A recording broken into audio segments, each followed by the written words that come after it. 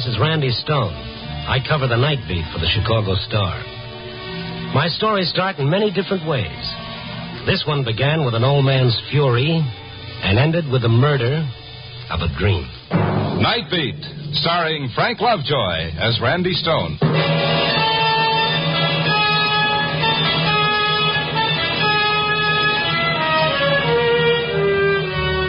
It was one of those half-spring, half-winter nights. Tried to convince myself that the tingling in my toes was youth on the march, but it was only the stone corpuscle slowing up. So I'd almost decided to go back to the office and do a human interest story on the H-bomb when I noticed where I was. It was on one of those streets lined with cheap tenements. In front of one of them, a taxi stood at the curb. The driver was shaking his finger under the nose of an old man who shivered in his shirt sleeves. I moved closer. I tell you ain't going no place, Bob. You run a bill of 6 bits. It's on the meter. But I will pay you as soon as I can. Sure. 10 to 1, you ain't seen 6 bits in the last year. But you must take me to where I want to go. You must. You ain't getting back in my hack. But you've got to take me. I am going to get... Okay, I asked you nice. Hey, come on, take it easy, both of you. This ain't none of your business, mister. I heard you arguing. Please, it's getting late. I've got to go. You ain't going in my cab. Why not? What'd he do? Now, look. Since you stuck your nose in okay, I'll tell you. He gives me a call when I'm cruising. I pick him up. He gives me an address. I get almost there, and he tells me to come here. Here. Well, what's wrong with here? Mister, look at this crummy joint. Look at the guy. No hat, no coat. He gets out, I ask for the 6 bits and find out he's got no dough. Oh? Is that right? Yeah, but he will get paid. I will get some money. Sure, he'll win a sweepstakes, but I can't wait. Here. Here's your money. Huh? You paying for it? Yeah, I'll pay for it. That make everything all right? I will give it back to you someday. I'll give it back. But don't let the driver go. I got news for you. I'm practically in St. Louis. He's all yours, mister. You paid 6 bits for him. No, make him wait. Make him... Take it easy, Pop. Come on. Settle down. He is gone and I didn't do it. You live here? I had to come back for something. Well, look, we better get you to your room. It's cold. You got no coat. But I have to go. You see, I must kill Miss Gleason.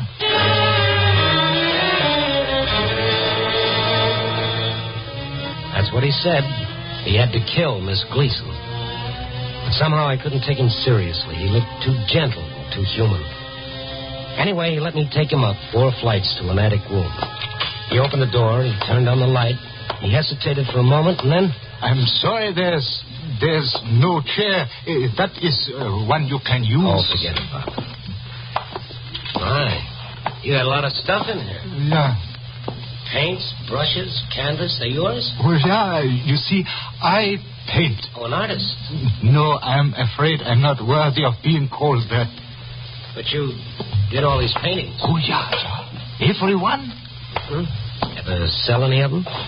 No. Oh, I see. No, you don't. I didn't paint them to sell. Painting became the only way I could speak. The world is not a very nice place sometimes. But I could change that by a bit of color. The stroke of a brush, the... Go on. Yeah. I'm not mad, am I? Well, that depends on how we define madness, Mr. Wyman, Alfred Wyman. You spent a lot of money on all this, Mr. Wyman. Every penny. And you didn't have 75 cents for that cab? I would have paid him. He could have had a picture. Look, you take one. Here's one I finished just last night. Well, Do you like it? Well, I'm no judge of art. But you must be. You are the only person who has never laughed. Not like Miss Gleason. Oh, yes, Miss Gleason. You remember what you said downstairs? Yeah. I don't think you meant it. I did. Then, don't you see, Mr. Stone, Randy Stone. Go ahead, what were you going to say? I wanted to punish her. She had me discharged because I knew what she did. Only I knew it, Mr. Stone. And what did she do? She killed Vincent. What's that? I know she did. She killed him and put him in the basement. What are you talking about? That is why I wanted to kill her. Why didn't you go to the police? One would take my word against hers. Look at me. Where is she now? Her home. I was going there. To kill her? Yeah. Where does she live? Why? Well, I'd like to talk to her. You don't believe me, do you? Well, I'd like to get a few things straight. No, please believe me. She killed Vincent. She'll say she didn't. But I know. All right, Pop, all right. Now, if I go to see her, you've got to promise me you'll stay here until I get back. Yeah. I will wait. All right, fine. Now, give me her address.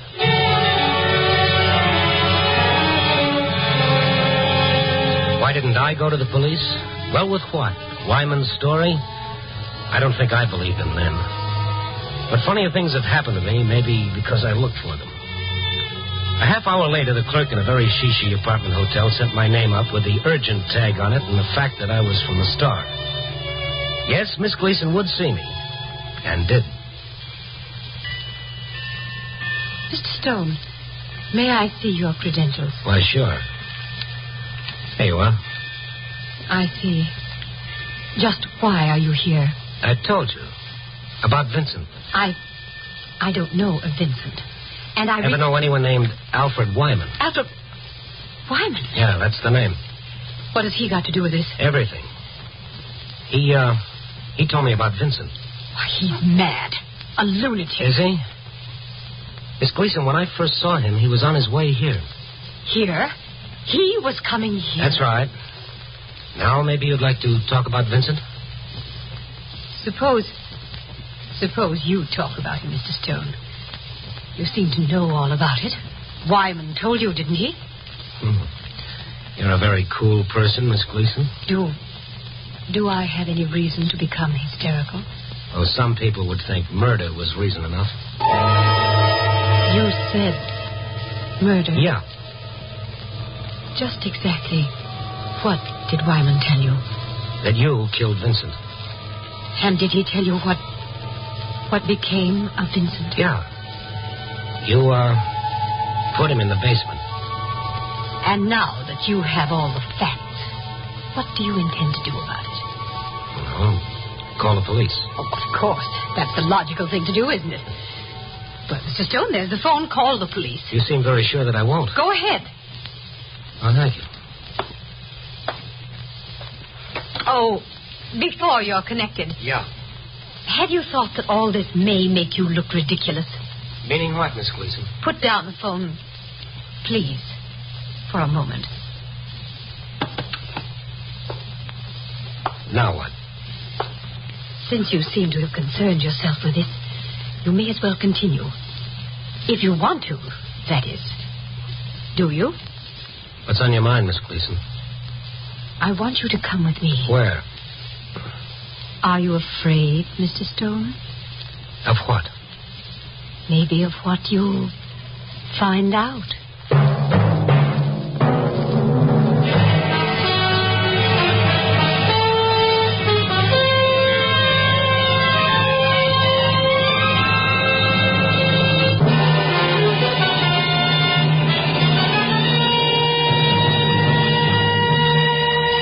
And now back to Night Beat and Randy Stone. It was a strange ride in the cab with Miss Gleason. She watched me with a peculiar little smile on her face as though she were amused at a joke. There was no concern at all, just an icy coldness and a confidence that disturbed me. Then the cab pulled up in front of the address Miss Gleason had given. We got out and walked up a flight of marble stairs. Surprised at coming here, Mr. Stone? Bender Art Galleries. There's a night bell there. Ring it. The night watchman will be here in a moment. Well, what do we do here? You want to see Vincent? Very well. Here's the watchman. It's Miss Gleason, Charles. Open the door, please.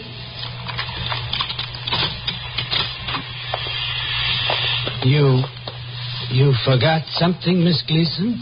No, Charles. Anything I can do, Miss Gleason? This gentleman and I are going to the basement. Basement? Yes. Please turn on the lights down there. Sure, Miss Gleason. They'll be on by the time you get there. Thank you. Oh, Charles, Yes, sir. As soon as you turn them on, come into the basement.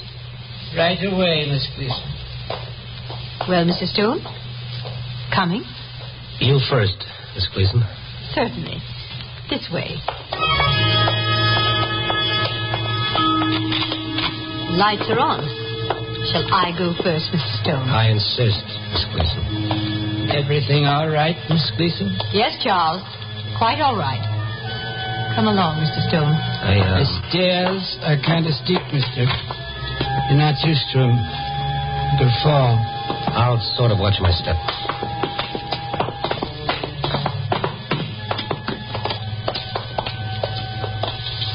You want me to stay, Miss Gleason? For a moment, Charles. Well, Mr. Stone, what do you see? The basement. Anything else? No, nothing. You're not looking in the right place, Mr. Stone. Over there to your left, on the floor. What is all this? Leaning against the wall. That picture? Go over and look at it. Can you read the signature on it? It's a print. A cheap print. But read the signature. Vincent Van Gogh. All right, Charles. That'll be all, thank you. Yes, sir.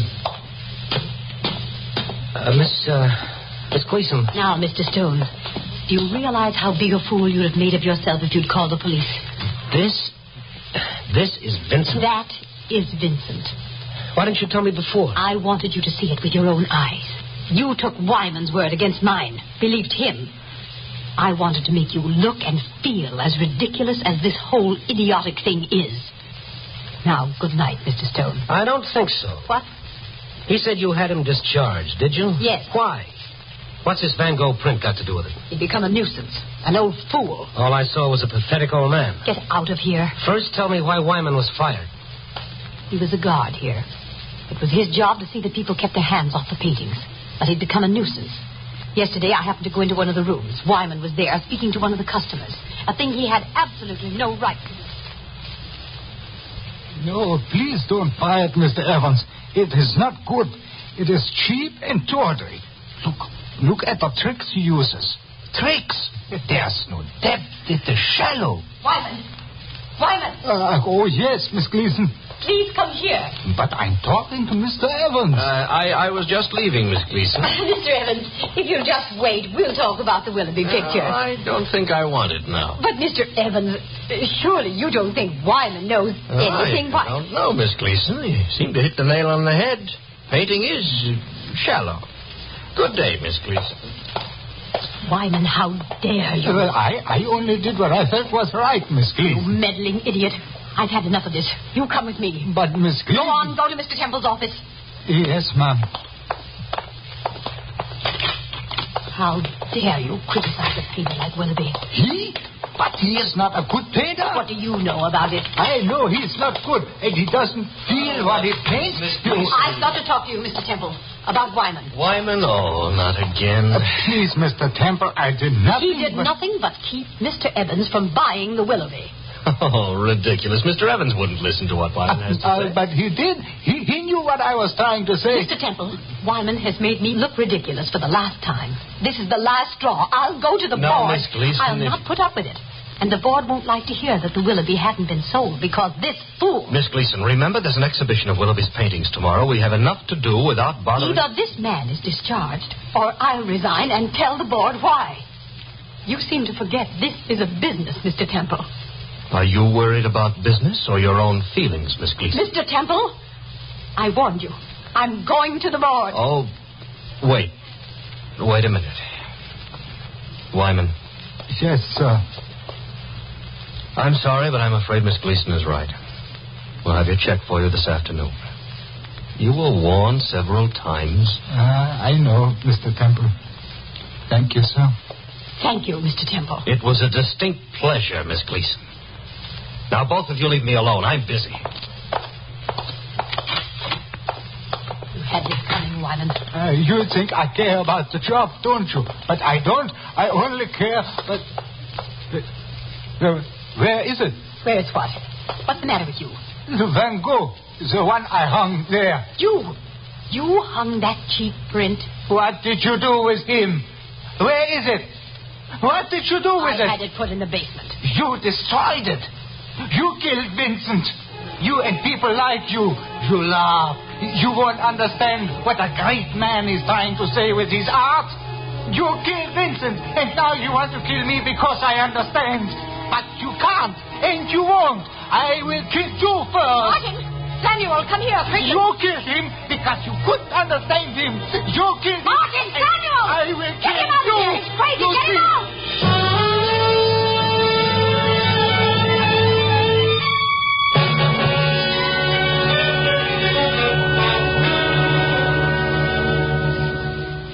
That's all there is to it, Mr. Stone. Mm-hmm. That's all, but what happens now?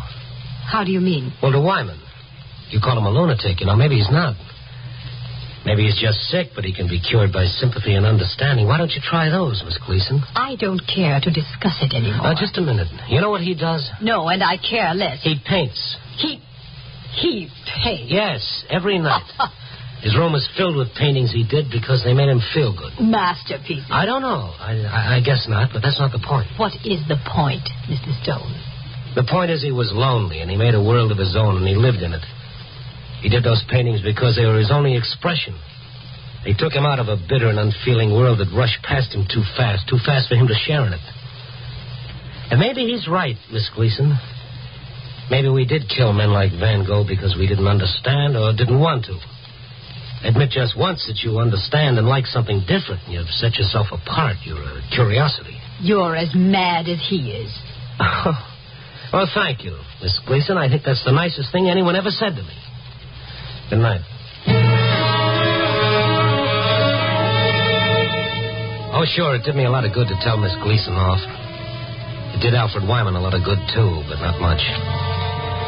I had to go back to his rooming house to tell him that he was mad and the rest of us was sane. I went up the stairs, but when I knocked at his door... You looking for Wyman? Yes, I am. He's here, isn't he? Not much he ain't. I put him out. You what? Put him out. When? Oh, about an hour ago. You a friend of his? Yes, I am. Why did you put him out? I'll show you. Nearly burned down my house, he did. Look at this room. I ain't going to get the smell out for days. He burned everything. Like as not, he'd have had us all roasted in our beds if I didn't smell the stink this stuff was making. All of his brushes, his paints, his canvases. Why? Did he say why? Mister, if you're a friend of his, you'll go after him with a rope. I asked you why he did this. Did he say? Sure. He said it was a joke. That it was going to be a big joke. And then I chased him out. Joke? What did he mean? Could you understand what he meant? Yeah, it's 2 in the morning. Even if it wasn't, I couldn't make out what that loony was talking about. Which way did he go? Oh, up the street. He took something with him. Never mind that. Do you know where he might be? You know, Miss Gleason? Gleason, yes. Why? Well, he might have gone to see her. Because he said the joke was going to be on her. I got to a telephone fast, found Miss Gleason's number, and called it.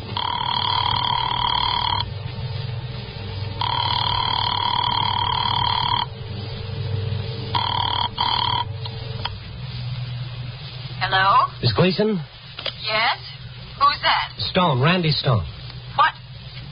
Mr. Stone, I'd like to know... Just a moment, listen to me. Are you all right? Beyond the fact that I'm rapidly growing to hate you, I am all right, yes. Now, will you please... Please listen to me. I can't find Wyman. Isn't that too bad? I'm trying to tell you he might be on his way to see you. See me? Why? I don't know, but if he shows up there, You won't get past the clerk downstairs. I'll keep your door locked. I usually do, and I look under the bed. Please, Miss Gleason, this is serious, or it might be. Are you trying to say that ridiculous old fool will try to harm me? Yes. If you want it straight, yes. Did you hear me? I certainly did, and I think it's nonsense. Now I'm going to hang up. Miss Gleason... I'm going to hang up, but before I do, there's one more thing. Please make a determined effort to live your life without me. Goodbye.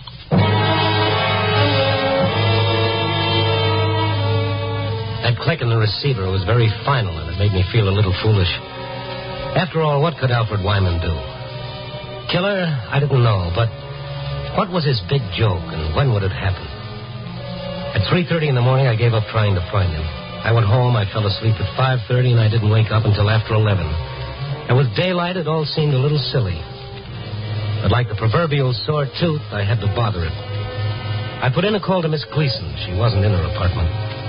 So I headed for the one place I hated to go to, the Bender Art Galleries. I had a funny feeling I'd learned something I didn't want to learn.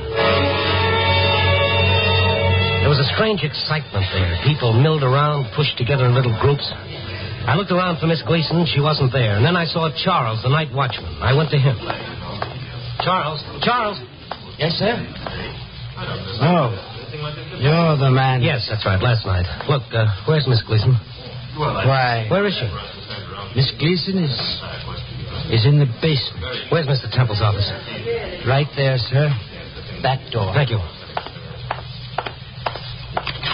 Of course. We're doing all we can now to let you know.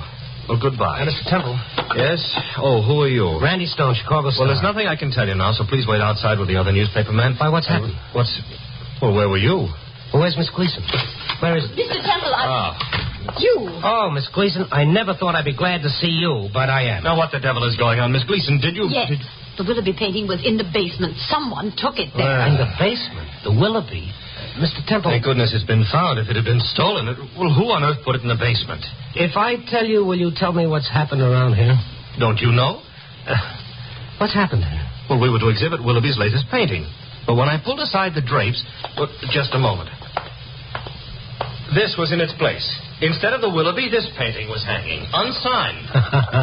Mr. Stone, you seem to know more about this than we do. Yes, I do. Mr. Temple, a man named Alfred Wyman played a joke on you. He painted this. Wyman? Yeah. That miserable...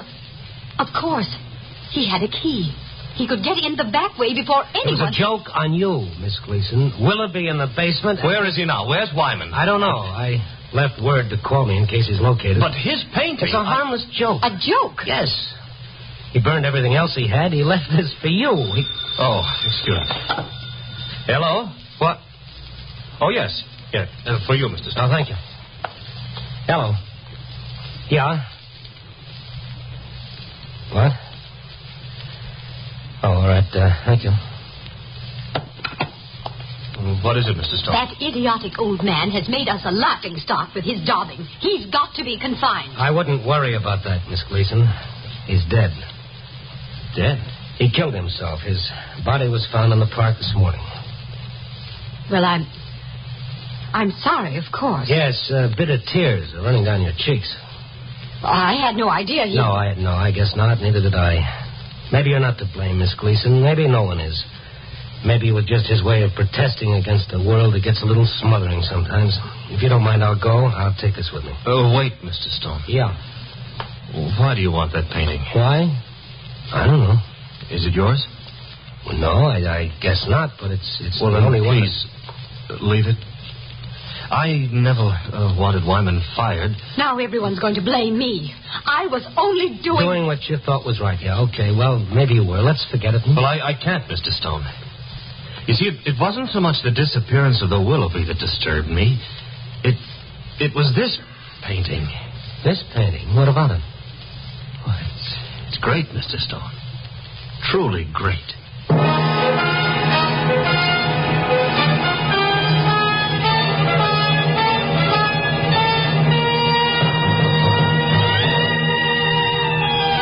Well, it was a big joke, all right. But on whom? Was it on Wyman himself? I think not. On us? Well, isn't it always? It's a joke that's been going on for years and years and will never stop. It's played 1,000 times and we never learn to dodge the gag. We never see it coming. The joke that we never appreciate the sane people until it's too late. Copy, boy.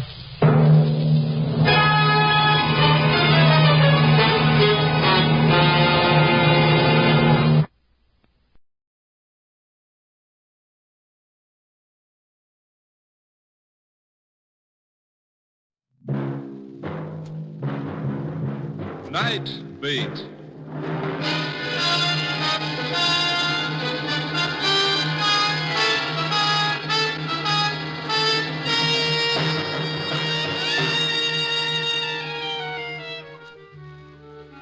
Hi, this is Randy Stone. I cover the night beat for the Chicago Star. Stories start in many different ways. This one began when I bumped into a little old man who claimed he was dead, and proved it.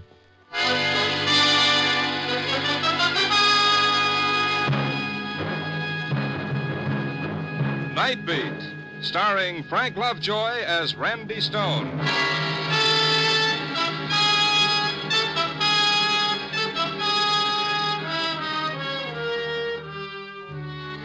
My job is to prowl Chicago at night looking for that ever-loving story that's always out there in the darkness waiting for me. But, like most working stiffs, one day a week, I'm a free man, and this was that day. It was one of those hot spring days that come at you out of nowhere. Hot like only Chicago and one other place can get. I woke up late in the afternoon and went outside for a breath of humidity. I opened my collar and rolled up my sleeves. Man, it was sizzling. There was a little park ahead. I was just going to stretch out on the grass when I saw him. My first thought was, pass the salt tablets quick, the sun's got me and I'm seeing things. But no, he was real, all right. Sitting on a park bench on this boiling day, a fat old guy in a heavy overcoat with muffler, galoshes, and gloves. I went over to him. He looked up and smiled. Good afternoon to you. Good afternoon. Sit down. Sit down. You look tired. Thank you, yeah. Nothing is worth getting tired for. Man is here for such a little while. Yeah. Look, forgive me for bringing this up, but I think it's only fair to tell you, at this moment, the temperature in this city is pretty close to 100 degrees. Oh, is that so? Yeah. For 2 cents, I'd trade everything I'm wearing for one Hartshafter and Mark's fig leaf. You are lucky, young man, to feel the good sun. Yes, that is something fine. As for me, I am chilled to the bone. In that overcoat and that muffler? Yes. How could any living thing be cold on a day like this? I suppose that is just it. What? I'm not a living thing. No, I'm afraid I'm quite dead. I think I'll walk around a bit. Goodbye. Say. I suppose I'm just inquisitive, but you see, that's my business. I'm a newspaper man. Oh, yes. An honorable profession. Thank you. Just why do you think you're dead? Think? So you don't believe me either? Yeah, it's silly, isn't it? When did you die? The funeral was last week. A very nice funeral. I regret only that there were no plumed horses. Plumed horses? In the old country, that was a requirement for the head of a family. But in America, of course, such customs seem foolish. Yeah, foolish. Mm-hmm. You still don't believe me? Well, let's say that I'm just an old skeptic. All right, young man. To doubt everything in this life is to miss so much of life's true magnificence. You need a lesson. Come with me. So I went with him, this strange man so comfortable in an overcoat on this oppressive day. We stopped at the first large office building and went into the lobby. The old man took me to the directory on the wall. Can you find the name of a doctor? A doctor? Why do you want a doctor? You will see. Yes, there's a Dr. E.M. Herrick, suite 706. Is he good? I don't know. He's the only one listed. He doesn't have to be too good. Come on.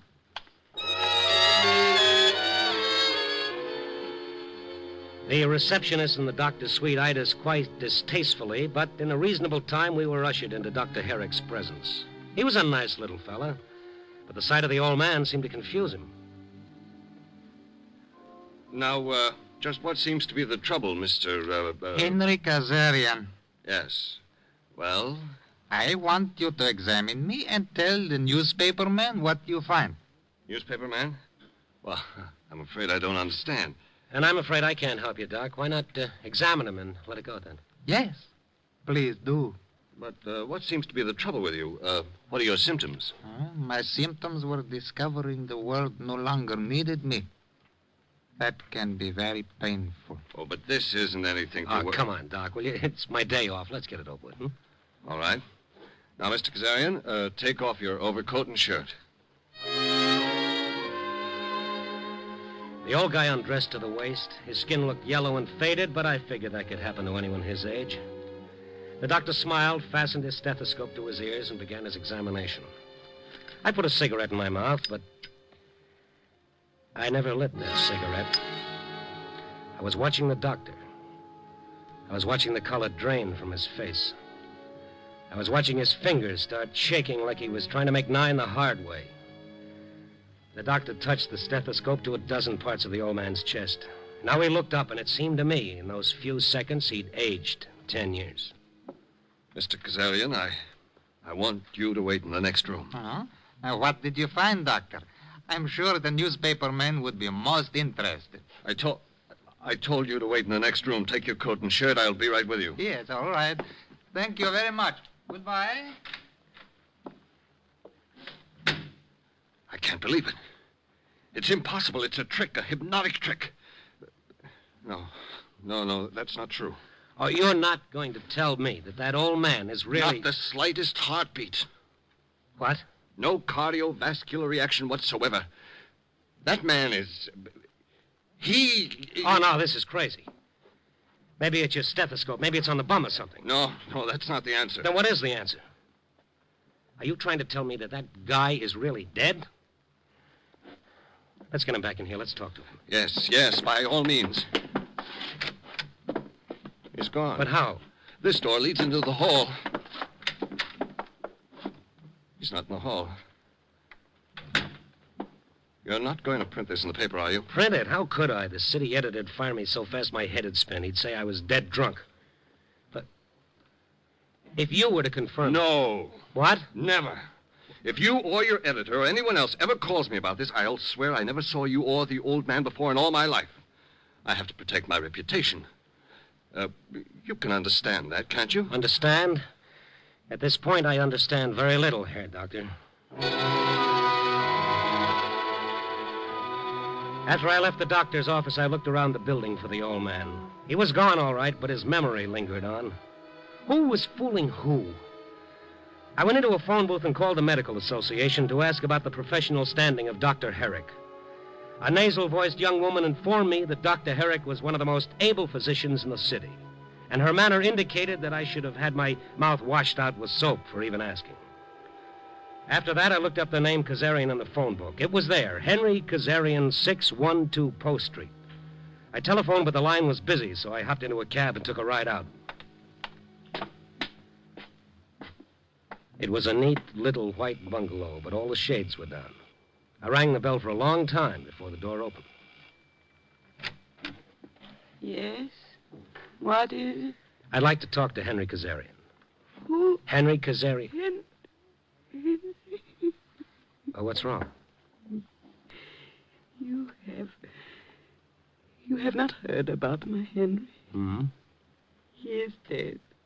But, lady... We buried him 2 days ago. But that can't be. Oh, I can't believe it myself. It seemed like I suddenly wake up and there would be Henry saying, "All right, Mama, get up. Get up, you're lazy. I'm not for 3 wives." He was buried 2 days ago? Yeah, from Carell's Temple of Rest. A very wonderful service. All that was lacking was the plumed horses. The plumed horses? Oh, yes. Papa, he would have been so mad if he knew there was no plumed horses. Yes, he certainly was. Yeah.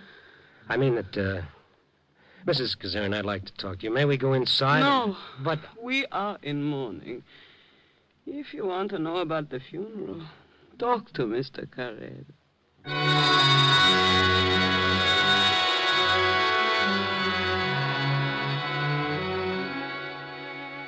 Yes, I buried Mr. Kazarian. Why do you ask? Why, for the very trivial reason, Mr. Carell, that I spent the afternoon with him. I'm a very busy man, Mr. Stone, very busy. You think I'm crazy, huh? Well, I never saw Kazarian in my life, but here's how he looked to me this afternoon. A short, fat guy, about 65. Looks like he ate too much good food all his life. A mustache that just about drooped down to his chin. You look a little pale, Mr. Carell. You saw his picture somewhere? No. I tell you, he's alive. I even went with him to a doctor. Oh, really? Well, my goodness. And what did the doctor say? He Yes, Mr. Stone. All right. Where is he buried? At a cemetery at the edge of the city. I've got to go there on, another matter, if you care to come along. Yes, indeed I would, Mr. Carell. Indeed I would.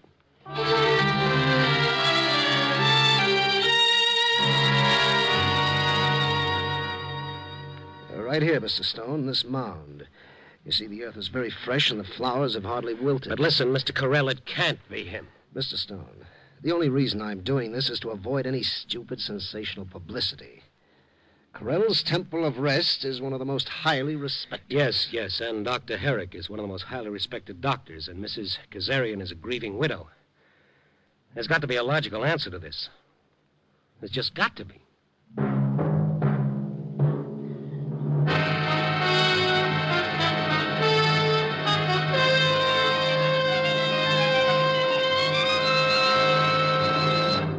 You are listening to Night Beat, starring Frank Lovejoy as Randy Stone.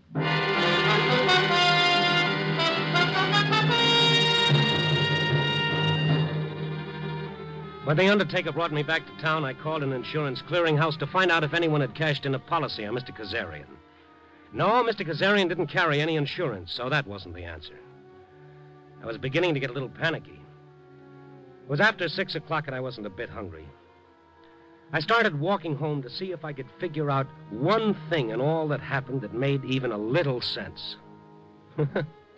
Best I could come up with was that everybody was right, that Kazarian really was dead. I was, too, and I didn't know it yet. I laughed a great deal at that.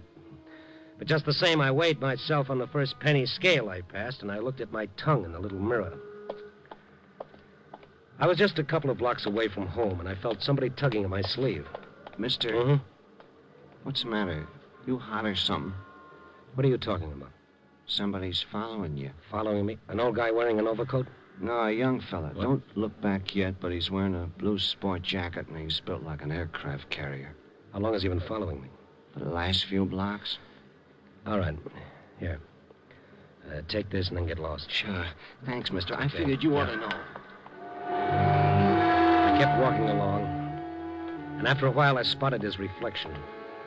If only 1/4 of those shoulders in that blue sport jacket were really his, I was in trouble. I stopped to light a cigarette. He stopped to tie his shoelace. I wiped the perspiration off my face. He smiled. No, he wasn't following me. It's just my imagination. I turned down a quiet street a few blocks from my rooming house. I looked back. Nobody. I found it was much easier to breathe. And then up ahead of me, somebody was waiting at the corner. Yup, shoulders. He'd circled around the other side of the block. Oh, great. I started walking past him like he wasn't even there. Mister, Let me say it just once. Sure. Lay off. Fine. Goodbye now. I mean it. Lay off. Now you've said it twice. Leave it alone. It's none of your business. I presume we're both talking about the same thing. The little man who wasn't there, Kazarian. What's the story on this guy? What's the gimmick? How can he be dead and buried? Mister, I ask you real nice and polite. Yeah, I know. Emily Post couldn't have done it better. But still, I'm going to find out. You're not going to find anything. You're not going to find a thing. After a while, I started climbing out of the fog. And the way I felt, I wanted to climb right back in. All I had to worry about was history's most promising headache. It was after 9 o'clock when I got to my room. I took a couple of aspirins, flopped across the bed, and tried to relax. Only the street lamp kept shining in my eyes. I got up to pull down the shade. Then I saw the gray sedan parked across the street. 3 guys piled out. They started toward the rooming house. And leading the way was my old pal Shoulders, back for an encore. I headed for the back stairs. I went across a couple of backyards, came out on a side street, and now I was starting to get sore. I found a taxi and headed back for Kazarian's house. Taxi let me out about half a block down the street. Kazarian's house was all dark except for a tiny window in back. I went around to the window and looked in. And there was the old man. He was sitting in a leather chair smoking a pipe. I tapped on the window. He turned, recognized me, and smiled. And someone out in front of the house spotted me. There he is. Where? I started running toward the backyard. They were right on my tail. I came to a fence. I found the gate. It was locked. Shoulders, who was heading the pack, was the first to reach me. You just won't stop, will you, Mr. Snoop? No, I can not. I tore away from him. Ran down the length of the backyard fence, tried to find an opening. The others were coming up fast. I told myself I could never jump over that fence, but with those guys closing in, I was a hard man to convince. And the next thing I knew, I was crouching behind a couple of garbage cans in the alley. And I thought, what a fine way to die, behind a garbage can, my lifeblood draining out on some old melon rinds. He couldn't have gotten away. He must have. I told you to stop him. And then the footsteps passed me. My heart decided it was okay to start beating again. And then I went back to the house, and I found the old man's window. It was dark now, like the rest of the house, but the window was open a few inches. I started pushing it up some more. Who is that? It's me, Randy Stone. I'm coming in. I would not advise that, young man. Really, it is quite foolish. Yeah, nobody knows that better than I. I'd appreciate it if you didn't call for help. Why should I? Where's the light switch? Oh, yeah. I see you're not wearing your overcoat now, nor your gloves. You're not so cold now, huh? No. Isn't that strange here in the house? I do not feel it nearly so much. Yeah, that is funny. Why are you coming toward me like that? I want to shake your hand, Mr. Kazarian, just a gesture of friendliness. But somehow you do not look at all friendly. Your hand. Surely. I thought so. It's as warm as mine. Very nice pulse, too. What's the story, Mr. Kazarian? Oh, you are mistaken, young man. I am dead. How were you able to fool that doctor? Why did the undertaker swear he buried you? Why is your wife in mourning? Why was I slugged? But these are questions I cannot answer. I'm an old man, and I'm very tired. Would you say I was impolite if I asked you to leave? Oh, sure, I'll leave. Would you say I was impolite if I asked you where I could find the nearest police station? Because that's where I'm going. You're not going anywhere, Stone. Papa, I told you to holler for us if he bothered you. I knew there would be trouble. I just knew it. Dr. Herrick. Life is full of trouble.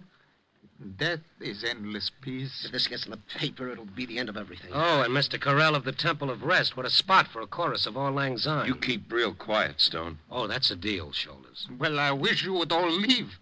In my lifetime, I saw none of you.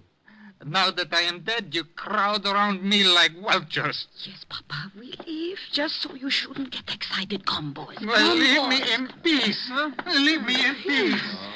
Papa likes to sit by himself sometime. George, stop looking so tough. Nobody's afraid of you. Peter, why you just stand here and all? Go to the kitchen, put up hot water for tea. Yes, Mama. Mama? Carell, you call her Mama? Of course, Go to the kitchen, Peter, all of you. Go. I will explain to the young man. Perhaps I should do it, Mama. Mama again, you too, Dr. Herrick? Yes. I explain, Armand. You only use big doctor words. Nobody understand. Now, all of you, go. I said go to the kitchen. And, George, the bread box is some baklava you serve with the tea. Yes, Mama. Mama. And you, young man, you come in here, into parlor. Yes, Mama. And we will close the door. Now, I will tell you everything. So they're your sons? Yeah. Well, fine, boys. The Papa and I, we would have liked at least one girl. The doctor and the undertaker. Now it begins to make sense, but their names. For their work, they said they need American names. The whole country to name Kazarian. Young man, that was a name. Meant something. But here it's got to be Carell and Herrick, Tell me about Papa. Yeah, excuse her. 1910, Papa and me and the kids, we come to America. Even though an old country, Papa's head of whole Kazarian clan, we come. So kids go to school. Become more than gold herders, rug merchants. And they do. My boys do. But they marry, they drift away. Soon, Papa and I are alone. And if the kids come over once every 2 months to see Papa, we think we are lucky. Imagine that, Papa Kazarian, head of whole family. And then last week, It started with Papa. I heard alarm clock go off. And I got up like I always do, sleepy, thinking, old country exists for so many thousand years without alarm clocks. Why we need, huh? Why I shut alarm clock. Oh, Papa, Papa, where are you? I hurried to the house, and I found him in the kitchen, sitting at table in overcoat. Papa, so here you are. You feel all right. For a dead man, I feel all right. For a dead man, you should not talk like that, Papa. You got many years ahead of you. I got eternity ahead of me. You call my sons. You tell them Papa is dead. You feel sick, huh? I call Arman. He's a fine doctor. Oh, woman, listen to me. I am not sick. I am dead. Do not call Armand the fine doctor. Call my son Peter the fine undertaker. You do as I say. Tell them Papa is dead.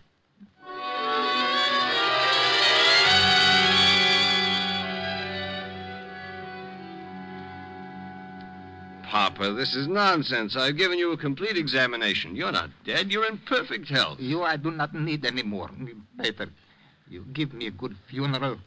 I want plumed horses. Papa, don't talk like that. You don't need any funeral. What am I to do? Just sit here? A dead man? Oh, you see, boys, you see how it is. Sometimes happens in a man of his age. Might be only temporary. I think we should put him in a sanitarium. No. Huh?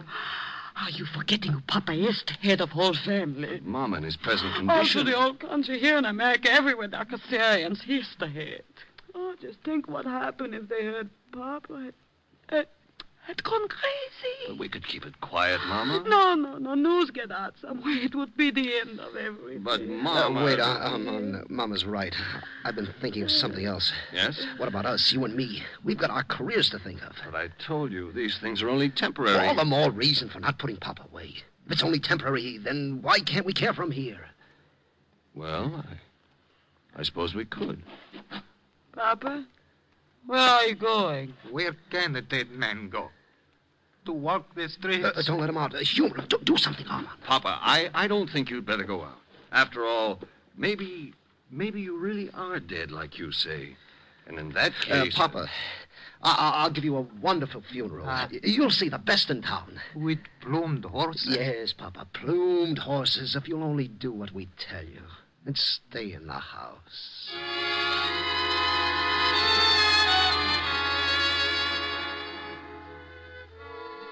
Mama Kazarian didn't have to tell me any more. They humored Papa so that he'd stay in the house, hoping his madness would pass, and his family and the rest of the clan would not be disgraced. But one morning he escaped, and that's when I met him. When he took me to his son, Dr. Herrick, and told him I was a newspaper man, the doc thought everything was about to fall apart, so he went along with Papa's madness. And so did Carell and the others. That's why I was followed. That's why Shoulders slugged me. That's why they all came to my room later to try to talk to me. I promised to keep their confidence, ate some of Mama's cookies, shook hands all around, and left. But as I was walking through the yard toward the street, a window opened. Young man? Come over here. Over to the window. Oh, Mr. Kazarian. Okay, sure. If you keep your voice down, I don't want them to hear. But you are a nice young man. I feel in you an understanding.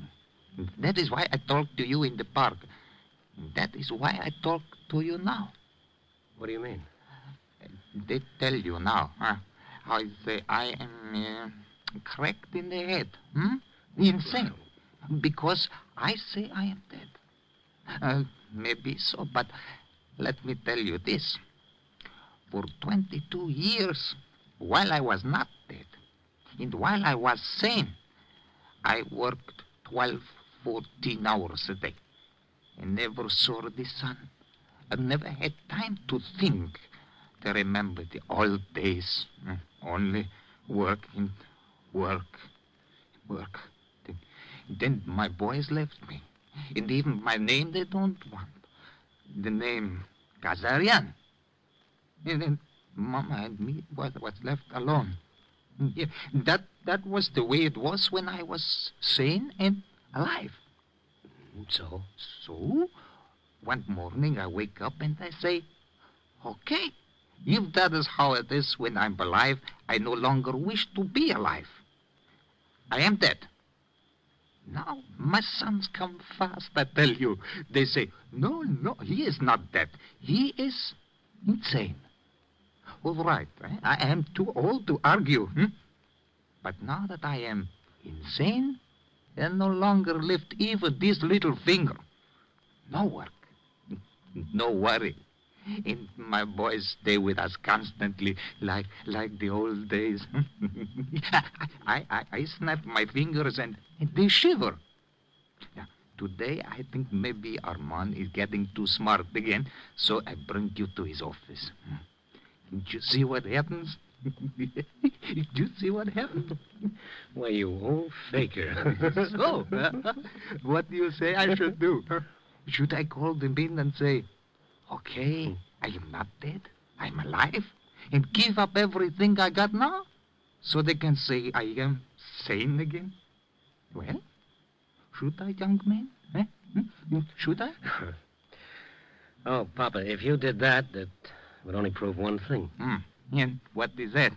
Well, if you called them in and told them the truth, you'd be the craziest man alive.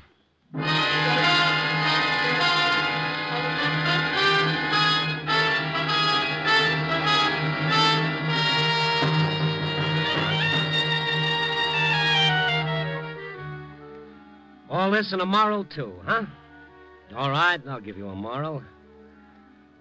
All Papa Kazarian wanted was not to be left out in the cold. I guess maybe that's just about what all of us want. To be needed by somebody, to be loved by somebody. And why not? Is that such a big deal? In all this cockeyed, crazy world, what else do any of us ever really have? Except each other. Copy boy... Oh, no, what am I saying? Copy boy. This was my day off. Remember?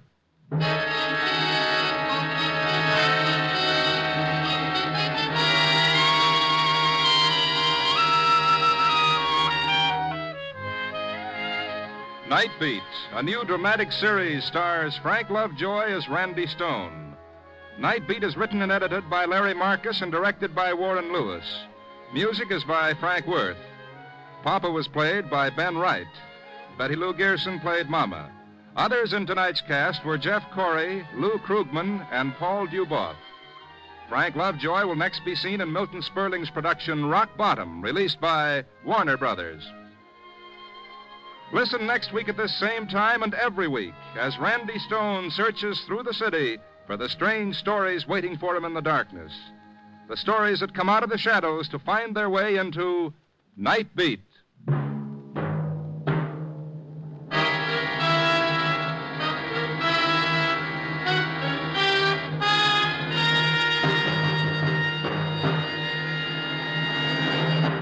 March is Red Cross Month. One of the most important of the many services performed by the Red Cross is its aid to our armed forces. In this country and overseas, in military hospitals, Red Cross workers, aided by thousands of volunteers, play an increasingly vital part in meeting the needs of the patient. Remember, your contribution to the Red Cross will help the men in whose hands our nation's security may rest. There's more great action-packed entertainment for you throughout the week on NBC. Other mystery adventure programs include such popular shows as Dragnet, High Adventure, and Christopher London. Now, stay tuned for Brian Donlevy as a soldier of fortune on Dangerous Assignment on NBC.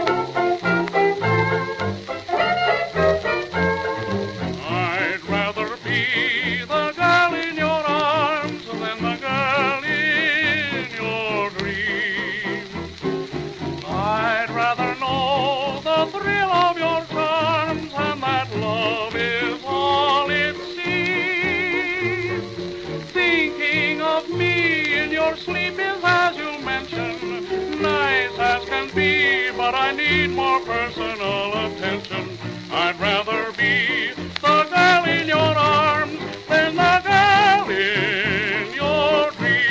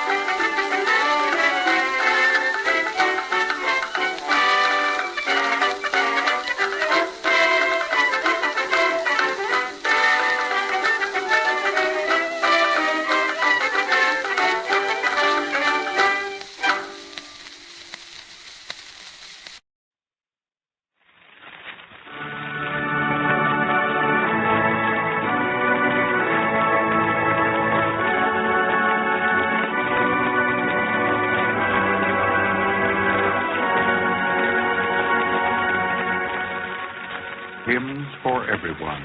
Hymns from home.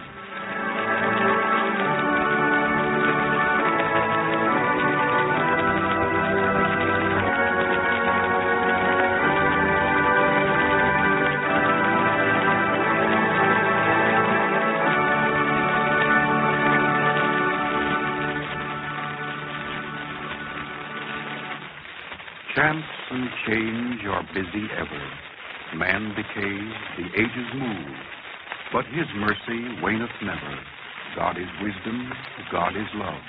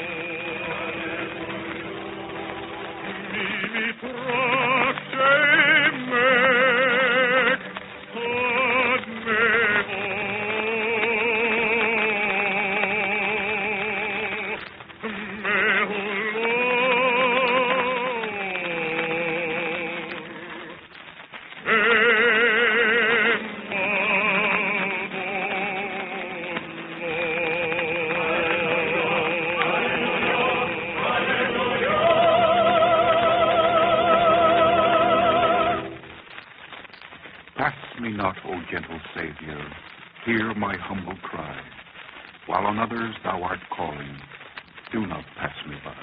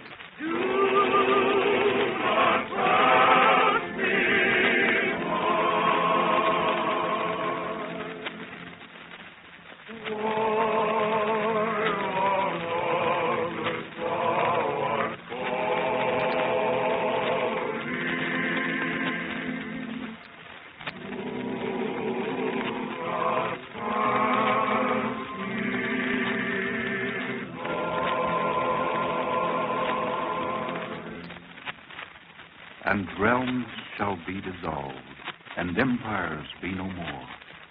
And they shall bow to death, who ruled from shore to shore. And the great globe itself, so holy writings tell, with the rolling firmament, where starry armies dwell, shall melt with fervent heat. They shall all pass away, except the love of God, which shall live and last for aye.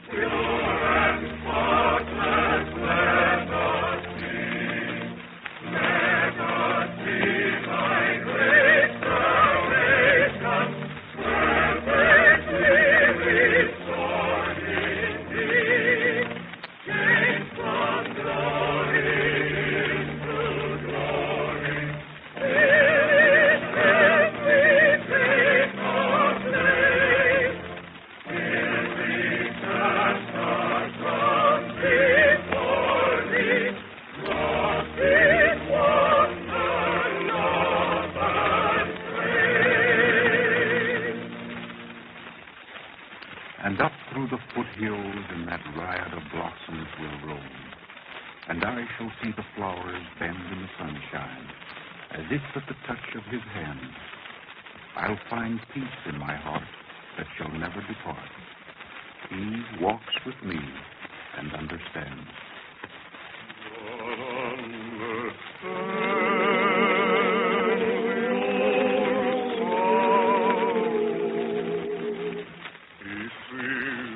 fall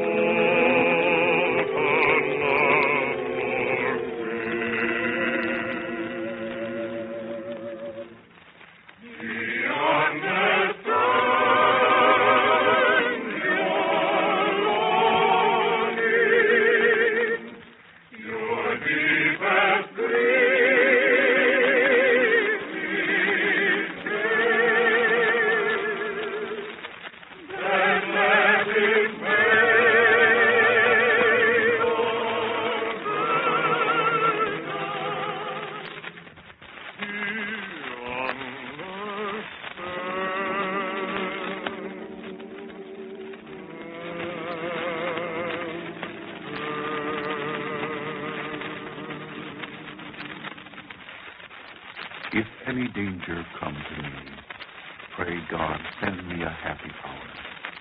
And if I die before I wake, I pray that you my soul will take. Unfold, unfold, unfold before the everlasting. Unfold, unfold, unfold before the everlasting. With welcome to receive, give the sending on high. Behold the King of glory, He comes up through the sky, and through the heavenly mansion safely. Unfold, unfold, unfold. Follow the King of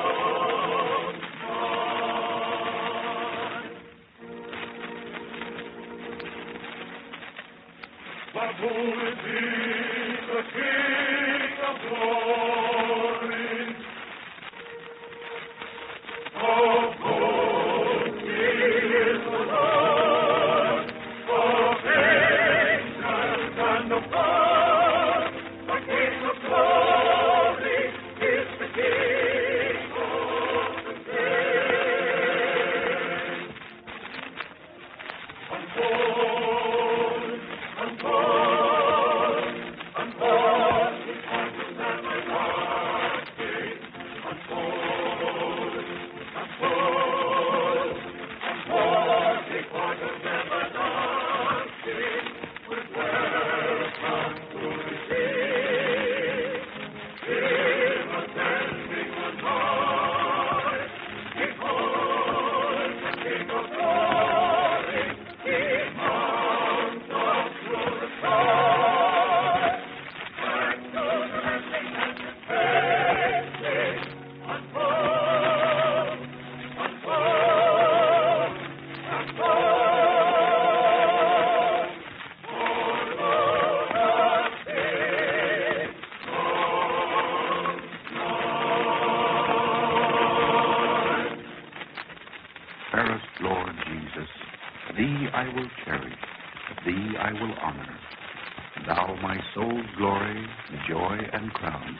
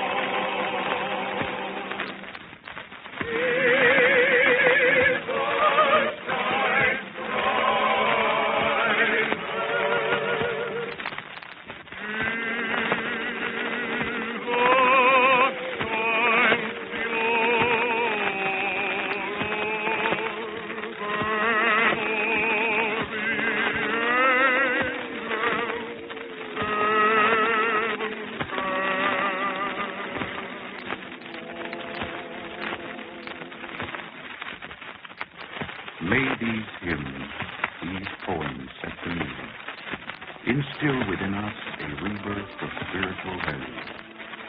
Lift up our eyes so that we may see beyond the horizon.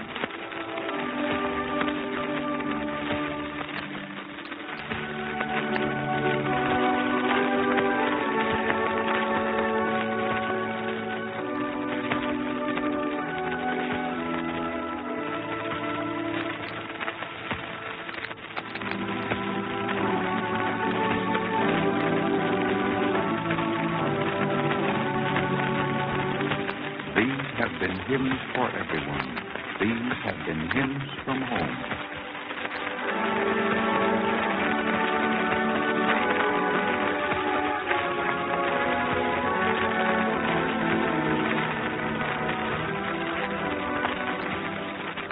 This is the Armed Forces Radio Service.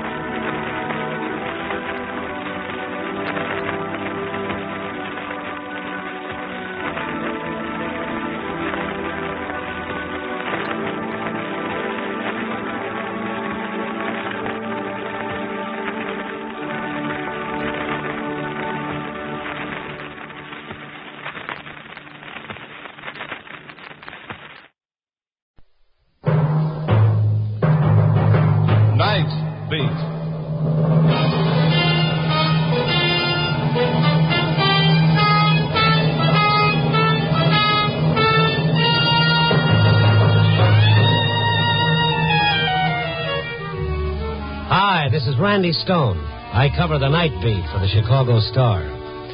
My stories start in many different ways. This one began with a question and ended when the secret locked in a man's mind brought sudden death. Night Beat, starring Frank Lovejoy as Randy Stone.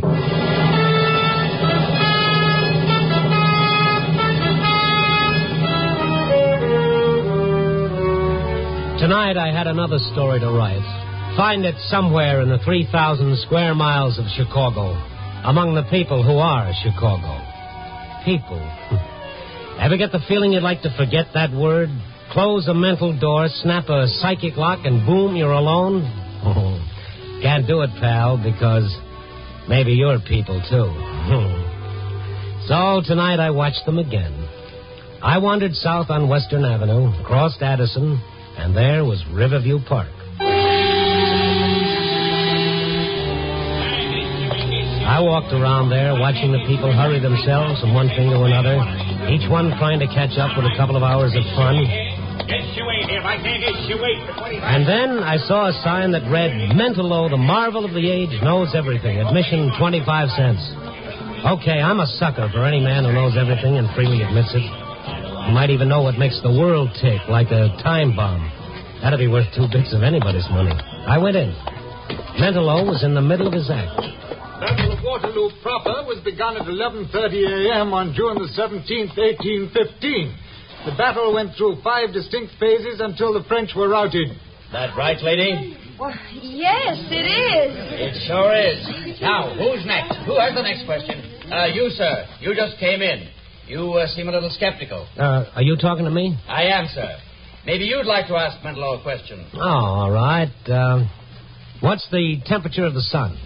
Mentalo, the gentleman thinks he's stumped you. The temperature of the visible surface of the sun is about 6,000 degrees centigrade. The interior temperature is estimated at approximately 20 million degrees centigrade. Is that correct, sir? I'll take his word for it. And you can, sir. Now, who's next? Who? I got a question. Very good. Ask it. Mentalo. Yes? What happened? What happened to you on the 15th of last month? What happened... the 15th? Yeah, the 15th. Mentalo. The 15th. Make him get out of here. Get him away. That's all for this show. That's all. Nothing wrong. Cheer up, folks. Everything's all right. They're up. Okay. Mentalo, come on. Let's get out of here. It happened again, Phil. Again? You want a doctor? Huh? Now, look, mister, I said everybody clear out. Yes, I know, but this man collapsed. He looks pretty beat. I said get out. But... Okay. And make it fast. Okay. Real fast. So I made it real fast, like the man said. But as I walked through the carnival grounds, that bird brain of mine that just won't let me grow old gracefully started working overtime. Why did Mentalo do a nosedive when that question was asked? What happened to him on the 15th of last month? Listen tomorrow at the very same time, and Just Plain Stone will tell you all about it. But then, just as I'd reached the edge of the carnival grounds, a voice pushed its way through my thoughts. Test your eye and your aim, folks. Knock down the ducks. It was the man who'd asked the questions. I walked over to the shooting gallery, picked up one of the rifles. I say, here you are, mister. Test your eye and your aim. Sure, thank you. Well, that was close, pretty close. I'll try to do better. Just a little more practice, that's all. A little practice. Yeah, like everything else. Well, that's better. By the way, what happened to you on the 15th of last month? I take your shots and beat it. Why did you ask that question? Give me the rifle, mister. I got 5 more shots coming. Not tonight. Give me it. I pays my quarter. I takes my shot. I said hand me the rifle. Okay, here. You want to see something? Watch.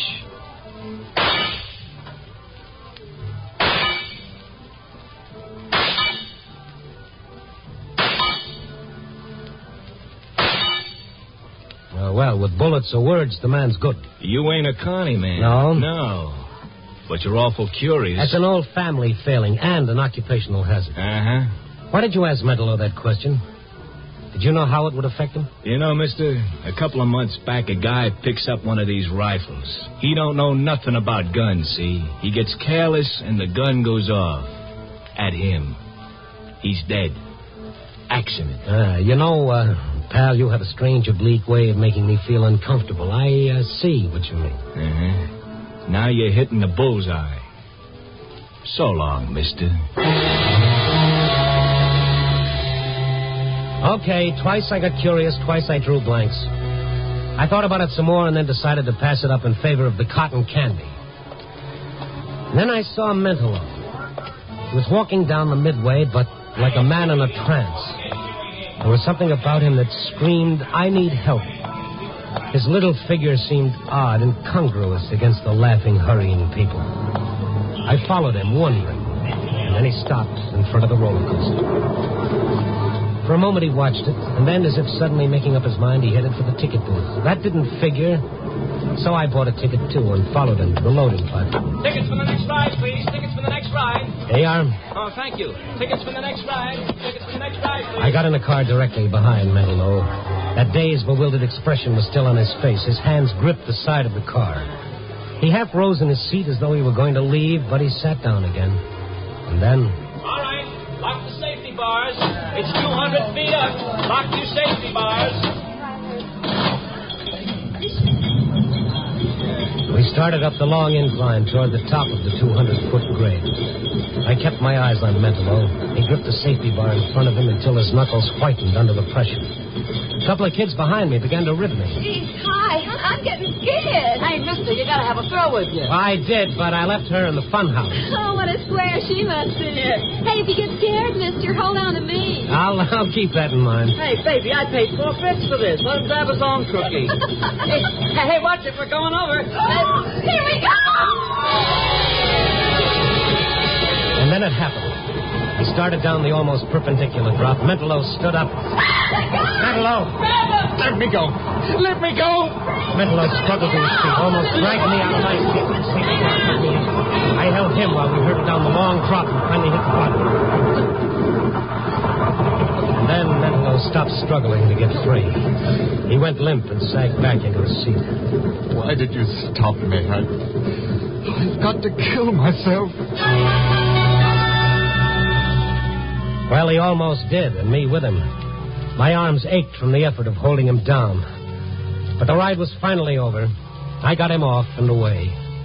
He let me lead him like a child out of the park and to his cheap hotel room on the north side. I told him who I was and then waited until he spoke. Why didn't you let me do it? Well, I'm just an old busybody. How about some coffee? No, nothing. Just leave me alone, please. Just a minute, I saw your act tonight. I heard the question that sent you off. It's always someone different who asks it. It's never the same person twice. Have you ever got hold of the person who asks it? No. I was afraid to. What did happen to you on the 15th of last month? I don't know. Something tells me that I must not remember. I must not. Your act is legitimate, isn't it? Legitimate? Yeah, no fake. No shills to ask questions you're sure to know the answer to. I have a photographic memory, Mr. Stone. I never forget anything. Yet you've forgotten one day of your life. Yes. You don't believe it, do you? Oh, yes, I do. But why did you try to kill yourself? Because I know that if I do remember, I wouldn't be able to stand it. Don't you have any clue at all? Two things. Two things that mean nothing. Well, maybe they do. What are they? Just streamers in the sky and the name Helene. Streamers in the sky and Helene. Who is Helene? I don't know anybody by that name. I don't. I tell you, I don't. All right. Now, take it easy, Mentolo. Oh, get out and leave me alone. Get out. Yeah. Get out and leave him alone. Phil. Well, my friend the Barker, hello. What are you doing here? I brought Mentolo home after he tried to kill himself. What? Mentolo. You all right? I'm all right, Phil, but I don't want to remember. Look, Phil, for what it's worth, he's sick. He's got to see a doctor. No, Phil, get him out of here. Oh, Mister, get out. But this man is... Get out and don't come back. Because if you do anything that hurts Mentolo, I'll kill you.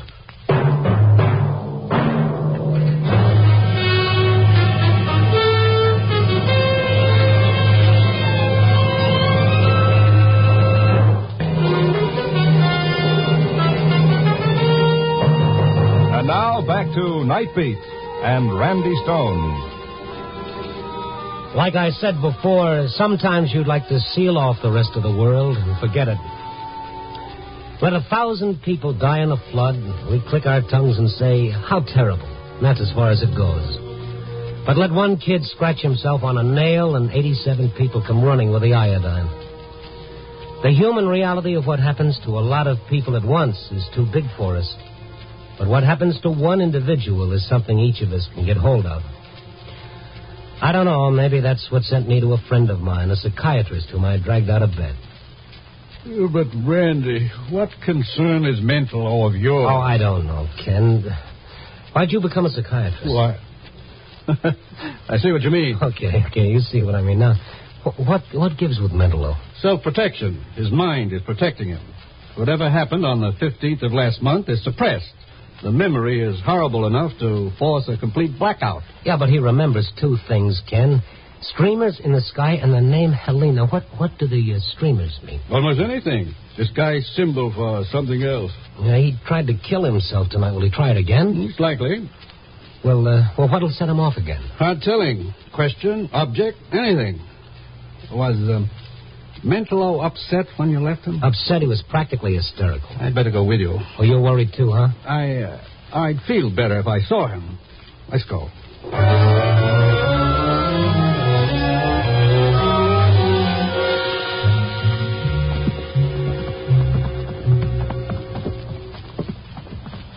Here's the room. It's right here, 612. Randy, try the door. Open. You know where the light is? I think I saw a switch by the door. Randy. Mentolo. Don't try to unfasten that, Bucko. Cut the belt. Lift him. Hurry. All right. Cut that belt. Hurry up, Randy. Is he alive? I think so. All right. Easy, Ken. There. Pulse is still strong.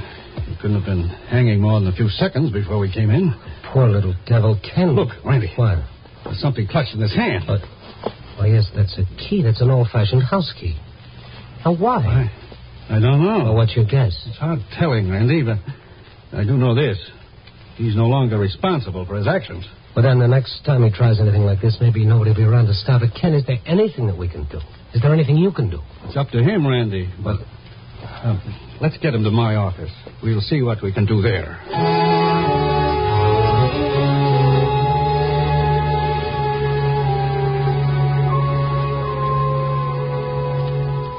Feeling better, Mentolo?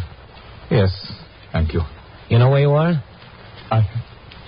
No, where's Phil? Oh, you're Barker? I don't know. Now listen to me, Mentolo. You tried to hang yourself. Do you remember that? Yes. After Phil left, I felt so hopeless. You had this in your hand, this key. Look at it. I found it in my pocket, and then I knew I had to kill myself. Is it your key? Do you remember what it's for? No. He won't remember that, Randy. Oh. Who are you? He's a friend of mine, and he's a doctor, Mentolo. Well, I don't want to... Now, look, twice tonight you tried to kill yourself. Once is enough to call in the police. No. Oh, don't worry. That's not what we want to do. I want to help you, and the doctor wants to help you. Please believe that. No one can help me because I can't remember, and I must not remember. The police will ask questions when they learn you tried to kill yourself. But it's no business of theirs or yours. Why don't you leave me alone? Why do you care? Oh, that's the same old question asked the same old way, and this time I've run out of answers. Make up one of your own. I don't know. I'm sorry. I believe you do want to help. Yes, we do. Now, look. There'll be no need to call in the police if you'll let us help you. You're sick. Do you know that? You're sick. Let us help you. All right. Good. Now, you trust Mr. Stone, don't you? Yes, I do. All right. You're going to sleep. When you feel this hypodermic needle, start counting backward from 100. Just a little sting. Then start counting backward from 100. Now. Mr. Stone. What, Mentolo? You stay near? Oh, yes, I'll stay. Start counting. 99, 99. 98. 95. 90. He knows your voice, Randy. He trusts you. You asked the question. Me, is it all right? Yes. Mentalo, can you hear me? Yes? It's the 15th of last month. The 15th of last month. Streamers in the sky. What streamers? What are they? Where are they? The Aurora Borealis. The Northern Lights? Yes. Yes. Aurora. I went to Aurora. Aurora, Illinois? Yes. I was there. Now, you're in Aurora. Where did you go there? The house. Yes, I've got to open the door. And the key... Here. Here's the key. Unlock the door. She's going to be here. Helene. Who is Helene? I love her. She loves me. There's the room. The room? All right. All right, now you're in the room. What did you do? I waited. Waited for her. And she came in. And then... Helene! Helene!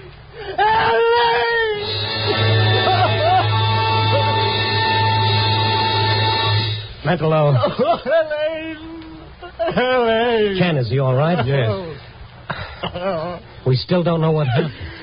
There's one way to find out, Randy. What, find the house in Aurora and take him there? That's it. What we've done here is bring him to recall that far. You see? Now it's a question of bringing back the whole thing, bit by bit. Ken didn't go along. Mentalo didn't want him to. It wasn't a long drive in miles. I watched Mentalo when I could. His face was contorted in an agony of effort as we drove through Aurora slowly, looking for one street, one house. Then... That house. But it's all boarded up. Are you sure, Mentalo? It's that house. All right.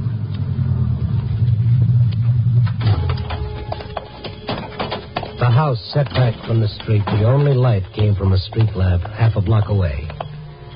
Mentalo walked slowly ahead of me, up the walk toward the porch, and then up the porch stairs. Open the door. Locked. It was locked that day, too. Well, unlock it. You've got the key. Yes, the key. Where's the light switch? No light. All right. We'll use the flashlight. Now, go ahead, Mentalo. Go ahead. Now, there's no furniture here, Mentalo. This house is vacant. This is her house. I know. There were 3 of us here. 3. This is the room. Go on. Mentalo, think.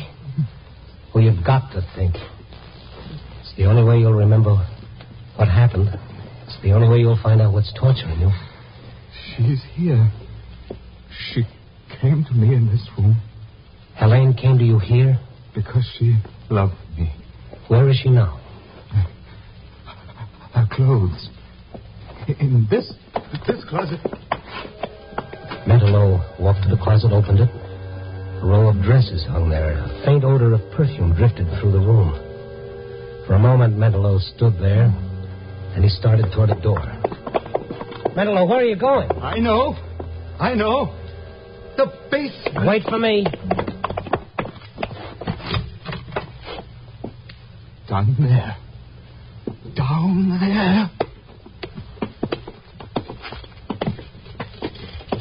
There's no one here, Mentalo. No one at all. The basement's empty. Not empty. She... Under the earth where I put her. Under the earth. Get it out. Come on, get a hold of yourself. What are you talking about? I killed her. She came to me because we loved each other. I was holding her in my arms when I killed her. Now she's down here under our feet. I killed her. Who was she? I killed her. You're satisfied now? You're satisfied? Phil. What are you doing here? You had to stick your nose in. You had to make him tell, didn't you? Mantelo, are you sure? Are you sure? Yeah, he's sure. And so am I, because I helped him put it here. He'd never known if you didn't make him remember. Who was Helene? You're never going to know. Helene. You had to go and make him remember. It was all over. Nobody would have known because we traveled with the yak. Yes, but somebody did know. Because somebody asked him tonight what happened on the 15th. Somebody always asked that question. Why? And who was Helene? Helene? Helene was his wife. What? He was jealous because she never loved him. She loved me. Then how could you have killed her, Mantelo? Listen to me. You only think you killed her. Because if she hadn't come here, she wouldn't have been killed. You blamed yourself. That's what it was. And then you forgot. The shock made you forget. Don't listen to him, Mantelo. Don't listen. I remember now. I remember. You killed her. Made me believe. But you're not going to tell anybody else about it. Both of you are going to stay here. I'm not afraid anymore, Phil. Because I know now I didn't kill her. You did, Phil. Mantelo went toward Phil. Phil had a gun pointed at him. I jumped back, turned off the flashlight. For a moment, there wasn't a sound. And then... Mantelo. Where are you? Mantelo. Wait, Mantelo. Don't move. You hear me? Don't move. Mantelo. Stone. Mantelo. Helene is here, Phil. Down here. Shut up! Mantelo. I'm all right. Good. Phil. What's it going to be now? Get me out of here! Away from her! Philip! Get me out of here!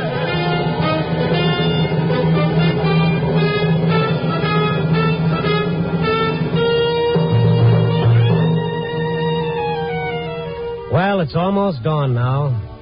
I can go home to my little trundle bed and sleep the day away. Yo-ho-ho, the reporter's life for me. Oh, sure. But anyhow, I got my story.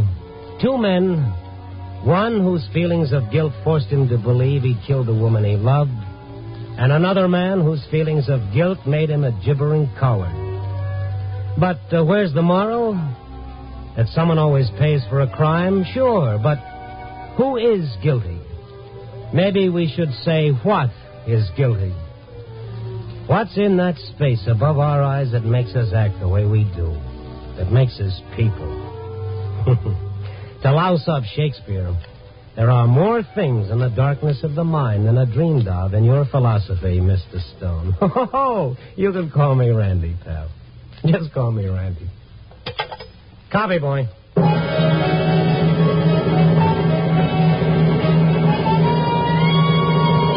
Night Beat, starring Frank Lovejoy, is produced and directed by Warren Lewis and edited by Larry Marcus. Tonight's script was written by Russell Hughes with music by Frank Worth.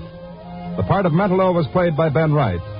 Listen next week at this same time and every week as Randy Stone searches through the city for the strange stories waiting for him in the darkness.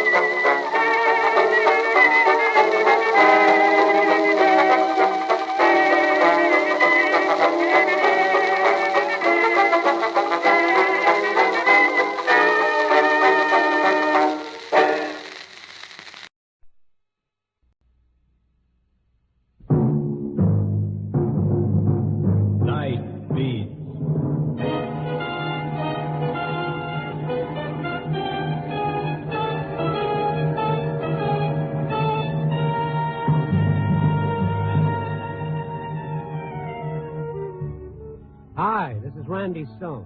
I cover the night beat for the Chicago Star. Stories start in many different ways. This one began with a stay of execution and ended with a doomed man finding salvation and the hunter becoming the hunted.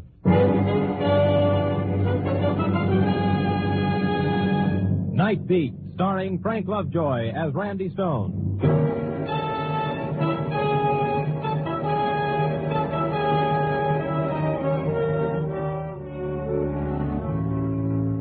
There's an old bromide about nothing being deader than yesterday's news. But what about the people who made that news? The couple who were divorced, they've still got their tangled lives to live. The hit-and-run driver, he's still got his conscience to keep step with him wherever he walks. And the murderer on his way to the death house, his story is still with him, even though yesterday's newsprint lines the inside of today's garbage cans and provides wrapping in the fish markets. There's another old bromide the best of us have a hard time learning. It has to do with taking things for granted. And I was the wide-eyed innocent in kindergarten, my education beginning a little past midnight as I stepped out into the deserted sidewalk in front of the newspaper building. All right, Stone. Huh? Don't turn around. Don't move. Well, if this is a stick-up, you're out of luck. Payday's tomorrow. It's John Galt, Mr. Stone. Galt? I said don't turn around. I escaped, Stone. I got away. Let's find your car. How did you escape? On the train, on the way to the death house. The guard got careless. That his gun? Yes. You kill him? No. There's probably an alarm out for you. Maybe they won't catch me before I do what I have to do. And what's that? I kept saying I was innocent, Mr. Stone. You kept saying I was guilty. The newspaper's a powerful thing. What I said, only a few people heard. What you said in your column, 1 million people heard. Come on, let's go. I work for a newspaper, Galt. We deal in facts. Facts like a jealous husband shooting an unarmed man in the back. Facts. When it's printed, people believe it. Even if it's a bunch of trumped-up lies. I didn't convict you, Galt. The evidence did. You helped. Here we are. Get in. You can drive. And no tricks. I've got nothing to lose. Nothing.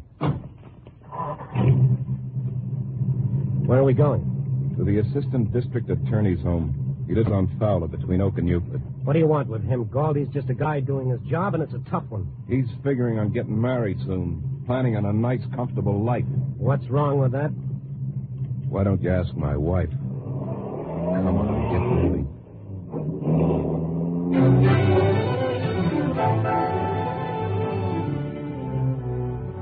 The assistant district attorney, Philip Holmes. He conducted a brilliant prosecution of Galt, developed an airtight case. And now Holmes was preparing to taste the fruits of victory. His fiancée, the girl he'd wanted to marry for a year, had finally set the date. The wedding was scheduled for next Sunday. And now this.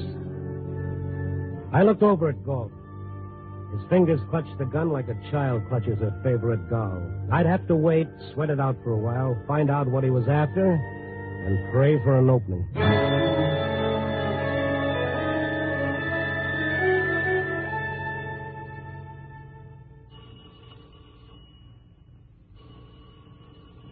Maybe he isn't home, Galt. Maybe he's still out with his fiancée. Shut up. Yes? Inside. What do you think? Get back in. You too, Stone. Galt. Now, look here.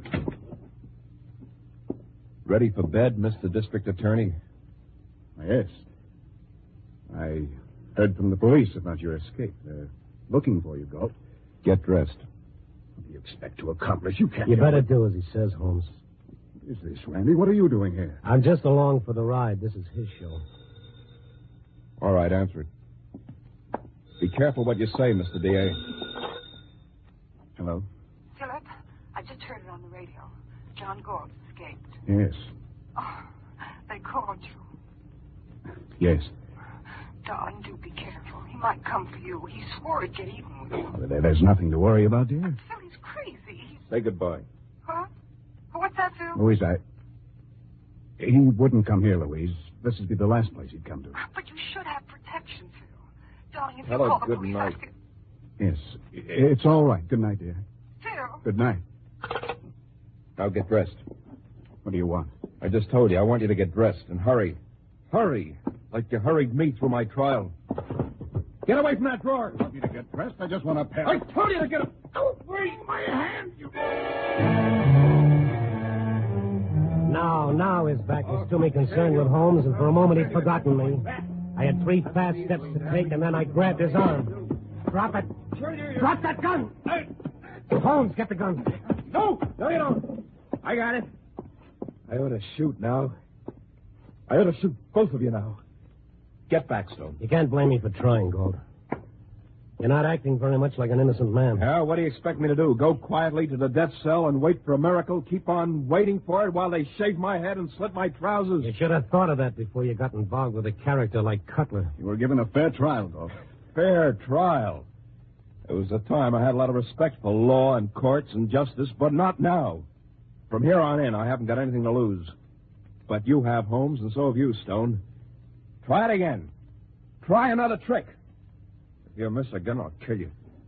You'll kill us anyway, Gold, won't you? I know I can't escape. I know I'll be caught.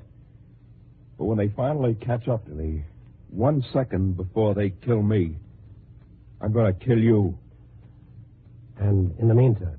I'm going to show you things that never got into the court. Things that'll prove that I didn't kill Monty Cutler. Then your dying will be bitter and pointless like mine is. We'll see how you like it. Ready, Mr. D.A.? We'll use your car. The police respect it.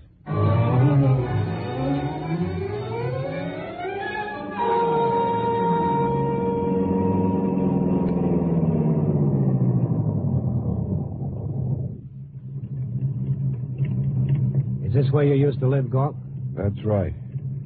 Where I used to live. What's here? My wife. Wait. You sure this is how you want it, Galt? Just don't try anything foolish. It's your play. John. Oh. Ev, you know Randy Stone, Evelyn. The one who wrote those stories about me, about us. You're still mixed up, Galt. I'm a reporter. I don't take sides. What is it, John? What happened? And the district attorney, Ev. John, what's wrong? Get in, both of you. You're an awfully determined host, Galt. Over there where I can watch you. Why are you doing this, Gold? You can't do yourself any good, and you're only making things worse for your wife. Motive. You kept saying motive, Mr. D.A. Your whole case against me was built on what you said was my motive for killing Cutler. I heard everything you had to say in court. This isn't court now. There's no judge, no jury, just us. Ev, we've been in love for a long time, haven't we? Yes, John. Ev, you worked for Monty Cutler for years. Was there ever anything between you and him? No. I was never jealous of him. I had no reason. No. Was there any reason I'd want to kill him? No, John. I heard all this before. No matter what my wife says, Mr. D.A., I'm going to die tonight. I'm going to run, and they're going to catch me. This is the last time I'll see my wife. But you'll never live to have a wife. You're going to be running with me. You're going to know how it feels to be hunted. How it is to know that this is your last night to live. Go on, Gold. Ev, the night I called for you at Cutler's place, the night he was shot, you'd already gone home. You said you saw a woman there earlier. Yes, Mr. Cutler's wife. He hadn't been living with her. Not for years. And just a second. The police tried to find this wife. They never found any evidence he'd been married. No, he never was. Never found any supporting evidence that a woman was there the night of the murder. I asked for time. Why'd you rush the trial right through, Holmes? Maybe I could have found her. John. Yes, I've got to go. John, what's going to happen? Come on, you two. Goodbye, Ed.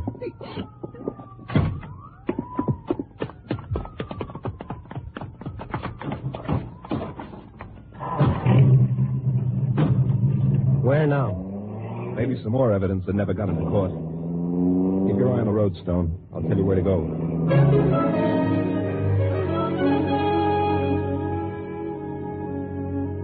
I never heard a convicted killer say he wasn't framed or up on a bum rap or he never did it. I've heard it hundreds of times, and no matter how good they make it sound, they've always got an angle. And I'd find out what Galt's was before long, too. I kept driving downtown to the west side into the manufacturing district. Turn right at the corner, Stone. Monty Cutler's place? No, across the street from Cutler's, the warehouse. And what's there? A missing witness. Maybe he's back in town now. Who is it? The night watchman. Come on. Out. He was there when I came to pick Evelyn up that night. I said hello to him, but nobody could find him during the trial. Seems like a silly waste of time to me. Time is all you have left, Holmes. You better keep hoping I manage to waste a lot of it before they close in on us. Hey, fellas, what do you want there? Hold on there. What is it you want? What? Yeah, it's me, Charlie. Johnny Galt. And this is Randy Stone of the Star. And maybe you know our assistant district attorney, Mr. Holmes. What do you want? The answer to some questions, Charlie. What about? What for? About Monty Cutler's murder. And because you skipped town during my trial. I don't know what you're talking about. If you know anything, Charlie, tell us about it. What could I know? Why'd you leave town, Charlie? I went on my vacation. More than 4 weeks? Yeah, sure. Who paid for your vacation? Nobody. What do you mean? Tell him what he wants to know, Charlie. Mr. District Attorney, Go ahead, Charlie. You want me to tell everything that happened that night, Mr. Holmes? Why not? What difference does it make? What difference? Well, maybe so. I said hello to you, Mr. Galt. You remember that? Sure. And before that... What? Well, before that, this woman come around. Which woman, Charlie? Well, I've been a watchman here a long time. I see her a few times, maybe 5 or 6 years ago. She used to come around that Cutler's wife. I don't know whether she was or not. How long before I got there, Charlie? Maybe half hour, I guess. How long did she stay there? I don't know. Mr. District Attorney, you sure you want me to spill this? Why, yes. Yes, Charlie. There's no mystery, is there? Well, there was a car there, too. What car? Big limousine. Go on, Charlie. Which big limousine? The District Attorney's car. My car? The DA's car? Yes. Were you raiding Cutler's roulette wheel, Holmes? No. That's it. That explains everything. You were there. That's why you refused me a delay to uncover the truth. No, don't jump to conclusions. How does it feel, Holmes? Why not jump to conclusions? You've been doing it a long time. It all falls into place, the whole pattern. You're rushing me through the trial, not giving me a chance. Piling up circumstantial evidence. Could it have been your car, Holmes? No.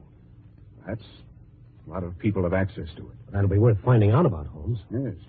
Yes, I'll look into it. Oh, yeah, I can just believe that. I can just see you putting your neck in a noose for me. Galt, you said it before. A newspaper's a pretty powerful thing. With this evidence, we You can... expect me to trust you after all those stories about how guilty I was? Well, this would make a better story. Sure. The story of Randy Stone bringing in an escaped murderer would be swell for you. Look, you've established enough doubt so that we can... You'd say anything to save your skin. You'd promise anything. We'll save it for your readers. They believe what you say. The streets are honeycombed with police. How far do you expect to get? At least one more place before they catch up. Where goes? A woman, Mr. District Attorney. Cutler's wife, the one you said doesn't exist. But does it matter? Wherever we go, you'd better keep hoping nobody stops us. Us. Because as soon as they do, it'll be the end of the line for all of us.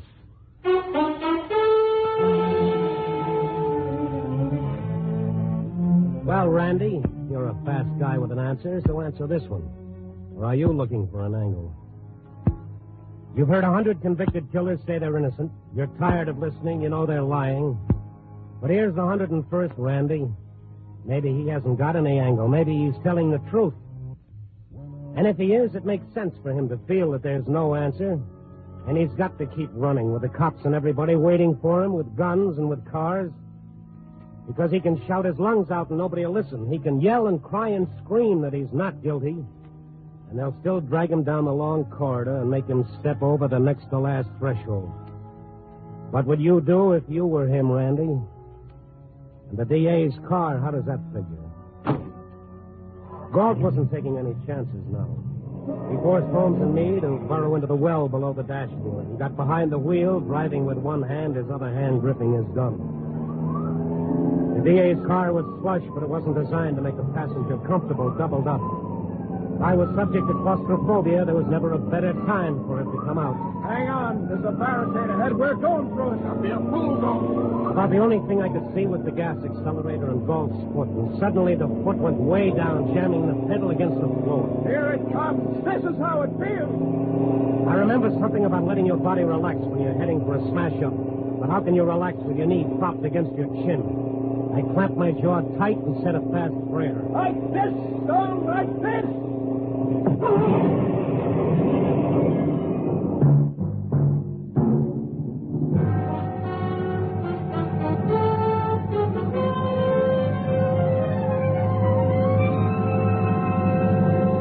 NBC is bringing you Night Beat, starring Frank Lovejoy as Randy Stone. This Wednesday marks the return to the air of Mr. and Mrs. Ronald Colman in their popular roles as the Halls of Ivy. The delightful adventures of Professor Hall and his wife Vicky mean 30 minutes of top listening for the entire family. And on Wednesday, October 4th, that remarkable mustache that walks like a man, Groucho Marx, will be on NBC with his hilarious quiz game, You Bet Your Life. It's 30 minutes of fun and prizes, the biggest prize of all being Groucho, of course.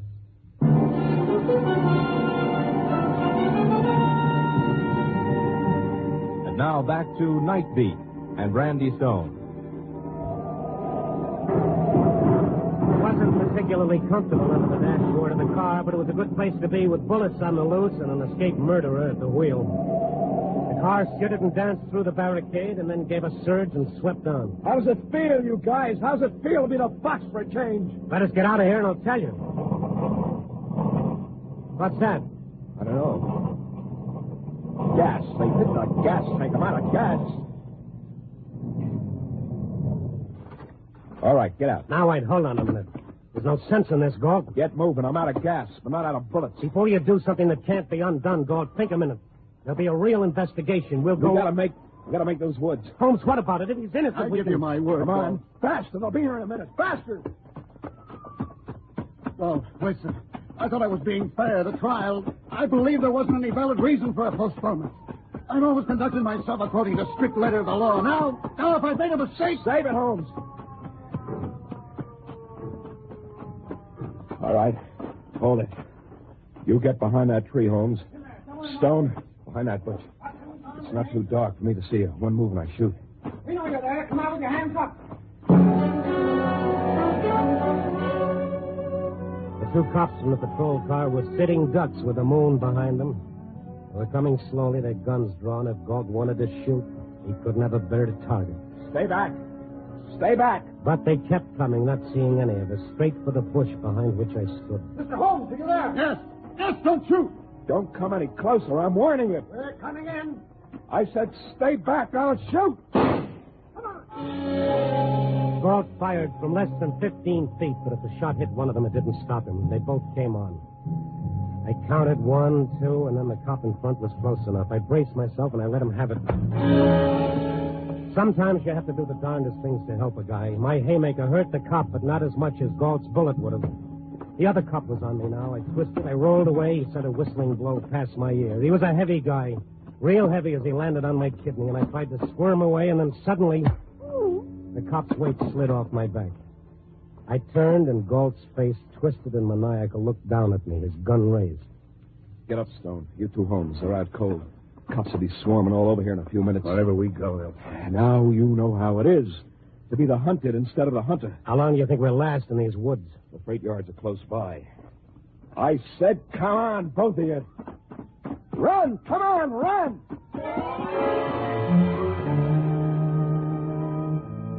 You can read about it, you can see it in the movie, but you never really know how it feels to be the quarry in an honest-to-death game of fox and hounds until you've had it. We were running, but there'd have to be a dead end, and soon, and that'd be the time that Galt, half crazy with bitterness and hate, would turn his gun on us to make sure that he took us with him.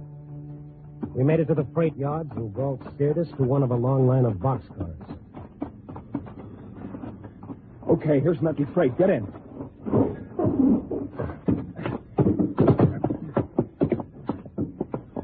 In that corner. Sit down. Now, for a little while, I thought maybe you were innocent, Galt. Ask Holmes whether I am or not. Ask him what his car was doing to Monte Cutler's. Maybe he lost too much at the roulette wheel in the upstairs room. You didn't like it when they used that kind of thinking in court. When the cops came after us, what did Holmes do? He just stood there waiting. What did you expect me to do? Maybe what Stone did. He didn't just stand there hoping the cops would kill me like you were hoping. That would have fixed it up fine for you, wouldn't it, Holmes? You're all crossed up, Galt. I helped knock them out because I didn't want them killed. They're coming, Galt. Galt, while you still have time. If you give yourself up, I'll make every effort to get at the truth. I know the truth. You killed Cutler. You talked about motive, Galt. What's my motive? Why would I kill him? There's something beyond that, too. A man either has it in him to kill or he hasn't, Galt. When you shot at the cops back there, it proved something. I didn't shoot at them. How could I have missed them so close? I shot in the air to scare them off. You're going to scare them off now? They're pretty close. They'll be here next. All right, you tell me. It's up to both of you. When that door opens, I'm going to shoot. We'll find out who's the murderer. All right, Holmes. Tell me what to do. Shall I shoot them or you? Them or you? Listen, they're still away. You can hide. I'll tell them you ran away. They'll believe me. You must think I'm an idiot. Well, Stone, you said a man is either a murderer or he isn't. How about you? Are you a murderer? They're hunting you now, too. They'll be here in a second. If I shoot them, we can still have a little time. How about it, Stone? You'll do what's in you to do, Galt. Let's try this. Quick. Holmes, quick. What'll it be? Oh, you crazy fool. I didn't kill Cutler. I swear to you I didn't. All right. All right, come on out of there. The cop's flashlight played around. Galt got to his feet. I could see his gun raised, but he was standing stock still, frozen. I jumped to my feet, but not as quickly as Holmes. Don't shoot. It's me, the district attorney. Galt, for heaven's sake. And then he stopped. Galt still stood there. The cops moved in, their flashlight being steady on Galt's tortured face. And then the tenseness went out of his features. He turned to the district attorney, dropping his gun on.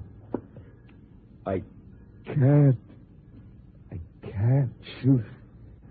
Maybe you did prove something, Galt, right now. What was your motive, Holmes? Doesn't matter now, does it? You gotta have a motive to kill somebody. It has to be a pretty good motive, too. Because even with what I have against you, I still can't kill you. Everything all right, Mr. Holmes? Yes. Yes. Okay, Galt. Come along.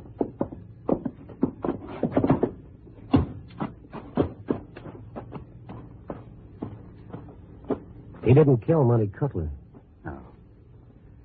You didn't either. No. It was your car. I don't know. I suppose maybe it was. Galt wanted to take us to one more place, Holmes. Cutler's wife. Yeah, we'll have to find out where she lives. Yes, I'd like to stop off at Louisa's first, Randy. She's probably worried about me. It's close by. Sure.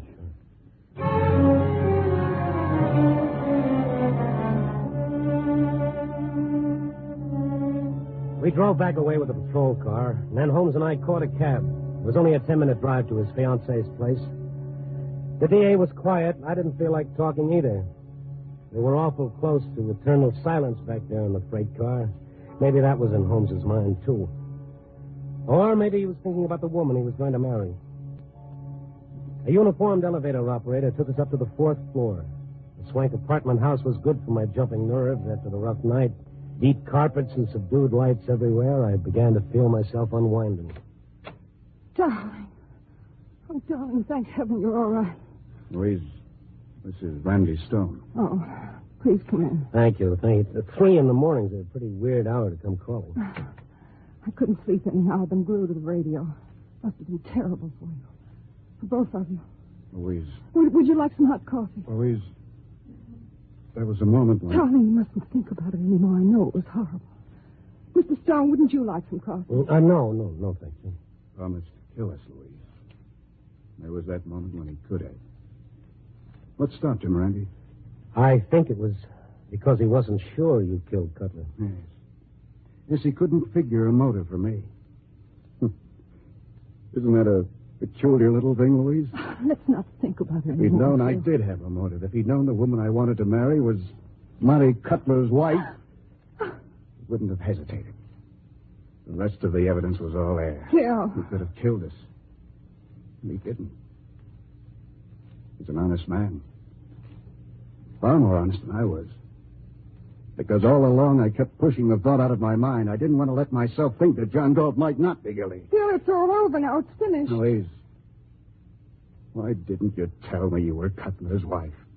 Because Cutler was a gambler and a racketeer? Phil, Mr. Stone is here. Maybe I ought to let you handle this alone. No. Oh, Randy, I want you to hear this. You see, it's understandable that we couldn't find Cutler's wife. Louise was out of town, weren't you, Louise? Phil. I'd loaned the car to you, Louise. You were using the car that night. I didn't know that Galt would be there. I didn't want to implicate anybody. Kind of makes me an accomplice, doesn't it? No. I did it for us. You've got no pardon in I did it. Because I love you, Phil.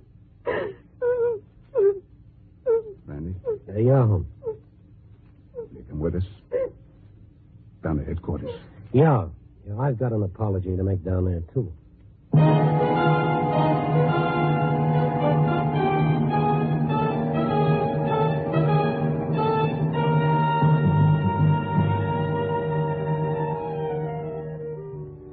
That old bromide that I was talking about, it's don't jump to conclusions. It's an easy habit to get into. At work, at home, with the people we know and love.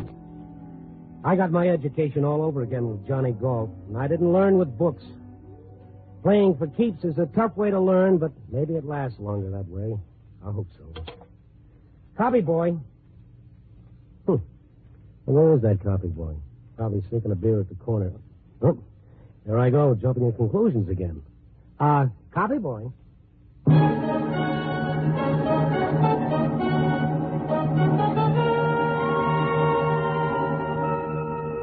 Night Beat, starring Frank Lovejoy, is produced and directed by Warren Lewis and edited by Larry Marcus. Tonight's story was written by Celie Glester and Merwin Gerard, with music by Frank Worth. The part of Galt was played by Jeff Corey. Others in tonight's cast were Gene Bates, Francis Cheney, Eddie Fields, Hal Gerard, and John Stevenson. Frank Lovejoy will next be seen in Milton Sperling's production Three Secrets, released by Warner Brothers. Listen next week at this time and every week as Randy Stone searches through the city for the strange stories waiting for him in the darkness.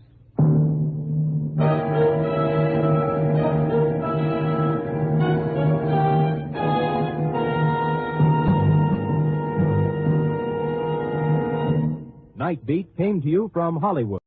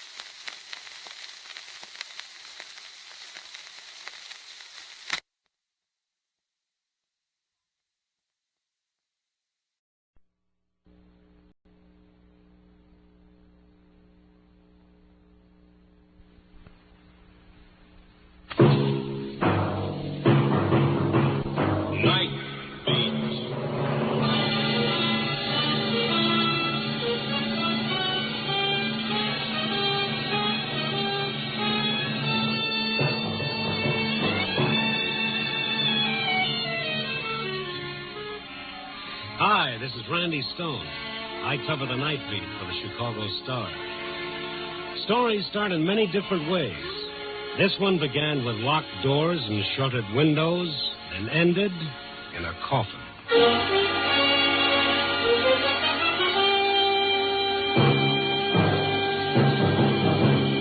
Night Beat, starring Frank Lovejoy as Randy Stone.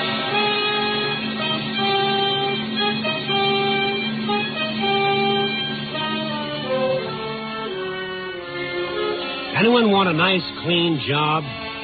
Here's one that'll take you on a shoe leather tour of Chicago to find a yarn that has to be written before an editor's blood pressure blows a hole in his hat. And that job is mine. Find one man or woman or child with a story to make good reading. 1 out of 3 million. Tonight the score stood Chicago 3 million, Randy Stone 0. And then I went north on Michigan Avenue and turned west on Cermak Road. It was about 11 when I came to Wentworth Avenue and Chinatown. And all of a sudden I was hungry for some of Chinyuk's fried wonton and almond dog. Don't ask me why.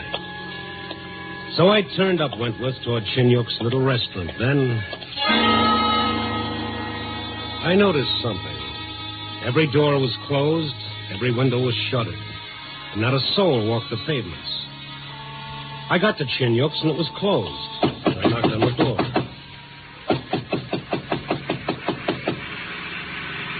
I heard the sound of a car pulling up at the curb. I turned. It was a prowl car.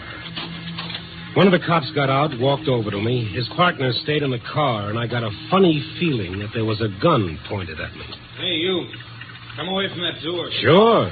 That's good enough. Now, face the building. Hmm? Hey, what is this? Face that way. Get your hands away from your sides. Sure. What's the frisk for? His suit was bulging. Well, it's a bad fit. You can't get much for $39.50 these days. Now you're clean. Well, I never carry a gun, officer. What's your name? Look, officer, what is all this? I asked you a question. Can I get my wallet? Yeah.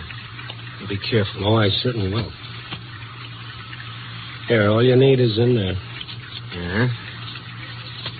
Randy Stone, huh? Yeah, Chicago Star. What are you doing in Chinatown? Well, I got hungry. Huh? I wanted something to eat, preferably Oriental, so I came here. Okay, Stone, but take this advice. Settle for a sandwich, preferably Occidental. What's going on around here? This place is as dead as a morgue. Yeah, that's exactly it. Now, look, Stone, don't stay here. Get out fast as you can and don't come back. What's the reason for that? We don't know. It's like waiting for a bomb to go off. There's not a soul in sight. Every store, every restaurant, every shop is as tight as a drum. I'd give $100 to see one Chinese on the street, just one. Why'd you frisk me?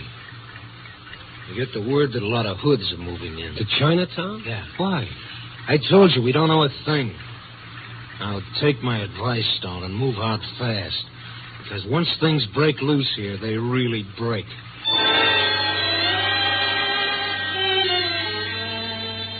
The prowl car moved off slowly and carefully. I stood there for a minute and I looked around. I got that funny feeling that a million eyes were watching me. Sure, I wanted to leave, but that old curiosity referred to in some circles as a news sense kept me from going.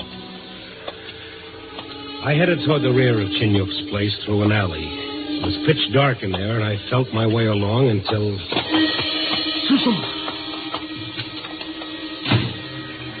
I bumped into someone who'd disappeared. I felt the hair on the back of my neck hunting for a spot under my hat. And then I was in front of Chinyuk's back door, and I wanted inside fast. Chinyuk. Chinyuk, open up. Chinyuk. Who is it? Randy Stone. That you, Eileen? Please go away, Mr. Stone. Let me in, Eileen. I want to see your father. Please go away. Please. Listen, Eileen, I want to see... My father is not here. Well, where is he? Where can I find him? I do not know. Then let me wait for him. I must not. Well... Please go away. Let him in, Eileen. Oh, yes, Father. Thank you. Lock the door, Eileen. I am honored, Mr. Stone. Please to come in. Thank you, Chinyuk. I am sorry. I gave orders to my daughter to admit no one. She was obeying me. Well, obedience is a virtue, Chinyuk. In a world of little virtue, yes. I went to the front door first. The place is locked. You're an observing man, Mr. Stone. Sure, all I had to do was try the door. I figured the rest out all by myself. Just so. Look, we've known each other a long time, Chinyuk. 5 years, perhaps. That's right. I value your friendship. Well, thank you. What's going on, Yuk? The world goes on. There isn't a soul on the street outside, and everything is locked up. Eiling was scared to death to open the door, and I met a policeman outside. Perhaps the officer can enlighten you. No, he didn't know anything. Knowing when to hold one's tongue is another admirable virtue. In other words, you're as scared as Eiling. Man is always afraid. Now leave Chinatown, Randy Stone. And above all, ask no more questions of anyone. Well, I'm not afraid, Chinyuk. I'm not afraid because I know that no Chinese turns to violence. That is true. No Chinese would harm you. But what about your own countrymen, Randy Stone? Well, what about them? I have said enough. Now go, if you wish to live. Go.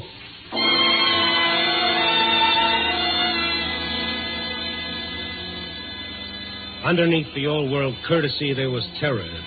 Chinyuk wanted to talk, but something stopped him. Chinatown is like that. The Chinese settle their own disputes. Seldom, if ever, do they allow their quarrels to spill over into the world outside their settlement. But this was more than a dispute. It held all of Chinatown. I walked out and away knowing I'd learned nothing. And then a block away from Chinyuk's restaurant, I heard... and someone was following me. I slipped into a doorway and waited. Eileen! Oh, Mr. Stone, What are you doing out here? I want to talk. All right. Get in this doorway. Now, what's the matter? I can only take a minute. My father does not know I came out. Well, how did you manage it? Through the restaurant. I see. All right, Eileen, what do you want to talk about? Help us, Mr. Stone. Well, if I knew what was going on, I'd have an answer for that. I will tell you. If this thing happens, many men will die. Not only here, but in New York, in Los Angeles, in San Francisco. Wait a minute. A Tong war? In 2 hours, the Tong banners will be brought out, and men who want to live will die. What's the fight about? A quarrel between 2 men of rival Tongs. Well, that's happened before. Things have been cleared up without a war. But this time there is something else. What? White men, evil men. They have... That is enough, Eileen. Father. Hello, you. Eileen, go home. No, Father. Heidi. As you will, my father. You will forget what she has said, Mr. Stone. Oh, sure, forget it, but... How about you, Chinyuk? What do you mean? Well, you've seen Tong wars. They're nice, pleasant little affairs. Hatchet men, the eldest sons of families killed. Why? You are a white man. We are Chinese. Yes, I know, yes. East is east and west is west. And never the twain shall meet. Which is a polite way of telling me to mind my own business. Get out of Chinatown. After one more question. No more. Well, here it is anyway. Do you want a Tong war? Well? Once I had a son to carry on my name. That son is no more, Randy Stone. The hatchet men of the old Tong saw to that. Well, then why don't you... Oh, get out, Randy Stone. Get out, or I shall once again look down upon one whom I love. You, Randy Stone. Chinyuk turned and left. I watched the shadows swallow him. I heard the door to his restaurant close. It was a sound as final as the last name on the phone directory. The silence in the street was eerie. A waiting, watching silence. I walked to the end of the street, and I looked back. A light rain began to fall, and from somewhere in the back of my head, I recalled a poem. This is the time between life and death, the cold, bleak moment of emptiness after life. and before eternity. And then I remembered something else. What the officer had said. What Eileen had told me about white men, evil men. Where did they fit in? Why was Chinook afraid to talk? Afraid or wouldn't? For the next 15 minutes, I made phone calls, and I got some answers that made more than a little sense. The answers sent me back toward Chinook's restaurant. I didn't get there. Hey, you. Huh? You talking to me? Uh-huh. Hold it right there. Randy Stone? Why? No reason, just want to know. Oh. Okay, I'm Stone. Now, who are you? That don't make any difference. Well, it's nice meeting you so long. Let's get better acquainted, huh? Oh, sure. Tell me about yourself. Nothing to tell. Now, if we're going to talk about you, that's different. It's not polite to walk away. Okay, Buster, let's stop the chit-chat. I'm Randy Stone. You know who I am. Now let's hear from you. Don't get excited, Stone. Everything's all right. I never get excited. It builds up my blood pressure. Nice to hear you got blood. Want to keep it? Oh, well, now we're getting somewhere. Not here, but we will. Meaning? Let's take a ride. By invitation? So far, invitation. I'll even hold the door open for you while you climb in. Oh, that's nice. If it starts to rain harder, you can put down a cloak for me. Okay, Elizabeth. Let's go. Well, where to, Sir Walter? That's enough, Stone. You just get in the car and we'll take a ride. Come on. What if I don't? I'll withdraw the invitation and make it an order. One I can back up. I see what you mean. Okay, where to? You'll see when you get there. I have to be back by midnight. My head changes into a pumpkin. I like you. You're going to get along fine with the boss. Oh? Yeah. Here you are. Oh, thank you. Welcome. Before we get going. Yeah. It all depends on you whether you get back by midnight or get back at all.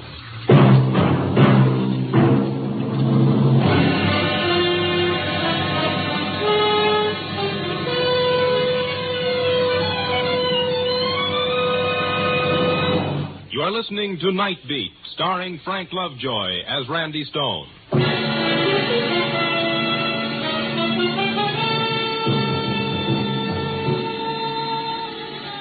Well, as they say, no two ways about it. My questions had stirred up a little interest outside of Chinatown.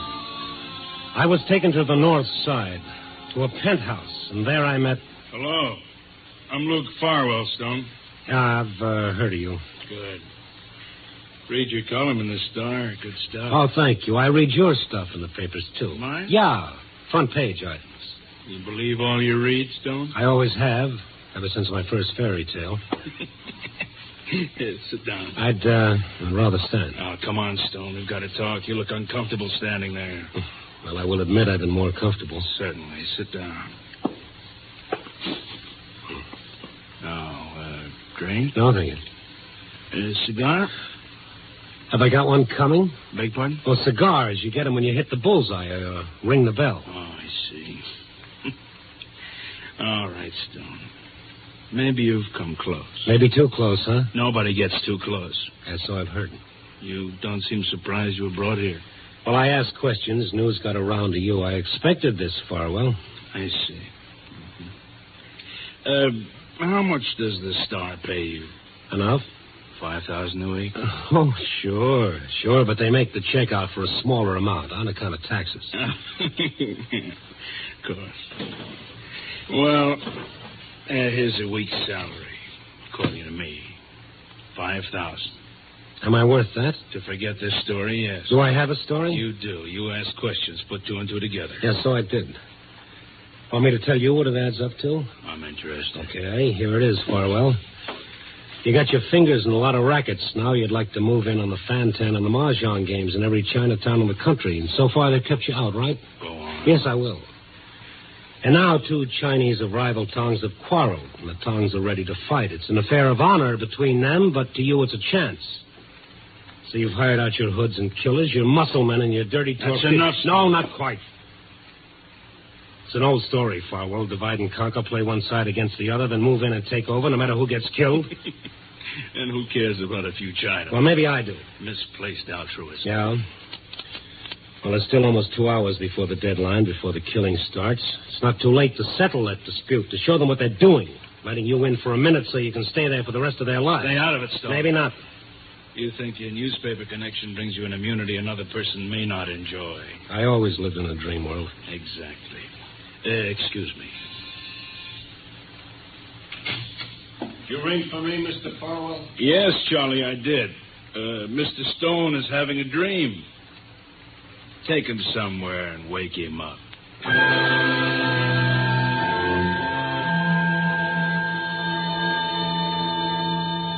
You take a roll of nickels in a fist, a piece of rubber hose in expert hands. No, you don't break any bones. You don't even bring blood.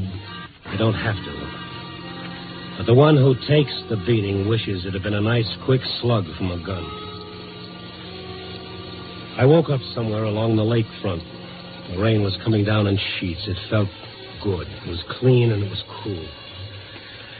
I got to my feet and the buildings leaned over, closing in on top of me. It was funny. All I could see was Farwell's face smiling. It was in front of me all the way back to Chinatown in the cab.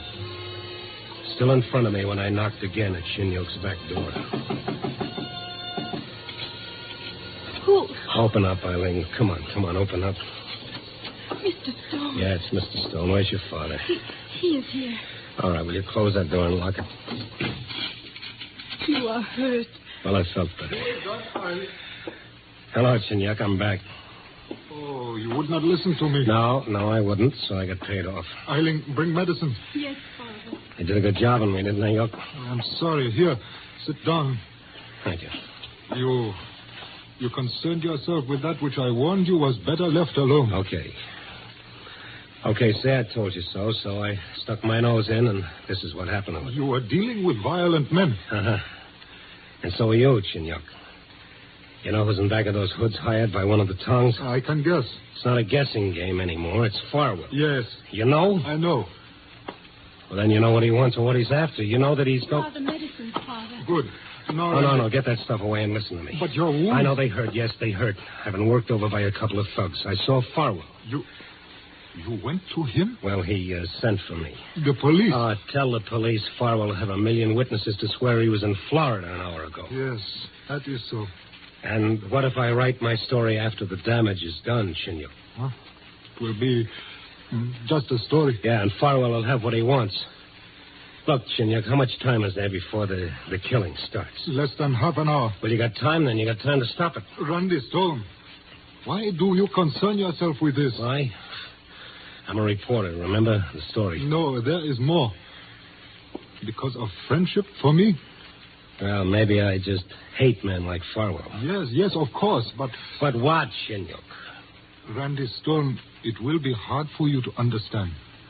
But that which is bringing evil to me and my people is a thing of honor between two men. Honor? Oh, sure, honor. All right, Shinyok, you better save up a lot of it. Put it in jars and bottles so you'll have some of it to look at after Farwell's got his hooks in. Got him in deep enough to tell all of you how to breathe and when. All right, Shinyok, I've said my piece. Now I'm going to do what you wanted me to do in the first place. I'm getting out of Chinatown. I'm going to stay. Wait. Yeah? When I was a boy, I was told, and I believe, that we Chinese were inventing paper and a compass when your ancestors were savages. Perhaps that is so. But now I find myself learning something from a white man. That all mankind is one. Well, the lesson is free, Shinyok. Goodbye. I'm not finished. Eileen. Father? Attend Mr. Stone's wounds, see that he is helped, and then bring him to the place of meeting. Father, you are... Obey me. Yes, Father. What are you talking about, Shinyok? Honor is not held cheaply, nor is a debt incurred to be forgotten. No, honor is held dear, so dear that before the night is over, one of two men must die.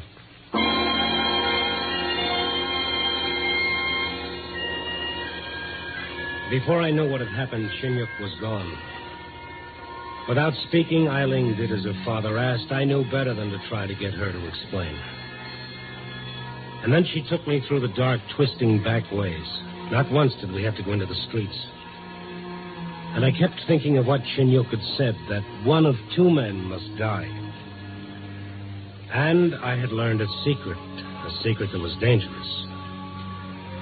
More than once, as Eileen guided me, I thought of getting away and out of this. But how? I was lost in the maze of hallways and strange buildings. And then we came to a door, and Eileen knocked.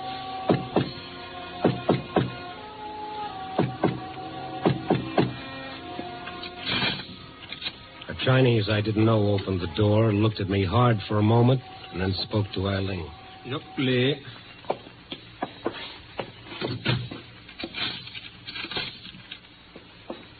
Follow him. What about you?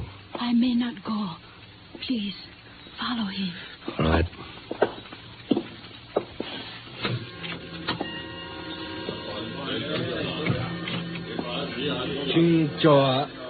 I know enough Cantonese. He had told me to sit down, and I did. I was in a big room filled with Chinese. They saw me. They looked at me in silence. All those eyes studied me curiously, but with a strange, detached curiosity. And then I saw Chinyuk, dressed in the fashion of old China. He walked to me. Randy Stone, you will hear first a story. Then you will speak. Chinyuk. Listen. Hang on. We will speak in a foreign tongue so that my friend will understand. Randy Stone, a long time ago, two men tied their fortunes together in business. One was Ali. You see him there. The other was Chinyuk. You? Ali and Chinyuk were of rival tongues. Yet the strange ways of business forced them together. Ali and Chinyuk had put aside so much money so that each could be buried in China. But now, because of misfortune, there is only enough for one to return to China to be buried among his ancestors. Then that's what the quarrel is about? Bitterness came upon these two men. They spoke words of hatred until... Until they're willing to fight about it and bring on a Tong war? Honor will not be satisfied unless the tongue that wins is that of Ali or Chinyuk. I told you, Chinyuk, neither Tong will win. The only winner will be Farwell. He'll control you through this. First the Fantan and the Mahjong, and then the restaurants. Everything every Chinese does will be dictated by Farwell. I've seen it happen in other places. Why not here? Yes, but there is a debt we Chinese owe you, Randy Stone. You don't owe me anything. You could have given your life. He wouldn't have killed me. That you did not know. Ali, will you honor us by coming forward?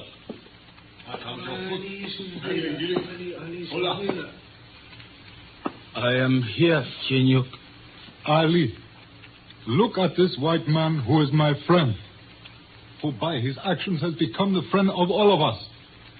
There is a debt. What say you, Ali? There is a debt, Chinyuk. And what of the payment of the debt, Ali? What say you, Chinyuk? I am willing to let fate decide our quarrel. So say I. Ah. Has everyone heard this, men of the snake and the hawk? It is decided. Bring cakes and wine.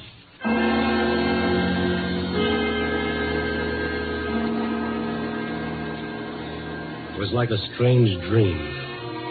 The Chinese of the two tongues waiting. The polite, time-honored ritual. A plate full of rice cakes and a flask of wine. And then I guessed one of the cakes was poisoned.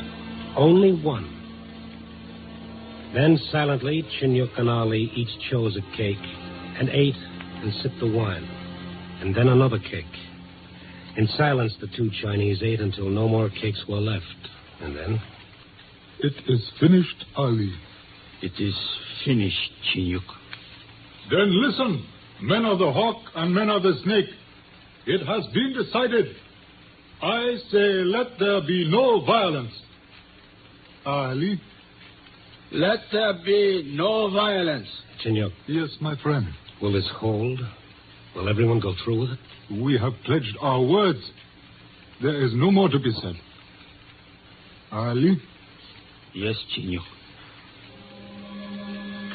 In a few moments, one of us will mount the dragon. Let there be no rancor between us. No bitterness now.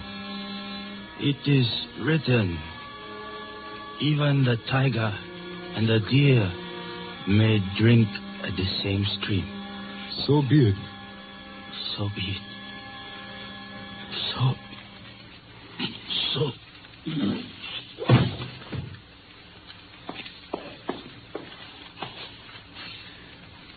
He's dead, Chinyuk. Yes, Ali is dead. Now go, you men of the hawk and the snake.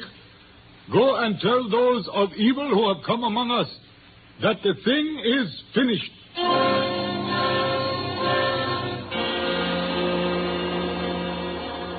Without a word, the Chinese left the room. Chinyuk and I were left alone with Ali.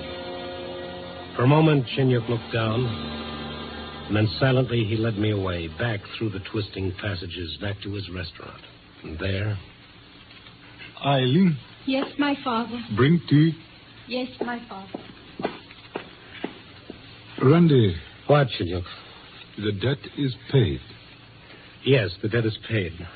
Total for the night, some bruises and one dead man. Ah, but this is better than many dead men, Randy. Oh, I know it is. But Look, Chinyuk, Yes, my friend. What is it? Well, you know how I mean this. Ali... Well, I'm sorry he had to die, but Well, I'm glad it wasn't you. It is strange what men will do to reach heaven. Yes, 1,000 different religions in the world, and each tries for one thing. The same goal.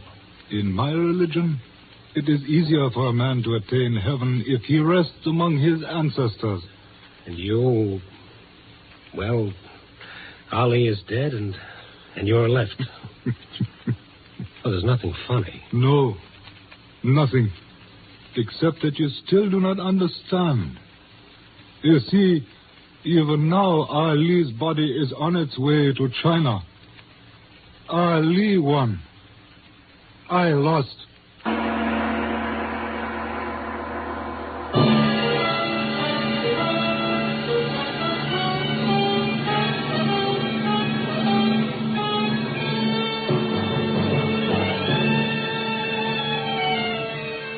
East is east and west is west, and never the twain shall meet. But they met tonight in a strange way. Someone once wrote, the best study of mankind is man himself. But where do you start? How do you tie together all the loose ends that different people have hanging around? I guess you begin as Chinyuk said, by remembering that when you get right down to it, all mankind is one. Copy, boy.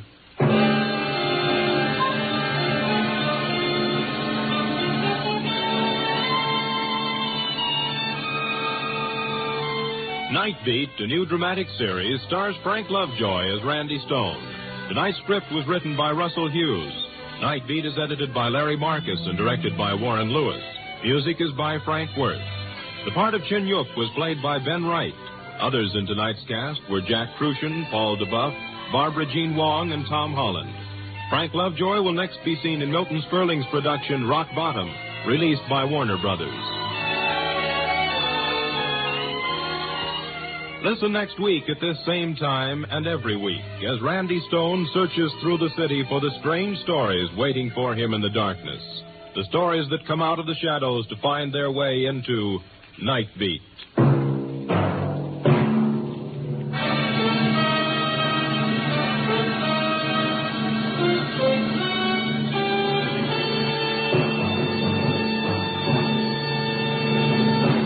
Now on Wednesdays, hear 3 great mystery programs on NBC.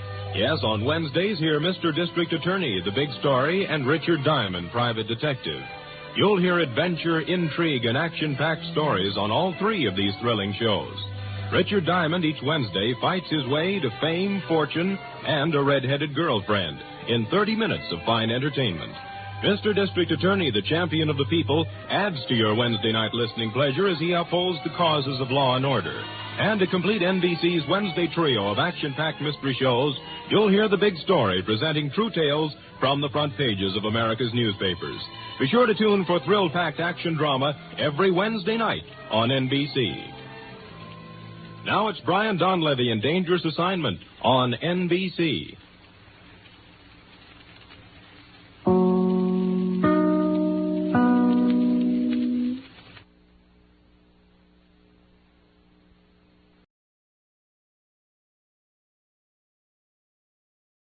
To the NBC microphone is Randy Stone on Night Beat.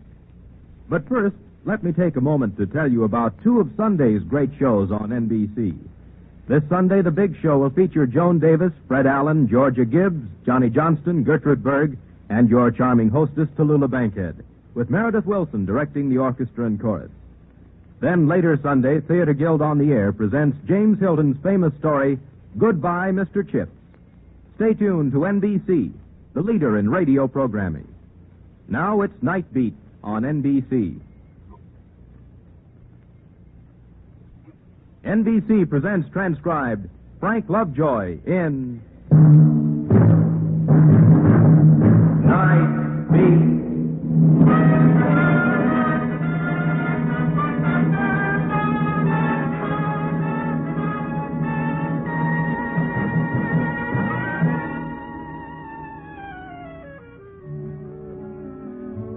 Hi, this is Randy Stone. I cover the Night Beat for the Chicago Star.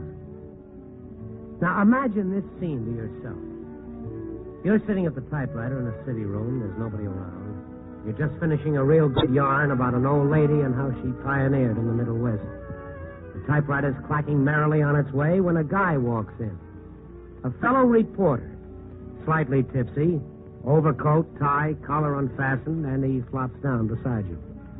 He throws his hat on your desk, and his hair looks like it had just come back from a Florida hurricane. Hello. Ben, you look awful. Peculiar, I feel awful.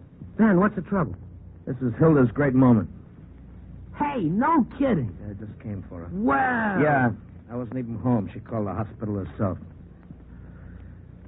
You know, I wouldn't feel so nervous, only nothing like this ever happened to me before. But why aren't you down at the hospital? Oh, not for me. All those guys walking the floor, reading magazines upside down, smoking.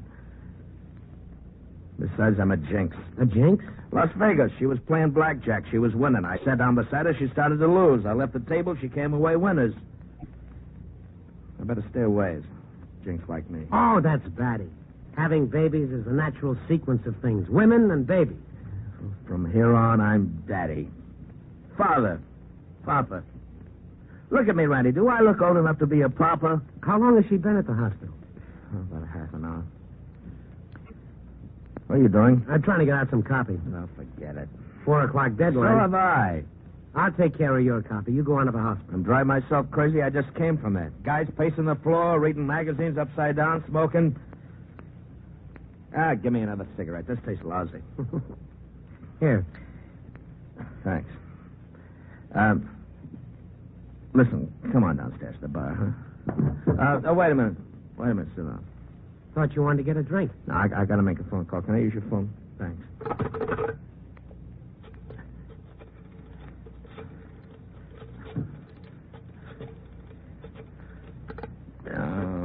My finger's like a thumb. 7, 9, 0, 8. No, I can't dial this thing. All right, give it to me.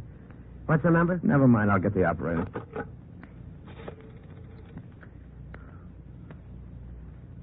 Hello, operator. Get me Anderson 79082, please.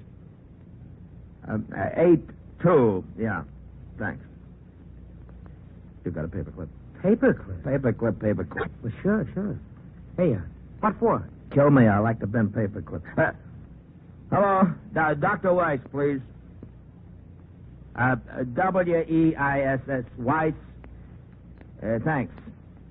Stupid woman. She's been here for 10 years and she doesn't know. Yeah? Give me the floor nurse. I don't know what floor. I wasn't even at the hospital when they brought her in. I don't even know the room number. Milton Weiss. Dr. Milton Weiss. What? Not on the staff. Now, look, what's the pitch, lady? You crazy or something? He's not on the staff. What hospital is this, huh? I'm sorry. Wrong hospital. I looked on the hospitals in the phone book. They got little black dots from the names to the number. I guess I must have followed the wrong. All right. Now, calm down, will you? I'll calm down when either I get a drink or a baby. What hospital is she in? Michael Reese. Give me the phone. Oh, yeah. What was his name? Who? Never mind, I remember.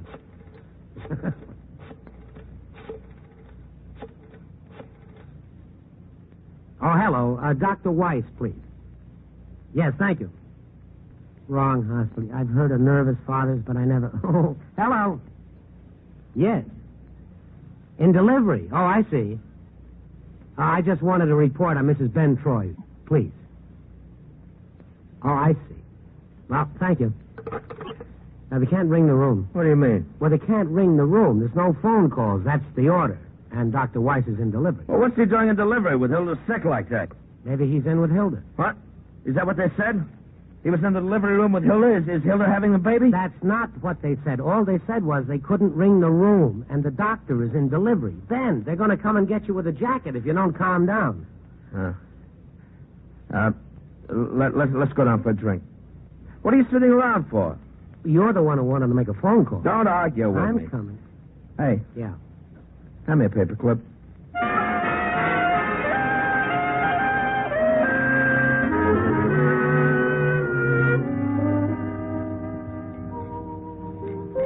It wasn't my idea.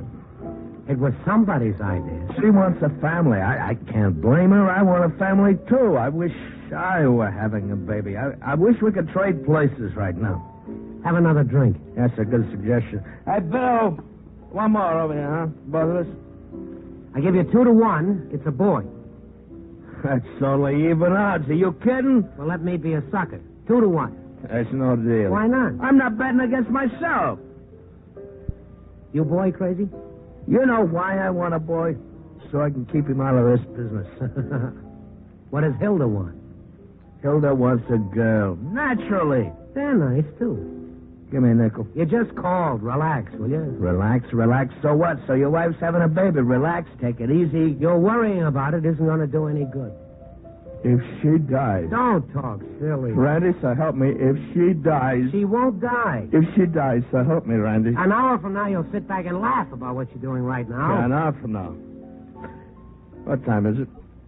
10:35. Exactly? 10:36. 10:36.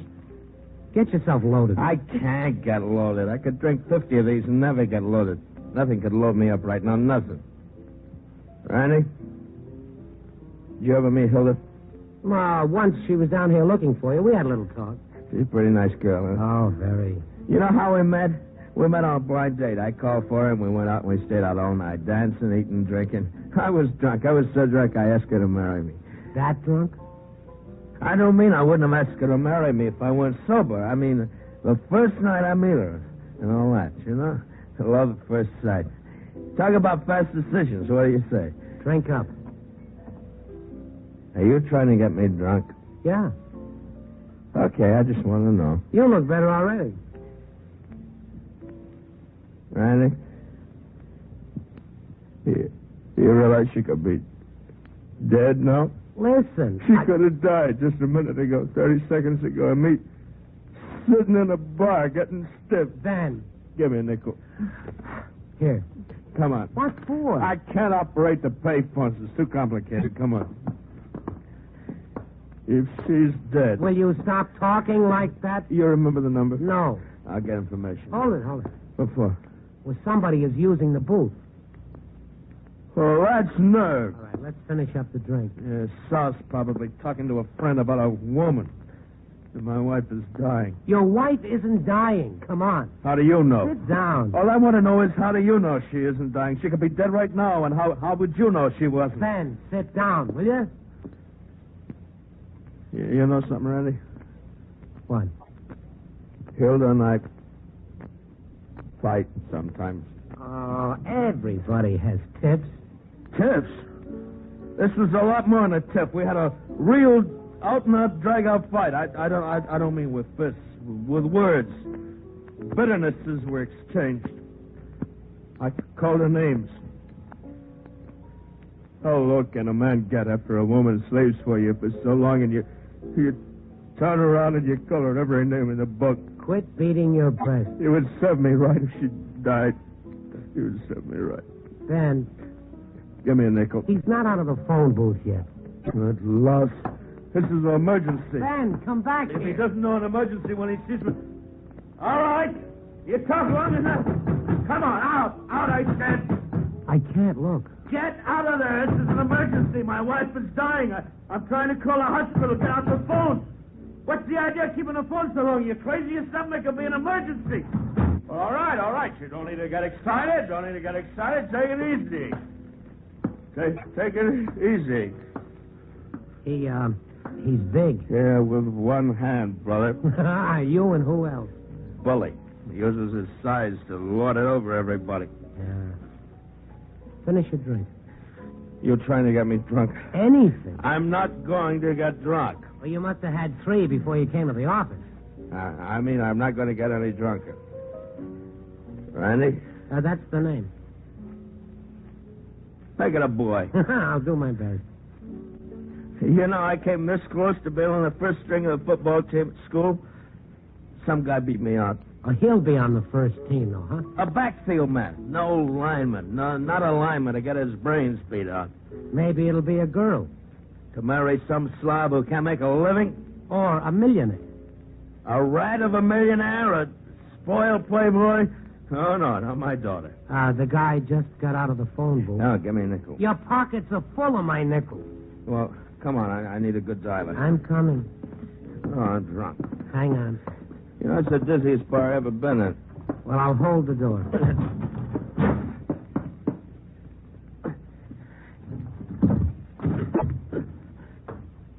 Small room. Give me the nickel. Oh, wait a minute. Almost got it. There. Yeah. I'll do it.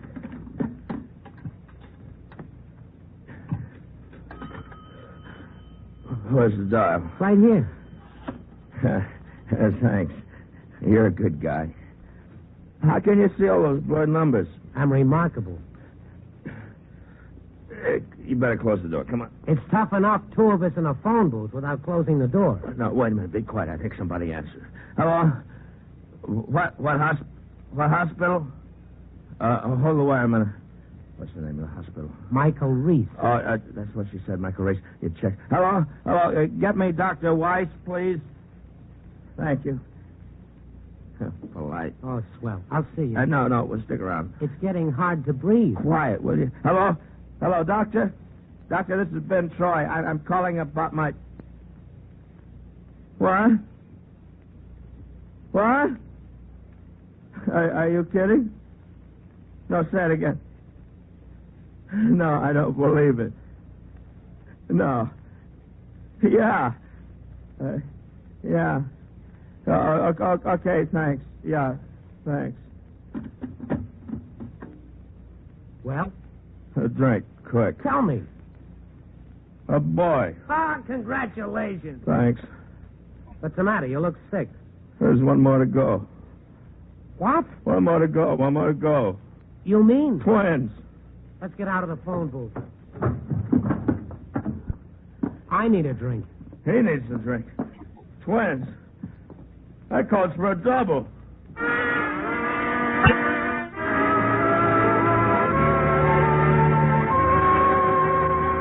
My friend Ben is a new father of twins. One twin born, the other on the way. Ben kept ordering one drink after another, and I couldn't find it in my heart to dissuade him. After a while, the bar cleared of all but us and the bartender. What is life? It's a good question. Life is an ebb and a flow. True. I feel philosophic. But don't be philosophic. You're a father. Be proud. Proud of what? A baby I never met? I'm worried about Hilda. Oh, everything is going to be. I shouldn't have done it. Done what? I'm a louse. Well, if you want to sit here and knock yourself out... Randy, I got to tell you something. If I don't tell somebody, I'm going to go nuts. Well, tell me. Never mind. Okay, forget it. All right, I'm a rat. Does she know? Oh, well, she has an idea. Randy, I don't love her. What's that? Say that again? And something else, I'll be frank with you. What? It sounds terrible, but Randy, I don't want to be a father. I've been talking myself into it, but I don't want to be a father. Well, it does a lot for two people to have a couple of kids around the house. If I wasn't so loaded, I wouldn't be telling you this, you know? Well, spill it out, Ben. Like I say, Hilda and me, we fight. We always fight. Now, that's crazy because Hilda's a wonderful girl, and when I get away from the house and look at the whole thing objectively, there's nothing to fight about. It's just that we don't get along. I see. No, you don't. You think you do, but you don't. And when I have words with Hilda, I want somebody to talk to. So I go to this other woman. You see? This other woman? Ben, maybe you better go over to the hospital. No, it's my conscience is killing me. I shouldn't have got married. I never should have done this to her. Give me a smoke, will you? I'll buy another pack. Oh, well, here's a quarter. Oh, save it. I got to call her. You can't. She's still in the delivery room. Oh, yeah. Ben. Yeah? You're all mixed up. I am, huh? Yeah. Expert, huh? Randy Stone, advice to a loved one, huh? Oh, sit down, Ben. People are looking. Well, let them look. Don't get so understanding with me, Buster. See, I'm just the same as you. I got problems, too, so don't get so big and understanding. It's no business of yours. Okay, Ben. The drink's spilling on your shirt. Well, it's my shirt, and let it spill. What do you know about me? Nothing. You haven't got the slightest idea what I feel inside here, do you? No, none at all. I was sitting at my desk trying to write a few words. Yeah. Well, let me give you a small idea of what I feel deep inside. Now, I want you to get this picture. My wife is always home, waiting for me to get home. Got to be home by 6 o'clock on the schnozola. Well, you know, sometimes I don't like to get home by 6 o'clock. Sometimes I like to have a couple of beers and get home later than 6 o'clock.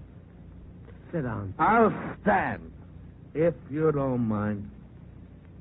Now, where was I? You were coming home late. Well, sometimes that's what a man wants to do, is come home late.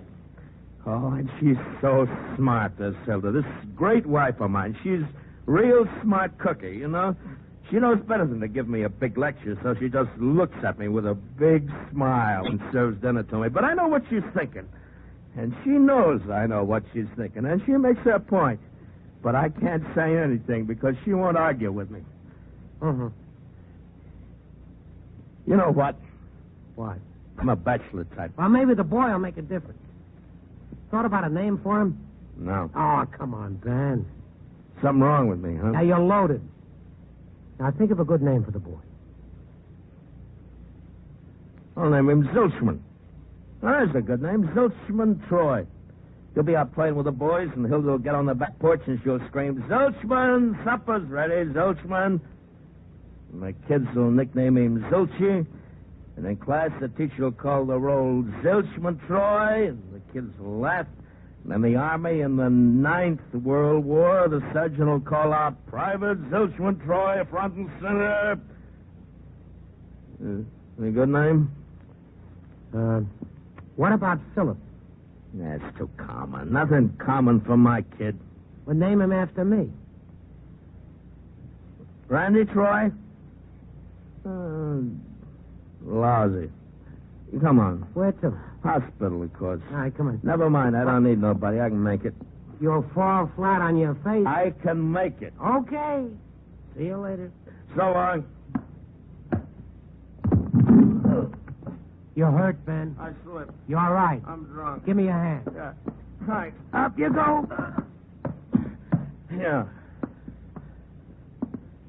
Wow. That floor is deep. And getting deeper. Come on.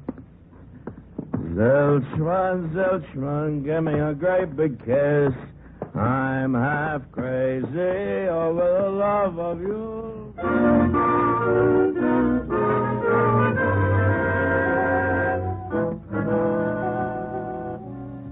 Hospitals. Look at the magazines they got in the father's waiting room. Vogue, 1928. Yeah. Hey, Randy, look at that guy. He's nervous. He's biting his nails. Nasty habit. Yeah, give me a cigarette. That's 2 packs, even. You know, I think I'm beginning to sober up. That's good. I feel sickened before. That's how I know. Good. Randy? Yeah. You hate me. Hate you? You know, despise me, think ill of me? Well, not particularly. Do you like me? I like you, Ben. I like you, too. Shake. Fine. Yeah. You're all right. Thank you. Listen, you won't tell Hilda anything about what I told you, huh? That's not my job, Ben. Yeah, silence. Mom's away, huh? Well, I'm not keeping your secrets, Ben, and I'm not blabbing them either. That's right. It's very proper. Just stay out of it. Just what I intend to do. Oh, Hilda's lovely, isn't she? She's very nice. She's refined, calm, never gets excited. Mm-hmm.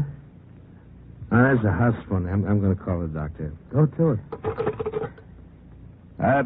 Dr. Weiss, please. Don't you want to light your cigarette? Oh, yeah. Hello, doctor. How is she? Transfusion. Well, doctor, let me. Well, sure, we got the same type blood. Why not? What? A blood donor. Well, listen, Hello? He hung up on me. How about that? He wouldn't let me give her blood. He said that there was too much alcohol in it.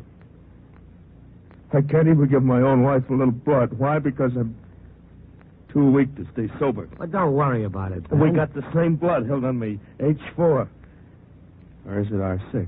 Oh, yeah, that's right. R6. Well, something like that. Come on for a walk, Ben. Transfusion. She's dying. Come on. Don't figure that at me. Let me alone. I'm miserable. All right, you win. I wonder who he is. Who? The blood donor. Some guy. I don't like the idea. What? Some strange guy. His blood in my wife. I don't want some strange guy's blood in my wife. Ben. Yeah. How about some coffee? Randy? Yeah. Randy, I'm going to be different. I'm going to change. You'll see. You'll see a changed guy. No more drinking, no more smoking, no more coming home late. I'm going to make myself over right now. And, about that woman. I'm going to tell Hilda everything. Total confession. Fine. Yes, sir. Now give me the phone. What for? Don't argue. Give me the phone. I'm sorry. I wasn't a gentleman. Please, Randy, would you mind handing me the phone? Thank you. A pleasure. I'm going to... Which end do I... Oh. That's going to be hard to do, but it's willpower. From here on, a brand new man. Brand new. Hello, operator. Get me Lincoln 90576. Thank you. You know, I feel different already. I suddenly realized, Randy, that I love my wife. Oh, the truth is wonderful. For the first time in my life, Hello? Hello, Margot. Oh, all right. No, I'm with a friend of mine. In the hospital. No, I'm all right. Yeah. It's, my wife. Yeah, you heard me, my wife. Well, I lied to you. I am married. Yeah, well, I wouldn't blame you if you never saw me again, but I want you to know that I just couldn't go on lying like that to you, and I want... Well, now, wait a minute. Now, wait a... Listen, Hey, She told me to... You heard me? Very good. I feel better. Ben. Yeah. What about the others? What? The rest of them? Well, isn't that enough for one night? You're asking the question. It's enough for one night. You can't do everything in one night. Uh-huh. Okay, give me the phone. It's right there. Operator, give me the YWCA.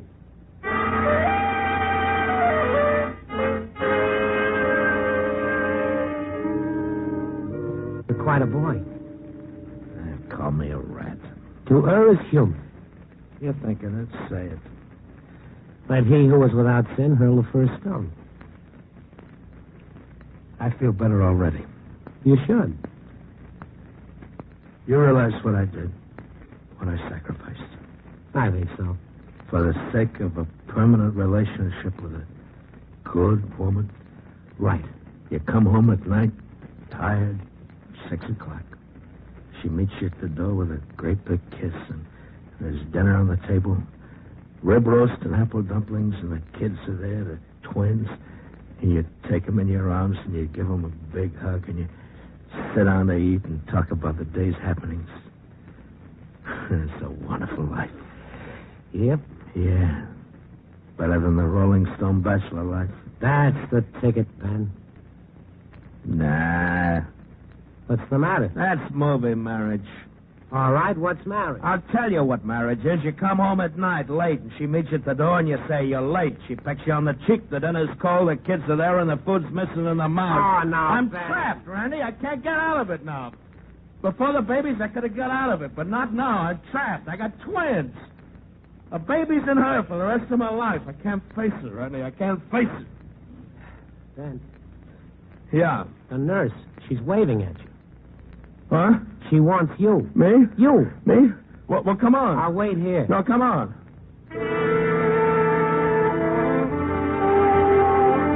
He followed the nurse to a door.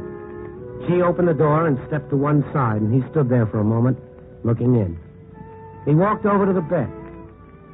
She smiled at him, and two wrinkled, red-skinned babies lay beside her, snuggled close to her cheek. And Ben stood there. He stared with wonderment. Twins. How about that? Twins. Randy, how about that? Yeah. Not bad, huh? Pretty good, huh? Hilda? That's okay. That's okay, honey. That's very good. Twins. She gave him her hand, and he bent down to kiss her.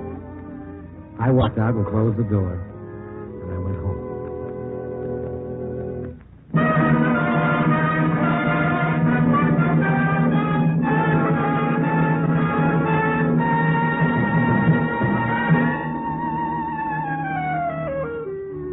End of a story? No, not by a long shot. That was 2 years ago. Ben still comes home late. He still likes beer. You can see him around the office teasing the girls we keep around the city room. There are poker nights and stag parties and conventions in the lodge. But if you pass by his desk, you'll see the family portrait. A man and a woman holding a pair of twins. One boy and one girl. My personal opinion? Well, Ben and Hilda are going to be together a long, long time. Copy, boy.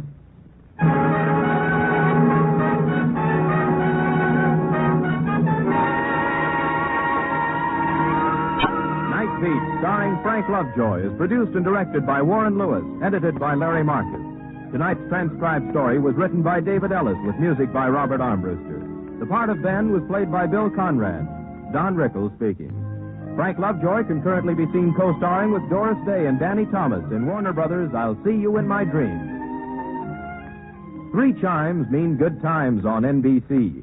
Saturday morning means Mind Your Manners, the program designed to bring teenagers tips of dating, manners, and morals, and presided over by Alan Ludden, young America's favorite advisor.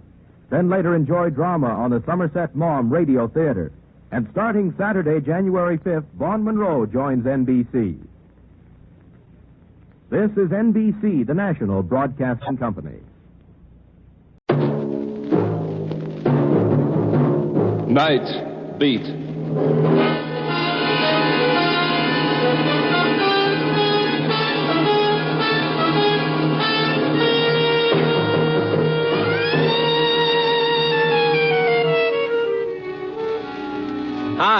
This is Randy Stone. I cover the night beat for the Chicago Star.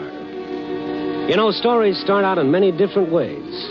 Tonight's story started when I walked into a nice little guy's private world and it blew up right in my face.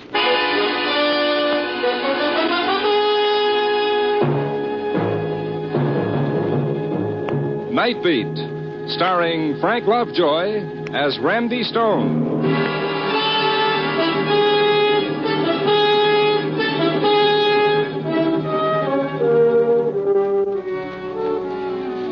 When the streetcars and the subways spill out their thousands of tired ones who scurry off into a million directions to find home, that's when my job begins.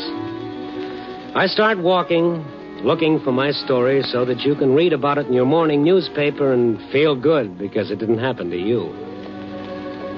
Tonight I got my story fast. Just walking down Madison Street, west, away from the center of things.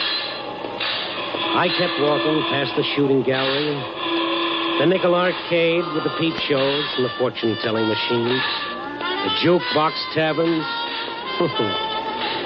Madison Street, the quick route to happiness with the world's worst hangover.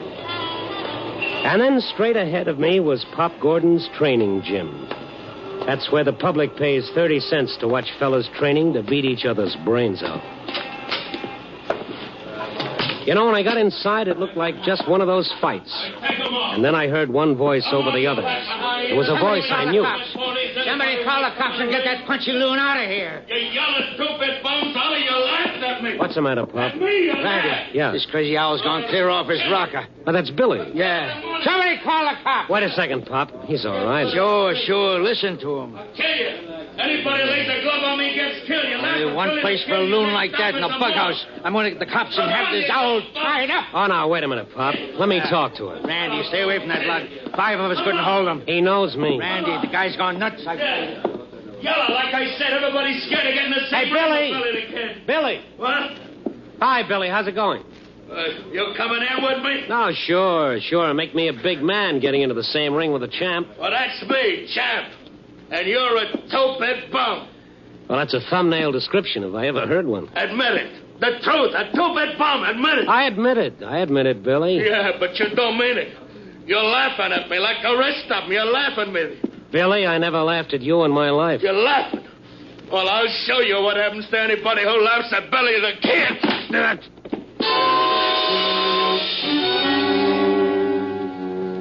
As the world flew away in all directions, I dimly remembered how the sports writers used to speak so respectfully of Billy's fast left hand. But, brother, if they knew what I just found out about his right. When the fog finally cleared, Pop Gordon was bending over me, and there were a lot of other faces, too. But I didn't see Billy when I stood up. You okay, Randy? Oh. This is being okay. I don't want any part of it. He slugged you, but good. Where is he? He took off before the cops come. Took off before anybody could grab him. I don't blame him. Yeah. I let that bum come in the gym and sit around. Everybody else pays 30 cents, but him, I let him free. What's he do, huh? What's he do? He busts loose, he blows his top. But why? What happened to Billy? Oh, I don't know. Tonight I catch him putting the bite on my customers. 2 bits here, a dime there. Billy was panhandling? Sure. Like I said, I didn't like it, so I tell him. And then what? I don't know. I'm over at the other side of the gym. I hear somebody laugh, and the next thing I know, the owl's swinging like a windmill. He's going to kill everybody just for being around. He ought to be tied up. Uh-huh, just like that, huh? Yeah, he ain't safe. What do you want, the Black Mariah to come around, cart him away like a load of rubbish? Yeah, but for his own good. Oh, Pop. Yeah. Remember when he was champ? He packed him in every club where he fought. He had $1 or $5 for anybody who held out a hand. So? What are you getting at? Well, now he's got no one, Pop, and now he's out in the cold. Yeah. Oh, I'll forget the cops. But we still got to put him away. Well, all right, sure, but let's do it as painless as possible. I'll keep him with me tonight, and then tomorrow... You going after him? Yeah, which way to go? Straight up the streets, but watch out, Randy. He blows his lid. Yeah, I know. Don't worry. I don't want any rematch. I'd like to know why he blew his lid in the first place, and my jaw in the second place. I'd known Billy a long time. A sweet, gentle guy who always seemed to be living in a world all of his own. A world that nobody else knew about and cared less. And now he was in trouble. In his mood, he might hurt someone, or worse, he might get himself hurt. I must have walked for half an hour before I finally spotted him. He was standing on a corner. I stopped and watched him for a couple of minutes. I watched his hesitant and embarrassed panhandling. Then I walked over to him slowly. Hello, Billy. What? Oh, hiya, Randy, old pal, hiya. You want some company? Oh, sure. Good. Randy, where you been keeping yourself? I ain't seen you for a couple of weeks. You haven't seen me for a couple of weeks? Well, I thought maybe you'd forget an old pal, huh? No, you're not the kind of a fellow one forgets, champ. Now, what was the trouble back at the gym? Gym? What gym? Pop Gordon's. Pop's place? Yeah. Well, let's go. I gotta help Pop. He's a good Joe, you know. He never charges me nothing. Wait a minute, hold in. it a second, Billy. Hold it. Yeah? Weren't you at the gym tonight? Oh, no, not tonight. I've been here. And you didn't, massage my chin? You giving me a rib? Well, what you looking at me for like that, Randy? Forget it, Billy. You was just ribbing, huh? Oh, sure, I'm just kidding. Yeah, I like ribs. Not giving the hot foot, nothing like that, but funny ribs that don't hurt nobody. No, sure. Can I ask you a $64 question? Well, sure not. You can ask me anything, Randy, anything. I saw you a minute ago, Billy. What? I never seen you ask for a touch before. I ain't never gonna do it no more, but Randy, I got it tonight. I gotta get a few bucks. Maybe 15. I already got $2. Maybe... Why do you need $15? What? I gotta get a new suit. A new suit? What's so special about tonight, Billy? What, there's something I gotta do. I just gotta do it, Randy. I gotta have 15, but... Hey, them cars. Hey! Is that you, Randy? Yeah? Oh, Sullivan! Yeah. Randy, don't let him pick me up for panhandling, please. No, I won't, Please Billy. Now, don't. you wait here. I'll be right back. Yeah. That's Billy back there, isn't it? Yeah, that's right, Sullivan. Why? Heard you had a little trouble with him back at the gym. Maybe we ought to put him in the tank for the night, keep him out of trouble, huh? Look, Sullivan. He's going away tomorrow for a long time. Oh, like that, huh? Yeah, that's it. This is his last night out. Yeah, I see. Okay, good. That's the way I do it myself. I'll see you around, Randy, but keep an eye on him. Yeah, I'll watch him like a hawk. Thanks, Sullivan. So long.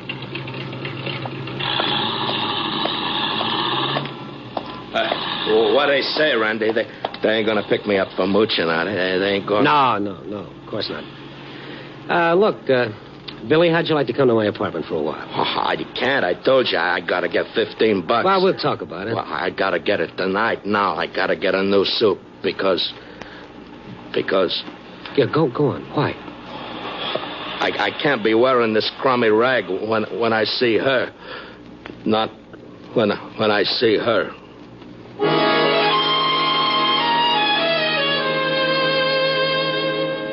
I didn't know what he meant. But whatever had made him go crazy at the gym, whatever had made him hit me was tied in with her. Who she was, I didn't know, and I wasn't sure that he knew. I finally talked him into going to my place, and when we went in, I watched that slow, gentle smile come over his face. Hey, this place is A number 1. Yeah. Sit down, Billy. I ain't got much time. Just a couple of minutes. Yeah, okay. I'm awful tired, Randy. Seems like a lot of things has happened tonight, you know. I'm kind of tired, sir. Want a drink, Billy? Oh, no. I never touch it, you know that. Yeah. And you never panhandled before.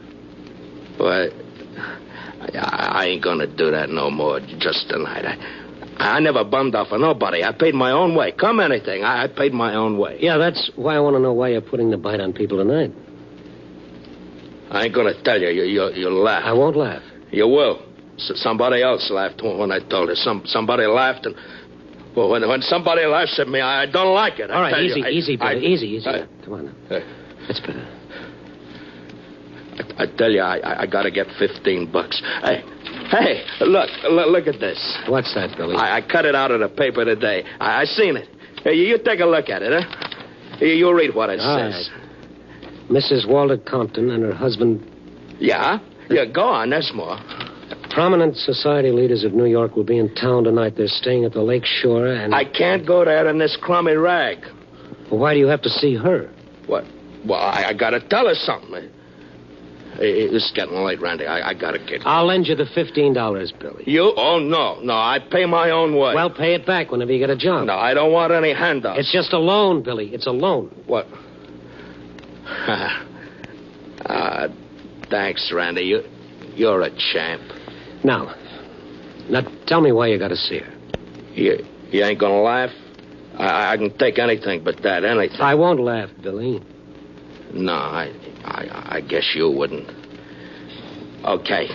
You remember once I was champ? Oh, everybody knows you were champ. Now, what about her, Mrs. Compton? Yeah. Well, it's one night after a fight, see? I ain't champ yet, but this one fight, she ain't there. So I go to see her at her place. She's there. She's there. And so when Who's that? It's me, Billy. Where are you? Yeah, out in a minute. Sure. Hey, I win tonight. I said I win tonight, Edna. Yeah, I heard on the radio. Well? Well, what? It don't mean a thing? Sure. Means a lot, I guess. You guess. A kid for $1 who's going to marry the next middleweight champ, you sure take things like a lump of ice. Yeah. Edna, anything wrong? No. There is. Okay, something's wrong. Have it your way.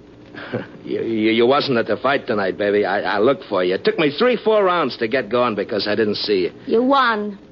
Oh, kid, look at me. Sure. The eye got torn open again, huh? Oh, that's nothing. Collodion fixed it. Collodion fixes everything, huh? Get cut up, use collodion. That's nice. That puts you all together again. How long do you think you'll stay together? What's eating on you, honey? The last 2-3 weeks. The last 2-3 weeks. The last 2-3 years. Yeah, that's right. I hate it. You hate what? Oh, shut up. Oh, kid, what's wrong? You and me. I don't get it. The only thing you do get is a measly few bucks for getting your head knocked off. Oh, I'm a fighter, So you're honey. a fighter. All right, fight. But count me out. Oh, now, wait a minute. I've been waiting. I've been waiting for him to carry you home. Me? Me? It can't happen, huh? Well, all of a sudden you start blowing your top. It's not all of a sudden. You said it. You said there was something wrong for the last 2-3 years. Okay, spill it. I'm through, Billy. Washed up. Finished. What? You and me. Done. Since when? Since right now.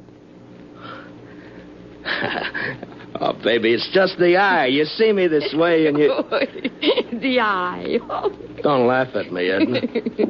Don't laugh at me. I take anything but being laughed at. It is a laugh. Oh, now listen, You listen. honey. I don't care if you get punched all over the state. I don't care if you get your brains rattled so hard. It's Edna. me I care about from now on. Okay. So I'll be champ. So you'll get your fur coats. Not from you. Not from a guy who's beginning to look like a punching bag instead of a man. Look at me. Take a good look. I am. Yeah, I am. I got looks. I got class. I can do all right.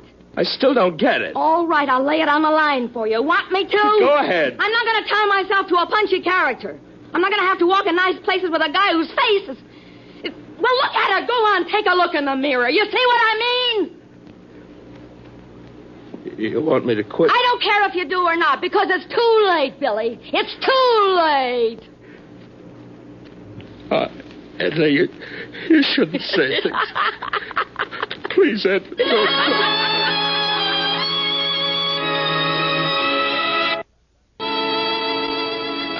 that's the way it was, Randy. That's the way it was. Yeah, I see. Look, Billy, you don't want to go and see her after that? I tell you, Randy, I gotta see her. There's something I gotta tell her, and it's gotta be tonight because tomorrow she'll be gone. Billy, how do you know that she'll see you? Oh, I know, because there's something I ain't told you. There's something I ain't never gonna tell nobody. And, Randy, please, don't try to stop me. Please don't let nobody try to stop me because Because if they do, I'll kill them.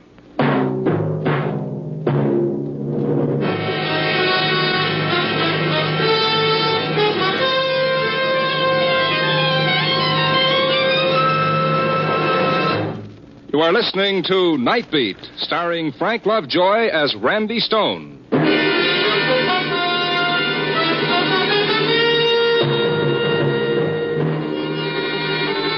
Billy said he'd kill anybody who'd try to stop him from seeing Mrs. Walter Compton.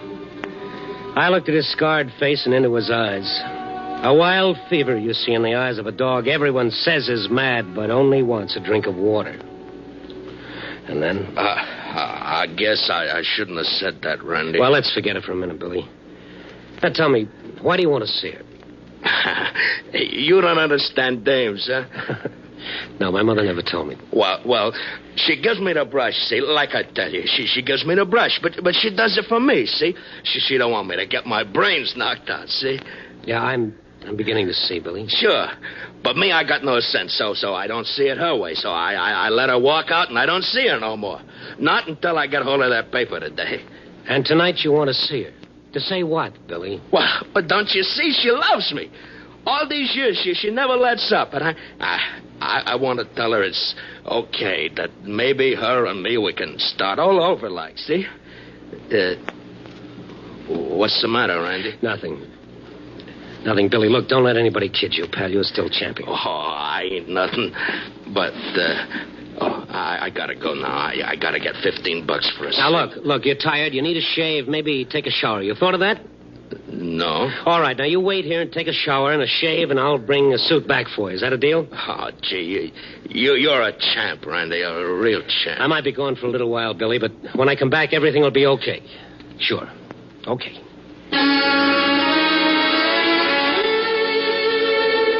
There was only one thing for me to do, go and see Mrs. Walter Compton. I made sure that Billy couldn't leave my apartment. I locked the door from the outside. I didn't want him picked up before he had the chance to see her. To see the woman around whom he'd built a whole world of fantasy in which he'd lived for so many years. I didn't want that world to come down around his ears. My newspaper pass got me in to see Mrs. Walter Compton in her suite at the lakeshore. You're Mr. Stone. Yes, I am, Mrs. Compton. You're from the newspaper. Well, I'm not on newspaper business, Mrs. Compton, not tonight. This is more personal. Really? Well, what can I, do for me? Nothing. Then please get to the point, Mr. Stone. My husband will be here shortly with guests. How soon? An hour. Why? Well, because it concerns someone you used to know. Really? Who? Billy Candell. Billy Candell? Yes, he was better known as Billy the Kid, once middleweight champion of the world. Oh, I'd forgotten. And I was glad to. Mrs. Compton, he's coming here tonight to see you. What? He's coming? How stupid can you get? Well, for a lot of people, it's not hard to be stupid or heartless. Yours must be a rather sentimental column, Mr. Stone. Yes, it's about people. You'd better go. Look, please see, Billy, what can you lose? It's out of the question. Listen, all he wants is to tell you something. He wants to tell you that he knows that you still love him. What? Oh, no. Oh, now listen to me, please. So tomorrow he's going to... Well, he's going where he can rest. He's sick, Mrs. Compton. He's desperately sick. Let's not be so polite. The word is punch-drunk, I believe. You want me to see a lunatic? No, he's not. And I'll be here when he comes. We'll keep it between us three. Do you know what you're asking? Yes, I'm asking you to give a guy a few minutes of his world. Make it real for him. Tell him anything. Tell him you still love him. Then he'll go away. After tomorrow, you'll never see him or hear from him again. You're asking me to receive that thing and to bring him into this hotel where everyone can see him? Do you know what that means? Well, to him, yes. I'm talking about myself. Myself, Mr. Stone. Yes, I'd like to get off that subject for a moment. It's the only subject that matters. If you don't see him, he'll crack up all the way. That happened long ago. Good evening, Mr. Stone. 3 minutes of your time. I said no. Did you hear, Mr. Stone? I said no. Okay, lady, I'm going. Thank you for everything. It's been lovely. You needn't be sarcastic, Mr. Stone. Oh, needn't I be? Look, Queenie, I got a little spot announcement for you. Billy owes you a vote of thanks. He'll never know it, but you gave him the biggest break of his life when you walked out on him years ago. Oh, really? Yes, positively. Tonight you're giving him even a bigger break. Tell me about it, Mr. Stone. Yes, I'll tell you. The only thing that poor guy's got left is his memory of a girl named Edna. Any resemblance between that memory and you was strictly coincidental. Goodbye.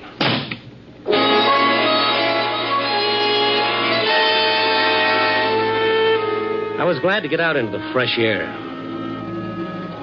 All the way back to my apartment, I kept thinking of what I'd tell Billy, how I'd tell him. Then as I walked across the lobby toward the elevator... Mr. Stone, Mr. Stone! What is it, Charlie? Here's a message for you. Okay.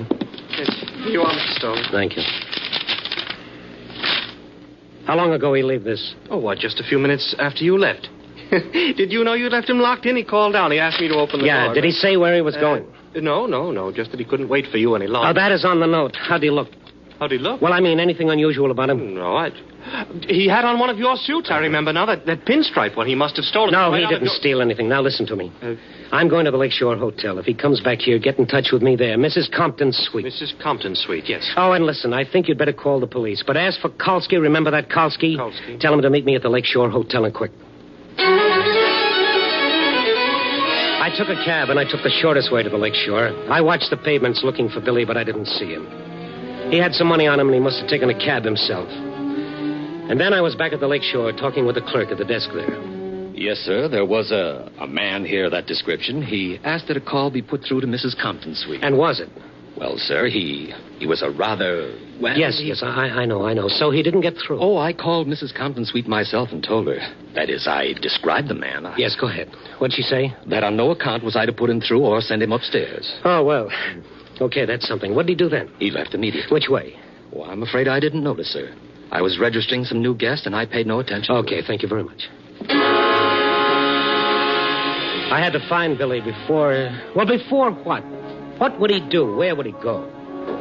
I asked myself those questions as I walked slowly along, watching for him, hoping to see that pathetic figure in my pinstripe suit, hoping I'd get to him before someone else stopped him. I was afraid of what might happen or could happen.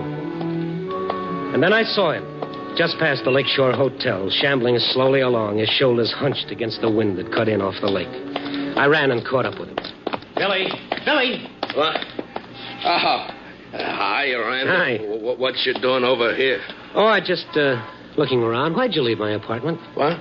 Oh, well, you was gone so long, and I had to get going, see. Oh, sure. Come on, let's walk. Yeah. Hey, I borrowed one of your suits. It's a real champ suit, all right. You mind, huh? No, Billy, none at all. Did you see her? Oh, sure. What, you did? Yeah, I see her. Billy, they wouldn't let you go up, remember? Oh, yeah, but I went up the back. The back, Billy.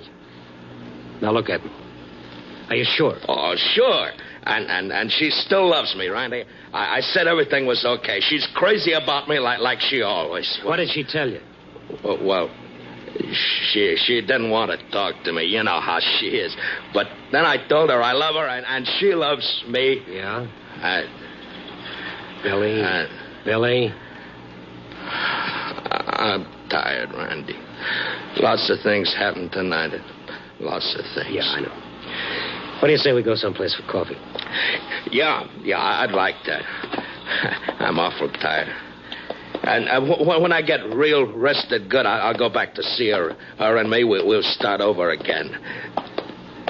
Hey, this is where she lives, you know. Yeah. Look, I got to see her once more, Randy. Maybe she'll talk to me this time, huh? Not tonight anymore, Billy. But I want her to talk to me. Well, why don't you?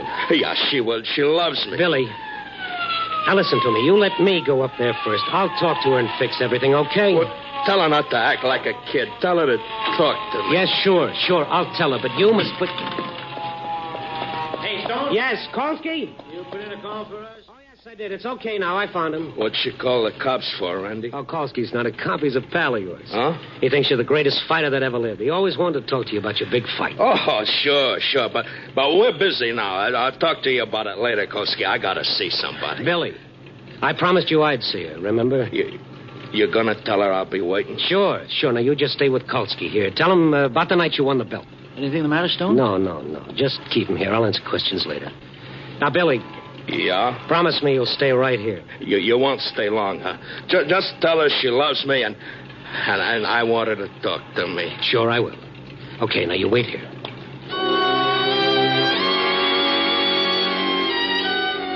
I didn't think it would do any good to see her again, but I wanted to give Billy a good memory to take along.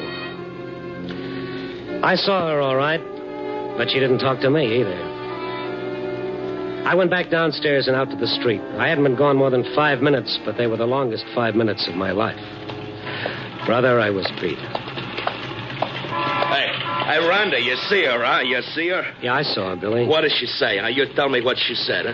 Well, I told her. Hey, Stone, how long does this go on? This is a prowl car, not a bus. Yeah, we're coming along with you. What's the idea? Get in the back, Billy. Yeah. I'm kind of tired. I'd kind of like to ride to your place, Randy. Sure.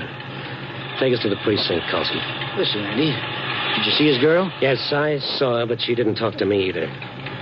I guess she laughed once too often. She's dead. Huh? All right, now just take it easy, Skalski. The poor guy doesn't even know that he killed her.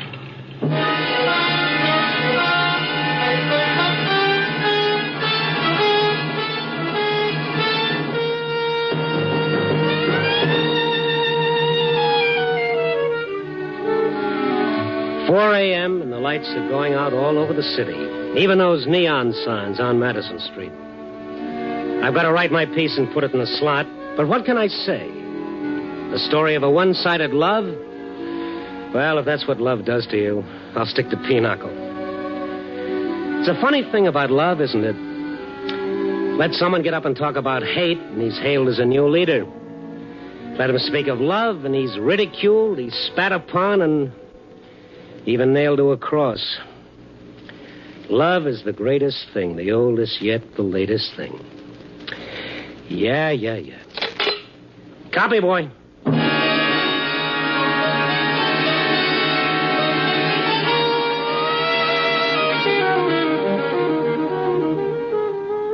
Night Beat, a new dramatic series, stars Frank Lovejoy as Randy Stone. Tonight's story was written by Russell Hughes.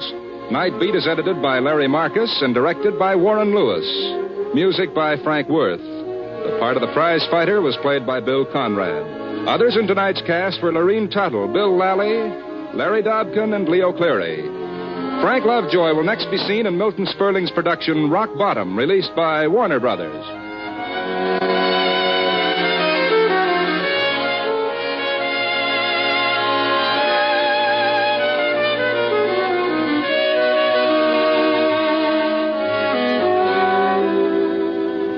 Listen next week at this same time and every week as Randy Stone searches through the city for the strange stories waiting for him in the darkness. The stories that come out of the shadows to find their way into Night Beat.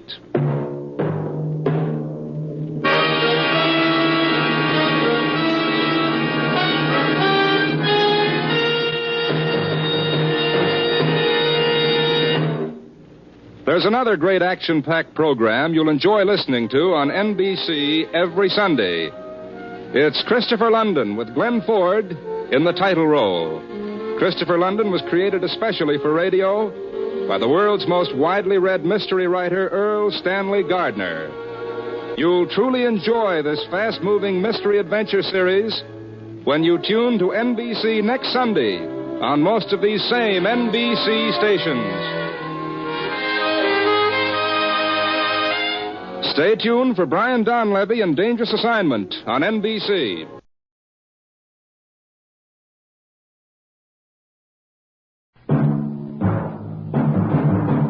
Night Beat.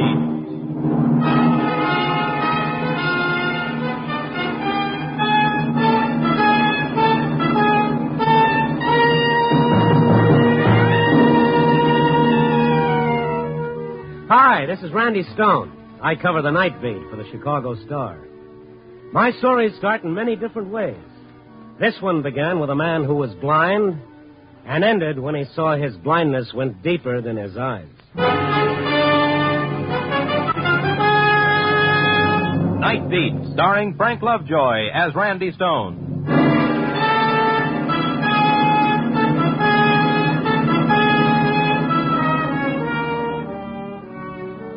It was after 11 when I turned into that section of North Clark that begins to wake up then.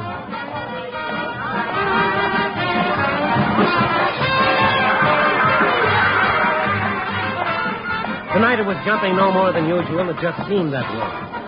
I threaded my way through the visiting playboys from Keokuk and St. Louis and the whining panhandlers and the sad-eyed gals. Then I stopped for a minute to watch old Pop. There he stood as I'd seen him stand night after night before the little burlesque theater, sawing away at the same old tune and the same old battered fiddle. I walked up to him, listened for a moment, and then... Thank you. Business good tonight, Pop? Randy. Uh-huh. You never missed, do you? Not my regulars. How have you been? Oh, good. You? All right. Business good? Lousy. Well, still early. Midnight shows ought to bring in some tariff. Uh-huh. What's it look like tonight, Randy? Well, I don't have to tell you, Pop. I think you can see more than I can. Yeah, that's the trouble with being blind. It's not what you miss without eyes, but what you do see. I can feel them, Randy. The cheap sports. The ones who drop a penny in my cup. Drop it in from way up because it sounds heavier when it hits. Big shots. The ones who drop $50 when they're with a girl and pass me up when they're alone. Where do I fit in, Pop? You never change. Always a quarter. Night you drop in something else, I'll know something's wrong. No show's breaking. Here come the girls. Dancers, they call themselves. Dancers, cheap, shoddy. Careful, Pop. Well, if it ain't Horace Greasy. Greeley. It's Horace Greeley. How are you, Pearl? Feet are killing me. From what? Standing in one spot? So I should move around? Here. Thank you. For nothing. Ain't seen you in a month of Sundays, Randy. Now you have to wait your turn. See the show? No, should I have? Nah, new one's moving in tomorrow. Bigger and better. And bearer. When I'm paid to wear more, I'll know I'm washed up. How's it going? Same old grind. Ha, get it? Every night the same lousy joke. So what? Every night you play the same lousy tune. Oh, who asked for hyper? A long time ago, I played better. Yeah, I played fiddle for the Tsar, so comes the revolution. Honest, Pop, you know anything else? Who'd recognize it around here if I did? So where's your hi-hat? Oh, shut up. Now, listen. Cheap burlesque dancer. Hey, wait a minute. Who you calling a You, all of Hey, you. Pop, now, Pop, take it easy. What's the matter with you? Now, let me alone. Just let me alone, that's all. Hey, wait a sec. Well, what's eating on him? He blew up like a boiler. Yeah. He ain't never done that before. And calling me a cheap dancer. Who does he think he is? Plays for nickels and sops himself in cheap wine when he's got the price. Hey, Randy. What? No wonder. He was sober. Yeah, I saw that, too. First time I ever seen him come out from under that cloud. He's sick. Well, maybe there's something else for him. Nah, he'll take his nickels and dimes, buy a bottle, and soak in it. Believe me, there's nothing wrong with Pop that a wet cork won't cure. I don't know. There was something else. Honest, you give me the willies. Okay, Pearl, I'll throw in a cup of coffee. Come on.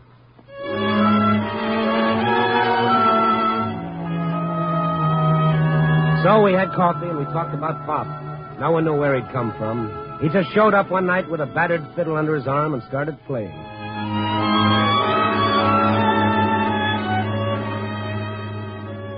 It was a half hour or so after I left Pearl. I moseyed through the street, found myself back at the same place I started, but Pop wasn't there. I told myself he was well in the middle of the pickling process. Nothing to get excited about. He'd show up tomorrow night. But that ever-loving curiosity rang up a tilt inside me. I went hunting. I didn't find Pop. And when I passed an all-night hock shop, something in the window sent me inside.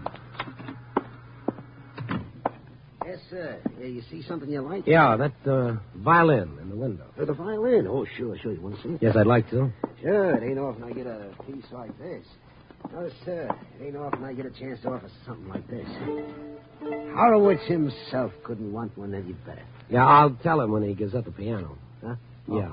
Oh. Where'd you get this? From a collection. It's a fine old violin, maybe 100 years. A few scratches. How much did you give him for it? Give who? The blind man who brought it in. Yeah, how come you know where I got it? Huh? How come? I'd know this violin in 100. Now, come on. How much do you want for it? $20. 15. I paid that. Okay, 20. Give me the receipt. Just take it. Give me the money and take it. The receipt, Buster. I need it for my expense account. You a copper? Why ask that? If you ain't, why are you asking all the questions? Why? What's bothering you? If you got this violin legitimately, you'll sell it without all this ping-pong. I got it legitimately. Okay, then. The receipt. Neither of us is getting any younger. Well, yeah, I ain't got a receipt. Oh? Why not? Look, the guy comes in. He wants to hock this fiddle. I can't give him no dough on it, not like he wants anyway. So? We make a deal of swap. For what? I'm only telling you this because I don't want no trouble. But he wants a rod, a heater. You let him have a gun? Yeah, but... Was it loaded? Maybe a couple of shells in it, but... Got anything on paper? His address, maybe? No. But you let him have a gun? He was blind. I ain't going to give anybody a rod if they look like they're going out for a heist. I got a legitimate business. What could a blind guy do with a gun? Figure it out. Look, I'm trying to tell you that I'm clean. I tell you I'm clean.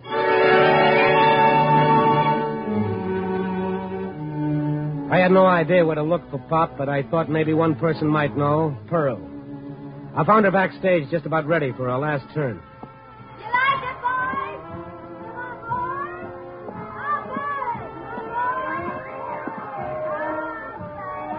Hey, Randy, grab yourself a fan and cut in any place. Pearl, this has got to be quick. You know where Pop lives? Huh? Yeah. Hey, what's wrong? He traded his violin for a gun. What for? I'd like to know. Now, come on, you got any idea where he lives? No. But I walked a couple of blocks with him one night. He was too stiff to do it alone. Yeah? Then he turned off in some street. I didn't go no further. Feet was killing me. Which street? I never look at street signs. There was a candy store on the corner. So you know the street? I guess so. All right, then let's go. But my aunt... Forget it for now. Pop's liable to do something with that gun. Okay, I'll fix it. Don't make no difference anyhow. New show opening tomorrow. Hey, Gracie! Gracie! Yeah? Come here. Sure. Oh, pleased to meet you. You ain't. And you ain't gonna. Now, listen, you gotta go on in my place. Me? Me? You've been yammering how good you are. Now's your chance, honey. I don't know nothing. It ain't education they want out there. Here, take my balloon. Blow it up a little bigger. You need it. Oh, but I can't. All you gotta do is be careful of the guy in the first box. He's got a rubber band and some bent pins. Let's go, Randy.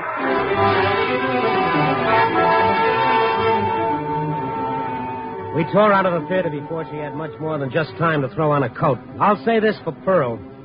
She didn't catch cold easily, but if there was a wind blowing, she'd have been a sensation. Anyway, she found the street and a few questions and answers sent us to what is politely known as a theatrical boarding house. And then outside Pop's door... Bust it in, Randy. Pop! Hey, Pop, it's Randy. Open up. Bust it in. Okay, look out. Wait. Pop. Are you all right? Yes, I'm all right. What do you want? We're coming in, Pop. No. We're coming in. Yo, Sponge, what's the idea of throwing a scare in Wait a there? minute, take it easy, Pearl. All right, let's have the gun, Pop. There it is, Randy. Give it to me. You look better in a fiddle. Crying Jack, that's what it is, a crying Jack. No, he's sober. And for this, I let Gracie do my act. I'm ruined. Get out of here, both of you. Leave me alone. Just a minute. Randy, don't point that. You couldn't fire this in a million years. The firing pin's filed off. He cheated me. No wonder he let you have it. Okay, Pop, what's the idea? I thought I could kill myself. Okay, you thought you could kill yourself. Why? I wanted to stop living this way. I wanted to stop lying to myself. So all of a sudden you don't like the way you've been living? Shut up. Okay. I'm sorry.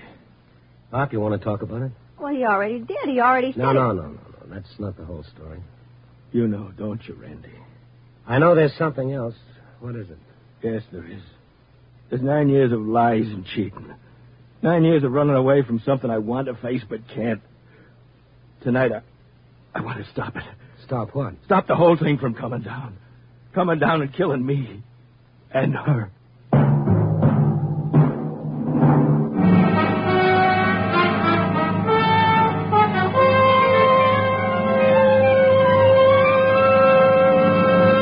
NBC is bringing you Night Beat, starring Frank Lovejoy as Randy Stone.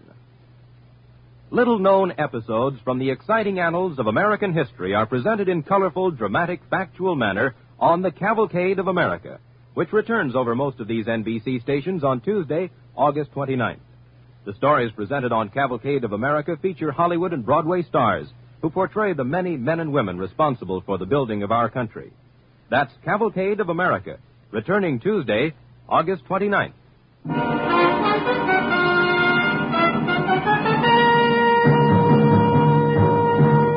And now, back to Night Beat and Randy Stone. For a moment after Pop said that, he stared into space. His sightless eyes seemed to be seeing something neither Pearl nor I could sense. And then... Over on the dresser, Randy. Picture, face down. get it. Okay. You mean this one of a girl? Yes, bring it here. Gee, nice. Here, Pop. I haven't seen it in 5 years. Since my eyes. She's a beautiful girl, Pop. Hey, that's Vicky, my daughter. This classy-looking dame? Yes. You know, I've seen her someplace. She's famous. What about it, Pop? I'm a great old man for a kid like that. Busted, broken down, blind, playing for nickels and dimes. Look, if she's the right kind, what difference does it make what you did? I lied to her. For 9 years, I've lied. Well, what about? And when did it start? Well, when she was a kid. I was playing in a vaudeville house. She was going to school. That and learning to dance. And her mother? Left. Ran out. But I didn't care. I had Vicky. On days when I didn't have to be at the theater, we had big dreams. Great big dreams. I'd play for her. She'd dance.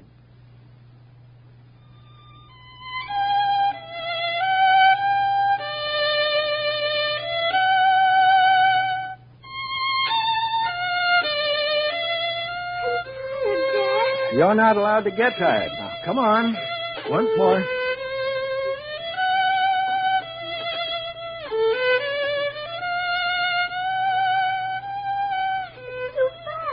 Just right, Vicky.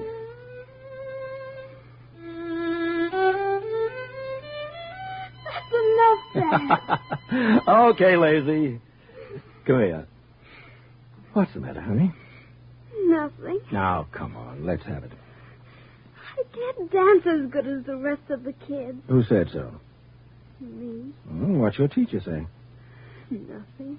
What do you want her to do? Hang flowers on you? Now, listen. Listen. What do we always say? We'll go all over the world together. That's right. And you'll be the greatest ballerina in the world. I'll lead the orchestra for Vicky. France, Italy, England. Great big oysters full of pearls. You wouldn't let me down now, would you, honey? I don't want to. Besides, we've always got each other, Vicky. No matter what happens, we've always got each other. I don't ever want to leave you. You won't, honey. Never. Now, come on. Let's try it again.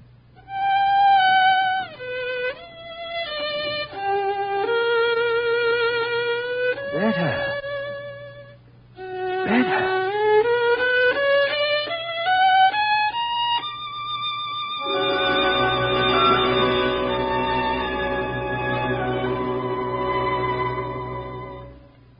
Yeah, she got where I said she would, Randy. Famous. But you, what happened between the two of you? Things got bad. I had to take a job with a cheap band. Traveled. I kept her in school, and then... Go on, Pop. Then? I hit a grease toboggan. Bottoms up, huh? Yeah. In my eyes. But I kept writing to her, telling her I was doing all right. I sent her money, all I could. I lied to her. Told her I was playing with a big orchestra. 1,000 times I tried to pull myself together. I didn't. Where is she now? Coming here. To Chicago. How do you know that? Randy, on the table there, a copy of the billboard. Get it? Turn to the personals. Mm-hmm. I get it every week. No matter where we were, we'd keep in touch that way. I pretended to keep moving around. I mailed in fake addresses so she wouldn't know. What's in this one, Pop? I always had somebody read the column to me, and this morning, you'll see it, Randy. Oh? Dad from Vicky. That it, Pop? Yes. Dad from Vicky. We'll be in Chicago the 8th. Please meet me Washington Boulevard and State under the clock at 10 in the morning. Please be there. But I can't. How did she know you were here? It was my last address. She just put it in, hoping. Well, look, what's so tough? Just meet her. Like I said, if she's any good at all, she won't care what you do. No, I won't. Pop, you've been running away for 9 years. You can't keep on doing it. Let her see me? No, don't you see, Randy? She's famous. She's Mivanya. Wow, she is famous. And it's still 10 to 1. She's got legs like a piano. Oh, come on, hold it, Prue. The ballet's here in Chicago, huh? Yes, I heard that their first American tour in 10 years. Randy, I want to meet her. Talk with her. Touch her face again, but I can't. Not now. Pop, you're going to meet her tomorrow. No. She'll be here for only 3 days. During that time, you'll be what she thinks you are. She doesn't have to find out anything else. I never told her I was blind. Well, is that a crime? Oh, Randy. Pop, you're going to be under the clock tomorrow morning at 10.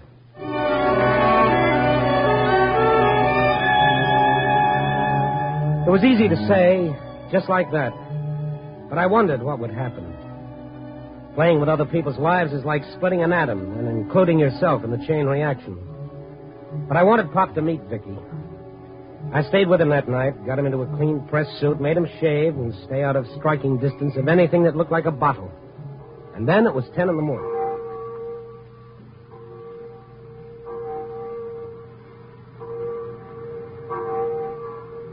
That's 10, Randy. That's 10 o'clock. Yeah. Give her time, Pop. Let's go, Randy, before it's too late. Let's go. Take me away from here. You look all right. There's nothing to be ashamed of. She's bound to find out. Not from me or you. She'll want to know what I've been doing, where I've been. Randy, I've told so many lies. I'll have a few more on me. Do you see her? Not yet. I hope she doesn't come. I hope she does. She will. What'll I say? Randy, tell me what to say. You'll know, Pop. Nobody will have to tell you. Now stand still. Take it easy. Help me. Help me tell one more lie. He didn't have to tell one more. Vicky didn't show up. Not at 10, not at 10:30, or not at 12 when we finally left the corner. I didn't want to leave Pop alone, so I took him to my apartment. I left him there in the lobby with the clerk keeping an eye on him while I went calling. Calling on a lady named Vanya. My press card works magic, especially backstage. I got in to see him, Vanya, all right. It is so charming, Monsieur Stone. Yes, of course, charming. I expected to meet you earlier. Oh, so? I'm glad you did not. I'm afraid I do not look my best before noon or later. Maybe that's why you didn't show up. Pardon? Show up? Hello, Vicky. You called me what? Just Vicky, for the present. I may think of something else later. I do not understand. Look, baby, I got a hunch you were there this morning. You saw him and decided not to stop. Is that it? Well, if this is a joke, Monsieur Stone, I do not appreciate it. Oh, please, let's stop the polite tennis. But you're insane. How it is tennis? He was blind. You saw that. He wasn't what you expected after all these years. Or maybe, and I'm giving you the benefit of the doubt, maybe you didn't recognize him. You will please to excuse me one moment. Igor, please come here. You would like maybe a drink? No, thank you. Look, Vicky, you can drop the Iron Curtain disguise. You see, Oh, Igor, please come in. A pleasure. Igor, this man is crazy. He says he's from a newspaper. Oh, that is very nice. And who are you? I am the ballet master. What else? We'll leave that unanswered for the time. To get back to you, Vicky. He calls me Vicky. Hmm? Why? Well, that's her name. Now, look, don't give me any more of this now. Yes? Well, you're a brunette. A little gray, perhaps, but understand. Wait a minute. Let me get a closer look. Igor, keep him away. I will go for help. No, never mind. You're not Vicky, are you? Please, Monsieur, I am Mivanya. Ludmila Mivanya Krochenko. One of those is enough. Okay, I'm sorry. It's all a mistake. I thought you were someone else. But that is impossible. I know. I apologize again. I made a very bad mistake. Please forgive me. Oh, it is nothing. Please do come again. Sure. Invite some fawns over. We'll spend another afternoon. She wasn't Vicky, but she was Mivanya. I felt a little like the guy who opened the wrong door in a Turkish bath. I hurried back to Pop, took him up to my apartment, sat him down, and told him what had happened. I'm not lying, Randy. I'm not. I saw Vicky's picture. I saw Mivanya. At first, a guy could make a mistake, but not with a good second look. Randy, I swear to you. Oh, come on, Pop. Give it to me straight. What's the deal? Why should I make up such a story? That's what I'd like to know. Brother, I bid. Hook, line, and sinker. I took the bait. Why'd you throw it? For the last time, Randy, I didn't lie to you. A gun with no firing pin, a fine, long story about a daughter. Great builder. I'm going, Randy. Okay, Pop, go ahead. You still think I... Excuse me, won't you? Yeah. Oh, Pearl. Oh, sure. We were there. We had a... What's that? Oh, now, look, honey, if you... Give me that again. Now, hold on a minute. Pop! What? Pop! What? Sit down. Wait a minute. I'm going. You're going to sit down and you're going to wait. Now, come on. Oh, what's the matter, Randy? Is that... No. Okay, Pearl. Give me the rest. Yeah? What's the address? I got it. Now, look. I'm going to bring Pop to you. Hold on to him like a mink coat. Don't let him out of your sight, and then I'm going to go to that address.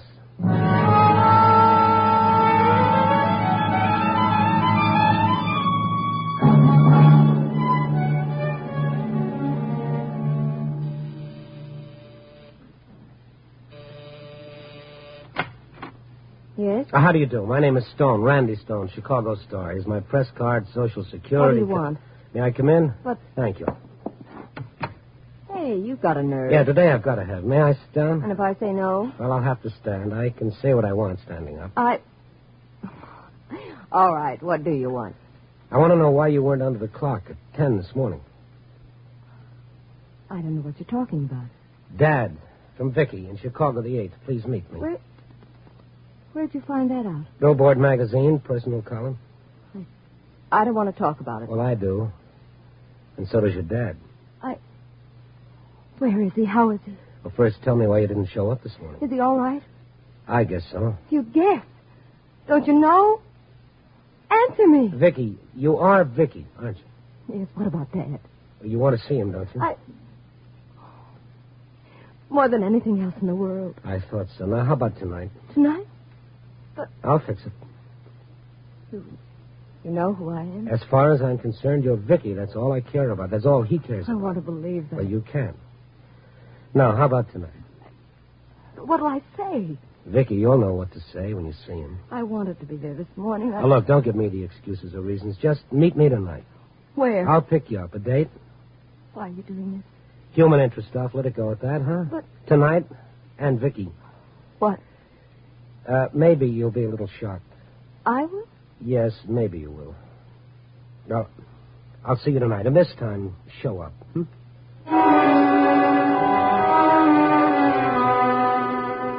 I stayed with Pop all the rest of the day.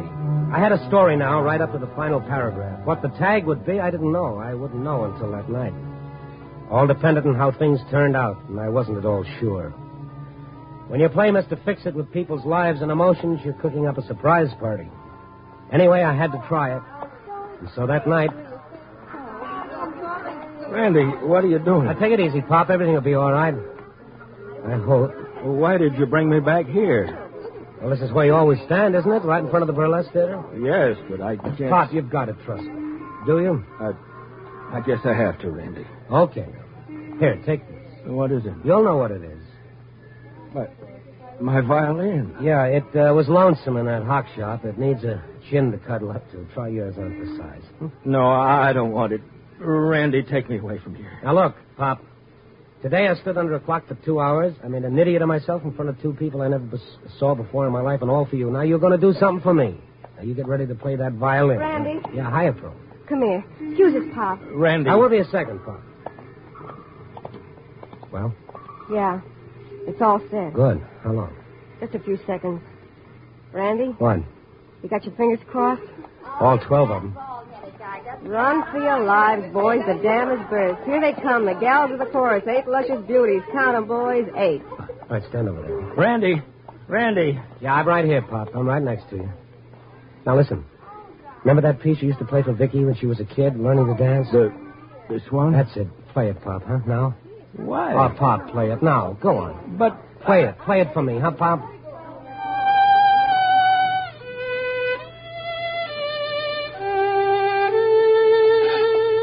Hello there. Recognize the tune? Oh, no. Yeah. Randy, who's that? Ask her. No, it's... Dad. Vicky. Vicky. Oh, Dad. Yes, Pop. Vicky. Here. No. Yeah. Here, Pop. She's a big star, all right, but not quite in the same line you figured. But it's still dancing. Dad, forgive me. I've been wanting to write to tell you, but I've been lying all these years. I pretended You that lied. You pretended. I was tired of lying, running away. I knew you'd find out I wasn't with the ballet when it came over here. But I'm not ashamed. I'm not dead. You're not? Why should she be, Pop? Now, how about you? Vicky, my baby. Pearl. Huh? Come on. Oh, we waited for this. We didn't wait 9 years, Pearl. Come on. Yeah. Okay. See you later, Pop. He didn't even hear you. Come on. Worked, didn't it? Could have gone haywire. Oh, I don't know. The odds were with us. Yeah. I gotta apologize to her. Hmm? What for? No muscles in those legs.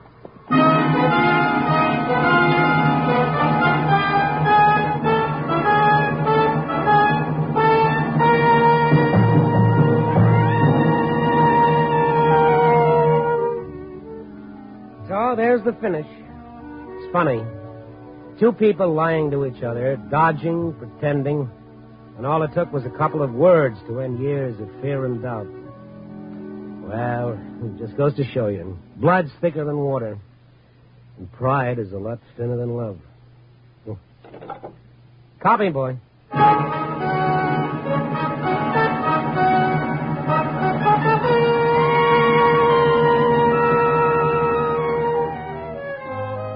Night Beat, starring Frank Lovejoy, is produced and directed by Warren Lewis and edited by Larry Marcus.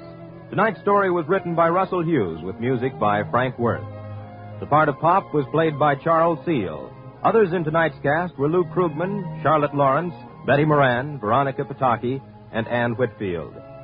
Frank Lovejoy will next be seen in Milton Sperling's production, 3 Secrets, released by Warner Brothers.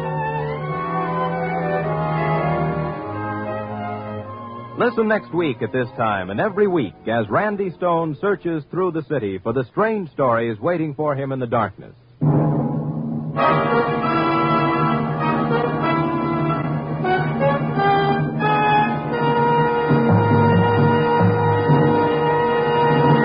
Night Beat came to you from Hollywood.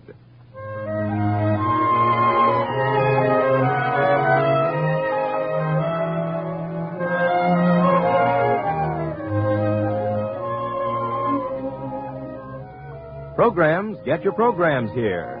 More action-packed adventure mystery programs are yours for the listening Wednesday night on NBC. Hear The Falcon, Mr. District Attorney, The Big Story, Dick Powell as Richard Diamond, and Brian Donlevy in Dangerous Assignment. For stellar suspense-filled radio drama, tune here Wednesday for great adventure mystery shows.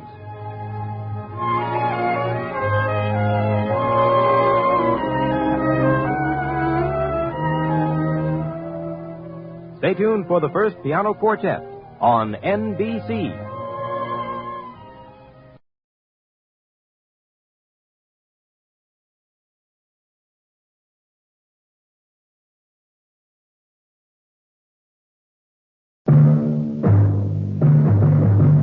Night Beat.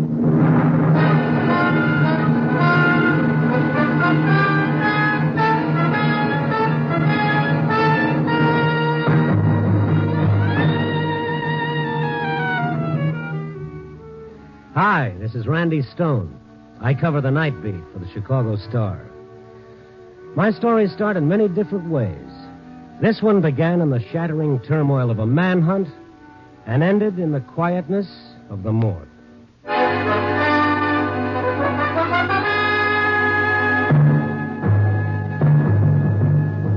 Night Beat, starring Frank Lovejoy as Randy Stone.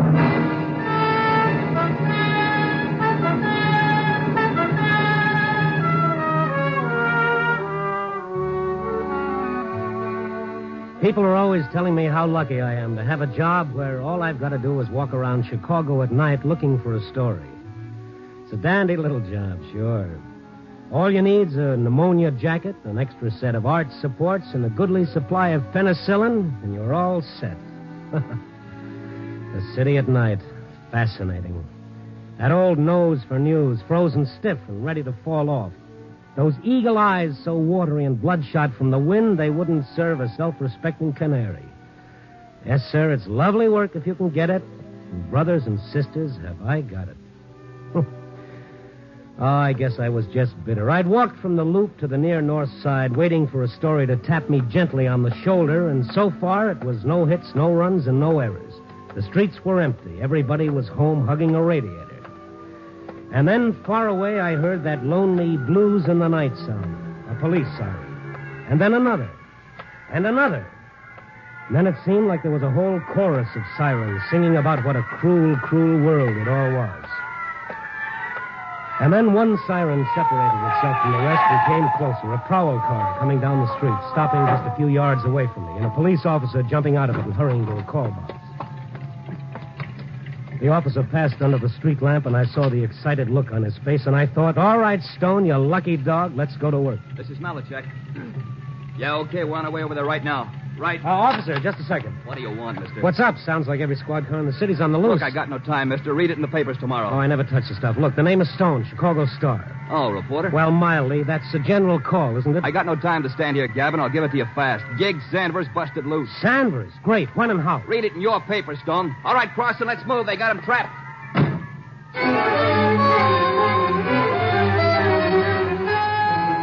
Gig Sanders, two-time loser, a killer, loose in a city of 4 million people, and everyone his enemy. I hurried to a phone, checked with the police, and then drove over to that part of Chicago called the Badlands. That strange area belonging to every city, surrounded by business section, yet itself run down, deteriorated, filled with tenements and abandoned factories. It was there the police had thrown a cordon around a boarded-up building. My pass got me through and up to the front line, and Police Captain Arlen. Hello, Stone.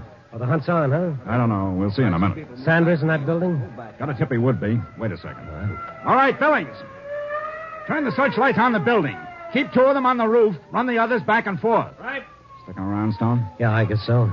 You sure Sanders is in there? No, but we couldn't afford to pass up the tip. The tip? Where'd it come from? No, it's just a phone call.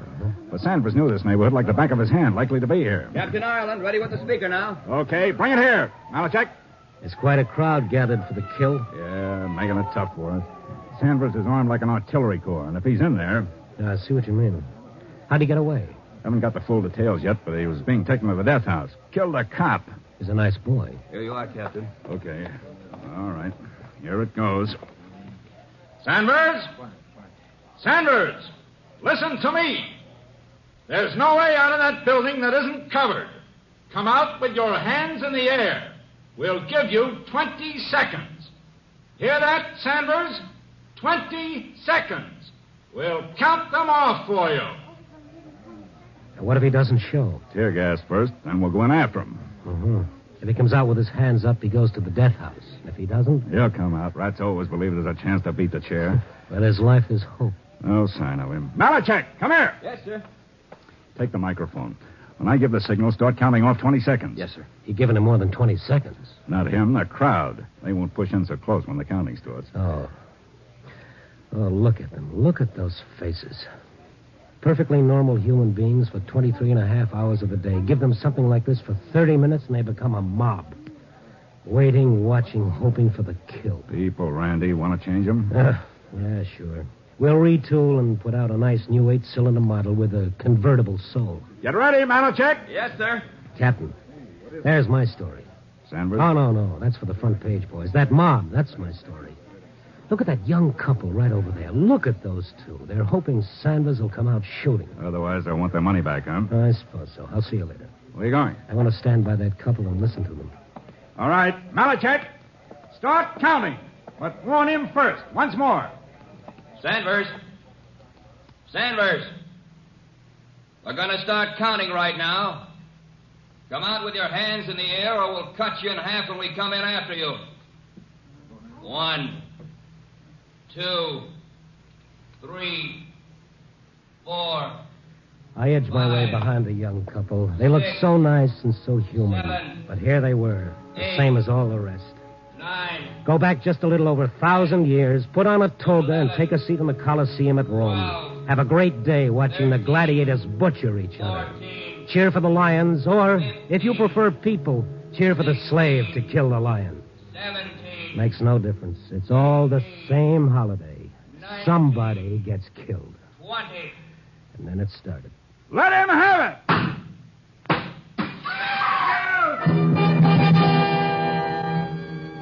was all over in a few moments. The tear gas, the police rushing in with their masks on, the crowd straining forward to get a glimpse of Sanders. But there was no Sanders when the police came up. Nobody in there, Captain Ireland. He must have been. No, sir, not a soul. We've covered every inch.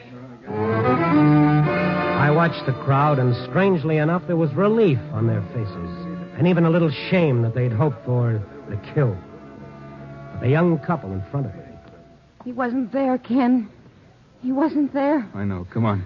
Let's get out of here quick. Ken, I'm sick. Evie, hold on to me. Let us through, please. Let us through. Yeah, here, this way. Come on. Will you clear the way, please? She's sick, mister. Maybe it's a natural reaction to disappointment. Huh? Nothing. Come on. We'll get through this way. Will you let us through, please? Excuse me, will you, please? Thank you. She's got to sit down, mister. She's got it. Okay. Here's my car. Let her get in here. Kenny wasn't there. He's loose. Never mind. Come on, baby. I'll get you home. You better let me drive you. No. We'll be all right. Ken, I'm sick. Just a little while, Evie. We'll be home. Look, fella, it's easy to see what's the matter. She can't walk home in her condition. It ain't far. A block would be too far. I'll get a cab. No. I don't want anybody around us. Don't want anybody around you? That's a laugh. You bring her out here to this. Why didn't you take her on a nice tour through the packing house? Shut up. What right you got to talk like that? The founding fathers gave it to me. You don't know nothing about it. You don't know. Ken, take me home. Look, my car is still here. You're in no spot to refuse help, no matter what your reason. Now, come on. Let him take us, Kenny, please. Come on. They lived very close. It didn't take over 3 minutes to get to their tenement building. I wanted to take her to a hospital, but she refused. She refused in a way that made me look at her hard. And there was another thing, the way she reacted when the police found out Gig Sanders wasn't in the oil factory. Terror. That's what it was, sheer terror. And I helped her husband carry her up the stairs and into their meager little flat. On the couch, mister. Yes. Okay. There. Now, have you got a phone? What for? Call a doctor. We ain't got a phone. But there's a drugstore. No, Ken. But, baby. We gotta get out. We ain't got time for a doctor now. Just let me rest. You're in no gotta condition to refuse a doctor. I'm all right now. Yeah, sure. It ain't going to be for 3 weeks. That's what the doctor said. 3 weeks, and you drag her out to that great exhibition? Why didn't you... Shut up. Told you before you didn't know nothing about it. Mind your own business and leave us alone. What are you looking like that for? What's the matter with you, with both of you? Nothing. Oh, yes, there is. You're scared stiff. Of what? Please go, like Kenny says. Leave us alone. Well, let me phone for a doctor from the drugstore. I won't come back. Just the doctor. Evie? No, we ain't got time, Kenny. Don't you know that? We ain't got time. He's loose, Ken. He's loose. Evie, baby, don't. You're talking about Gig Sanders, aren't you? Why? Why are you afraid of him? Do you know him? Come on, what about a talk? No, not to nobody. You're scared of Sanders. Why? Look, mister, you helped us, all right? Thanks. Now get out of here. We gotta tell somebody. I said nobody. You know what'll happen. We gotta tell. Mister, who are you? My name is Stone, Chicago Star. Newspaper. That frighten you? Maybe he can help. Maybe he can. Nobody can. You know that. I'll tell him. Evie, shut up. It was Kenny who tipped the cops. Evie. I had to tell somebody. Maybe he can help. That's the truth, Kenny? Yeah. It was me tipped the cops. That Sanders was in the factory? I thought he might be, but he wasn't. All right. Now tell me something else. How do you know so much about it? Come on, if you want me to help, I gotta know you're on the level, so tell me. Tell him. How do I know that he won't go straight to the police? How do I know that? We gotta trust somebody. We gotta. Can we trust anybody? Well, try it and see. Him and me in the same gang once. I did time, but I got out before he did. I went straight because... Go ahead. It was for me. Oh. All right, now, how about the tip to the police? There'll be a reward, you know. Sanders is big time. I didn't do it for no reward. Okay, I'm sorry. Mr. Stone, help us. How? How can I help? By getting out now and keeping your trap shut about And that'll me. help? No, you'll be back where you started. Your wife knows that, or she wouldn't have asked me to help. Gig will come after us. How would he know that you gave the information to the police? He'll guess. We used that factory plenty of times for a hideout. Nobody else knew how to get in. There's a cellarway. All right. Let me ask you another question, Kenny. What? Why did you tip the police? Gig hates me. Why? Kenny married me while Gig was still in the pen. Oh, you were his girl? No, I never was. I never was his girl at all. I was like everything else Gig liked. Everything was his, no matter who it belonged to. To him, a girl was like anything else. His gun, his clothes.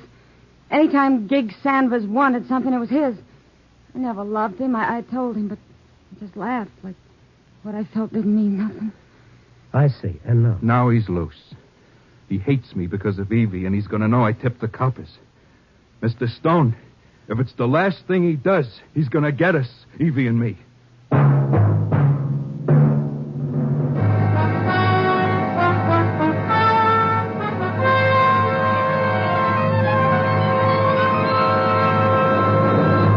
You are listening to Night Beat, starring Frank Lovejoy as Randy Stone.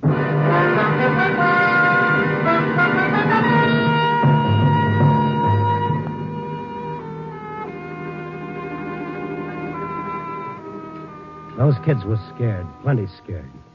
I asked them the only question that made sense, and I got my answer. Go to the police? Sure. A guy who serves time goes to the cops. He tells them he gave him a bum steer. They got every copper in Chicago around that factory while Gig gets away someplace else. Yeah, sure. They'd believe me, wouldn't they? Well, try it. I'll go with you. Listen, you don't know. I changed my name. I moved all over the state looking for a job. This is the only place I could get one. I had to come back here. So what does that prove? It'll be in the papers. He'll lose his job, Mr. Stone. I can't do that. Not with Evie. Then what do you want me to do? Look, maybe if I give you a list of the places the coppers might find Gig, maybe you could tip him. So what if he doesn't show up? There ain't many places he can go. Look, maybe by this time he's out, maybe even out of the state. He's killed an officer. He won't dare to stay here. Gig, as long as he knows Evie and me are still alive, he'll stay. He hates me so much, he'll take that chance. Does he know you live here? No. I ain't even seen any of the old bunch at all. I moved around. Always moving to keep away. Mr. Stone, go to the police. But don't tell him nothing about me. Will you get it through your head that they'll protect you? Even so, Gig's got friends. If they find out it was me... All right, yeah. So you gotta go to the police. All right. Where's the drugstore? Right at the corner. You'll see it. All right, stay right here. Keep your door locked until I get back.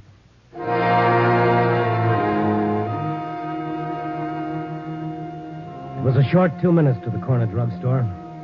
I put in my call and started back to the flat. The street was quiet, deserted. The dirty tenements a solid block of ugliness against the night. I reached the tenement entrance, and I was just about to start up the steps. Hey, pal. Huh? Don't turn around. Stand nice and quiet. That's it. What is this, a holdup? Sure, a holdup. Now listen to me. Take out a cigarette. What? Take out a cigarette. That's it. Now light it. Act natural. Good boy. Now? Where are you? In your car at the curb, smart boy. What? Don't turn around, I said. Take a look up and down the street. I am. Coppers? No. Okay. Now come here to the car.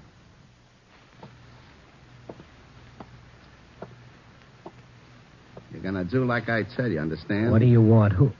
You know who I am, Stone. Yeah, I guess I do. Listen, I'm going up to that flat you come to. Don't do it, Sanders. Sure, I'm gonna do it. This gun says I can do it. Leave the two kids alone. Yeah. All alone. You're wasting time, Sanders. Time you could use to better advantage. Sure. Now step back a couple of feet. I'm getting out. Just stand there. Keep smoking a cigarette. Walk ahead of me. Straight in that house. Move. Stop here. Sanders, you're not going to do this and still have time to get away. Real concerned about me, ain't you? Don't worry, I'm a big boy. All right, give him a break. Sure, like they was going to give me. Now, listen. You're going back up to that flat. You're going to knock on the door, and you're going to tell them to let you in. That clear? What if I don't? So be a hero. I'll get in anyway. It's just easier this way. Okay? All right. So let's go.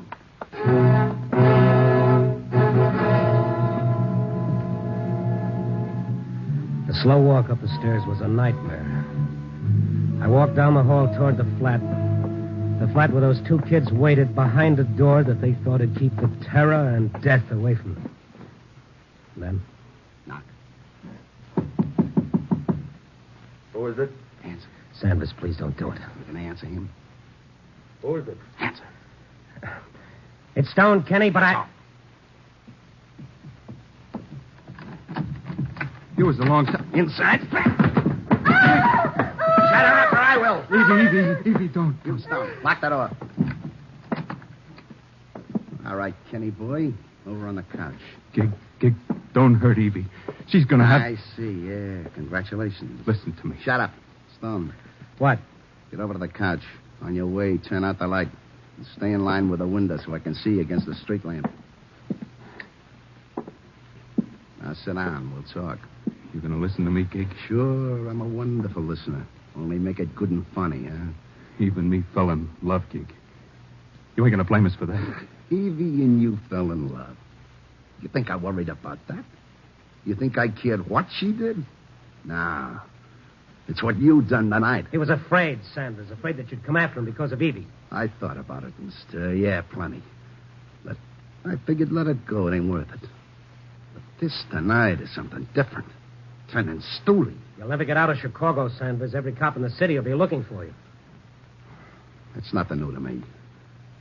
Now you, Kenny boy. You did tip the coppers, didn't you? Gig, listen. We're nothing. You haven't got a chance, Sanders. No chance? I always got a chance. My luck's good.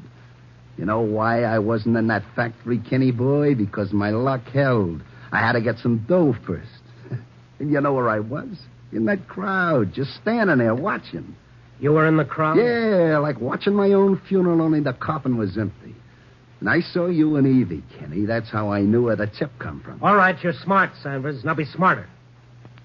You've got us where you want us. We can't make a move, but if you kill us, you'll kill the time you need to get away. I got ways.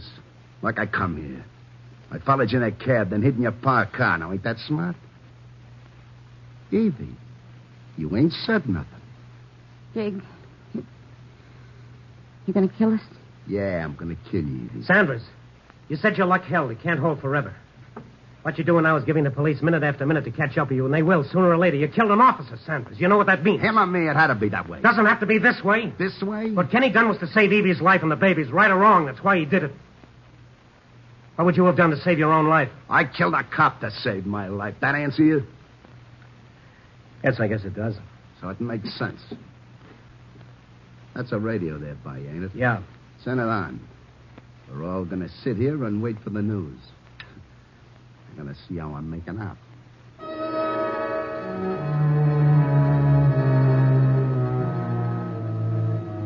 We sat in the semi-darkness of the room. The only light came from the window that faced the street. Then the 11 o'clock news broadcast came on. The meeting tomorrow will tell us more.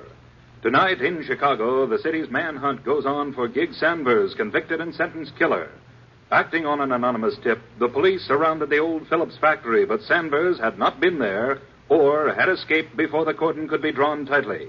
Meanwhile, rewards totaling $2,800 have been offered. Shut it up. 2,800. A real nice nest egg, huh, Kenny boy? There wasn't any reward. There is now. Sanders. What do you want, Stone? You said you were smart. So, what are you getting at? Maybe you forgot one thing. Yeah? You came here in a cab. So? Did the driver get a look at your face? Don't give me that. The cops would be here long before now. Oh, no, Sanders. Only about a half hour's gone by since they tried for you in the factory. Figure it out. By the time the cab driver reports, by the time the police check... Shut up. You're wasting time. You got half a chance if you take it. Yeah. I guess you talked me into it. Okay, I'll get going. Gig, no. Please. No. Gig, not Evie, not the baby. The baby? Evie? I could have been rotting in that factory by now. What satisfaction will you get from this, Sanders? Satisfaction? Everything in the world. You were friends. Yeah, friends. Did you tell him how good friends we were, Kenny? Did you tell him how we played in the same dirty, stinking streets? How we ate the same slop in the orphan asylum? Did you tell him all that? Gig. Yeah, Evie. Did you tell him how I was always the one to get Kenny out of jams when we were kids? They tell you that, Stone? No, but you're thinking of it. Remember it. I am. Oh, I am. All Kenny wanted was a decent life. Even if it cost mine, huh? He wanted to live for his wife and their baby. And I want to live. For what? You shouldn't have said that, Stone. I didn't have nothing against you till you said that. I was going to that death house when I busted loose.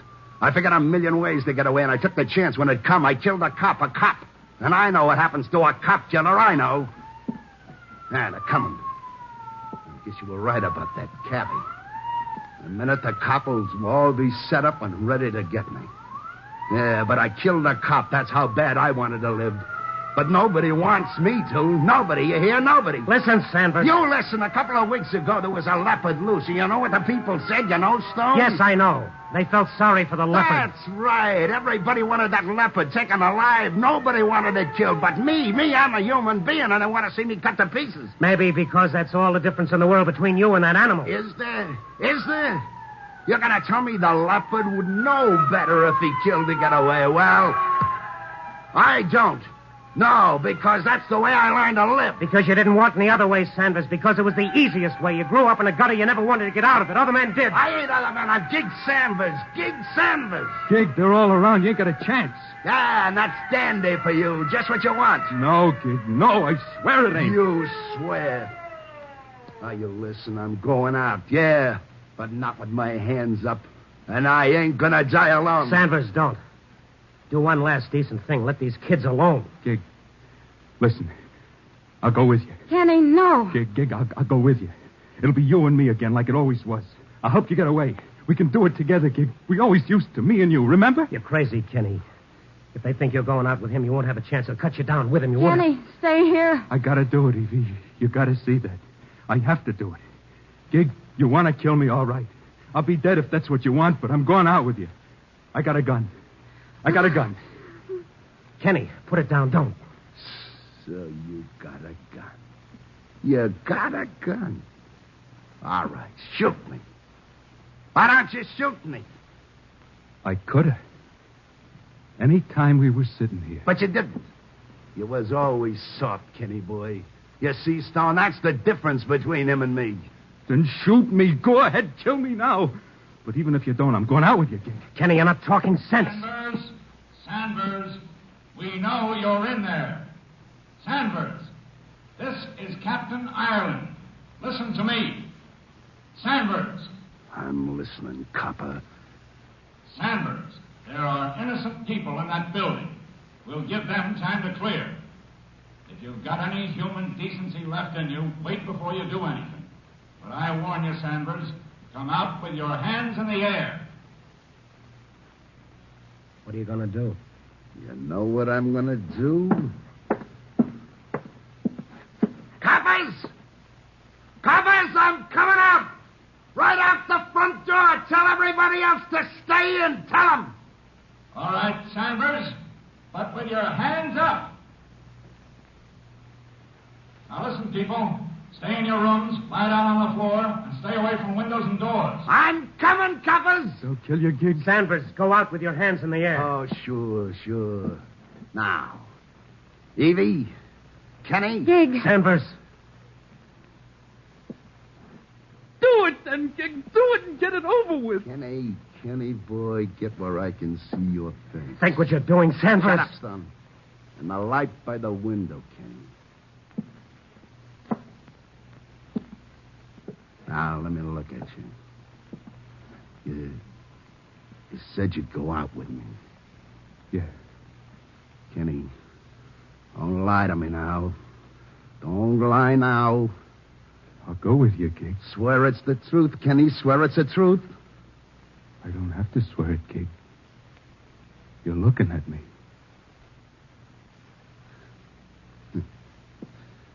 Yeah. Okay. I'm going out alone. And what about Kenny, Evie? They can rot in this stinking world. They can rot. Not me. I'm going out. I'm going out and meet all the coppers in Chicago. Gig, stay where you are. He's gone. He's gone. Sanders, come out with your hands up. Hello, coppers!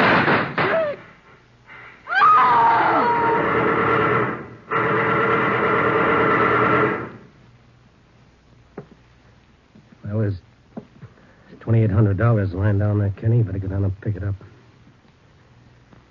I don't want it. You had all the chance in the world. Why didn't you kill him? I couldn't. Gig Sanders was my brother.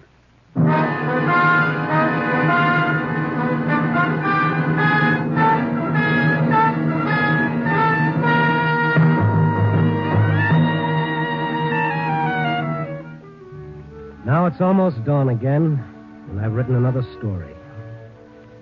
It's a story that began a long time ago when a man looked up and answered a question with another question.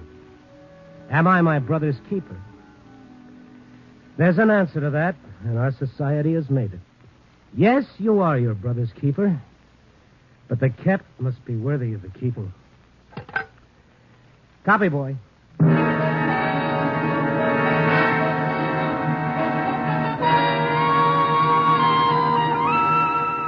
Night Beat, a new dramatic series, stars Frank Lovejoy as Randy Stone. Tonight's story was written by Russell Hughes. Night Beat is edited by Larry Marcus and directed by Warren Lewis. Music by Frank Worth. Others in tonight's cast were Ted DeCorsia, Georgia Ellis, Shepard Menken, Louis Haight, Herb Ellis, and Alan Slate. Frank Lovejoy will next be seen in Milton Sperling's production Rock Bottom, released by Warner Brothers. Throughout the week, NBC brings you the very best adventure mystery dramas on the air. You'll hear action-packed, fast-moving plots to hold your interest right up to the smashing climax on NBC's thrilling mystery shows. During these stellar programs, you'll hear mystery and intrigue, adventure and high-tension drama. Match your powers of observation against the best in detective fiction in solving crimes and unraveling intrigue. There's fast-moving action to lift you from beside your radio into the romantic land of mystery and adventure. These exciting dramas are as interesting as tomorrow's race results today. And you'll hear them every night over most of these NBC stations. Remember, if it's mystery and adventure dramas you're tuned for the best on NBC. Listen next week at this same time and every week as Randy Stone searches through the city for the strange stories waiting for him in the darkness. The stories that come out of the shadows to find their way into Night Beat.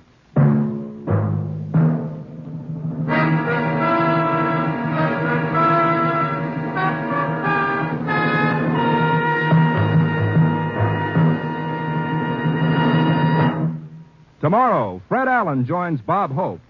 Now, Jack Benny's on NBC.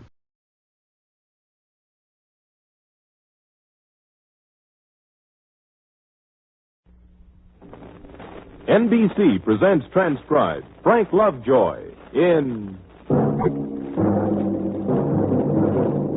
Night Beat.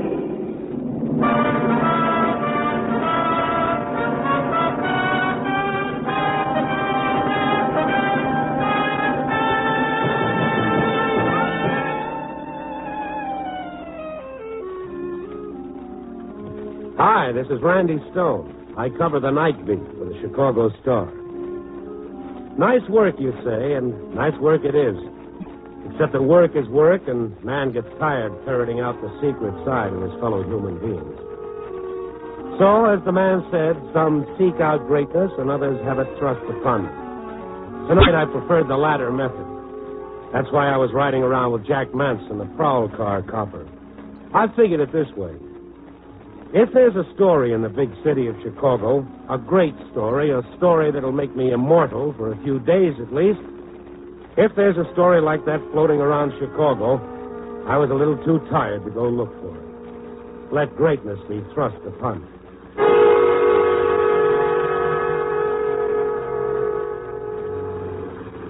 A prowl car is a good place to wait. The only drawback was Sergeant Manson, the man at the wheel. Next to driving that prowl, he loved talking. And what he talked about most were his, quote, experiences, unquote. See, you know what I mean, Randy. What I mean is, you see, I've had the experience. You understand me? Yeah. I've been in a prowl car every night, and you're not, see? But, see, you know how to write.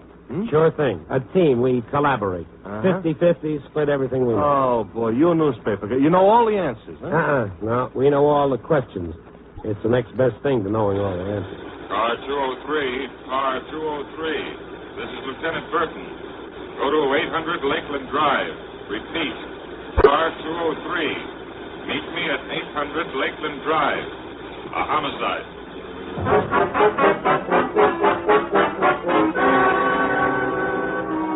Just like that. That flat, used to it sort of tone I can never be comfortable with. A homicide. At least one a day belongs in any good newspaper. One a day along with an editorial on taxes and the batting averages. I hope I never get used to it. 800 Lakeland Drive was in one of those swanky office districts, low-lying one-story modern buildings that looked like they were meant to be lived in instead of worked in. Class, as they used to say, class all the way through. An expensive joint. But Allied Investment Limited could afford it. Open season on bookies, Lieutenant? I don't know what you're talking about, Stone. Rumor says Allied Investment makes more money investing in racehorses than it does in bonds. Do you believe everything you hear? No. Sign in the building reads Allied Investment Limited. And I don't believe everything I see either. Well, if it is true, it's out of my line. I only get to them when they can't tell me anything about the work they do. Looks pretty crowded in there. Yeah, most of them were here when it happened. Most of them have a story, too. Oh. I suppose all the lights went out. Nope. Getting a drink of water or looking for a pistol, things like that. Dead man must have been one of the loneliest fellows in town. Eddie McNeil? Lonely? He was too big a guy to get lonesome. Mind if I go in and do a little interviewing? Who with? Why, the victim, of course. Who knows more about his murder than the victim?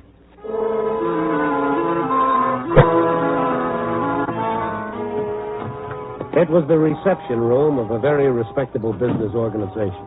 But when I passed through the heavy panel door, I saw the battery of telephones. 3 to a desk. The whole thing was soundproof. A respectable building with a respectable room and a respectable corpse lying in the middle of it being photographed. But that wasn't the only thing that seemed incongruous. There was a face. A good, healthy, honest face among all those granite blocks. And the voice that came out of it seemed awfully tired. Oh, well, then I received a phone call. From who? I told you I don't know. If I knew, you can be sure I'd tell you. Did he ask you then? Well, in a way, yes, he did. He asked me if I was that Professor Kiefer from the university and knew all about communication systems and things like that. I'm quoting him. Didn't it seem funny that an electrical expert would... Electronics. Okay, electronics. Didn't it seem funny? Well, I needed the money. I've been called for private work before. I can prove that. That's why his face didn't fit. Professor Kiefer, a young man, maybe around my age. Only I had a double reason for noticing him. I'd done an article on him, on his work, about 3 years ago. There was something fantastic about his project. He'd been working on things called high-speed calculators, mechanical brains. To think machines that could do higher mathematical problems while we're adding up 9 and 4, or estimate in nothing flat exactly where a bomb should drop. I guess the cops figured he didn't fit either, that he hadn't seen the killer. They let Kiefer go, and I followed him outside. Professor Kiefer. Yes? Remember me? Randy Stone. Randy Stone? Oh, you're the newspaper reporter. You say newspaper reporter as if it were a social disease instead of an occupation. Were you in there just now? It's a ritual. Every time somebody gets killed, a newspaper reporter has to be there. It's like those ancient tribes who painted themselves blue and danced around in a circle. Yes, it seems quite applicable. How did you get mixed up in this? Oh, look, I'm not mixed up. Please don't put it that way. I most definitely am not mixed up in anything here. When they called me, I came. It seemed perfectly all right. It seemed perfectly legitimate. The last time we talked, you didn't have much time for anything besides your research work. Yes, that was a very flattering article. I never had a chance to thank you. Well, it was a feather in my cap. Professor, let me put it another way. Why did you come down here? That research you admired. And I still do. It isn't exactly the road to untold wealth. You never impressed me as the kind of man who is looking for the road. Are you going to write me up again? This is a mighty big murder, Professor Kiefer. The man who was killed in there tonight was one of the most influential men in the Midwest. My family, my wife. It wouldn't be right to print my name with this thing. I'm not part of anything in there. You must understand, Mr. Stone. When I came down here and saw what was here... What did you see? Well, they were a strange group, the way they talked. I knew something was wrong. Like what? Well, when I saw what it was, I refused. I told them I couldn't do anything for them. Not couldn't, wouldn't. I told them I wouldn't do what they asked. For instance? I turned them down. Isn't that enough? They wanted a communication system put in, and I said no. Okay. Sorry. Are you going to write this up? Are you going to teach electronics? Yeah. Yeah, I guess you'll have to. I suppose it's expected of you. I wish it was something nice about you, Professor. I liked what I wrote the last time because I liked the way you thought, and I liked telling people about it. Of course, you know that Allied Finance is headquarters for one of the biggest bookie syndicates in the country. Oh, no. No, I didn't. Well, good night. Mr. Stone? Yeah? Do you have a car? Well, not here. Would you like a lift home? Thank you.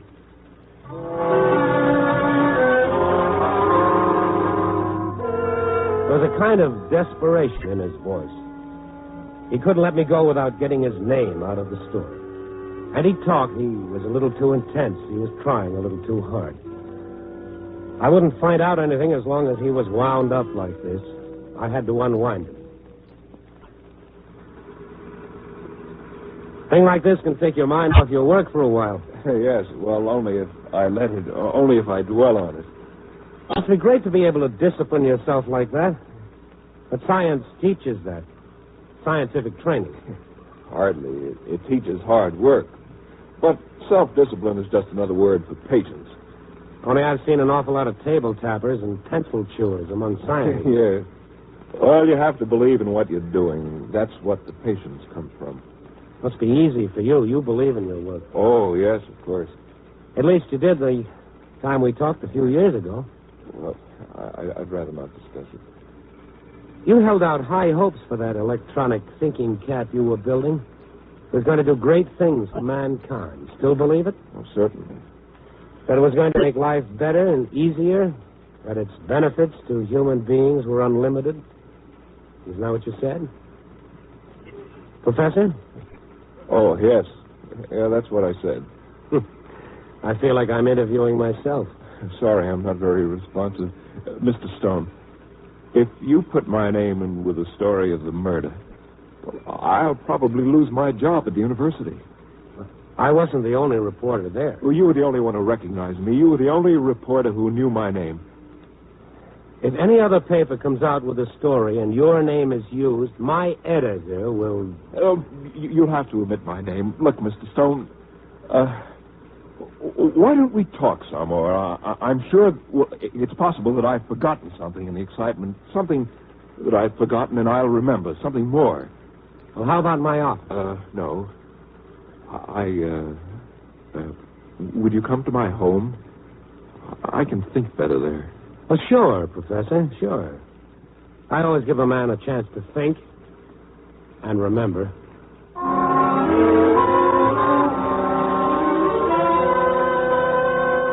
I was still hunting for the reason. Nothing could have shaken this man 3 years ago. He believed in something then, something good, and still did. Only, well, maybe that was it. Maybe he didn't believe in himself anymore. His wife opened the door as we approached it. She was a pretty woman, bright and attractive looking. Only there was a third look. Fear. Oh, darling, I'm so glad you're home. Well, I only went out for a few hours. Only a few hours, dear. Yes, I know. Betty, this is Randy Stone. Stone? Good evening, Mrs. Kiefer. The reporter, Randy Stone? Everyone seems to say it that way tonight. Well, come in, Mr. Stone. Come in. Betty, would you please put out some coffee? What? Yes? I said, would you... Why that frown? What is it, dear? A phone call. The university? No name, just Mr. Stone, would you excuse us just a moment, please? What is I don't know, dear. The man on the phone. I slumped into a chair and picked up a magazine, but I didn't look at it. I was watching the Kiefers whispering to each other in a corner of the dining room. The look on their faces spelled growing terror and banner headlines, and it wasn't hard to figure that the long arm of the syndicate, which is sometimes longer than the arm of the law, reached right into this house and slapped a clammy hand over the professor's mouth.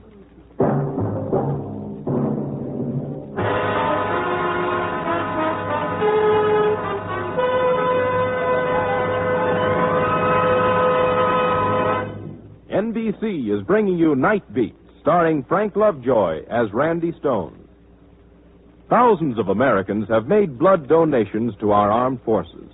Ask any of them and they'll tell you that donating blood is simple, easy, almost effortless. Practically every new blood donor says, "Why, there's nothing to it." No, there's nothing to it. Yet that simple act may mean the difference between life and death to a boy fighting in Korea. There are millions and millions of Americans who can give blood so easily, and yet we need hundreds of thousands of pints of blood to prevent needless suffering and loss of life. Every one of us who can should make a blood donation to the armed forces now through our local Red Cross chapters or local blood donor centers. So call the Red Cross or blood bank in your community for an appointment. Do it right away, because the wounded can't wait. General Ridgway says, every American who has given blood can and should feel he personally has contributed directly to the saving of the life of an American boy.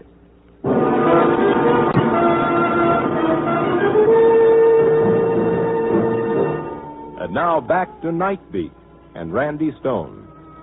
When an associate professor of electronic engineering helps build a mechanical brain, you kind of expect it of him. But if he's in the office of a bookmaking syndicate when one of its head men gets knocked off, that isn't expected. To get your story, never follow what fits, an old city editor once rasped at me. Only follow what doesn't go together. Follow the contradictions. Well, that's what I followed. Professor Kiefer, a real contradiction. I followed him right into his living room where his wife had taken him aside to say that the syndicate was worried about what the professor saw this evening. Kiefer walked back into the living room with her. I've been trying to explain to Betty, Mr. Stone. I've been trying to convince her that I'm not involved. Would you tell her?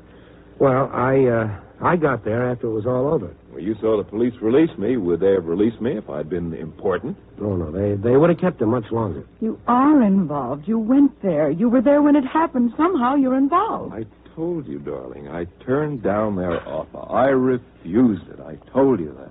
Then why the phone call, Bill? Why the... A mistake. Oh, let's not discuss it now. A mistake. I'm sure when they realize the police are convinced I had nothing to tell them, when they see the police are convinced I had nothing to say... Who are they? The board of directors of Allied Finance Limited?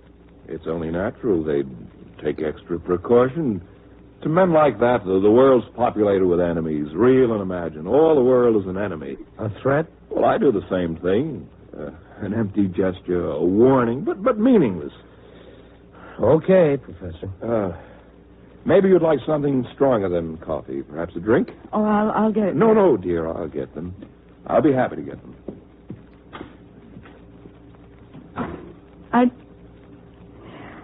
I just don't understand, Mr. Stone. It's so grotesque, you know. It's like a thing one reads about, but it just never happens to you. Well, there's nothing to be afraid of. Unless he's called as a witness. No. Nothing at all.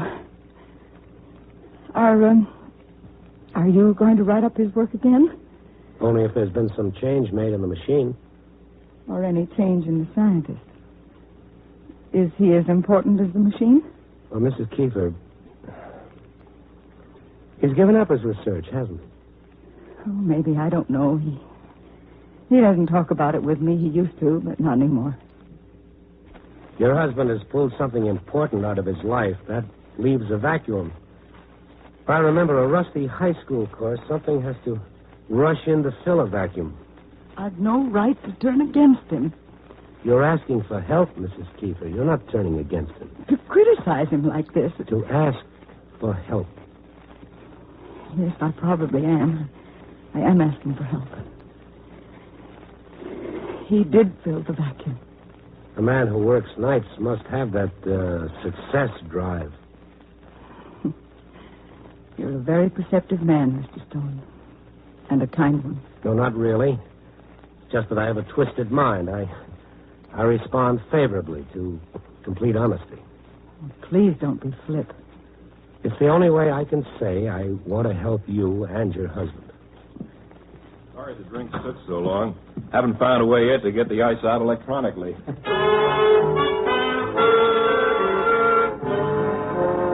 The drink was a formality. He wanted me to go so they could talk, and I wanted to leave so I could take advantage of the time that was left. The syndicate doesn't make threats just to keep their muscle men out of mischief. They knew the professor saw something. But how could I convince him that his silence now would only get him a permanent silence? That maybe the storm would blow over, but it would take his head with it.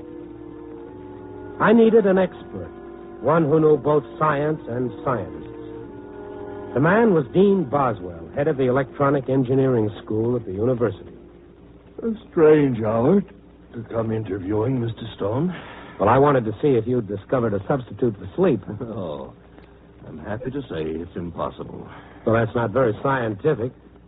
How do you know until you've tried? Now, Mr. Stone, any scientist worthy of his title knows he's an observer of physical laws, not a creator of them. We only explain what is here already and find a way to use it. We didn't invent the world, you know. Well, not according to some of the statements I've read.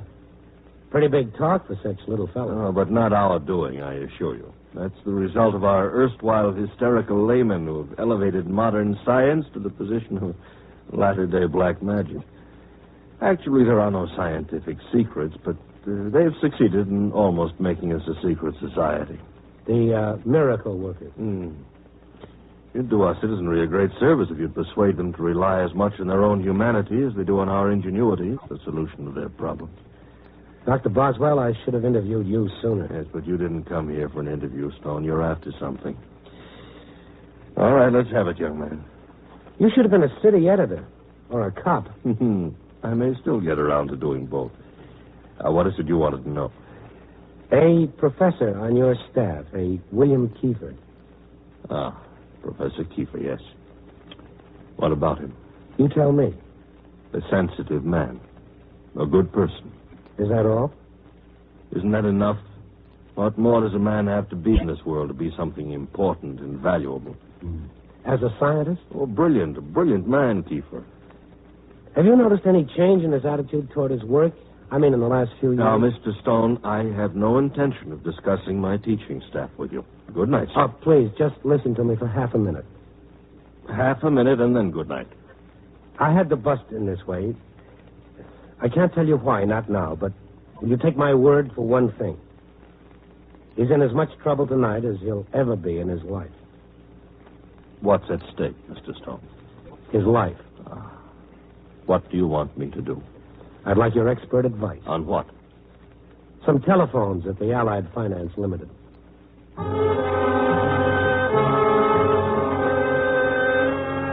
On the way, I learned a lot about Kiefer. Mostly that I was right in my judgment of him 3 years ago, and that his life was well worth trying to save. At Allied Finance, it took a little fast talking with the lieutenant who didn't like my bringing guests. Why don't you sell tickets, Stone? If you give me a little advance notice on these things, I'll try. Sure. We'll send out announcements. Then it's okay to go in? Well... Thanks. Well, he didn't say yes. Cops never say yes. They just kind of don't say no. Here, it's over here, Dr. Boswell. Yeah. Which one do you want me to start on? I don't even know what you'll be looking for.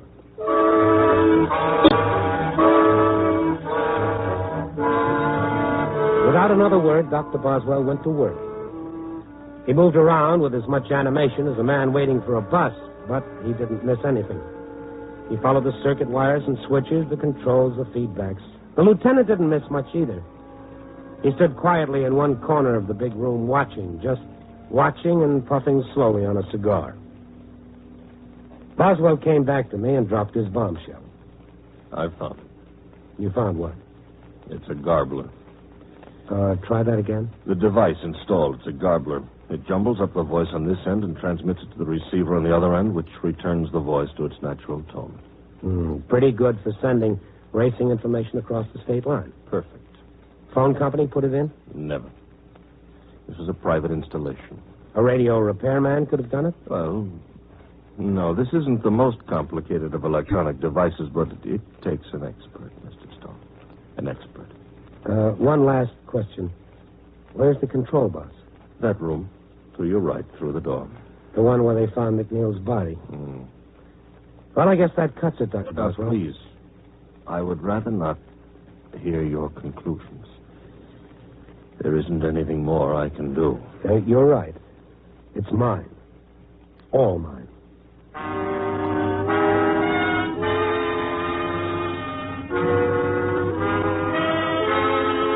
We walked past the lieutenant without batting an eye. A nod of good night, and a look on the copper's face said he knew we had the information he wanted. Only if we gave it to him, there'd be one more murder for him to handle tonight, and there was no point in overburdening the police. So we just kept walking.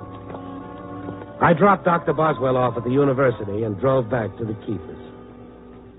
Now, how would I open? How could I let the professor know that I knew without scaring him more or making him defiant? Because he had to be convinced. He had to talk, and he had to give witness against the killers. My problem was solved between the time I parked at the curb and rang the doorbell. A car pulled up across the street, and two very tough-looking gentlemen got out. When they saw me ringing the bell to Keeper's door, they sat back in their car and waited. Oh, Mr. Stone. I thought after our last talk you'd be glad to see me. Aren't you going to ask me in? No. I think I'd better come in anyway, Mrs. Kiefer. What is it? What? They're parked across the street, Kiefer. They came just after I pulled up. Oh, Bill. Now, don't worry, darling. Now, don't. It's all right. It's all wrong, Professor. There isn't much time. Now, call the police. Now, get the phone and call them. I have no reason to believe I'm in danger. Now, look, you're too bright. I found out about the Garbler. I know. And so does Boswell. Boswell? I took him with me. Now, call the police. Oh, please go away, Mr. Stone, please. I didn't get you and your husband in trouble, Mrs. Kiefer. I only found out about it. I've done nothing wrong. Nothing. I've harmed no one. Except yourself and your wife. Moralizing doesn't fit you very well, Mr. Stone. That's granted, only I'm not moralizing. When I walk out of that door, they walk in. And you won't walk again. How did a guy with your brain get into this? How? Why? Because I have this brain. Isn't that obvious? But what you were doing was so great. Really? What do you know about it? An interview with me? An article? What did you find out? That the mechanical brain can compute and evaluate, that it pulls mathematical answers out of the air? But did I tell you that 100 of these machines throw 1 million people out of work? They'll find something else? There isn't anything else for the semi-skilled. Only the people with training can survive. Did I tell you about the things we dream of a mechanical brain doing? Running a steel mill, for example. Only the skilled can survive, and they're not being trained. Well, then they'll be trained. That's progress. What's wrong with it? You're beating yourself over the head for doing something fine. Drop a rock in a glass of water. What happens? The water spills over the sides. It's called the theory of displacement. Those men out... The devil with the men. You wanted to know why, then listen to the why. You ask a question, listen to the answer. The water spills over the sides. But drop a machine, a think machine, a fantastic machine into a large group of people, and it displaces some of them. What happens when they spill over the sides? Water just runs off, but human beings break. What should we do? Smash everything? I don't care anymore. Can't you understand that? No one else thinks ahead. No one else thinks beyond today. Why should I? Get mine while I can. That's why I work for Allied. Professor Boswell isn't giving up. Boswell is a visionary. He's staying there. He's fighting for what you believe in. Boswell is lost. It's a lost cause. At least he's still trying to find the answer, no matter how misused his inventions are. But at least he's trying to find the answer. Boswell can't see what he's doing, the killing, the... Boswell doesn't condone murder. Not the murder of millions or of one. Even the murder of a man like McNeil. But you do. Because you know who murdered McNeil. Bill. Now, you can't turn the clock back and you can't stop it from going ahead. But you can be decent and fight for what's decent. Only decency begins at home. You have to start with yourself. All right.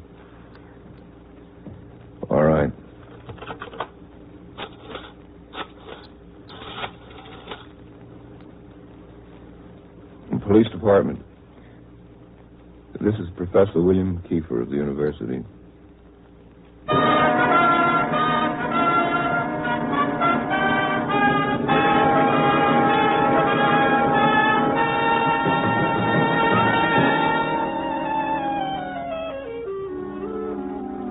I'm scared.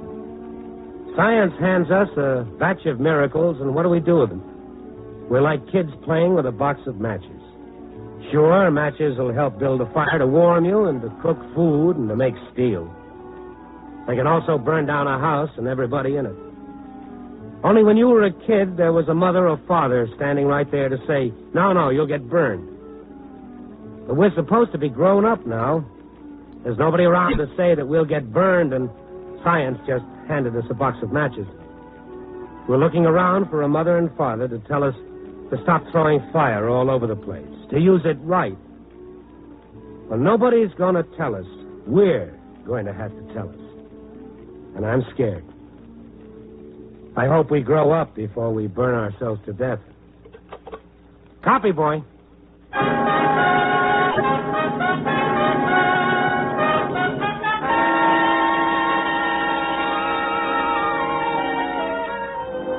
Night Beat, starring Frank Lovejoy, is produced and directed by Warren Lewis. Tonight's transcribed story was written by Arthur Ross, with music by Robert Armbruster. The part of Kiefer was played by Jeff Corey. Others featured were Larry Dobkin, Frank Gerstle, and Vivi Janis. Don Rickles speaking. Next week only, Night Beat will not be heard because of NBC's coverage of the National Open Golf Tournament. But 2 weeks from tonight, Night Beat will be back in its regular time period. So listen then as Randy Stone searches through the city for the strange stories waiting for him in the darkness.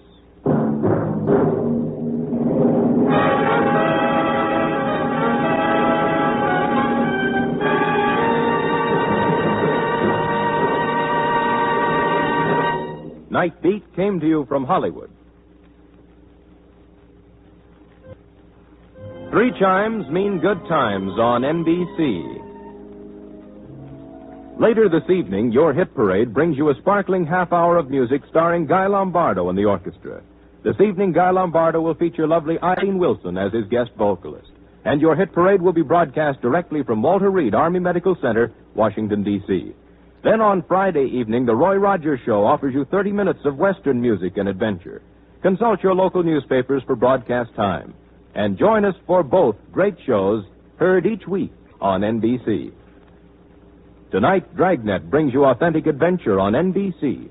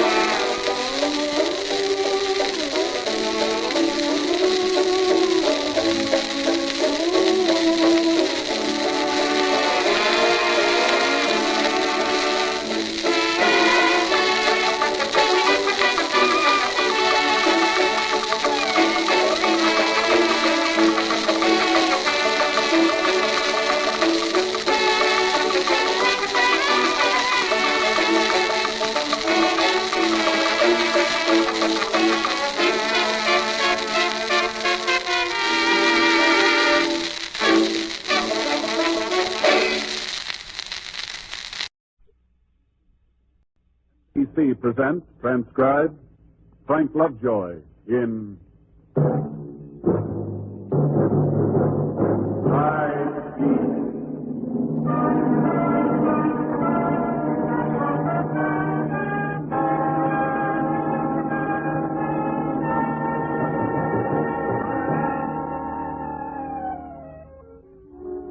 Hi, this is Randy Stone. I cover the night beat for the Chicago Star. There's a certain party around town by the name of Panagen. He slugs out an acid column for Pierce's Gazette based on semi-truth, crumbs of political gossip, and backstage hearsay. All of it liberally spiced with sly comments on female anatomy. His major pitch is what he calls his target of the week, in which some unfortunate citizen gets a 6-day mud bath. As a result, those broken in Panagen's column are beyond count. Well, last week, the color of his ink hit home, and hard. Believe me, friends, it's something of a shock to pick up the opposition paper, only to read that you're a killer.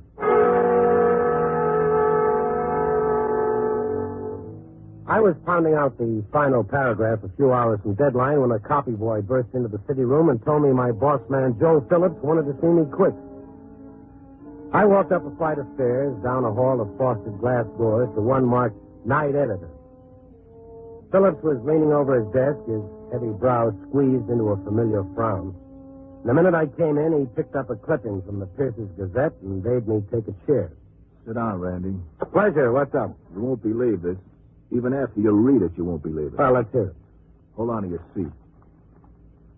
No surprise is the rumor that Randy Stone, Chicago Star newsman, triggered Harry the Slicker Borenson. What? There's more, Randy.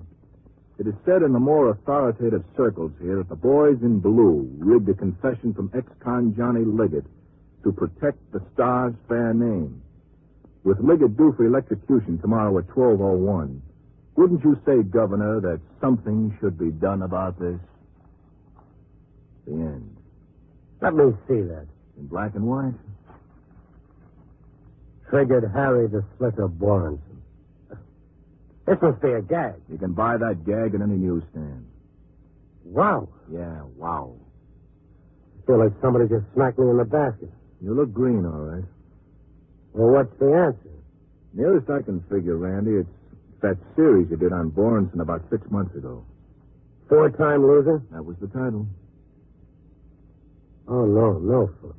You got any better ideas? That's your only connection with Borenson? Oh, this thing was picked straight out of the air. Why, I don't know. I never had a run-in with Pierce's Gazette.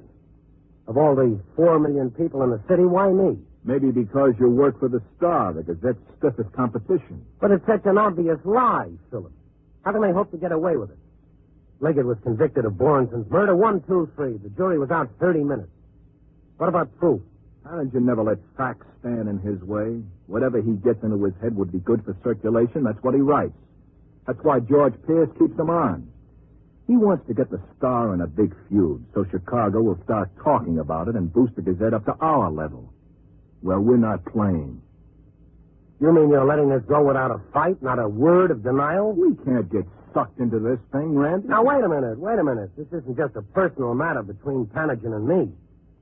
The Star is in it neck deep. Look, Randy, I know how you feel, but everything we print, good or bad, means a big plug for Pierce's Gazette.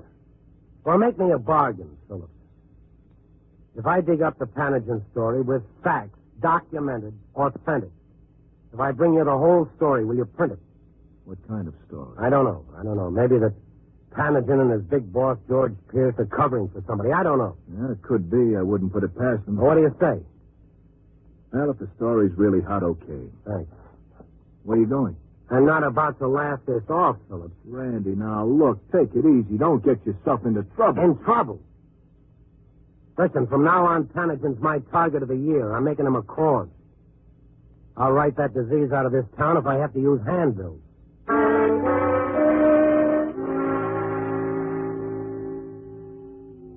But frankly, I didn't feel much like brandishing the golden sword. I felt weak and sick, and I couldn't think. I went outside into the biting wind, hoping it would beat the nightmare out of my head. But the terror had taken hold and it wouldn't let go. It was the giant power of the lie issued in the loud voice of sound authority amplified by the press. That's the way to take the truth down to size. Let the public cry for blood just so you sell papers. Well, I walked, and all the time a line kept singing its way through me, a line I used to chant to the other 6-year-olds when I was a kid.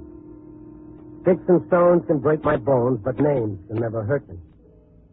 That's a kid's line, strictly. All of which brought me to my favorite bar on LaSalle Street. Chet, the barkeep, demonstrated some awfully odd behavior. Hi, Chet. Evening, Mr. Stone. What's the matter with you? Nothing the matter. What? What are you staring at? You're not staring. Just gonna wipe the squares. Come on, Chet, boy, out with it. What's the angle here? Something wrong with my patronage? No, of course not, Mr. Stone. I'm not going to shake the cash drawer. That's pretty good. Come on, speak up, friend. What's the beef? Look, Mr. Stone. I want you to know. I don't believe a word of it. The Tanagen teeth? I told Mike, the other bartender. I told him you didn't even know Borenson. How could you have anything to do with the killing? Well, you were wrong, Chet. I did know him. You did? Yeah. All right. What's the talk? Well, Mr. Stone, you know how it is. People, they read something, they believe what they read. They figure anything's in the paper, it's got to be right, Then Watson and Liggett's confession to Borenson's murder, they figure was cut and dried. Fakes, huh? Yeah, that cheap publicity gag the Gazette has. You see what they do now? They keep Tanagen's real identity hidden, see? It's a big secret, see? So that none of the people he talks about get revenge on him.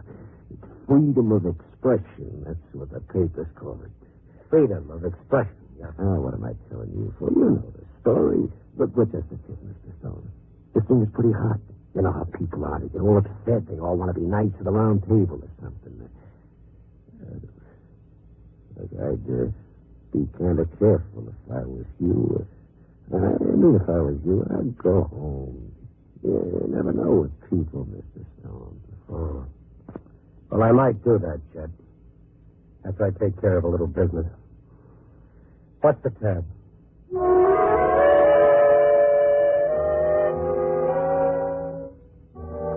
My business concerned the owner and publisher of Pierce's Gazette.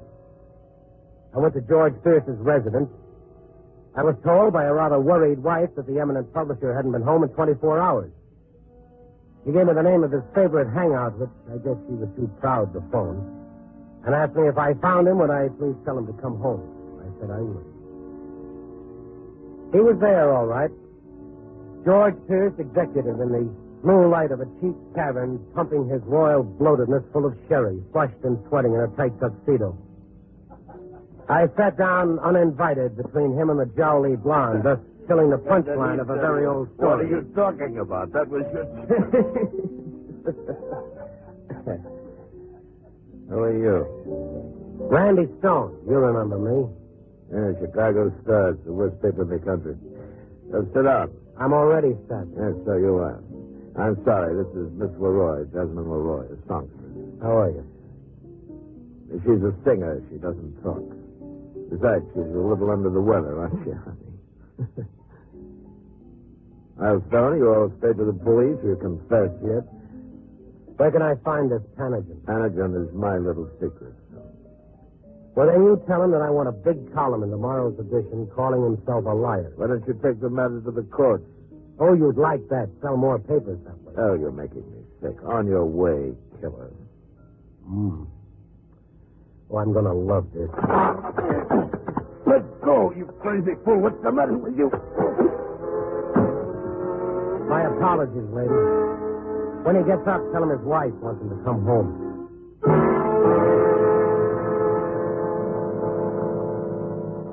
I'm no lover of the quick punch, but I'll admit it, I walked out of there feeling singularly better. A solid left for myself and a few thousand other newspapermen who still believe the morning bundle of print was created for facts, honest comment, and the funny. It was almost morning. I went home. I pulled up a chair, propped my feet up on the windowsill, and stared out at Chicago at dawn. A swirl of soft snow circled the black pavement. A kid in corduroy knickers went by, bucking the wind, a bunch of papers under his arm. Peddling what? The news of the world or another pack of lies? I was so lost in the question I hardly noticed the shadow move over the carpet. The saccharine fumes of cheap cologne. Then she came into the light. White cheeks spotted with rouge, penciled eyebrows, too young for the makeup. But the gun in her fist was steady. You could tell the feel of it wasn't new to her. Yes, she was an old hand. How long have you been here? I thought you'd never get back. I work nights. You know me? Pauline Liggett. I didn't think you'd remember. The time I interviewed you and your husband. You asked me all kinds of questions about what kind of a life did we live. I said we lived a nice kind of life before Johnny. He's going to die tomorrow. You know that, don't you? I know. You know he was framed, don't you? That wasn't the jury's opinion. Any kind of evidence the police want, they can cook it up like that. Including the bullet in Borenson's brain? Don't move. Yeah. Bullets. Anything. They can cook it up. About the confession, they cooked that up, too? They tortured him to get that confession. He has marks on his arms, on his back. Who told you all this? I saw the marks. You think the police put them there? Who else would do a thing like that? The police didn't have to, Pauline. The evidence was all there. If there were marks, he put them there himself. For sympathy. I knew that's what you'd say. I knew it. I expected exactly that. So Johnny Liggett was framed? Because he's got a record. The police hate him. How did he get a record? 5 years he served at Joliet. You know why? He went to prison to help his brother. His brother stole a lot of money, and Johnny went to prison so his brother wouldn't have to. That's touching. And the 2 years in Leavenworth. Johnny served that for his brother, too? Listen, once they start framing you, just like Johnny says, you're the patsy from there on in. They always put the finger on you. You haven't got a chance. Why don't you tell the governor about all this reserve honesty? The lawyer's taking care of all that. Mm-hmm. Now, what's the gun for? I went down to the jail and I saw him.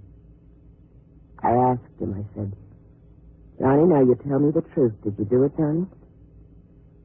And he looked at me and he said, no, Pauline, I swear to you, he said, I never done a thing like that. It's like everything else, he said, a frame. Pauline, use your head. Why would I kill Boren? I don't know why you killed him. How should I know? Maybe over some kind of deal you had with him. Money, maybe, or a girl, maybe. But this Mr. Pierce, and this guy Panagen that writes for him, they're for the little guy, always for the little guy, like Johnny. You want to believe that story awful bad, don't you, Pauline? It's true. The whole thing is true. Sure, it bucks the evidence. All the logic. But it's true. Yeah, I'll bet it looks real fine all printed up. When they put it up in black and white and charge people money to read it, it sounds like a lot of truth, doesn't it? Like the state's attorney. You talk good, Mr. Stone. Johnny's going to die tomorrow night. An awful lot of me is going to die with him. But you aren't going to have a chance to sit back and laugh. At 12:01, they killed Johnny. At 12:01, I kill you.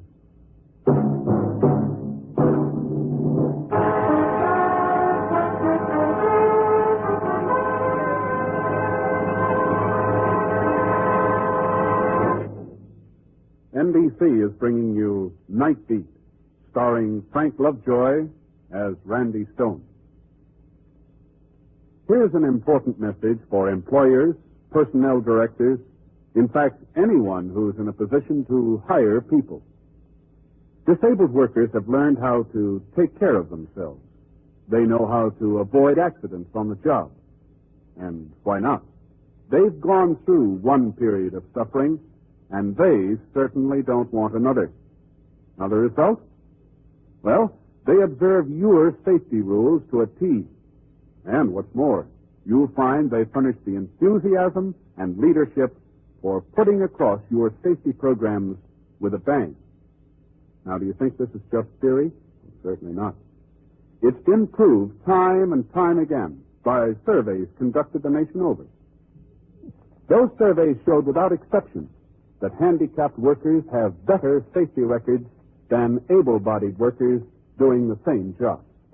That's right, better safety records. And so, Mr. Employer, hire the handicapped. Do it now. The local office of your state employment service will be glad to help you.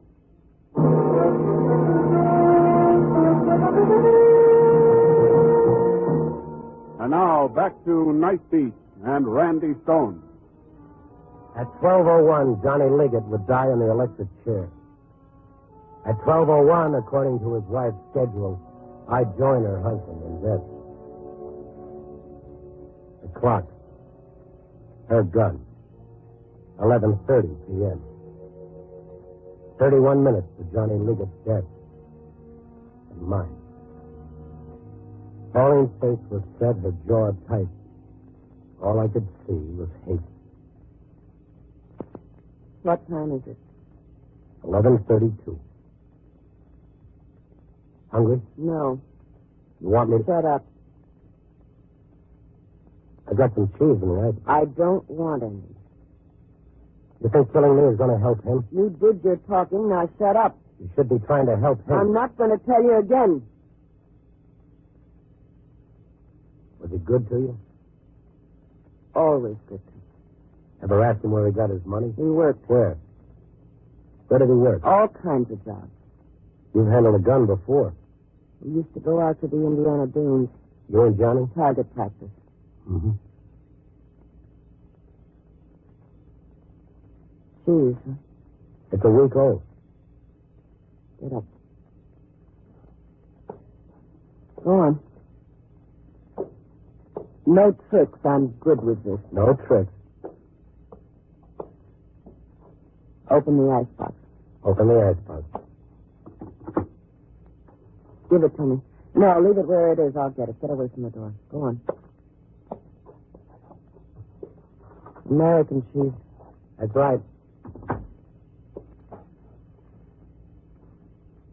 Try it out.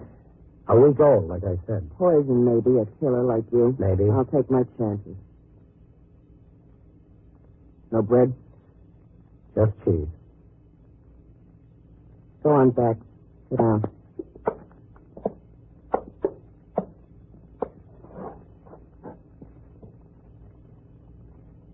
What time is it? 11:33. And a half. Goes slow, doesn't it? Mm-hmm. Slow. Yeah. But it keeps going. And you're going to look at that clock every minute and tell me what time it is. Just like Johnny, watching the clock. Maybe he's just playing cards.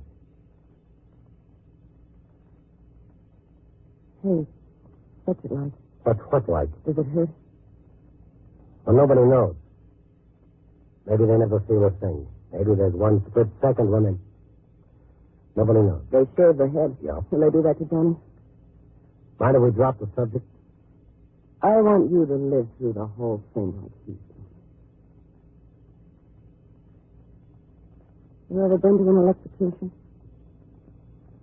I've been to one, yes. You know about it, then? I know all about it. You're sick, Pauline. Listen, you said everything you're going to say. You talked yourself blue all morning, all afternoon. Now shut up. Just shut up. You want to do the same thing to you they're going to do to Johnny. Listen now. You? You asked me that. Shut up.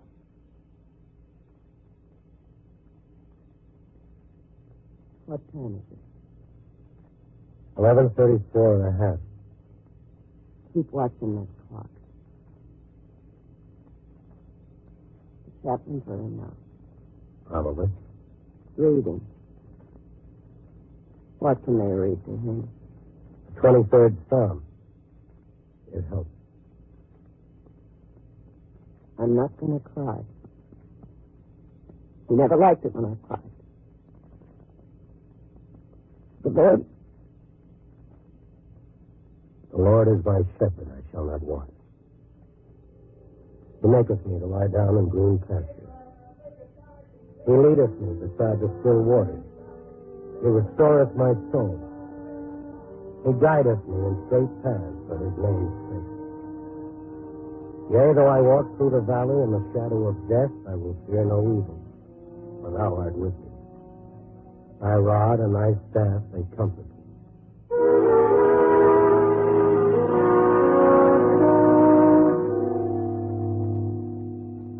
The papers are out. Panagin's column. Don't you want to read it?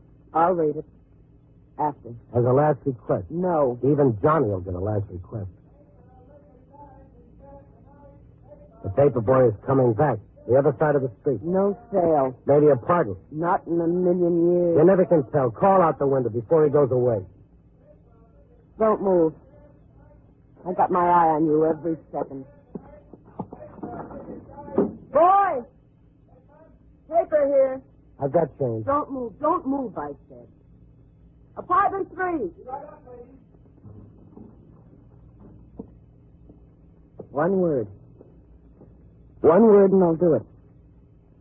When he comes to the door, you just sit there, because I don't care, Mr. Stone. It's nothing to me what happens. If he sees me do it or if he doesn't. You're shaking. What time is it? 11:37. 11:37. You think you're the perfect woman, don't you, Pauline? What?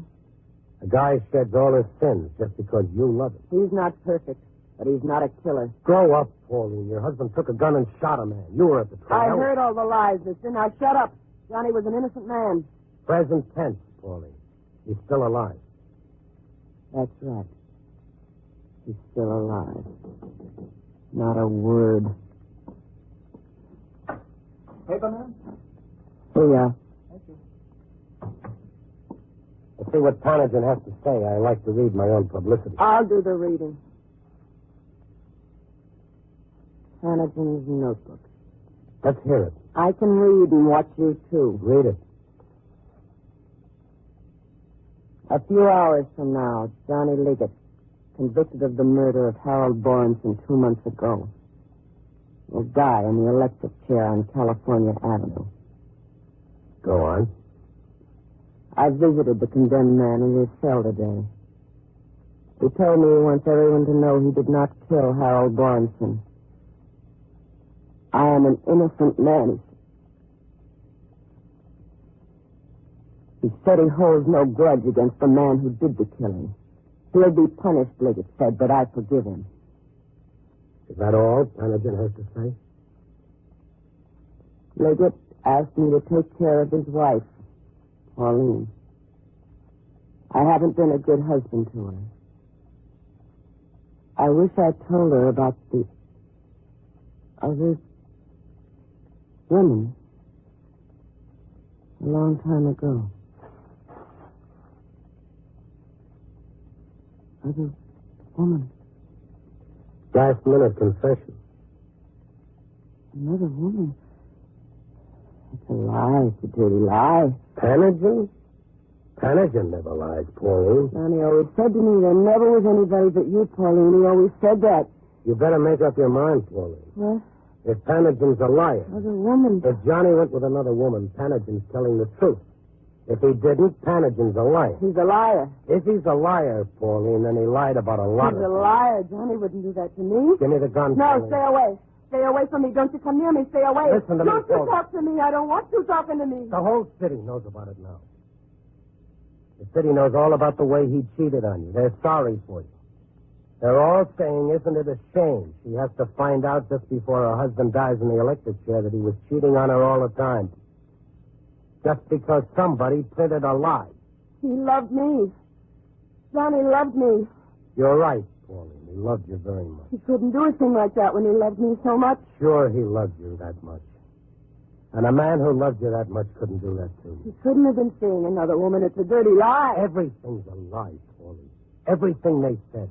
They lied about both of us. Now, give me that gun. You come with me. Where are you going? You come with me. Now, wait a minute. Liars! They make me so ashamed. Liars.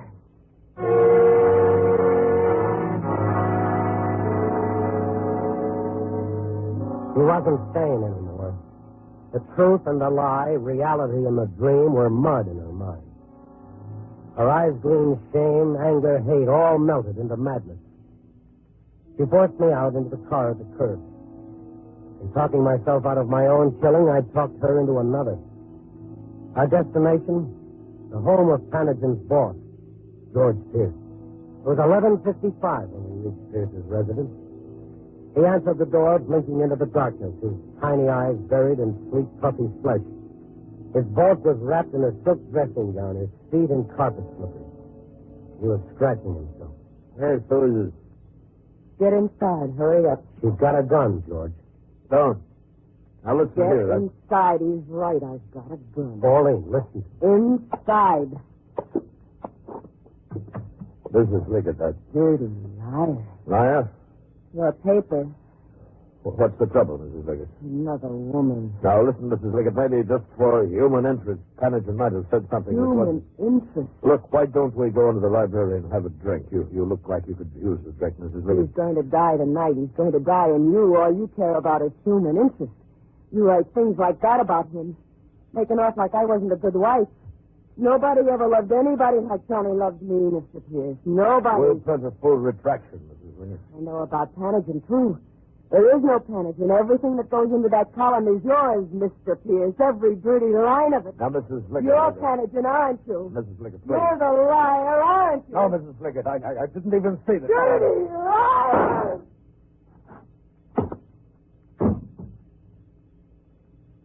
You better get me there. Okay, Pauline, he's dead. You got what you came for. What time is it? 12 o'clock.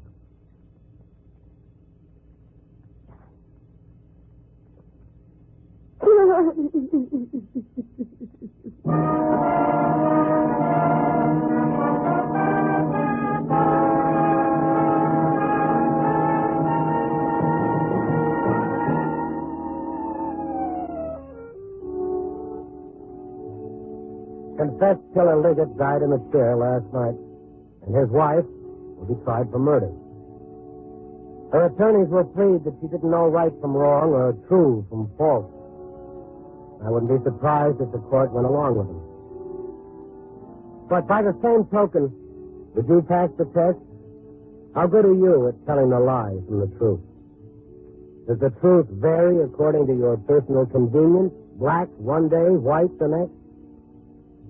The next time you read anything, ask yourself, I have the right to doubt. Am I using it? Because it's too dangerous living in a world of misinformed people. There's a reason why the lie is the tyrant's favorite death weapon. It's killed more people since the world began than all the armies and the automobiles put together. Copy, boy.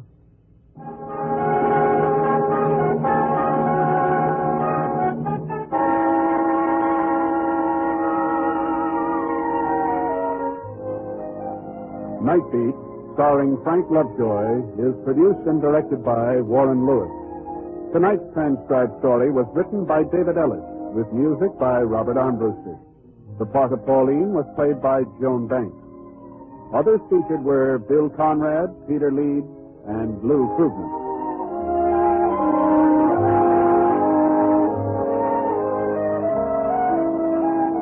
Listen next week at this time and every week as Randy Stone searches through the city for the strange stories waiting for him in the darkness.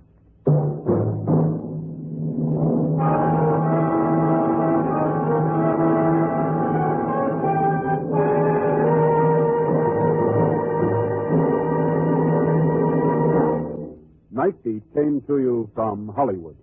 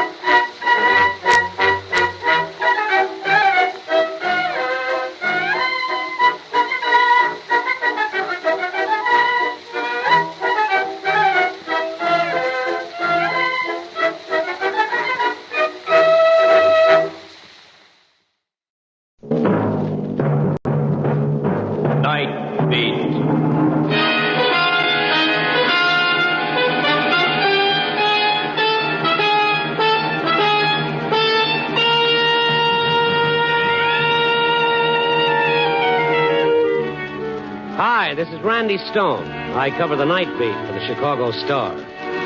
Stories start in many different ways. This one began with a girl fighting for her life in the rapids of a rushing stream and ended in the quiet depths of a poisoned cup. Night Beat, starring Frank Lovejoy as Randy Stone.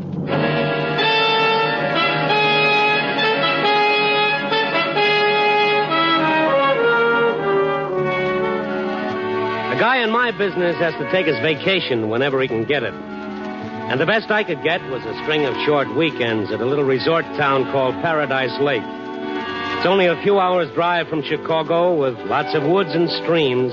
It's a lovely spot located just outside my income. It was after one of these weekend, if you'll pardon the expression, vacations, that I was heading for Chicago in time to get back on the job that night. I checked out of my rented cabin and had just crossed the bridge over Rocky Creek when suddenly I saw her. I jammed on the brakes. The girl lay on the edge of the road unconscious, my front wheels almost touching her. Hey, you, what's the matter? I got out of the car and ran over to her. The late afternoon sun gleamed on her wet, disheveled hair, and she was soaking wet. I could see tracks where she'd climbed up from the rapids below to the edge of the road. I chafed her wrists and slapped her hands a little. Hey, wake up. Can you hear me? What happened? Come on, baby. Snap out of it. Oh. That's the girl. Oh. No. You look like you've been half drowned, beautiful. Well, she's still out. Well, better get you into my chariot before you catch pneumonia or some other car finishes you off. Up we go. Funny how silk clings when it's wet.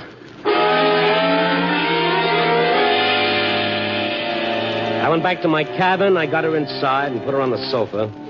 Then I started the fire in the fireplace and got the oil stove going in the kitchen. Eagle Scout Stone was doing his good deed for the day. I'd be late for the office tonight, but she looked as though it might be worth it. Who's in there? I came out of the kitchen and saw that she was sitting up, her big gray eyes wide and a little dazed. Who are you? Where am I? The name is Randy Stone. Drink this. What? Go on. St. Bernard would have brandy, but on my salary, you'll have to settle for this. Drink it down. How did I get here? We'll exchange questions later. All right, now, down the hatch. That's the girl. Oh, I'm soaked. Better pull this blanket around you. There. Well, I'll be warm in a minute. No, you're shivering. You better wrap it a little tighter. You can let go. Oh. Oh, yeah, I'll put some more wood in the fire. What's your name? Pat Torrance. What did you do, slip and fall into the creek? Fall? Now, don't tell me you were in swimming, or is that a new style in French bathing suits? No, I didn't fall. All right, easy now. Now, what happened? I was pushed. You were what? She pushed me. She tried to kill me.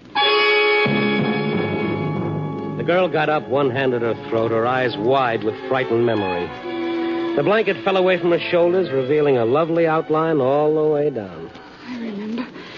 I was standing on that high bank overlooking the rapids. Yeah?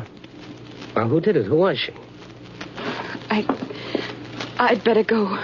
Thanks for... Whoa, now, wait a minute. Whoa, now, take it easy. Get warm for us. You'll get sick. I really must go. Francine's probably worrying about what's happened to me. I've got to get back. Francine? Francine Moore. We have a cabin on the lake. Oh, I must have been blind to have missed you all the time I've been here. We just got in today. Oh, I see. Well, whoever pushed you in certainly didn't lose any time, did she? I'd rather not talk about it. Maybe I better drive over to your cabin and get your girlfriend to bring over some dry clothes and then round up a cop on the way back. Oh, no. No, please, not the police. What's everybody got against the police? Why not? Not right now, anyway. I want to talk to Uncle Ben first. Her father. Uncle Ben? Well, he's really not my uncle. I mean, well, he raised me when I was a kid. I owe him an awful lot. Ben who? Mason. He runs the hotel here, Paradise Inn. Wait a minute. You mean Ben Mason's daughter, Margaret? Why would she want to kill you? Because she hates me. Oh, I shouldn't have listened to Francine. She said I might get a chance to rest, to straighten things out in my own mind. Then when we get here, I find Marge already on the scene. Yeah, but, Pat, what makes you think it was Marge who pushed you? Oh, it was her, all right. She's broken up my marriage, stolen my husband, and now she's tried to kill me. Well, beautiful, all I can say is that any man who'd pass you up for Marge Mason is the kind of a guy who'd marry Hetty Lamar for her money. Just what did happen? Well, I'd been walking along the creek. Francine was busy getting the cabin fixed up, and I was going to the store. When I got to the little footbridge, I suddenly saw Marge standing there. I had no idea she'd be here at Paradise. Why, Pat, darling. Dad said you were here, but it didn't seem possible. You and Francine together. Ed's old girlfriend sharing cabin with you. Francine Moore was never, as you put it, my husband's old girlfriend, and you know it. Really, dear? Hasn't Francine ever mentioned it? Well, no matter. There comes a period in every man's life, but she was just a comma in his. Why, you unscrupulous. How naive can you get? Ed's played the field all his life, and he always will. You never really understood him. I thought I understood you. I looked on you as if you were my own sister. I trusted you. That's what Grace used to say about you. Grace? Yes, dear, Grace Rainey. Another member of Ed's harem. She's here at Paradise Lake, too, you know. Grace Rainey? What do you mean? Oh, why Dad is she... gave her a job as a hostess at the inn. The same big blonde cow. But you know Ed. He always did suffer from high blonde pressure. Ed was never interested in Grace. Wasn't he? Don't play innocent with me, darling. It's really jolly. You, Grace, Francine, and I, together once again in the old hometown. Old home week. All we need is Ed on the scene. And I shouldn't be surprised if he weren't on his way. What? You mean he's coming here? Come now, Pet. How corny can you get? Cut the act. You must have known he was planning to spend a few days here. Why else did you come? To get away from him. From everything that reminded me of him. Oh, please. Why don't you do the decent thing? Call it quits. Give him his divorce. Why? So you can profit by what you've done to me? I've tried to be patient with you. I've gone a long ways to try to reason. Keep right on going. Don't ever let me see you again. All right, Pat. If that's the way you want it. But if you insist on clinging to him like a spider just to spite me, you've only yourself to blame if anything happens. What do you mean? Is that a threat? Take it any way you wish. Any way you wish.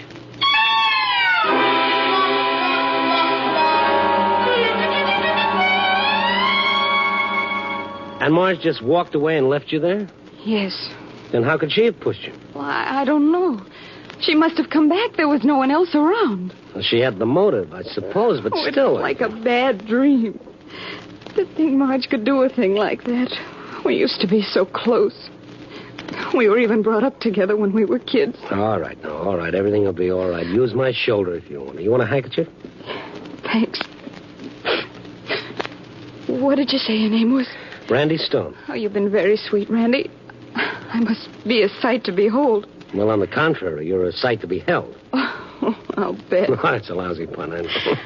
Anyway, this fire's nice and pleasant. Yeah. Say, maybe I better fix up something to keep you from catching cold. Oh, I'll be all right. No. I got some stuff left in the kitchen and in this bottle. I'll fix you a hot toddy. Oh, don't bother, Randy. It's no bother at all. After you drink this, I'll drive over to your cabin and get your friend Francine. All right. Where is your cabin? Just past the inn across the road. I'll have this ready in just a few seconds. Well. So we had some hot toddy together. I hadn't had all the ingredients, maybe, but at least the essentials were in it, and it wasn't too bad. I got her to tell me something about herself. Her struggles, her dreams, her telephone number. Suddenly I realized how late it was getting. Late? Oh, golly, it is at that. Francine will be frantic. Yeah, not to mention my boss when I get back to Chicago tonight. Your boss? Yeah, the night editor. You mean you're a reporter? Any objections? Yes, you'll put this in the paper. Oh, why not? Oh, you mustn't. It'll hurt Uncle Ben. If he finds out what's happened between Marge and me, he'd be terribly upset. Yeah? Well, now, look, dollface, you just watch your step and make sure you don't get any free publicity yourself in the obituary column. That'd really upset dear old Uncle Ben. Now, you sit right here until I get back. If Marge or whoever it was who pushed you in catches you alone, there's no telling what might happen.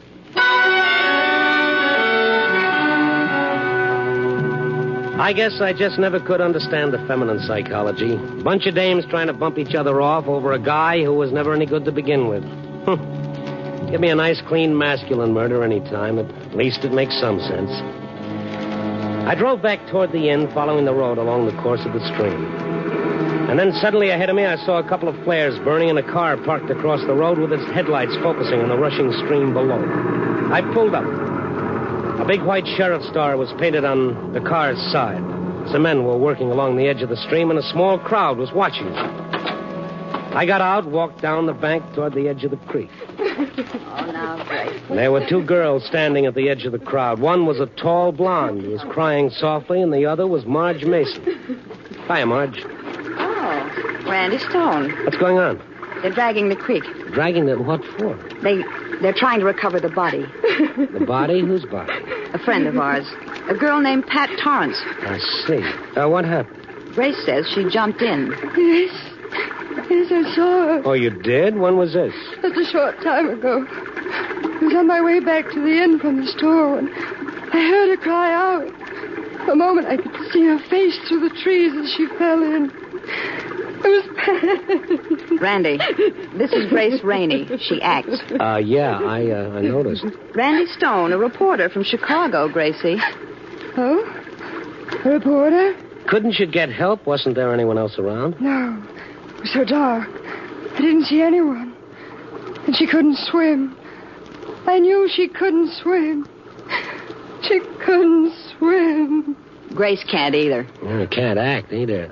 What makes you think she jumped? This wasn't the first time she tried to commit suicide. That's right. How do you know that, Marge? Why, her husband told me, Ed. Just a week ago, he tried to persuade her to go to a sanitarium and take treatment. When did he tell you that? Why, just this afternoon. This afternoon? Well, I was talking to him on the phone when I ran in and told her what had happened. It was awful. You mean talking to him long distance to Chicago? Why, no, Mr. Stone. Ed Torrance got here this morning. He's right here in Paradise Lake.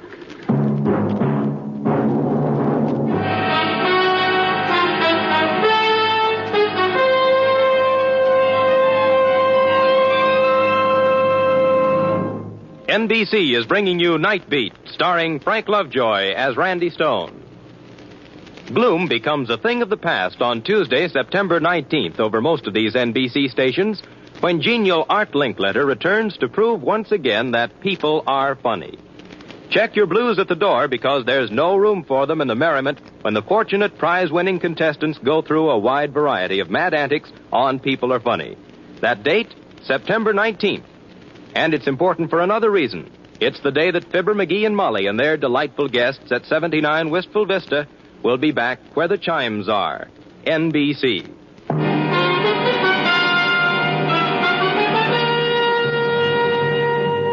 And now back to Night Beat and Randy Stone.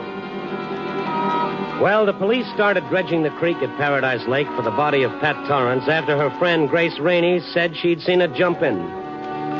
We stood around watching them search for the body, Grace and another of Pat's one-time gal friends, Marge Mason. So many girls involved in this mix-up, I was beginning to feel like a lone male at a ladies' seminary tea. I wondered if I should tell the gals that at this very moment Pat was sitting in my cabin alive and kicking. Poor Pat. Marge kept talking as we watched them drag the stream. Complex. Ed said she even thought drivers were trying to run her down in the streets. Well, why isn't Pat's husband here? Ed knows what's happened, doesn't he? Yes, Marge told him on the phone. I don't know why he isn't. Say, which one of those officers is the sheriff? You'll probably find the sheriff in their car up there, Mr. Stone, with the white star on the door, see? Oh, yes. Thank you, Grace. Promise or no promise, I figured it was time to bring the law in on Pat's story that Marge or someone had tried to murder her. There was a solitary figure sitting in the sheriff's car. A heavy-set old dame built like a battleship and a voice to match. Yeah, what is it? I'm looking for the sheriff. Have you seen... I'm the sheriff. You? Pick up your chin, mister. What do you want? Well, I beg your pardon. Yeah, I know. Well, I'm not the only woman sheriff in the world, Buster. There have been others. You're a stranger here, I take it. Well, yes. My name is Stone from the Chicago Star. Chicago Star, eh? Yeah. By thunder, every time you turn up a wet rock, you find a Chicago Star reporter underneath. I don't understand what you mean. Oh, you don't, eh? Now, look, Bob. I don't know how you got here so quick. or why you think a suicide in this county is important enough for the high and mighty Chicago Star to send a reporter out. Well, it's past... But I don't care, see? And what's more, as far as I'm concerned, you can skedaddle right back to Chicago. Yes, sir. What's that? I'm sorry, I'm just confused. You get no cooperation from my office, do you understand? Well, frankly, no. I haven't forgotten those stories your paper printed about me during my campaign for office. Well... So I was a joke, eh? Ha! I didn't have a chance, did I? Well, now, look, I'm sorry, but I personally didn't have a thing to do... Go back and tell those morons who run your paper that Dolly Maynard was elected, in case they haven't found out yet. Well, maybe it's caught up with I'm them. their machine politician, and as long as I'm in office, none of their hack reporters will get a single story out of me. Yeah, and well, what's more, you go back... What kind of a hen house had I gotten into here? Dames.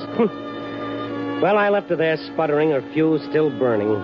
If the sheriff of Paradise Lake indicated the local level of sanity, maybe it was just as well I kept my mouth shut as Pat had asked me to. So I drove on past Paradise Inn to Pat's cabin across the road. The light inside shone through the drawn blinds. Pat's roommate, Francine, was apparently still there. I got out, walked across the road, and up the short gravel path to the cabin door. I could hear voices as I approached. Oh, how awful. How utterly awful. I know, Francine. It's hard for me to believe myself. It was Pat.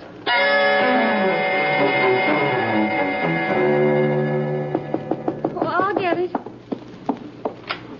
Randy. I thought you said you'd stay put at my cabin. Oh, forgive me, Randy. I just couldn't. I got so nervous there all by myself. Come in, won't you? Oh, Francine, this is the man who rescued me, Randy Stone. Oh?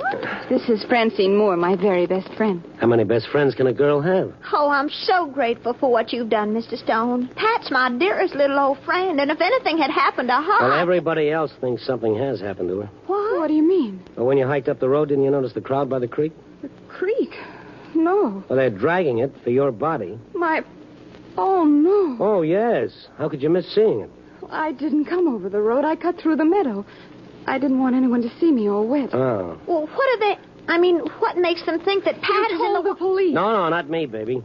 They're already looking for you. When I came by, everybody thinks you jumped in. Jumped in? Yeah. Pat, you didn't. Of course not. I told you how it happened. I was pushed. Oh, Mr. Stone, did anyone see her? How would they know? Well, Grace Rainey says she saw her. Oh, Grace. You mean she says she actually saw me jump in? She seems to think she did. Pat, darling, couldn't you have just slipped and thought No, perhaps I tell you, I was pushed.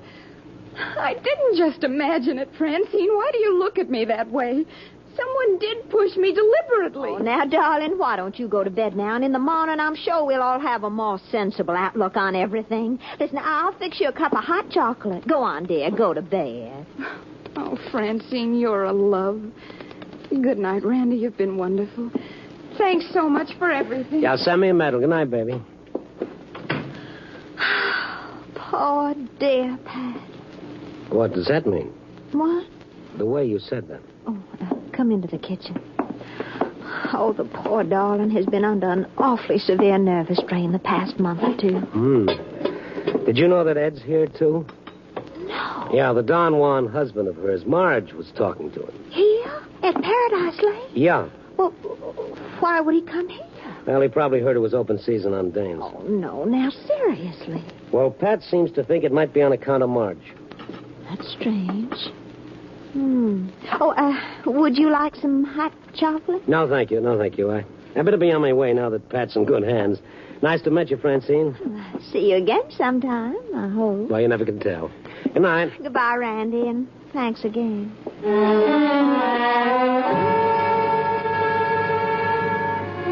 I went back to my car. I got in. I lit a cigarette.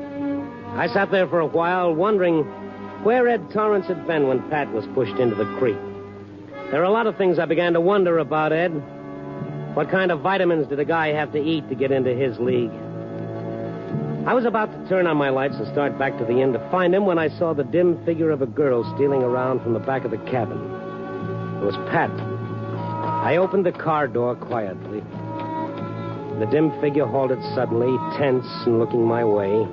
I couldn't see her face, but there was something about her that was different. No, it wasn't Pat. It was someone else. I jumped out, and as I did, the girl fled toward the trees, a filmy scarf streaming behind her. Wait! I ran across the road as she disappeared. I started running down the road after her, but she crossed it and disappeared into a grove bordering the inn grounds. I thought I saw her go up the veranda of Paradise Inn, and I bounded after her. There was no one around except a couple of elderly dowagers in rocking chairs. They stopped rocking when they saw me, and I asked them, did a girl just come in? A girl? Which girl, young man? A girl, any girl. Not very particular, are you? Oh, never mind. And just then, over the side railing, hurrying up the garage driveway, I saw her. I turned and ran down the steps. It was just a glimpse, the lights from the inn glinting on her reddish-brown hair as she hurried past, heading for the guest cottages and back. Hey, wait a minute. Yes? What? Marge, it was you. Why, Randy. Who did you think it was? Didn't you just come from behind Pat's cabin? Whatever are you talking about? What would I be doing there? I'm sorry. I thought I saw you. Well, never mind. What's the matter? You seen Ed tonight? Ed? Yeah. Why, no. Why do you ask? Well, I just wondered why he came here today. Well, he must have found out Pat had come here, I suppose. He phoned you said. Well, yes. Why are you asking all these questions? I'm a reporter, remember, dear? Grace is fixing some coffee at the cottage we're sharing here and back. Why not join us before you go? I wouldn't miss it. This way. So you're bunking with Grace?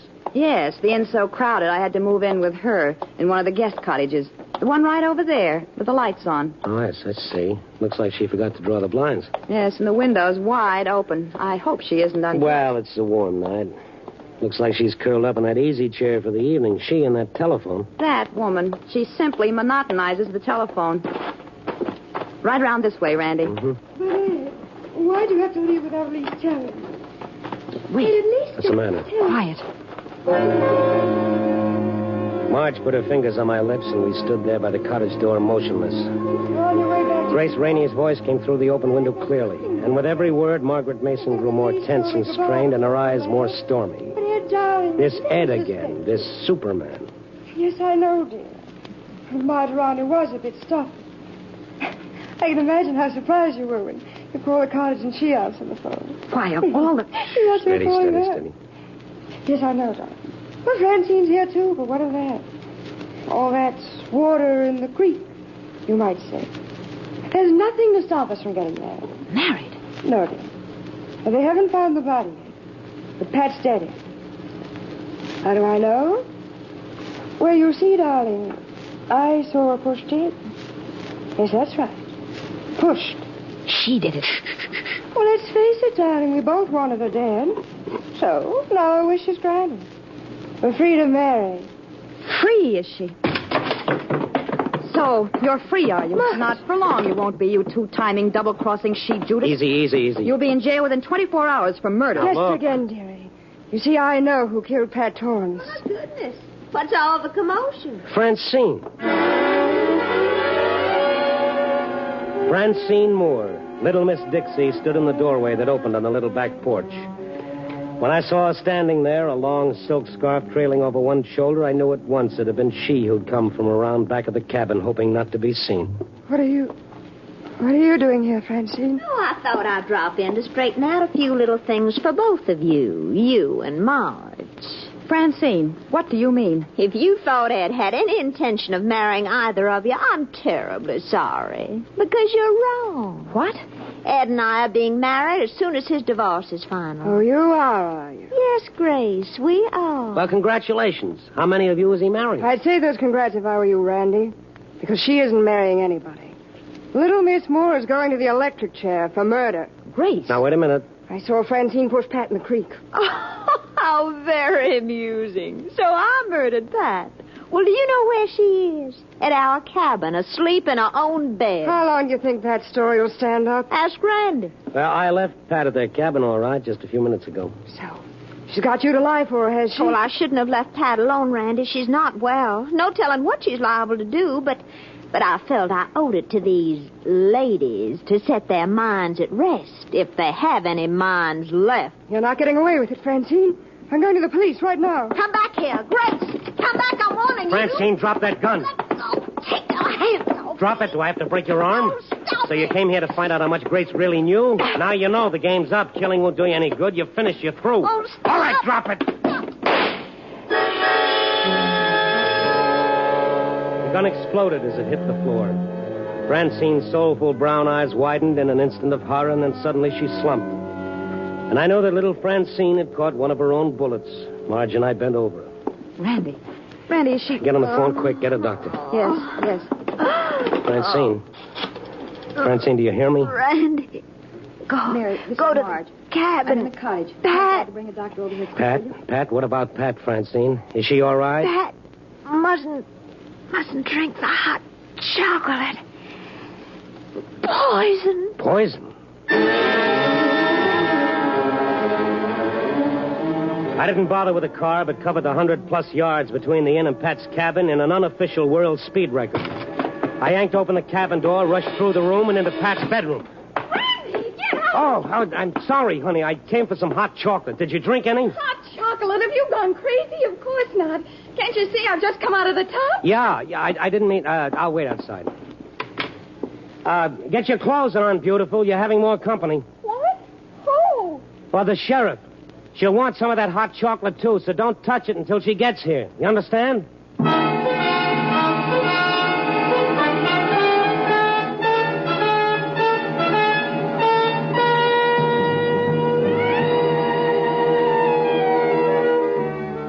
Well, it's 4 a.m. in Chicago again, and tonight's story is full of women as a sultan's harem. As the French say, cherchez les dames. And on this trip, I found plenty of them, with a moral to go with each one. For Marge, hell hath no fury like a woman tripped up trying to skip with another woman's husband. And for Gracie, gentlemen prefer blondes, on the theory, no doubt, that where there's light, there must be heat.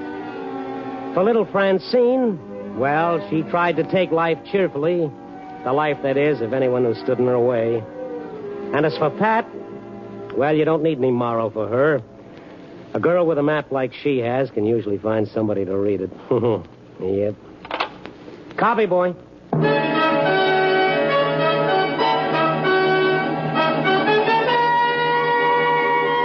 Night Beat, starring Frank Lovejoy, is produced and directed by Warren Lewis and edited by Larry Marcus. Tonight's story was written by Irvin Ashkenazi with music by Frank Worth. In tonight's cast were Barbara Fuller, Rose Hobart, Shirley Mitchell, Eileen Prince, and Martha Wentworth. Frank Lovejoy will next be seen in Milton Sperling's production, Three Secrets, released by Warner Brothers.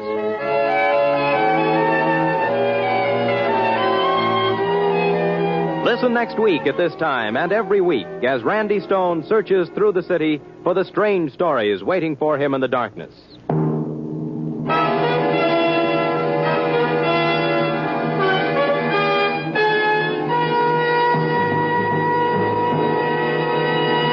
Night Beat came to you from Hollywood. 3 chimes mean good times on NBC. Sunday marks the return of Theater Guild on the Air, with Rosalind Russell and Charles Lawton as first guests in Edward, My Son. A week from this Wednesday, that's September 13th, Mr. and Mrs. Ronald Coleman resume their popular roles in The Halls of Ivy.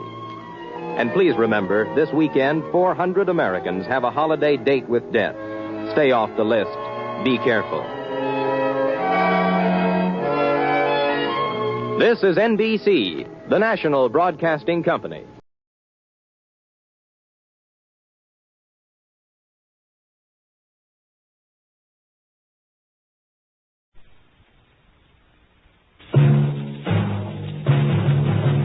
Night Beat.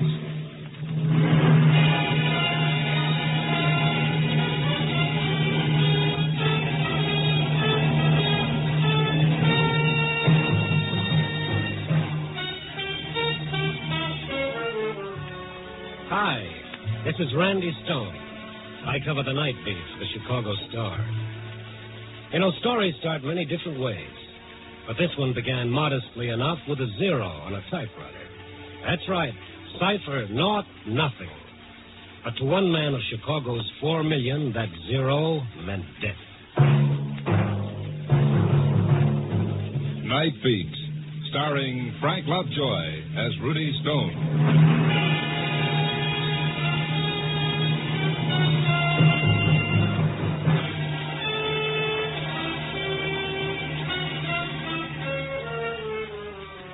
Mine is a funny kind of a job. When that evening sun goes down, I start walking through the dark city, peering into bleak alleys, wandering through the bright neon, listening to the sounds of the city at night, the whisper of footsteps, the shattering roar of an L train, the sob of an ambulance siren. I wander up the boulevards, down the back streets, searching for something in the dark city.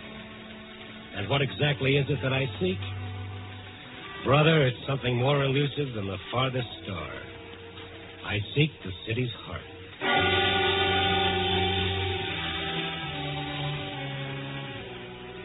Tonight I must have walked for miles. The cold wind off Lake Michigan had living with my ribs and the hot breath of my deadline biting into my neck. Then ahead of me I saw that friendly oasis in the darkness, Benny's all-night beanery, otherwise known as Tomei Junction. Throwing caution to the winds, I started through the door for a cup of coffee. Operator, Anthony. Nobody around but Benny polishing the counter, Operator, and this little blonde yapping excitedly into the wall frame near the door. Please hurry. Such devotion, somebody should get that excited over me. Hello, Mrs. Warren. Yes, we were disconnected. Has he come home yet, Mrs. Warren? How are you, Benny? How's the bicarbonate kid? Oh, hiya, Randy. You always say that, but you keep coming back. Gluttons of punishment. Well, you've got to find him. You've just got to. Get her. What's with her, Benny? I don't know. 25 calls she makes like that. 25 times she gets the same answer. 25 times she comes over to get more nickels. Business is good, huh? Yeah, a hole in the head. What's in it for me making change all night? Please, Nichols. Lady, sooner or later I gotta run out. This is it. I gotta have some. I don't make 'em here, lady. Now, will you please... Change, quarters, dimes. Let me take a look, see if I have any. Oh, yes, please do. But hurry. Please, hurry. I gotta reach him. Randy, make with the catch. He's passing out. Oh, easy, lady, easy. Out cold. Coffee, Benny, quick.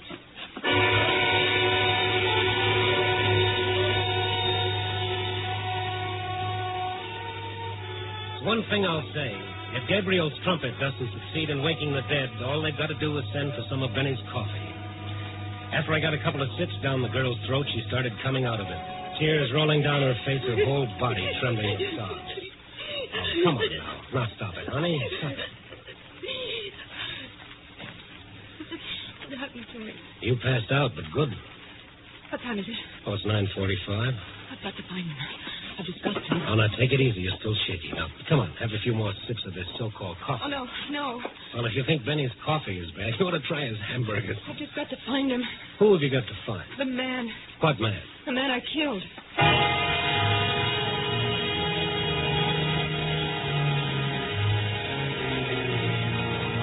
Ask a foolish question, you get a foolish answer. Only before I could ask any more questions, the little lady was on her way out of the place. I looked at Benny just to make sure he'd heard the same thing I had. He'd heard. His mouth was hanging open like somebody had taken out the hinges. I left the bean room and started after the girl. At first, I thought I'd lost her. Then I saw her sagging against the side of a building under the elevator tracks on Ballroom. She saw me coming. What do you want? Oh, I'm just an old busybody. I don't know what to do. I'm going crazy. I should call Mrs. Warren again. Maybe he came home. Who? That man. The man you killed, huh? Well, that makes sense. Now, listen, Oh, you lady. don't understand. You just don't understand. This you can be sure of. I've got to find him. I've just got to. You killed him, but you've got to find him. Yeah. I must go. Please let me go. I'm not holding you, kid. I don't know where to turn. You don't want to go anyplace, do you? You want help? All right, here it is. I don't know you. My name is Stone. Now that we're formally introduced. The newspaper columnist? Well, the man's got to eat. Maybe you can help. Maybe you can, Mr. Stone. Yeah, but first I've got to know why you keep calling the home of the man you killed to see if he's gotten in yet. This is slightly confusing. All right. I'll tell you. My name is Ruth Baker. I'm receptionist and secretary for Dr. Stanley Loring. The specialist? Yes. Go ahead. There was a man, Philip Warren. A week ago, he saw Dr. Loring for an examination. Today, this afternoon, he came back for the report. I was in the outer office when Mr. Warren left the consultation room. He looked strange. Strange and frightened.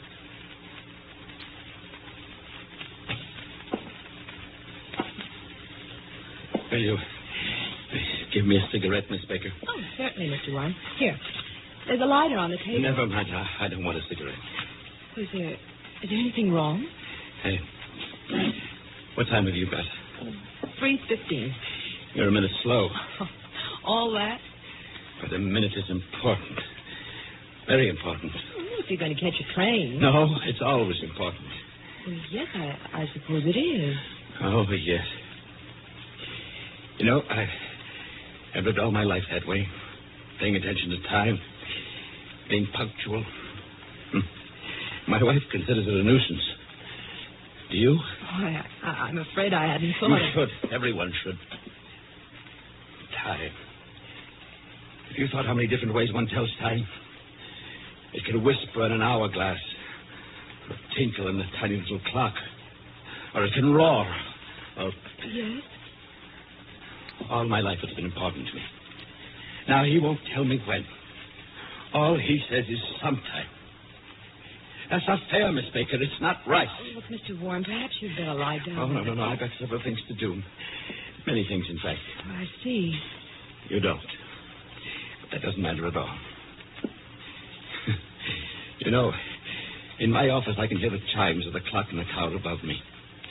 I've always listened to them. I like them because time is important. But I never heard them chime midnight. Midnight? I guess midnight is a special time. It's either tomorrow or today. It's in between. Tells a man that the day is over. Another one's going to begin. It's like standing on the edge. Goodbye, Miss Baker. Goodbye, Miss Baker. Yes, Doctor. Miss Baker, will you come in, please? Right away. Warren gone, Miss Baker? Yes, he just left, Dr. Loring. Yeah, that was certainly unexpected. I was almost certain it wasn't that serious. Well, put his examination report back, will you? Yes, sir. The closed file, Miss Baker. The closed? Yes. Oh, I'm sorry. What was it? An inoperable condition? Oh, now I see. See what, Miss Baker? Why he acted so strangely. Oh, don't worry. He'll go home, think about it. When the first shock wears off, he'll accept it. What else can he do? What else can anyone do?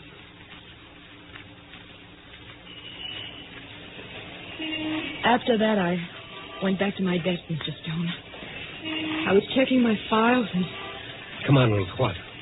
I made a mistake. A horrible mistake. What was it? Well, when a patient comes in for examination, only Dr. Loring knows his name. The technical laboratory has only a number on a card. Mr. Warren's was 5129. I typed it wrong. I typed 5120. The card number of another patient. It was a mistake. I put Mr. Warren's name under the wrong laboratory number. A number of a man who is going to die. Certainly Dr. Loring would be able to tell if Warren... Just a routine checkup would indicate symptoms. It took actual laboratory work to make certain. Oh, I see. He'll kill himself. He's that kind of a man. And if he does, I've killed him, murdered him. And if... I don't want to live. I'll kill myself. Oh, now, come on. No, there's no time for that. Does Dr. Loring know? I told him right away. And he tried to reach Warren? Oh, I've been trying since this afternoon. At his home? Everywhere. He must have gone home first because he left his wife a note. Suicide note? Yes. Ruthie, come on, let's go. Where? Warren's home. And if he's not there, well, Chicago's a big city. It'll be tough finding one man among 4 million people. But we can try.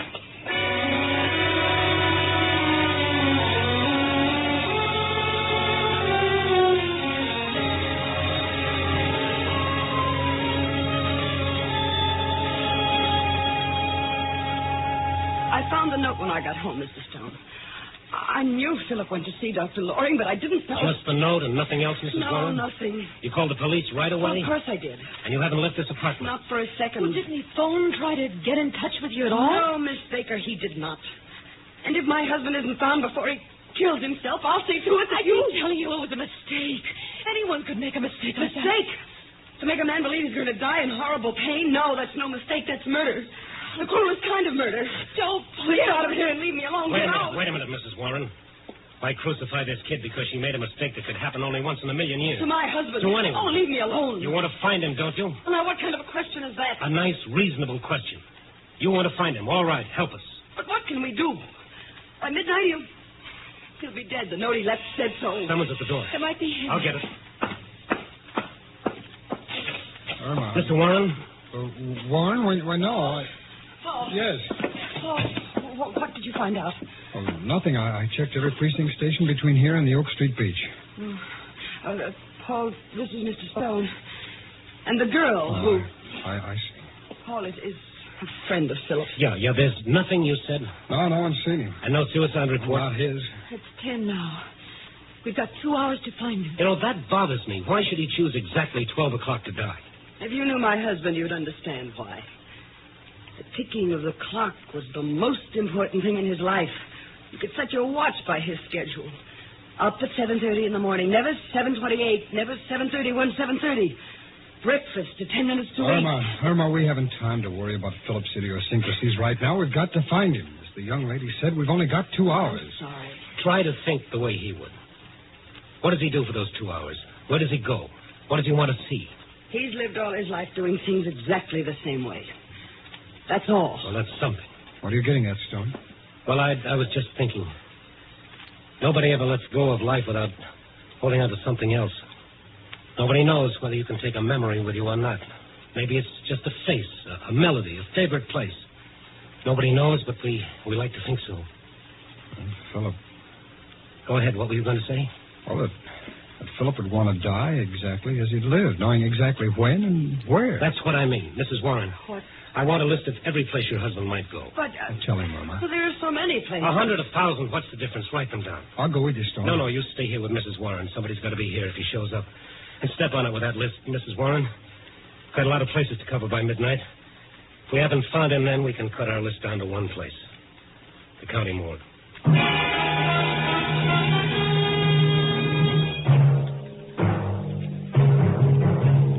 Night Beat stars Frank Lovejoy as Randy Stone.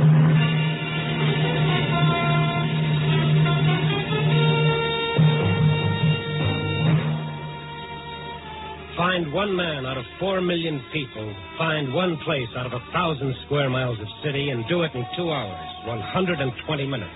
A long chance? Compared to our job, a buck on the Irish sweepstakes was money in the bank. We had 2 things in our favor. One, Mrs. Warren had called the police. 1,000 cops at Warren's description. 2, Warren himself. The way he lived was a clue to the way he might die. On time, punctual.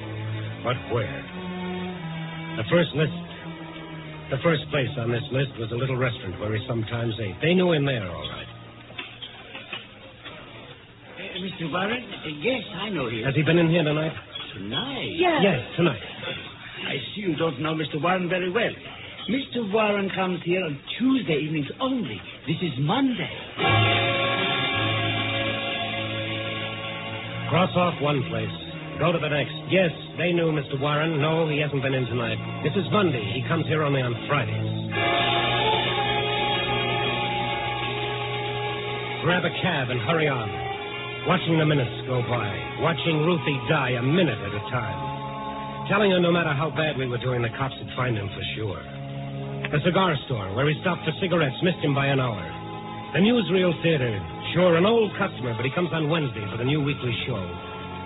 Ruthie wanting to call Mrs. Warren again to see if the police had found him yet, but no time.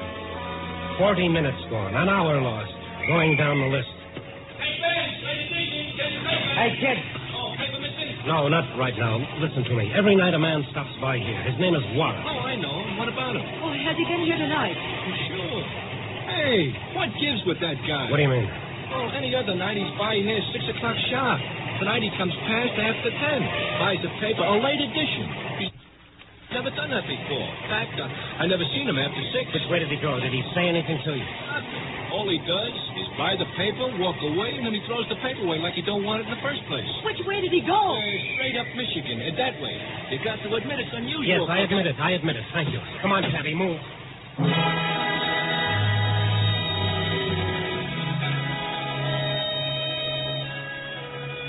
So we went straight up Michigan Avenue that way. All we accomplished was to lose another 5 minutes of our time.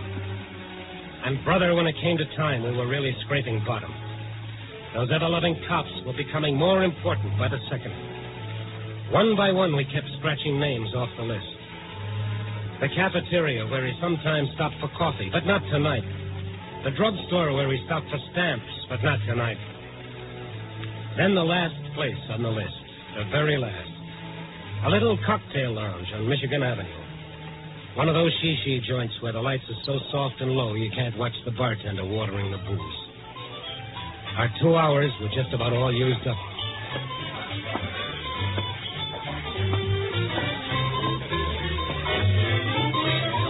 Oh, pal, if you can. Nobody else can. I beg your pardon? I'm looking for a man named Philip Warren. You know him? Oh, yeah, quite well. I consider Mr. Warren one of my special customers. Was he here tonight? Well, why do you ask? We don't have time for anything but yes or no answers. Please, yes or no. I really don't feel I'm at liberty to discuss with complete strangers. Randy, it's not going to work. We're not going to find him. Something wrong with Mr. Warren? Well, to put it mildly, yes. Now, come on. Well, if you'll tell me why you... No, listen, you please. See, it's not really proper to tell just anyone who happens to inquire. Now, unless we find him in the next 15 minutes, Warren is going to die. You're joking. Look at this girl here. If Warren dies, she'll... Never mind. Look at her face and tell me I'm joking. Oh. All right. I didn't know. Mr. Warren's a good customer. You know, two strangers asking... Was he in here and how long ago? Well, he came in a little while ago. I thought it was strange, you know, because he's late. It always comes in promptly at 5:35. Never mind the details. How long ago? About 10 minutes ago. He sat at the usual place, but then he didn't drink his sherry. You know where he went? No, I don't. Did you see him go? Oh, yeah, I saw him leave. All right, now think. Has he ever said anything about going anywhere from here? No. He was always very quiet. Oh, but I think his office is near here. What makes you think that? Well, he mentioned once he always leaves it at 5:30. And he always... Thank you. Where's the phone? Near the entrance. Come on, Ruth. Thank you. What is it, Mr. Stone? What did you think of? You got his home phone number? Oh, yeah. I've written down here. Thank you.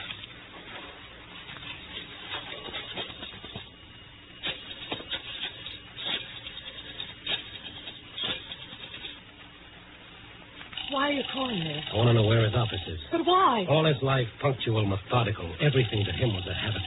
Maybe it's a crazy hunch, but I could be right. He could have gone to his office. Yes, you could be right. Come on. Answer. They've got to be there. They said they'd stay. But they don't answer. Ruth, do you remember where his office is? Must be on your records. I don't remember. Oh, but we can go and get it. There's no time. Try it again. They're not there. I told them to stay there, the fools. What? The phone directory. I'd have a business listing for him. Warren. Philip Warren. Is it? No, only his home phone, the number I just called. Mr. Stone. What? If Mrs. Warren isn't home, she might have gone to the police. Maybe they found him. That could be it. Keep your fingers crossed that they found him alive.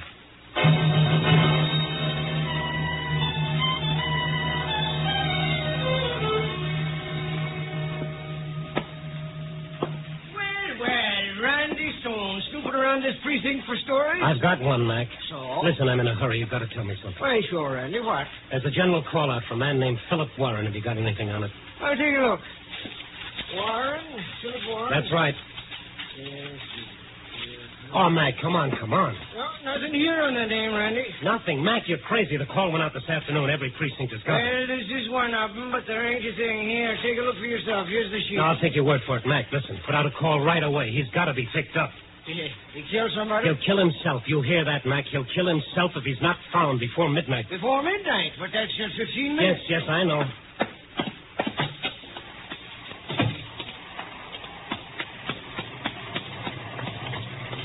What did they say? They didn't have a call for him. That's crazy. They must have. Mrs. Warren, call the police. Yeah. Well, just a minute, Cabby. Look. Let's figure it. That last cocktail lounge, the bartender said Warren came in every evening at 5:35, that he left his office at 5:30. That makes his office a 5-minute walk from the cocktail lounge. And what he said to me, remember? What? He said he liked to sit in his office and listen to the chimes from the tower above his office. Tower? 5 minutes from that cocktail lounge on Michigan Avenue. Look at the avenue. The Wrigley building. The clock in the Campanile Tower. Ruth, that's got to be it. We've got 10 minutes to get there and find the office. Cabby, Wrigley building, fast.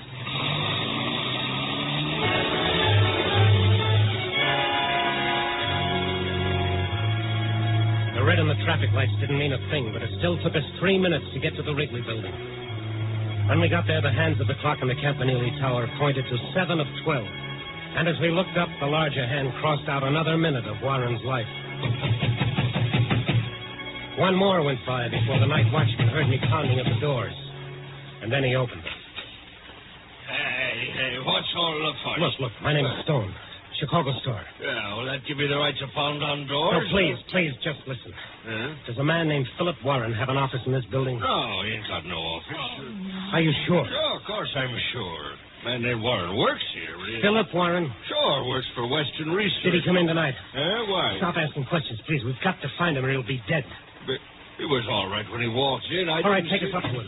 Hey, you've got to sign the in and out sheet just like everybody else. All right. We'll sign it. Just take us up. Yeah, okay. Got to use the freight elevator, though. Regular ones don't run at night, not this time. I don't care which one we use. Just get us up to Warren.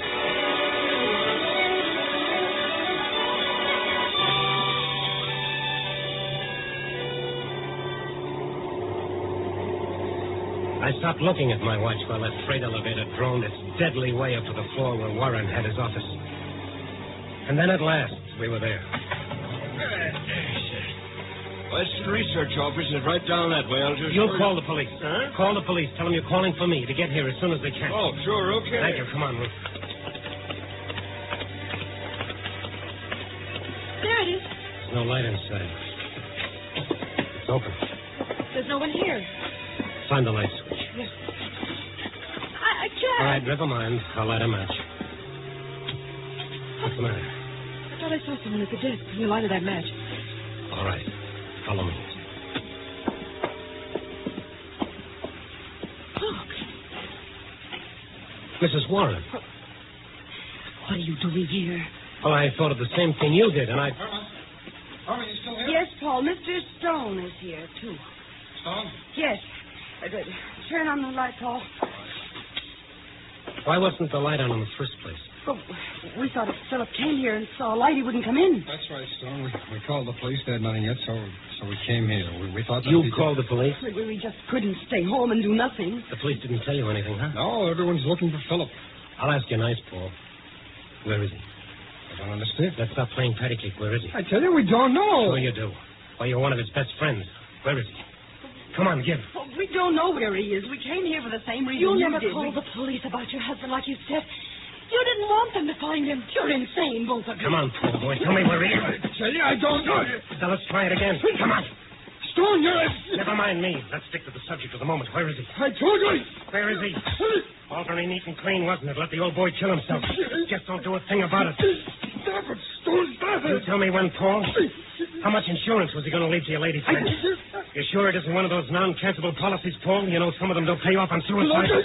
Tell me where he is. Tell me. Stop it. He's on the tower. Top of the building. I saw him. He's got a jump. Here's your boyfriend, Mrs. Warren. Catch! The tower, Ruth. Come on. The elevator. No time. Tower's only 2 flights up. Come on, I'll need you.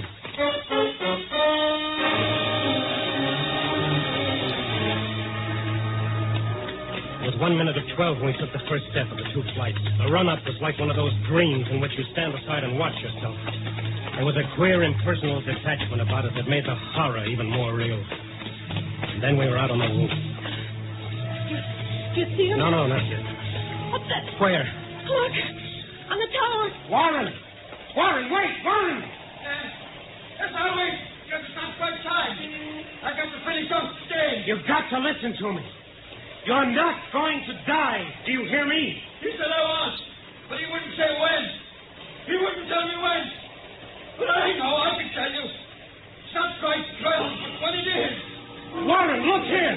Ruth, make him listen to me. Mr. Warren! Look at me! You know who I am? Yes, I know. I know everybody in the world. And I can see everybody from here. Please! The report was a mistake. You're not going to die, do you hear?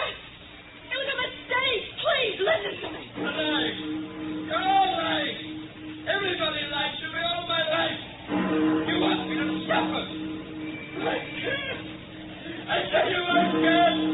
And I know when I'm going to die. But you're not. It was a mistake. My mistake, not the doctor's. I swear it.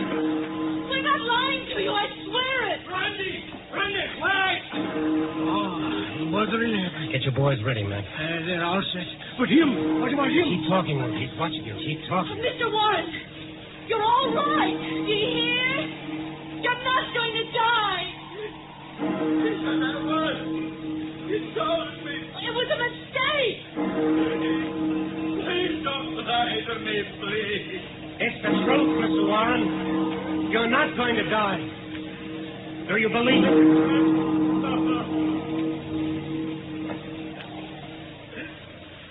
Thank heaven. Thank heaven. You can get him now, Mac.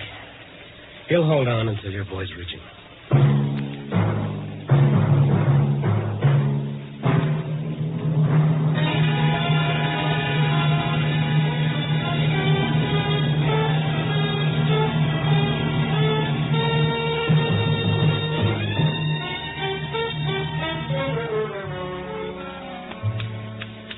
So here I sit, trying to write my story for tonight. But I keep hitting that one key. 0. 0, cipher, naught, nothing. Gas. Oh, dear. Someday, a nice, peaceful story is going to be written about a flock of happy little birds leisurely circling a burned-out world, wondering whatever happened to all those crazy two-legged characters who spent their lives knocking each other's brains out. What a nice thing to read that'd be. Yeah, but wait a second. Who'd write it? All right, you broken-down two-bit philosopher. The makeup editor's got to go home, too. So let's get going. Hello? Give me a rewrite.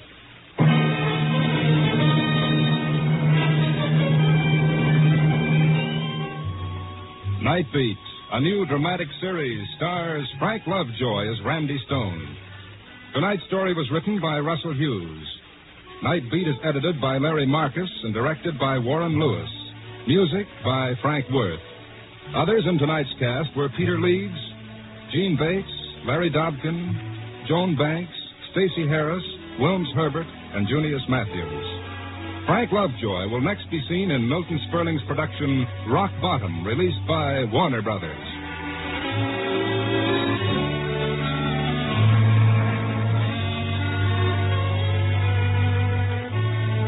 Listen next week at this same time and every week as Randy Stone searches through the city for the strange stories waiting for him in the darkness.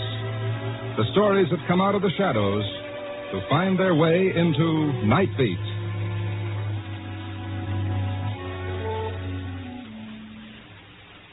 At the end of every year, an organization known as the National Safety Council adds up a tragic row of numbers. These are the figures of America's traffic accidents, an appalling list of death and misery. Last year's Black Edge total showed 32,000 dead. So whether you're a driver or a pedestrian, recognize the danger, drive and walk safely. You're tuned for the stars on NBC.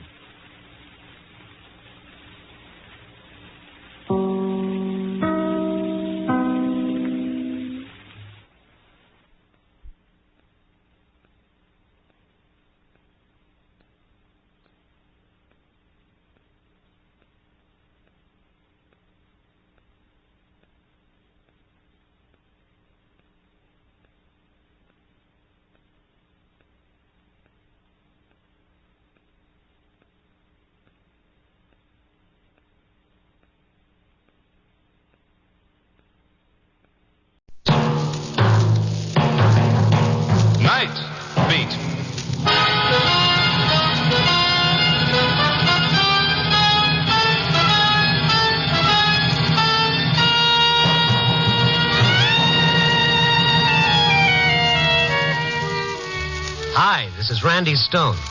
I cover the Night Beat for the Chicago Star. Stories start in many different ways. This one began in the darkness of the human mind and ended in raging flame. Night Beat, starring Frank Lovejoy as Randy Stone.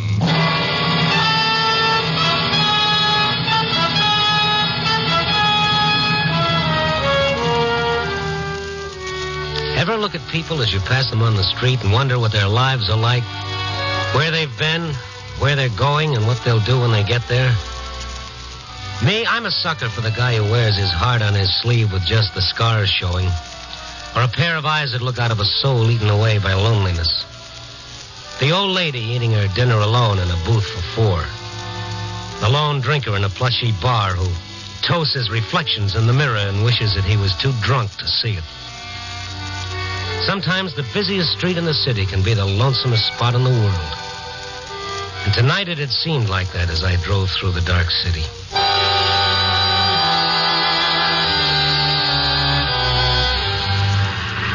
I was well into the warehouse district when I saw a flash. It was like an explosion, only there was no noise, no sound, just this flash and then flames. It was a 3-story warehouse, the old wooden type, and the flames worked fast. I started past to find a box to turn in the alarm when I saw a man, and he was running into the fire. I stopped the car and took off after him. The only light in the building was from the fire, and the man was nowhere in sight. Hey, you! Here I was making like a regular stout-hearted Frank Merriwell. First one to a fire and no one to save. And then I heard him. Chloe! Chloe! I followed the sound of his voice. He was standing at the foot of some wooden steps, yelling his head off. Tony! Hey, Tony! Hey, you! Hey, what are you doing? Come on, Pop. Huh? Let's watch it from outside. Let go of me. Now, come on, come on. Leave me alone. Let go of me. Hey, come back here, you fool! Go away. Leave me. Papa, you hurt? My leg. I hit it when I fell. Well, let's see if you can walk. I can walk if you'll help me. I'll go with you, mister. Yes, I figured you would.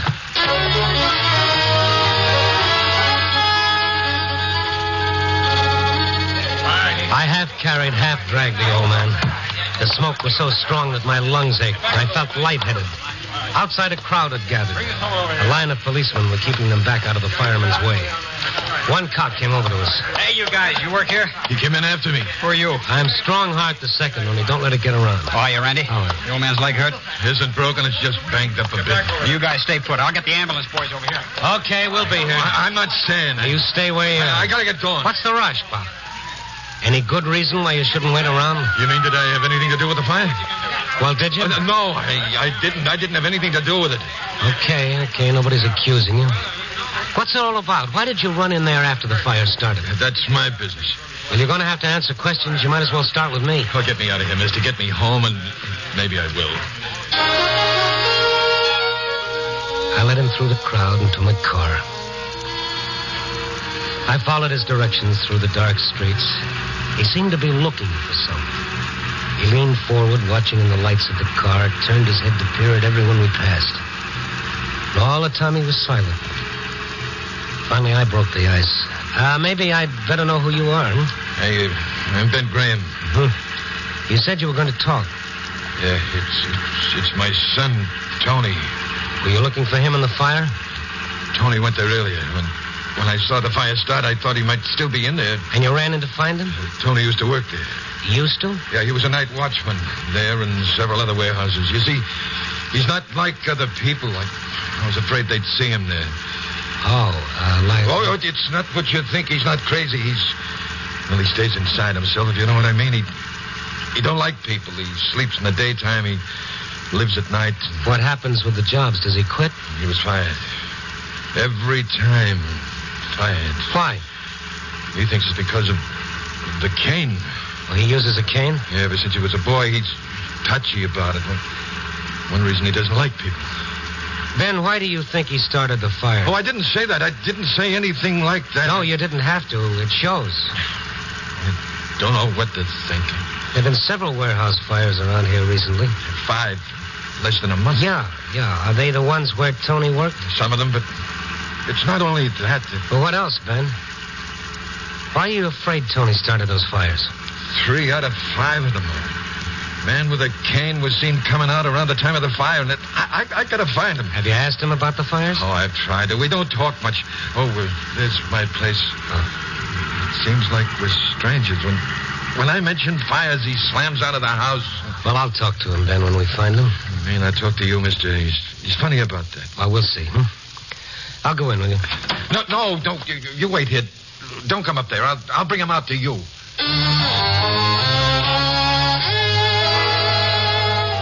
Ben Graham staggered up the short walk to his little shed.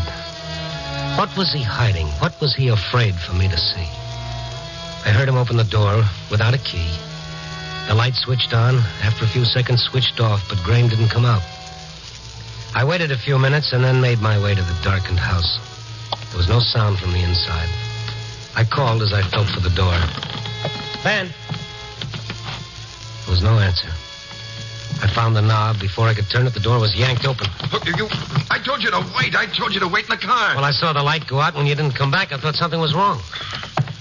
Come on, there's nothing wrong. Get back into the car. Tony's not here. We gotta find him, Ben. I know, before the police do. But where? Oh, we'll try some of the warehouses. That's where he hangs out. Which ones? Are they near here? Yeah, around. Well, then why don't we leave the car here and walk? No.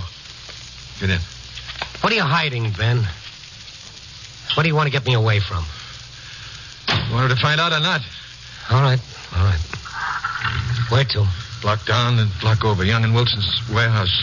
You seem to know a lot about these warehouses yourself. I've been working in them most of my life. That is, I used to. Mm-hmm. This Young and Wilson, is that where the next fire is supposed to take place? I hope not, mister. I hope not.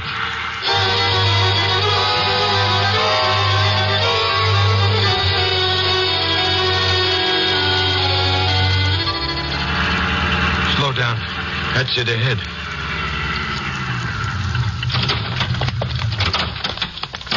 The building's dark. The watchman's inside. Over here. You do know your way around.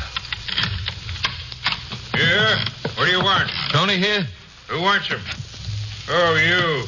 Get away from that door. Don't come around here, Graham. Have you seen Tony? No, he's not here. Now get moving. What is all this? You're a stranger around here. You'd know. I'd know what? About Ben. He's a bad luck omen. Anywhere he goes, trouble starts. Somebody gets hurt or a fire breaks out. Once a watchman was killed. There's always accidents. It's him. What kind of superstition is that? Maybe a superstition to you, but not to us. All the watchmen know. Ask any of them. Now move on. Well, what's that all about? It's true what he says. Oh, coincidence. Call it any name you like. It happens. It can't help it. It just happens. That's why you're not working now? Oh, nobody will hire me. They all know. Sometimes they think up excuses, but mostly they're like him. They run me off. Well, you could get some other kind of work. No, I've tried, but they ask me where I worked, and when they check, they find out they don't need me. Listen. Stand back. It's Ken. Tony? You'll soon see when he turns that corner. What are you doing with a gun? Keep out of the way. You're not going to... Don't talk. That's not a cane. That's a nightstick. Policeman. Hey, you! Over there! He won't find me here. Hey, wait a minute. Hey, wait a minute. Now, what's the matter with old Screwball? With who? Ben Graham. Oh, you know him? Sure. Everyone around here knows him. Rather have a black cat cross my path than Ben. Why? Wherever there's trouble, you'll find him. See the fire tonight? Oh, yes. Why? I'll bet he was there. Every time there's a fire, someone swears Ben was there. Hey. Mm-hmm. Yeah. What was it the watchman had said? Somebody gets hurt or a fire breaks out? What about the fires where a man with a cane was always seen and another man who nobody wanted around? But why did Ben run when he saw the police? Why was he carrying a gun? I decided I wanted to see the Graham shack again. What was he hiding in that house? What was it he didn't want me to see? The little building was dark when I went up the walk. If either Tony or his father was there, he didn't want anyone to know about it. I knocked once before I turned the knob. I thought I heard a movement in the corner. Ben? Tony? Anybody here? I felt along the wall for a switch. There was a sound like the cry of a cat. What do you want? Please answer me. Oh, I'm sorry. I frightened you. I'm looking for Mr. Graham. My husband or my son? Both of them. What is it? What's happened? Oh, nothing's happened. I just wanted to see them. There is something. I know there is. No, it's nothing, really. Now, why don't you lock the door when I leave so no more bad dreams can come in, huh? I can't lock the door. I can't move out of this bed. Oh, you're paralyzed. I didn't know. I'm Sorry, I wouldn't have laughed. It's all right. I like to hear it. No one laughs here. Won't you sit down? No, I can't stay. I've got to find Ben or Tony. What have they done, mister? Oh, they haven't done anything. You're just like them. They won't tell me anything either. I lie here alone in the dark. Can't move. No one will tell me anything. Well, I just wanted to give them a message. No, you didn't. Don't try to fool me. Nobody wants them. Either of them. I'm sorry I disturbed you, Mrs. Graham. Is there anything that I can do for you? You can talk to me. Just talk to me. They don't talk, Ben and Tony.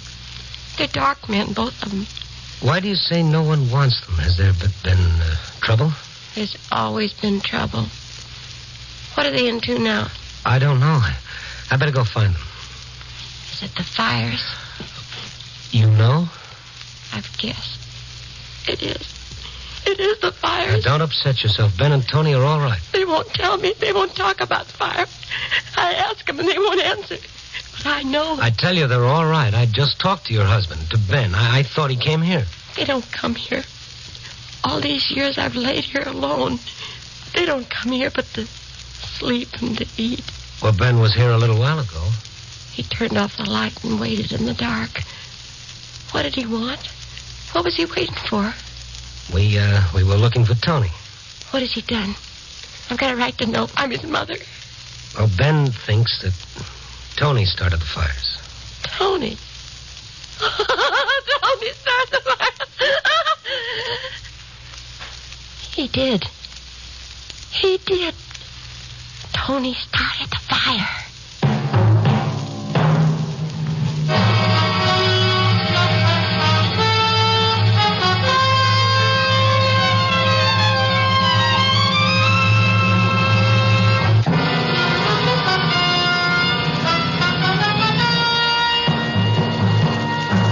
And now back to Night Beat and Randy Stone. Yes, it was adding up, but it wasn't making sense. First, I drag a man out of a fire, a man who's carrying a gun. And now a frightened, paralyzed woman who wanted someone to listen. I could feel that tingling on the back of my neck as Martha Graham talked. She was terrified at the mention of fire. I sat in one of the chairs beside her bed and tried to calm her fear. She wanted to talk, and I couldn't stop her. Tony started the fire. It burned our house. That's how I got like this. That's why Tony uses a cane.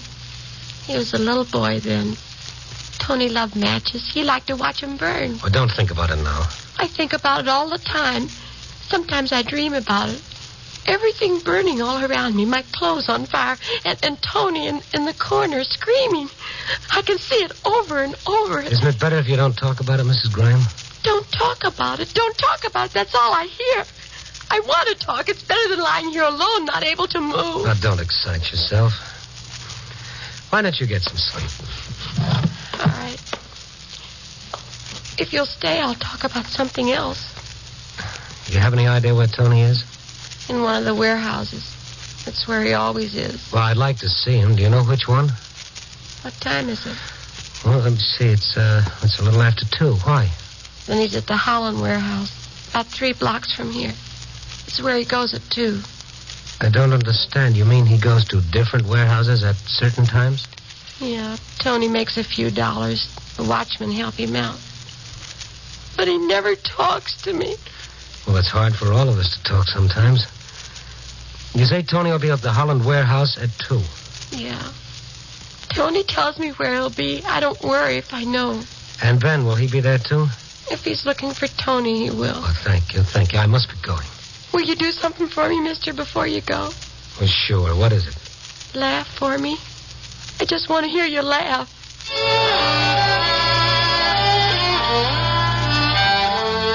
Laugh, she says. She hits me between the eyes and tells me to laugh.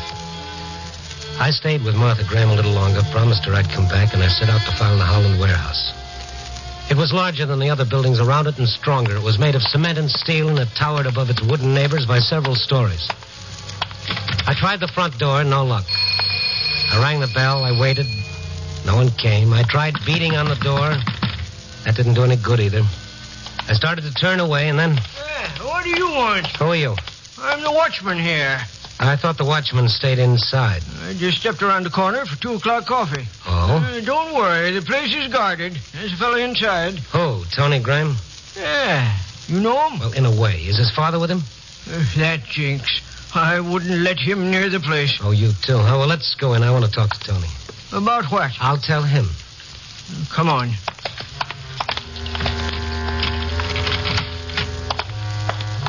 Where's your light? Got a flash here. Tony! Tony! Tony!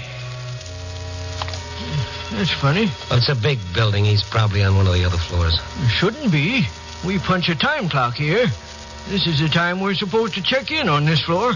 Where is the clock? Over by the stairs. Lights are there, too. It's not like Tony not to be here. You mean you've left him here before? Sure. He helps a lot of the guards. Kind of relieves them like. We all pay him a little. That way he can have a job and his old man don't know it. Better with these lights. Well, there's your light and there's your clock, but no Tony. Can't understand it. Let's try upstairs. We'll take this freight elevator. Are you in all the aisles here at least once during the night? It'd be pretty hard to do with all those rows of boxes and crates. Hey, you don't think something's happened to him, do you? I hope not.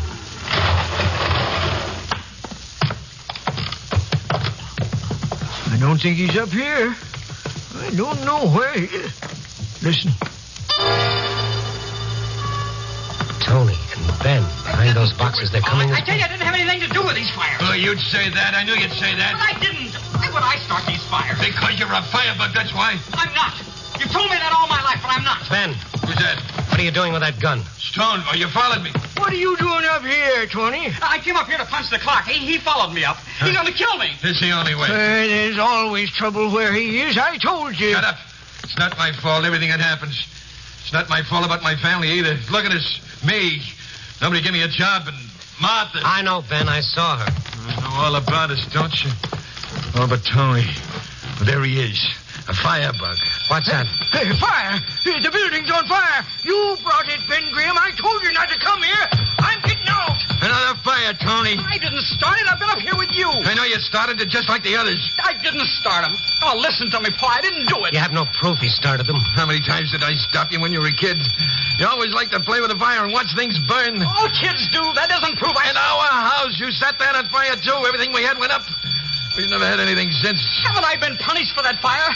Look at me, haven't I? Yeah, but not for the others. You'll never do it again, never. Put that gun down, Ben. You can't do that. That's murder. He's got to be stopped. It's got to be. But not that way. What if he didn't do it? What if you're wrong? I can't be wrong. I know him. You don't know him at all. You don't even know what he's been doing at night. Oh, yes, I do. He goes from one warehouse to another. I've been following him. He's been in every one of those buildings just before they burned. Every one of them? You see, even you were beginning to believe. The fire bell has stopped. That means the watchman's turned in the alarm. It's automatic. The fire truck should be here soon. The sooner the better. Look at the smoke has started to seep in. Let's get out of here. Yeah. You're not getting out of here, Tony. I can't let you. Listen, you can't do it, Ben. It's like a lynching. You can't be the judge and executioner, too. I can't take any more. Martha, the way she is, and Tony like this. You know what they'll do to him. An asylum. I couldn't stand that. It's better this way. Smoke, will you put that gun away, Ben? Tony, I don't want to do it, but it's the only way. There's one other way. Stay away from me, Stone. I don't want to hurt you. Stay away. I'm not much of a target with the smoke. Stay away. The gun. Give me the gun. Give it to me. Grab the gun, Tony. I got it. All right, now, come on. We're getting out of here. Let it in now. Come on. Let go of my arm. I said come on. Tony, show us the way out. If I can, Mrs. Stone. If I can.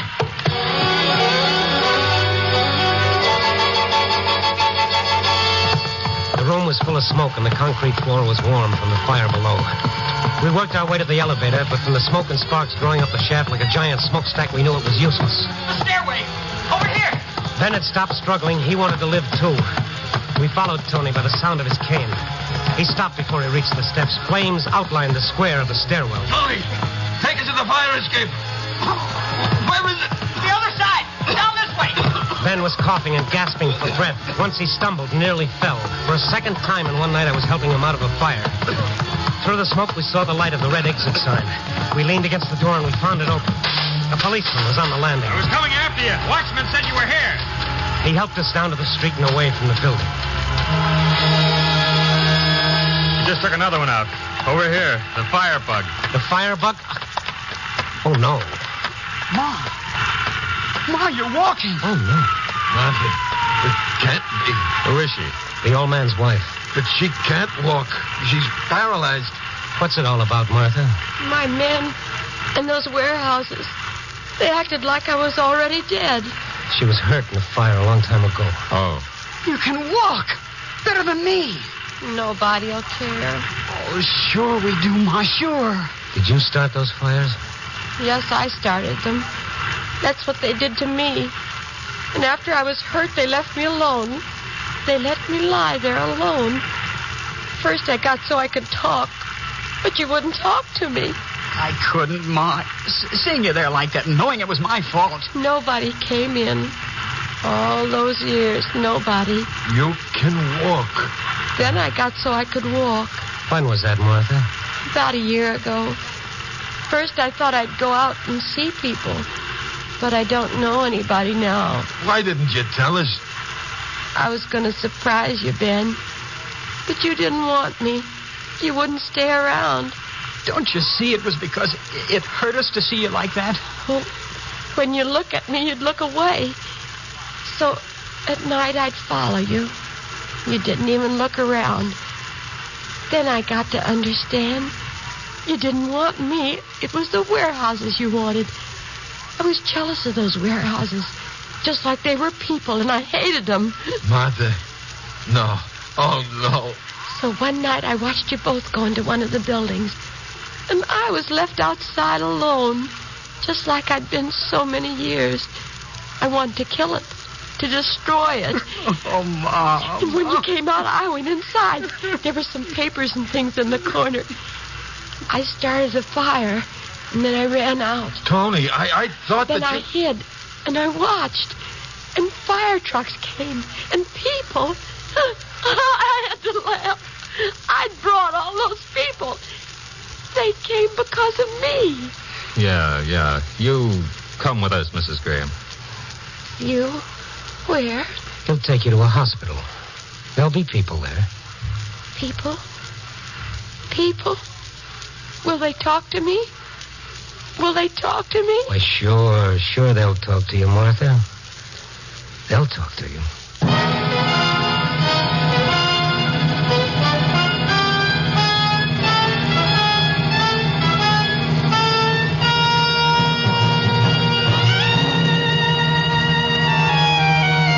Some story, huh? Brother, sometimes the night is even deeper than we think. A moral, too? Well, it seems to me it sticks out all over the place. The Graham's loneliness proved about as deadly as poison, even more deadly. At least poison kills quickly. But there's an answer to loneliness, and it's so simple it chokes you. Loneliness is a prison that separates you from the world. And you can escape from that prison in only one way. By freeing another. Oh, yes, indeed. None but the lonely heart's stone. Copy, boy.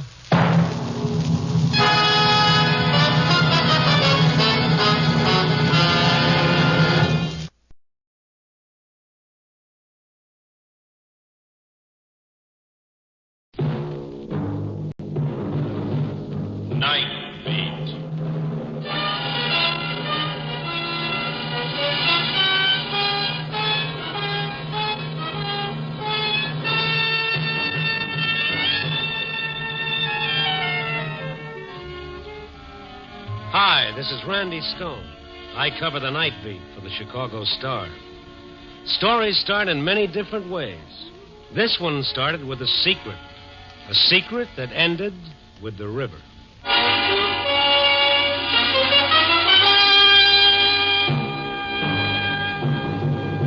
Night Beat, starring Frank Lovejoy as Randy Stone.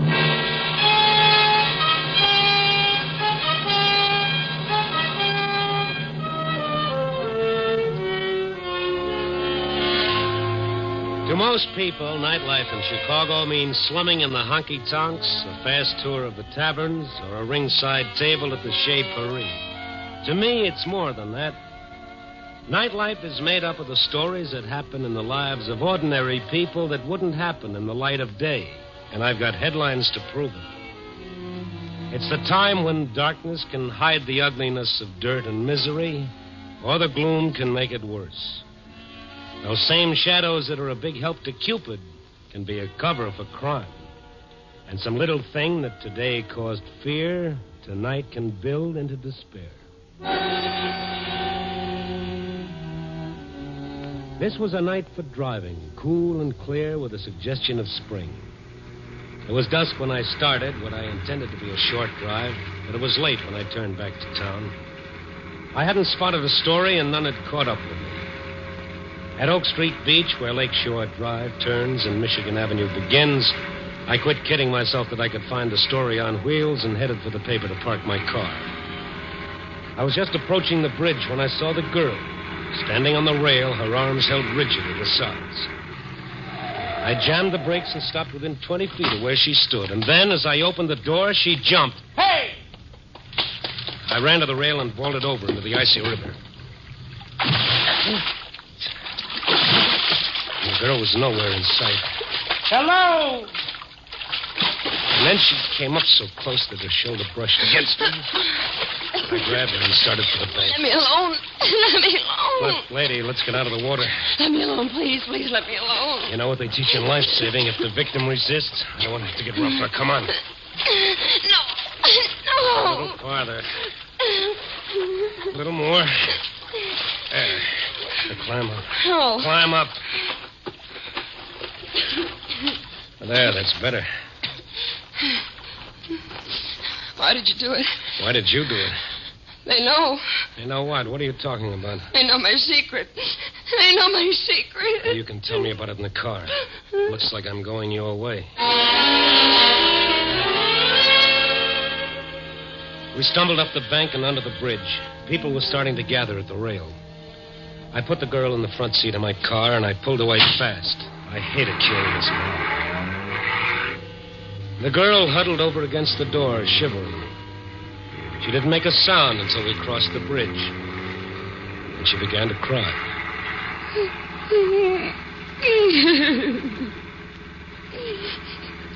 Want to tell me about it? All right, you've been a hero. Why don't you let me alone? Look, I'm only trying to make it easier for you. Strangely enough, when you try to take your own life, it becomes a matter for the police. Oh, no. Does that frighten you? I don't want to see the police. They want to see you? Why don't you mind your own business and leave me alone? I want to help you. No one can help me. No one. Nothing's ever that bad. Just seems like it. That's easy to say about somebody else. Well, I know it wasn't very original, but neither is jumping off a bridge. Are you a detective? No, I'm just a guy. Why did you go in after me? Oh, I saw you jump just as I drove up. Reflex, maybe. I was in the water before I had time to think. I guess I do owe you something. Well, now that's more like it.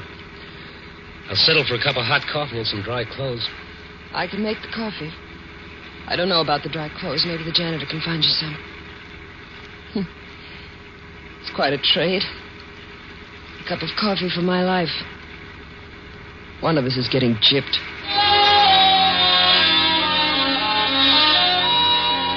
She talked after that, and I could tell it was to keep me from asking questions. I couldn't make her out. If she was still angry, she didn't show it. It was a reaction I'd never seen before. She wasn't happy or unhappy. It seemed more that... Well, did you ever see anyone who was resigned to living? I drove to the address she gave me on Walton Street. It was a better-than-average apartment house, a good district. No clues there to suicide. She even joked a little as we reached the front door. Sorry, I must have left my bag in the river. Oh, the janitor let us in. Must be pretty exclusive here. I hadn't noticed it. Why do you say that? Only 3 names on all those letterboxes. Well, that's all there are. Wanda Rhodes, that's me, and Miss Henrietta Dietz. Etta lives across the hall. And Judson. He died 7 months ago. Then there are only 2 people living in this big building? Well, there's the manager, but he's hardly ever here, and the janitor. Why? Well, maybe you haven't heard there's a housing shortage in Chicago. Don't tell me the house is haunted. No. No, I guess not. I don't get it. What do you want? Oh, let us in, Lucky. I lost my key. What happened to you, Miss Rhodes? You're all wet. Oh, she had an accident. She was walking on the pier, and she slipped. Oh, this is... Randy Stone. Yes, he helped me out. Could you find Mr. Stone some other clothes? I need something dry to wear home. I'll bring them back. I don't know. Well, anything will do as long as it's dry. Here's a deposit. When I return your clothes, you can keep it as rent. Well, all right. Walking on piers at night, bringing home strange men, borrowing clothes. Are you feeling better? I'm beginning to, Mr. Stone. Randy, All right, Randy. Let's get that coffee, huh? All the comforts of home. What is it, Wanda? What is it? Look. In lipstick on the mirror. I know you're sick. Oh, it's there again. All right, easy, baby, easy. Sit down here with your back to it. That's better. Now, what's it all about? I can't tell you everything. But tell me what you can. It'll do you good. All right, I'll try. At first, it was typewritten notes. What do they say? That. I know your secret? Yes. Go on. The first one was yesterday. No, the day before. It was slipped under the door. Wasn't signed, of course. Oh, no, none of them were. How many notes have you had? I don't know. They were everywhere under the door in my mailbox. I even found one in the laundry. Say anything about it to anyone? Oh, no. Not till you. Oh, you don't understand. Yeah, I think I understand. Who else knows about this secret? No one. No one here in Chicago. What else happened other than the notes? There were the sounds. But I can't be sure about them. What sounds? I may have imagined it. The notes got on my nerves, I guess. I began to hear things, boards creaking, footsteps. I'd hear something outside in the hall. When I'd open the door, there'd be nothing there. Imagination can do strange things. I tried going out to get it off my mind, but that made it worse. I dreaded coming home. I knew what I'd find. You let those notes drive you? Then there was the phone. There was no mistake about that. That began late this afternoon.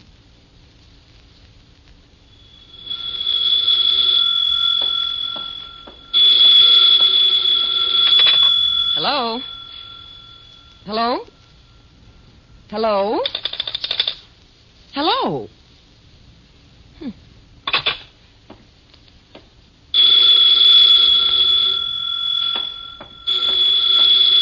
Hello? Hello?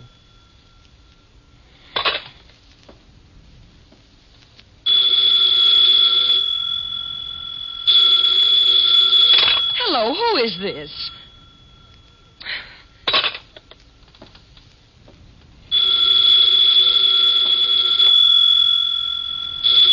Oh, ring. Go ahead. Ring your head off. Hello. Hello. Oh. Look, what are you trying to do? I'll fix you. I'll leave the receiver off the hook. There. That'll settle that. All the crazy things. Well, ring. Go ahead. See if you can ring now. Oh. Hello. This is the service operator. Is your receiver off the hook? Well, yes. Are you using this line? Well, no, but you see... Then I must ask you to hang up your receiver. Operator, let me explain. My phone keeps ringing. When I answer, there's no one there. There is a party waiting for your line. Is it a man or a woman? I'm sorry, we cannot give out that information. Will you please replace your receiver and see if your number can be dialed? Oh, all right. Hello? Hello? Oh.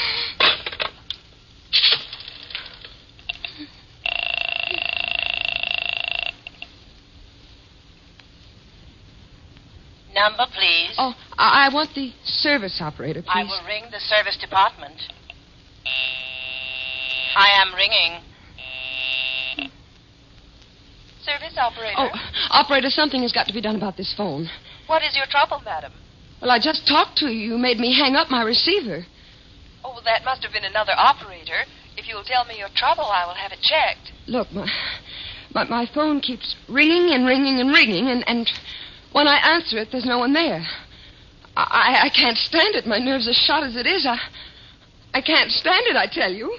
Well, the trouble may be in your phone. Well, of course it's in my phone. That's what I'm trying to tell you. If the trouble is in the instrument, it cannot be checked until morning. Morning? Well, what am I supposed to do until then? I can't stand here and listen to this thing ring all night. We will send a serviceman as soon as we can. Yes, you just do that.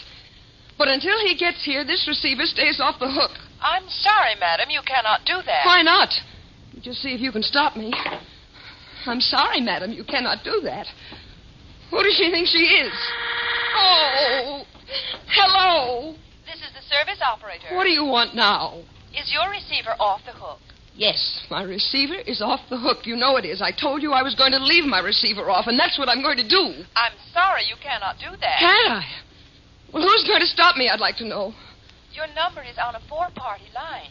When your receiver is up, it stops the service on all the lines. I must insist that you replace your receiver. And what will you do if I don't? It's my duty to see that the lines are open. I will have to keep ringing until you do. Oh! Hello!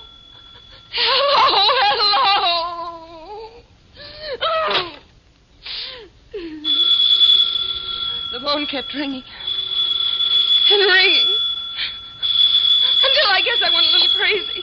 I grabbed my coat and ran down the hall. When I got to the front door, I found a note pasted on the glass. I know your secrets.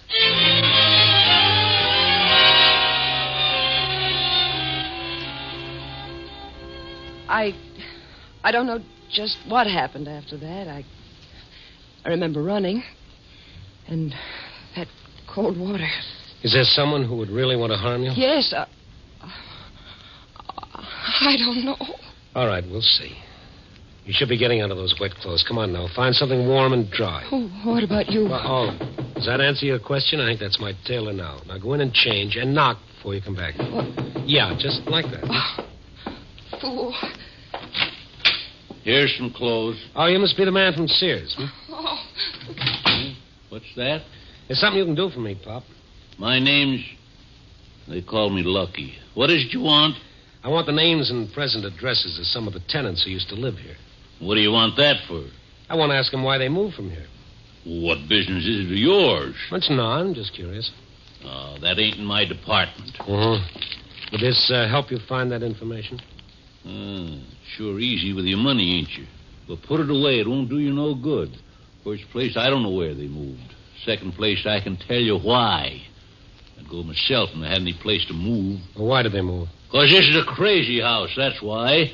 People walking around all hours, peeping and prying. You wouldn't be meaning that for me, would you? No, for you. Wandering all over they was. Top floor, this floor, even in the basement. I saw 'em a-looking and a-searching. Searching for what?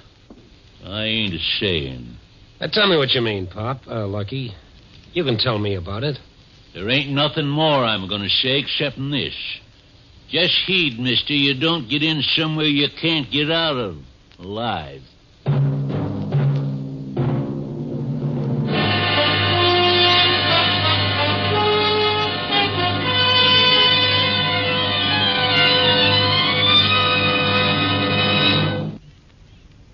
You are listening to Night Beat, starring Frank Lovejoy as Randy Stone.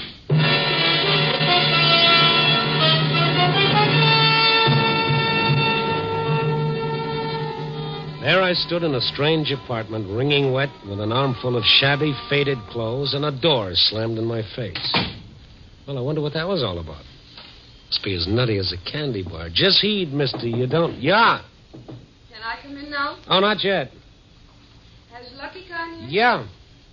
And who are you talking to? Oh, myself. It's getting me, too. Okay, come on in. What's getting you too, Randy?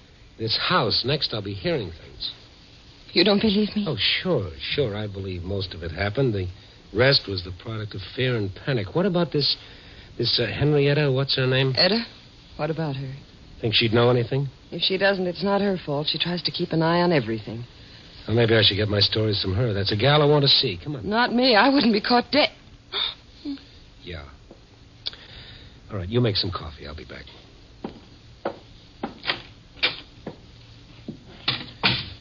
I stepped across the hall, rang the buzzer. There was no answer. I rang again several times. I knocked, and I waited. And then I heard it. It sounded like someone in trouble, someone moaning.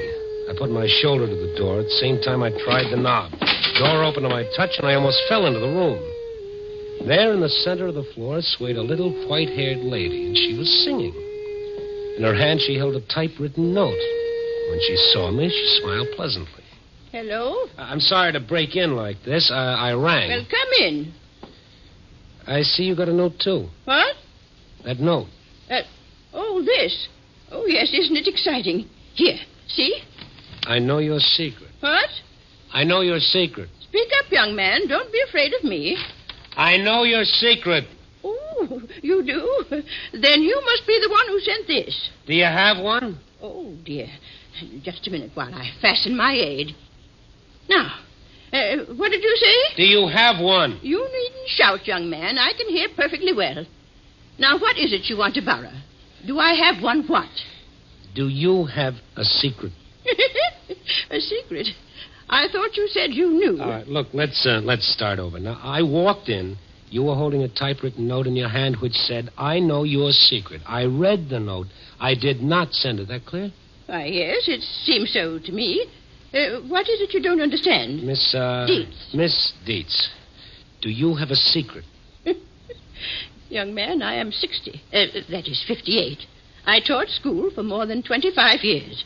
I am not deformed nor disfigured. There are those who even called me attractive. Is it so hard to believe that at some time in my life there has occurred one event that could be called my secret? Well, has there? Not that I can think of. I should have known better. All right, thank you, Miss Dietz. I'm afraid you can't help me after all. Well, try. Ask me something. All right, okay. Yes. Once more. What can you tell me about the tenants who were here, the last ones to move? Oh, I can tell you plenty. Now, there was that Mr. Taylor. He was a traveling man, and you know how traveling men are. Mm-hmm. Yes. Then there was that Mrs. May. That one, she spent a fortune on psychiatrists, but that didn't keep her from drinking alone. You know, she would draw the shades. She said it was her eyes. And she would come out for 3 or 4 days. Do you know why they moved? No, I don't. I know where they moved, though. Yes, I have it right here. There, here you are. Thank you, yes, thank you. Now, let me tell you about them. No, thank you, Miss Dietz. I know when I've had enough. Wanda had coffee made when I got back to her apartment. It was strong and hot.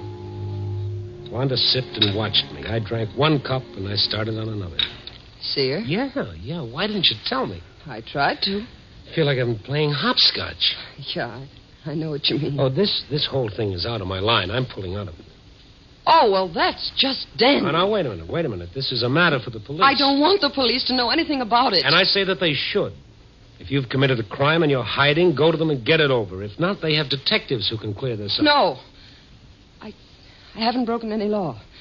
But there'd be publicity. I've seen it happen before. Pictures, names in the papers. Okay, all right. It's your ball game. We'll play your rules. I'll go see what I can find out from the ones that moved. You are going to help me? Sure, baby, sure. Promise me you'll stay right here, hmm? Oh, I won't try it again. Once was enough.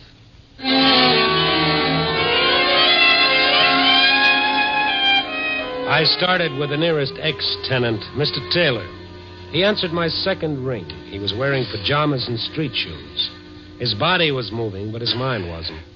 Yeah, what do you want? Mr. Taylor? Yeah, I'm Taylor. May I come in? Oh, sure, come in. What do you want? I want to ask you about the Walton apartments.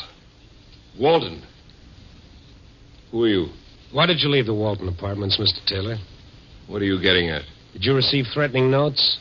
Yeah, typewritten. What do you know about them? Was that why you left? Because someone knew too much?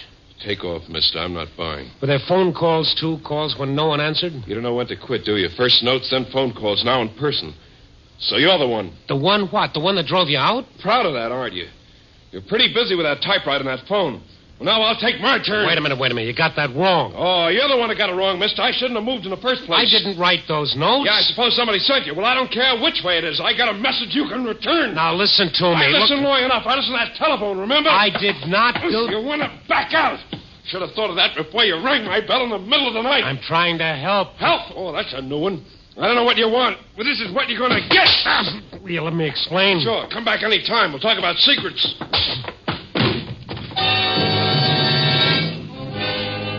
For a traveling man, Taylor hit a good right. I don't know what he sold, but it must have been heavy, for his arm was in good condition. When I came to, I was lying in the hall in front of his door like a watchdog. I was convinced that Taylor was not interested in my explanations, so I went to see Mrs. May. I knocked several times at her door before it opened a little way. She looked at me and started to close the door again. I stopped her with my foot. She was in cream and curlers. I could have chinned myself on her breath. What do you want? I want to talk to you about the Walton apartments. I don't know anything about them. Who are you? I'm a reporter, Chicago Star.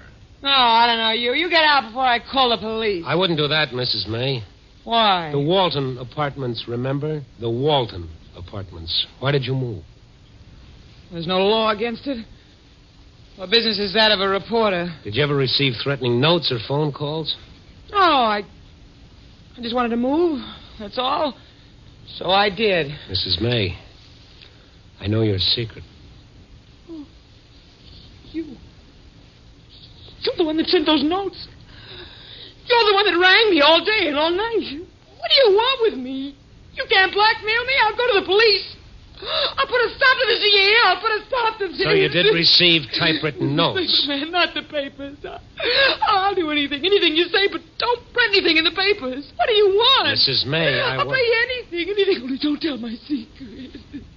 And all the time, I thought it was her. She watched me all the time. I was ashamed of what I'd done, but it was the quickest way, and there wasn't much time. I apologized for the ruse and the shock it had given her. When her alcoholic brain finally understood what I was saying, she turned her back and started for a tray of bottles on the table. I used her phone and called Wanda. No, don't call Wanda. anymore. I'll do anything, but only please don't call anymore. Please. Wanda, it's Randy Stone. Everything's all right. I'll be right over. Mrs. May didn't hear me when I left. Wanda was near collapse when I reached her apartment. Her phone had rung almost constantly since I left there, and it was still ringing. Randy, that phone is driving me crazy. All right, let it ring. I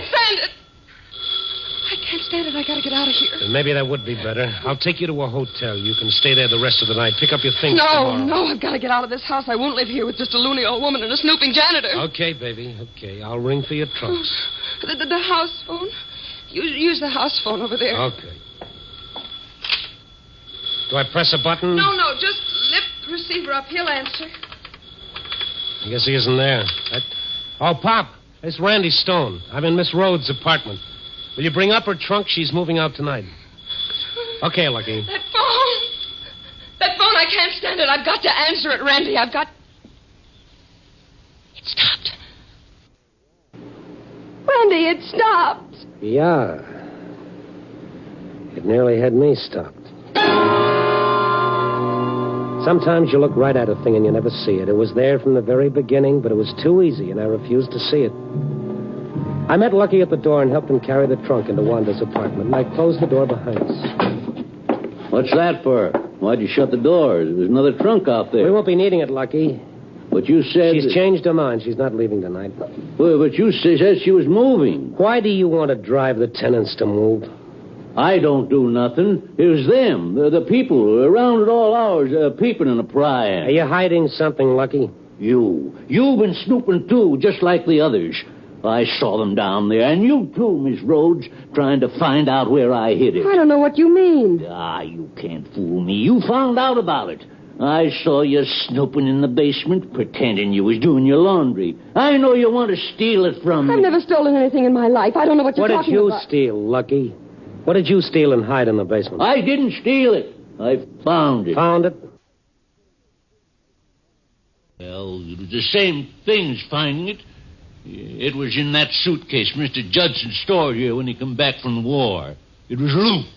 It weren't his. He stole it. I didn't. What was it, Lucky? A bag of jewels. A plain old canvas bag of jewels. Oh, they were so pretty. I never had nothing so pretty before. If you took them from his case, that's stealing. But I didn't. The case got knocked off in the basement and come open. He never come back. He was killed in that plane crash. That makes it mine. Now, don't it? The same as I find it. You were the one that was phoning me? Sure. I knew if I could scare you off, you'd quit snooping. And I would have, too, if that nosy newspaper guy hadn't butted in. But how did you know about my secret? I didn't. Then why did you type those notes? I knew you had a secret. Everybody has one. And if you thought I knew about it, you wouldn't tell about me. You didn't know anything about Wanda? No. When I tried the first time, the people moved, and that gave me the idea, so I've been doing it ever since. Lucky. That's what they call me, Lucky. And now your luck has run out. No, it ain't. This was in the bag, too. A gun? Yes, Miss Nosy, a loaded gun. Hey, what's that? It's the phone. I'll take care of that gun now. Oh, no, not again. All right, baby, I'll answer. Hello. We have been able to check your line. We cannot locate your trouble. Oh, yes. Thanks a lot, operator. You can cancel the complaint. We've located the trouble right here. Oh, and operator, get me the police.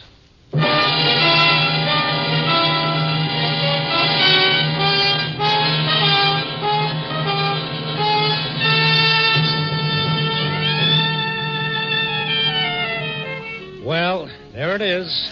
The story of what can happen when guilt starts eating a man's insides.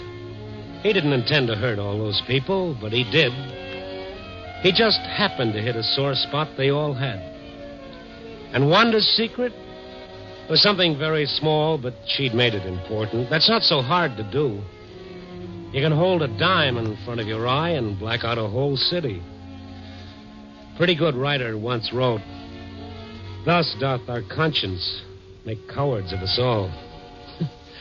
Yeah, I guess everybody has a secret, something they'd rather nobody else knew. That is, everybody except you and me. Yeah? Copy, boy.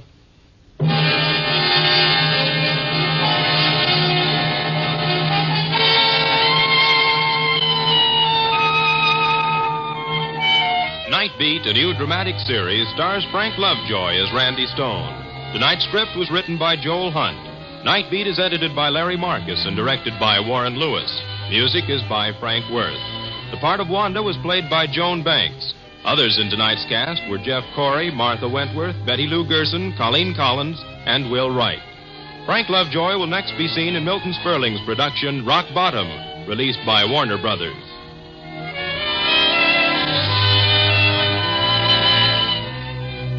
Listen next week at this same time and every week as Randy Stone searches through the city for the strange stories waiting for him in the darkness. The stories that come out of the shadows to find their way into Night Beat.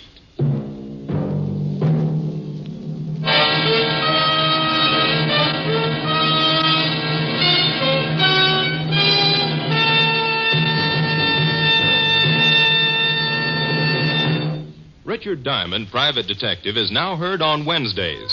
Yes, now on Wednesdays, hear Dick Powell as Richard Diamond, Private Detective. You'll hear action-packed entertainment as glib Rick Diamond fights his way to fame, fortune, and a red-headed girlfriend over most of these NBC stations. For $100 a day in expenses, Richard Diamond tackles adventure that will hold your interest right up to the smashing climax. Be sure to tune for the thrill-packed action drama that is yours for the listening every Wednesday on Richard Diamond, Private Detective. Now on Wednesday night, NBC brings you a trio of great adventure and mystery shows. Mr. District Attorney, The Big Story, and Richard Diamond. Hear them all Wednesday night on NBC.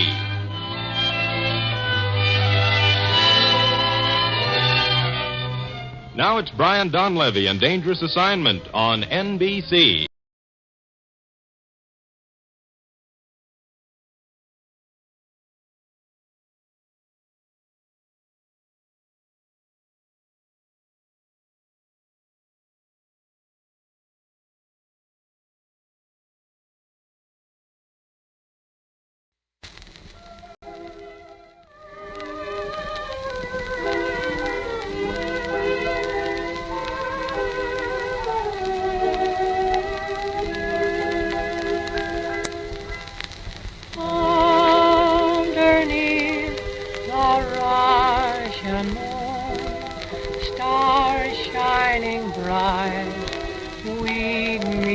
each night.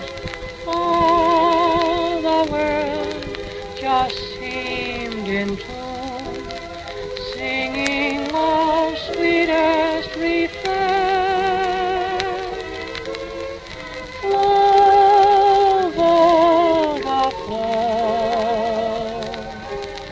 and let my love know that underneath the Russian moon we will soon meet again.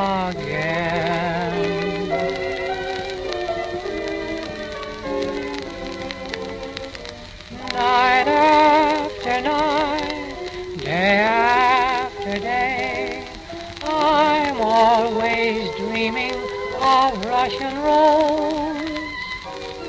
She waits for me, I long to be back where the old Volga flows.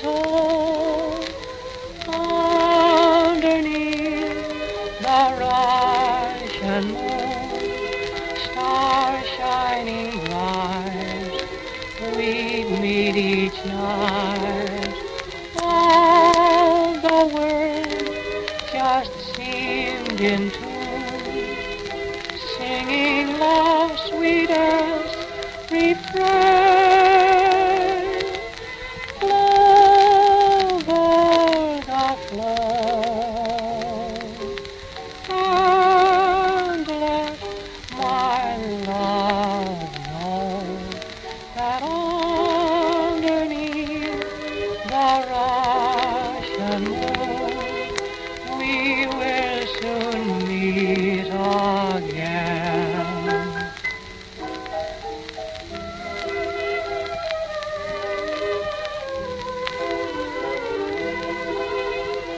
We will soon meet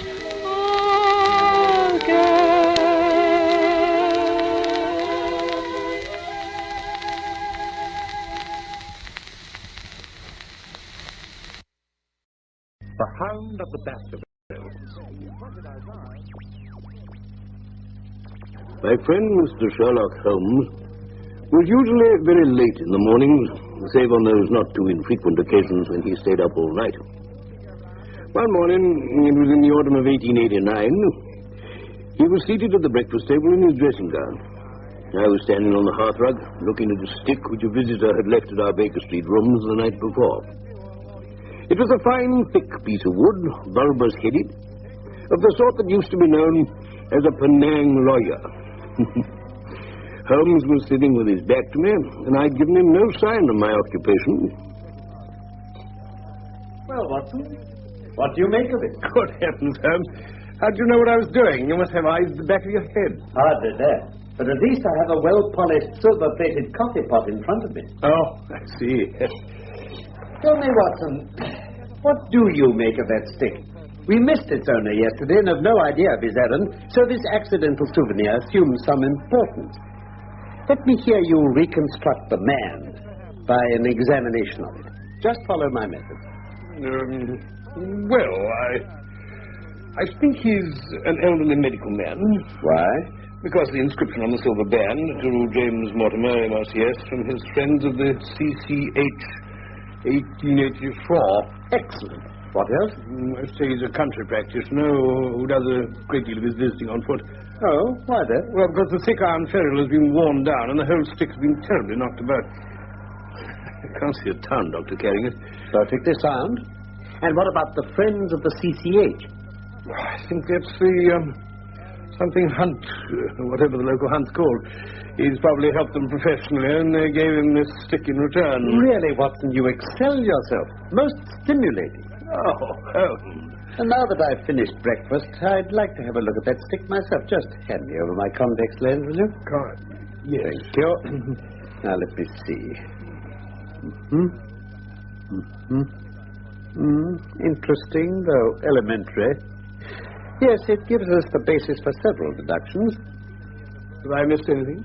I'm afraid, my dear Watson, that most of your conclusions are erroneous. When I said you stimulated me, I meant, to be frank, that your fallacies sometimes guide me towards the truth.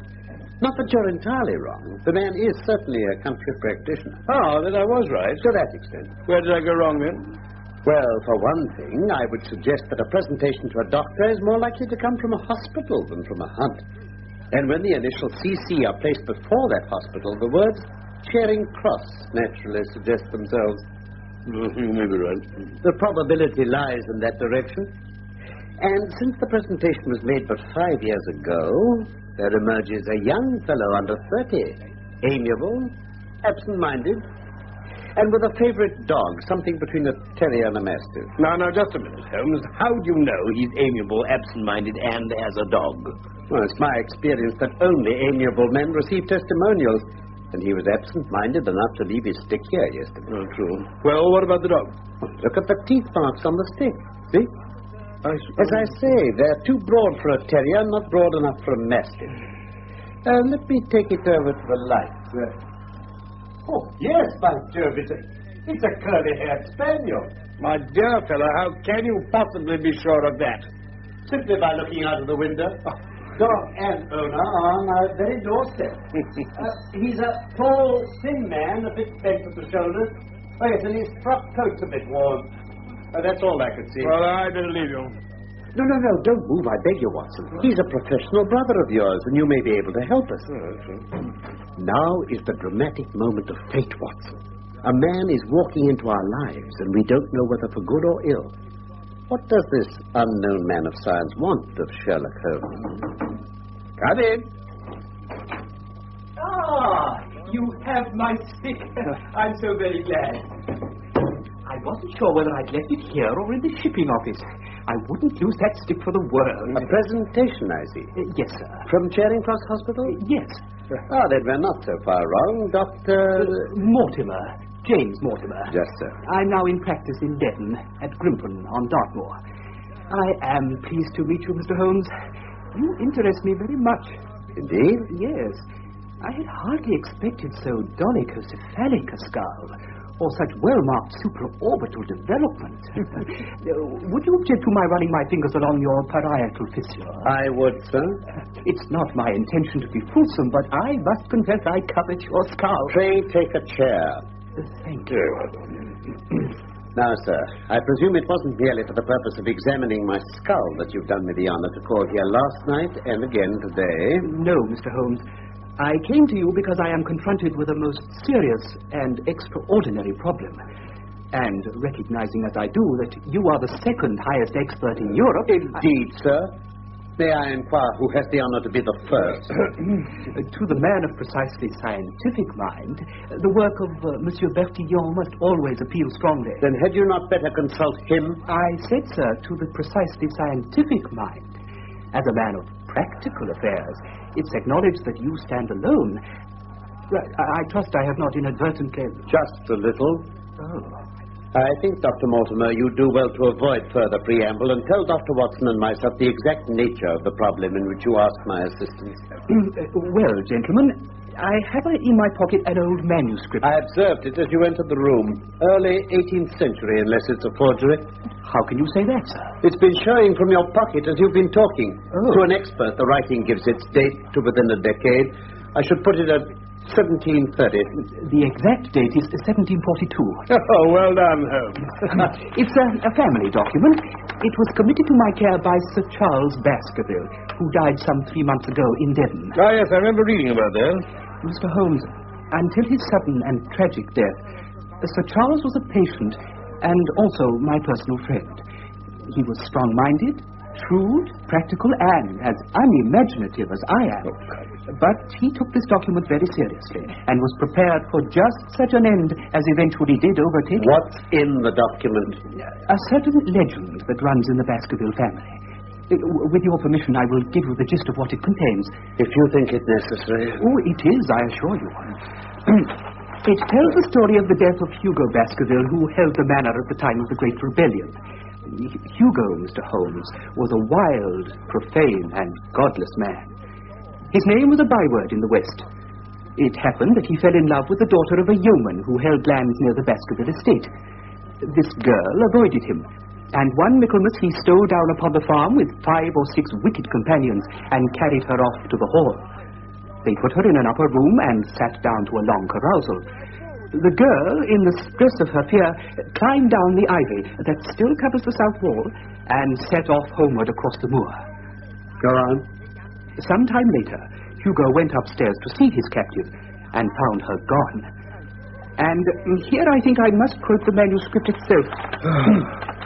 Then it would seem he became as one that hath a devil, for rushing downstairs into the dining hall, he sprang upon the table, flagons and trenchers flying before him, and he cried aloud before all the company that he would that very night render his body and soul to the powers of evil, if he might but overtake the wench.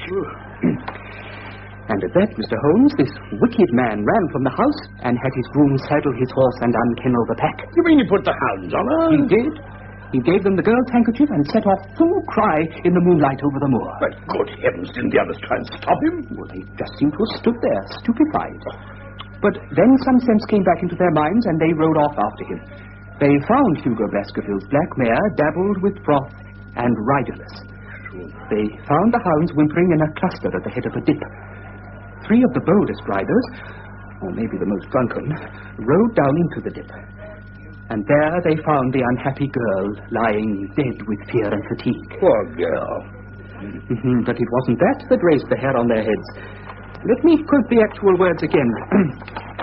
It was that standing over Hugo and plucking at his throat, there stood a great foul thing, a black beast, shaped like a hound, yet larger than any hound that mortal eye had rested upon. And even as they looked, the thing tore out the throat of Hugo Baskerville. Then, as it turned its blazing eyes and dripping jaws upon them, the 3 shrieked with fear and rode for dear life, still screaming across the moor. One, it is said, died that very night of what he had seen, and the other 2 were but broken men for the rest of their days. The writer ends by counseling his descendants never to cross the moor in those dark hours, as he puts it, when the powers of evil are exalted. Great. Well, Mr. Holmes, do you find it interesting? To a collector of fairy tales. Aha, but wait. Now we come to something a little more recent. The death of Sir Charles Baskerville in June of this year. Ah, yes. Yes, I was busy undertaking a small service for the Pope at the time. Otherwise, I should have been able to give the affair more attention. Well, let me say at once that Sir Charles was a man of very different mould from his infamous ancestor. Many people had good reason to bewail his untimely end. It was sudden, you say? Indeed, yes. Not that his health had been good for some time. There was an affection of the heart showing itself in breathlessness and nervous depression. Was he a married man, Dr. Mortimer? He was a widower and childless. He lived very simply.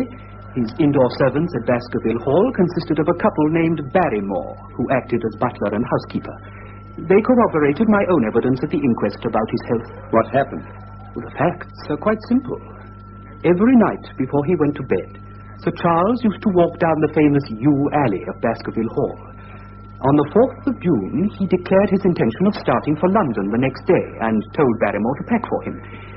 That night, he went for his walk as usual and never returned. Who raised the alarm? Barrymore, the butler. He found the hall door open, became alarmed, and went out with a lantern. Halfway down Yew Alley, there's a gate that leads out onto the moor. Sir Charles's footprints led there, and there was evidence that he had stood there for a while. Then the footprints continued, but appeared to be those of a man... running for his life? Where did they lead? To the far end of the alley.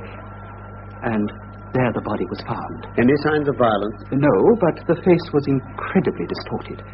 At first, I couldn't believe that it really was Sir Charles. How do you account for the distortion? Well, it's a symptom that is not unusual in cases of death from cardiac exhaustion. Yes, that's true enough. The post-mortem showed a long-standing organic disease, and the coroner returned a verdict in accordance. Those are the public facts. I see.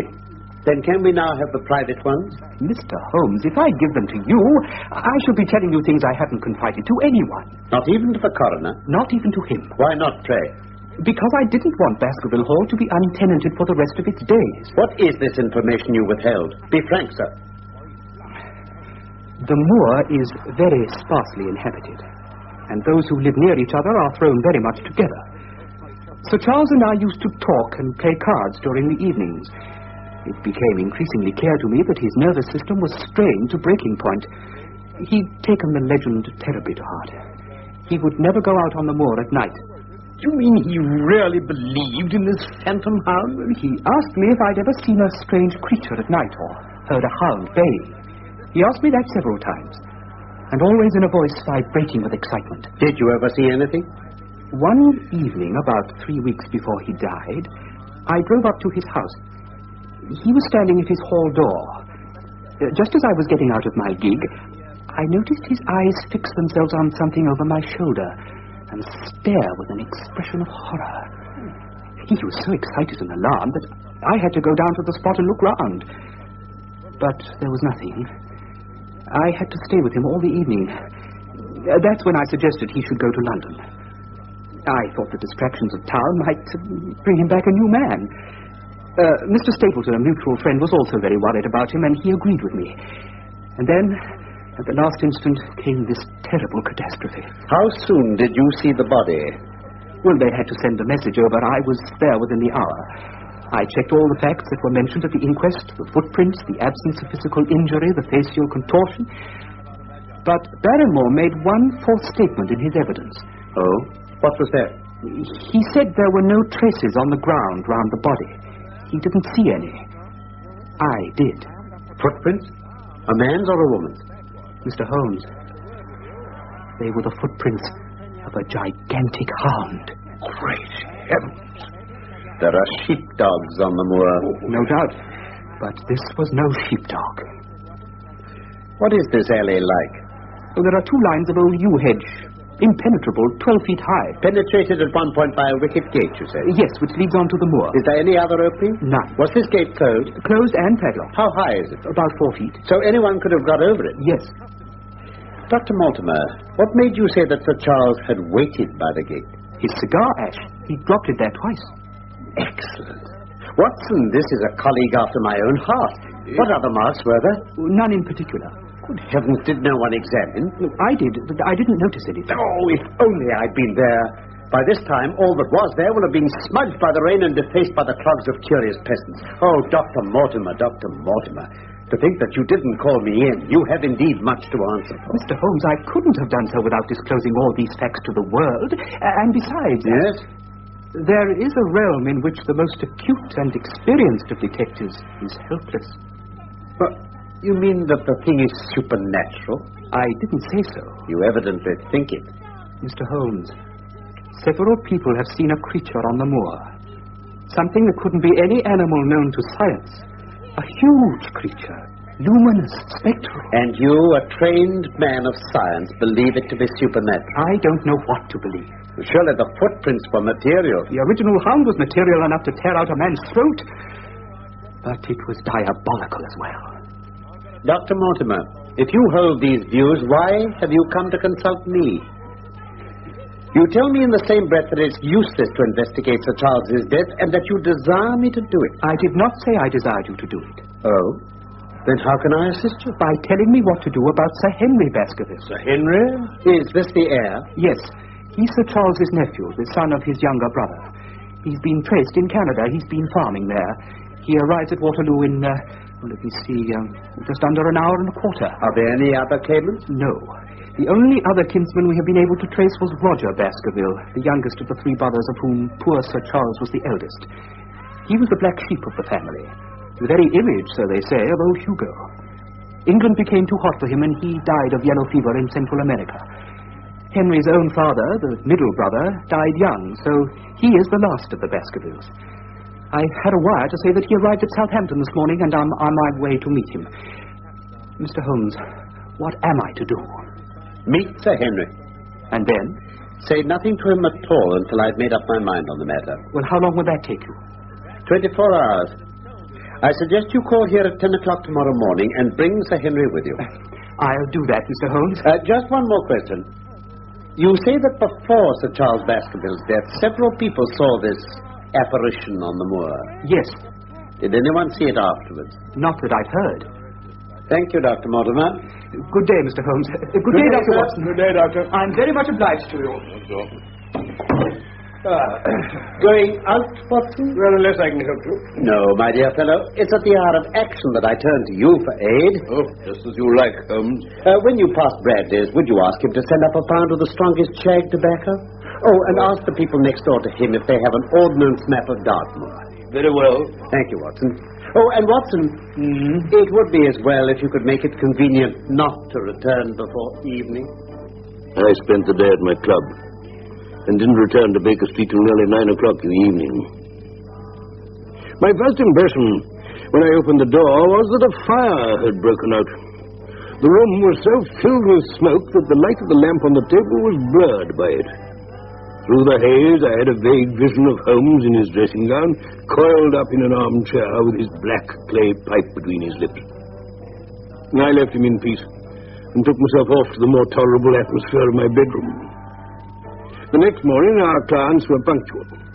As the clock struck 10, Dr. Mortimer was shown up, followed by the young baronet, a man of about 30, sturdily built, with the weather-beaten appearance of one who spent most of his time in the open air. Come in, gentlemen, and make yourselves comfortable. Mr. Holmes, Dr. Watson, this is Sir Henry Baskerville. How do you do, Mr. Holmes? Henry. Dr. Watson. You know, the strange thing is, if my friend here hadn't proposed coming round to you this morning, I'd have come on my own. Indeed? Well, you're the man who thinks out little puzzles, aren't you? Well, I've had one this morning that wants more thinking out than I'm able to give it. You mean that something has happened since you arrived in London? Well, nothing of any importance. Maybe it's only a joke. But it was this letter. If you can call it a letter. It reached me by the first post. Sir Henry Baskerville, Northumberland Hotel, Charing Cross. Who knew you were going to stay there? Well, no one. We only decided after I met Dr. Mortimer. But presumably he was already staying there. No, sir, no. I've been staying with a friend. There was no possible indication that we intended to stay at that hotel. I see. Oh, somebody seems to be deeply interested in your movements. May I read the letter? Please do. As you'll see, it's only a single sentence. I notice it's made up of printed words pasted onto a sheet of foolscap. As you value your life or your reason, keep away from the moor. The word moor is written in ink. It's the only one. Now, perhaps you'll tell me what in thunder's the meaning of that. Watson, have you yesterday's Times? Yes, I think so. Might I trouble you for the inside page? The one with the leading articles? Yes, I've got it. Ah, yes. There you are. Thank you. Stands to reason that such legislation must no longer keep away from... Ah, yes. Yes, there's a capital article here on free trade. Listen, it stands to reason that such legislation must in the long run keep away wealth from the country, diminish the value of our imports, and lower the general conditions of life in this island. Now, what do you think of that, Sir Henry? Well, haven't we gone a bit off the trail? On the contrary. If you read the whole of that article, you would, I'm sure, find all the words of your mysterious letter. The one sentence I had read you already gives us value, reason, keep away, from, and life. You mean someone cut those words out of the paper and pasted them together? All except the less common word, moor, which is the one word written in ink. But, Mr. Holmes, that's incredible. How did you know it was the Times? Knowledge of different types is elementary to the special expert in crime. Though I confess that once, when I was very young, I did confuse the Leeds Mercury with the Western Morning News, but the Times is entirely distinctive. Just let me see the note again. Here. Any watermarks? I wonder. No, I don't see any. Now, tell me, Sir Henry, has anything else of interest happened to you since you've been in London? Oh, no, I don't think so. You've not observed anyone following you or watching you? I seem to have walked right into the thick of a dime novel. Now, why in thunder should anyone follow me or watch me? We're coming to that. You've nothing else to report to us? Well, no. Well, unless you think it's worth reporting that I've lost one of my boots. Have you indeed? Yes, I put them both outside my door last night, and there was only one there this morning. I couldn't get any sense out of the fellow who cleans them. It seems a singularly useless thing to steal. Oh, I told him it's bound to turn up again. Now, look, gentlemen, it seems to me that I've spoken quite enough of the little I know. It's time you kept your promise and told me what we're all driving at. I quite agree. Dr. Mortimer, will you be good enough to tell Sir Henry your story as you told it to us? By all means. It begins, Sir Henry, with this manuscript, which has been in the possession of your family for generations. Well, I seem to have come into an inheritance with a vengeance. Of course, I've heard of the Hound since I was in the nursery, but I never thought of taking it seriously. But as to my uncle's death, I can't get it clear yet.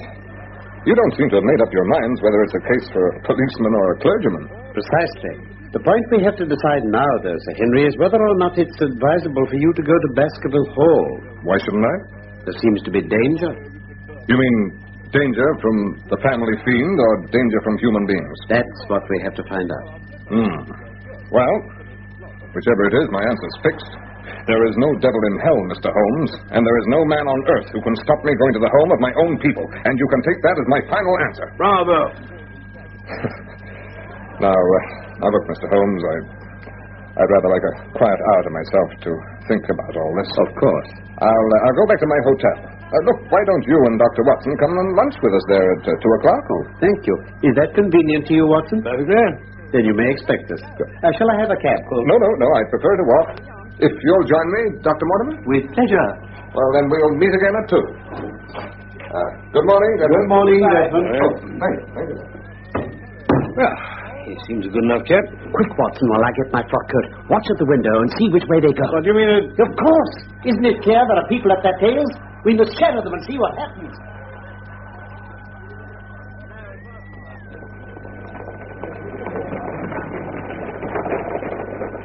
Careful, Watson. They've stopped to look in the shop window. We'd better do the same. No, wait. Look at that handsome cab. It has stopped as well. It's following them. That's our man. The cab? Yes. Let's get a look at him. Oh, curse it. He's seen us. He's shouting to his cabby. Let's run off. Oh, useless. They've got too good a start. Oh, Watson. If you're an honest man, you can record this and set it against my successes. Who was the man? I've no idea. Did you see his face? Oh, I saw the big black beard. Quite so. Probably a false one to conceal his true features. He is at a disadvantage, though. You mean he's put himself in the power of the cabin? Exactly. What a pity we didn't get the number. My dear Watson, clumsy as I have been, you surely don't imagine that I neglected to get that. 2704 is our man. We must find out by wire the identity of the cabman and arrange to question. Well, what about Sir Henry and Dr. Mortimer? Oh, there's no point in following them now. Come, Watson, the nearest telegraph office, and then we can drop into one of the Bond Street picture galleries and do a view.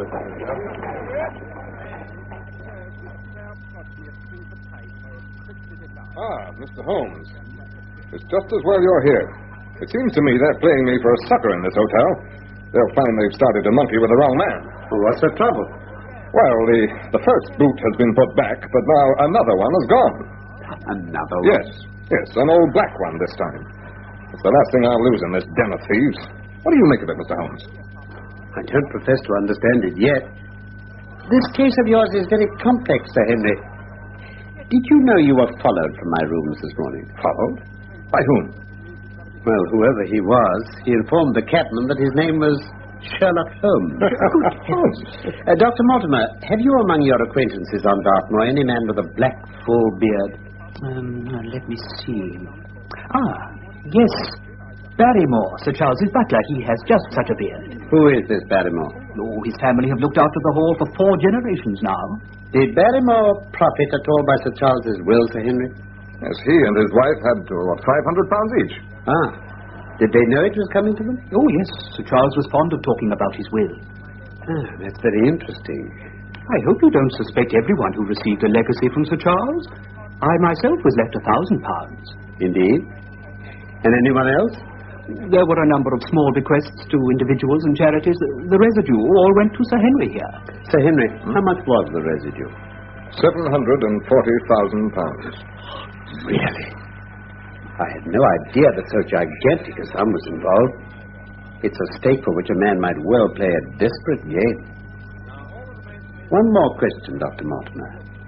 If anything happened to our young friend here, you'll forgive the unpleasant hypothesis, who would inherit the estate? Some distant cousins named the Desmonds. James Desmond is an elderly clergyman in Westmoreland. I see. Tell me, Sir Henry, have the mysterious events of the last few hours caused you to change your mind about Baskervilles Hall? Mr. Holmes, they have just made me all the more determined to go down there the very first moment I can. Then I only make one provision. You certainly must not go alone. Well, Dr. Mortimer's going with me. But Dr. Mortimer has his practice to attend to, and his house is miles away from yours. With all the goodwill in the world, he may not be able to help you. Now, Sir Henry, you must take somebody with you. A trusty man who'll be always by your side. Well, could you possibly come yourself, Mr. Holmes? If matters come to a crisis, I should endeavor to be present in person. But my extensive practice and the constant appeals that reach me make it impossible for me to be away from London indefinitely. Whom would you recommend, then?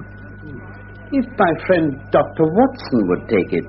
There is no man better worth having at your side when you're in a tight place. No man can say so more confidently than I. Well, now, that's real kind of you, Dr. Watson. Look, if you'll come down to Baskerville Hall and see me through, I'll never forget it. I'll come with pleasure. I don't know how I can employ my time better. Excellent. Now, Watson, you will report very carefully to me. When a crisis comes, as it will do, I will direct you how to act. Yes. Could you start by Saturday? Does that suit, Dr. Watson? Oh, perfectly. Then on Saturday, unless you hear to the contrary, we shall meet at the 10:30 train from Paris.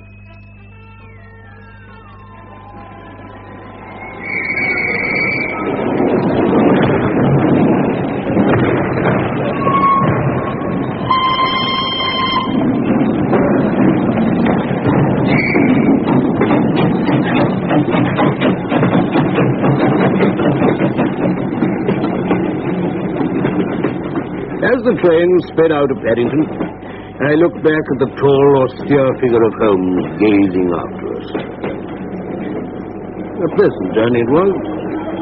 And in a very few hours, the brown earth had become ruddy, the brick changed to granite, and then over the green squares of the fields and the low curve of a wood, there rose in the distance a grey, melancholy hill with a strange, jagged summit.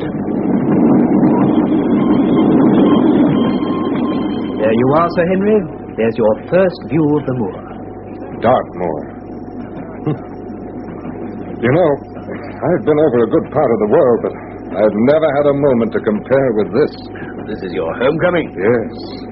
Yes, but it's more than that. This is where the men of my blood have lived for centuries. Up on those moors. And up there, too, there's something that has haunted them and driven them to their deaths. I know one thing, gentlemen. Whatever it is that lurks up there, whether it's man or fiend, it's not driving me away. I'm going to face it and beat it. Pray God you may.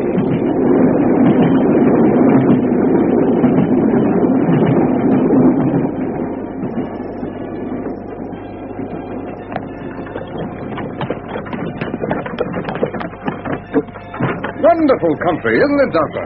Very beautiful. There's autumn in the air, though. Hello? What's this? What's the matter? Look, up there on the skyline. A man on horseback. Oh, with a rifle. Yes, he's watching our road. Perkins! What's that fellow doing up there with the gun? Oh, there's a convict escaped from the prison, sir. Oh? Been out there 3 days now. Warders are watching every road. They've had no sign of him yet. Farmers about here don't like it, sir, and that's a fact. Well, who is he then? Seldom, a Notting Hill murderer. Who's he? I expect Dr. Watson remembers. Oh, I do indeed. Holmes took a great interest in it. It was a peculiarly brutal murder. The death sentence was commuted because there was some doubt as to the man's sanity. And he's somewhere out there hiding in a burrow like a wild beast. That's all this moor needs, gentlemen. I don't know if it's my imagination, but it's getting mighty cold.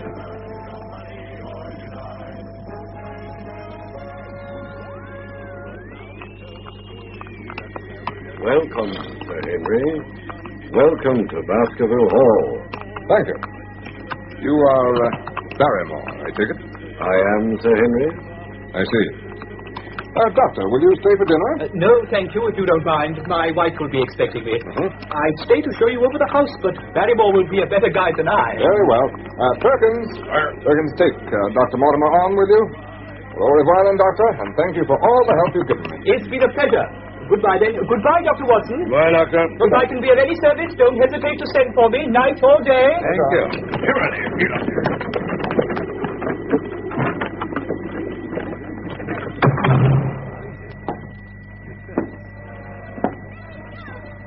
Oh, Doctor, it's just as I imagined it. Rafters, oak paneling, stag's heads, coats of arms. Isn't it the very picture of an old family home? Yeah. And my people have lived here for 500 years. Excuse me, Sir Henry. Yes, Barrymore? Would you wish dinner to be served at once, sir? Is it ready? In a very few minutes, sir. You will find hot water in your rooms. Thank you. Sir, my wife and I will be happy to stay with you until you've made fresh arrangements. Fresh arrangements?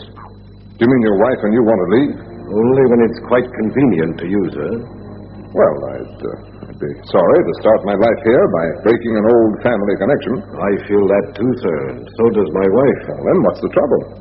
To tell the truth, sir, we were both very much attached to Sir Charles, and his death gave us a shock and made these surroundings very painful to us. I'm afraid we could never be easy in our minds at Baskerville Hall again. What do you plan to do? Well, I've no doubt, sir, we shall succeed in establishing ourselves in some business. Sir Charles's generosity has given us the means to do it. I see. And now, sir, perhaps I'd better show you to your room. That's the law. Then the law's wrong. I'm not going to argue. But I'm going to do you.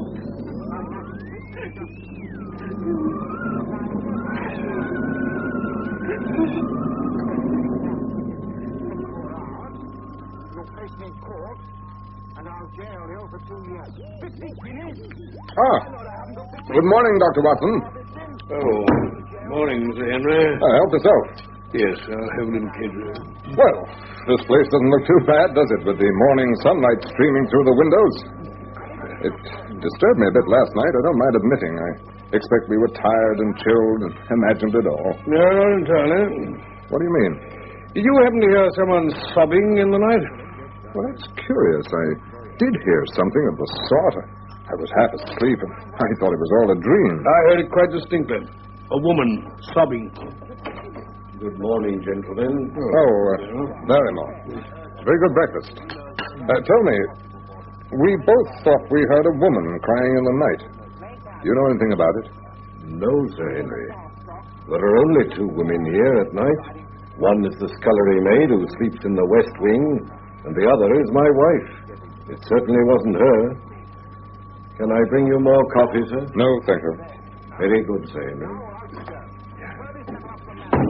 I don't believe him. Why not?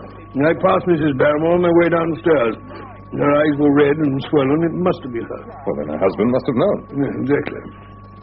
Then why didn't he say so? And why was she crying? She doesn't look an emotional type. Do you think it was him following me in that cab in Regent Street? We'll soon find out. Oh, how? When we left you after lunch in London, Holmes sent a telegram to Barrymore with strict instructions that it was to be delivered personally to Barrymore or returned. I thought I'd walk over to Grimpen Post Office and have a word with the postmaster. It'll give me something to report to Holmes. Do you feel like a walk? No. I've got a lot of papers to attend to here. You go on your own. I'll see you back here for lunch. And with this making off into the darkness, his lordship lets off speed. I can't see what you're querying, sir. My boy took the telegram and gave it to Mrs. Barrymore. Why not to Mr. Barrymore himself, as instructed? He was up in the loft at the time. Did anyone see him? Well, surely his wife ought to know where he is. He got the telegram, didn't he? If there's any mistake, it's for Mr. Barrymore to complain. Yes. Excuse me, but isn't this Dr. Watson? Yes, but I don't think I have... Allow me to introduce myself. Stapleton of Merripit House. Stephen, how do you do, sir? I expect you've heard my name from our mutual friend, Dr. Mortimer. Yes. I was just visiting him, and he pointed you out from the window of his surgery. We're homely folk on the moor, and don't wait for formal introductions. Right, sir. I hope Sir Henry is none the worse for his journey? He's very well, thank you. Excellent. You going back to Baskerville Hall now, Doctor? That was my intention. Then our roads lie together. And just over there, you can see the plume of smoke from here. That's where I live, Merripit House. It's only a moderate walk from the moor path. If you've a few minutes to spare, I should appreciate the honor of introducing you to my sister. I promised to get back to lunch. There was plenty of time. Very well, then, I shall be delighted. Oh, come along, then.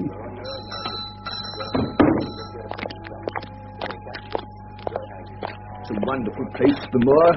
Never tire of it. You can't think what secrets it contains. You know it well, then. I've been here 2 years. The residents call me a newcomer, but my tastes led me to explore every part of the country round. As you can see, I'm a naturalist. Some of the locals laugh at my butterfly net and this tin I always carry with me. You're a lepidopterist. So, although I've only recently come here, I should think there are few men who know the moor better than I do. But is it so hard to know? Very hard. For instance, you see that great plain to the north with the hills behind it? Well? Do you observe anything remarkable about it? It would be a rare place for a gallop. Naturally you'd think so. The thought has cost folk their lives before now. That is the great Grimpen Mire. A false step there means death to man or beast. Only yesterday I saw one of the moor ponies wander into it. He never came out. Oh, how horrible. It's dangerous to cross, even in the dry seasons. But after these autumn rains, it's an awful place.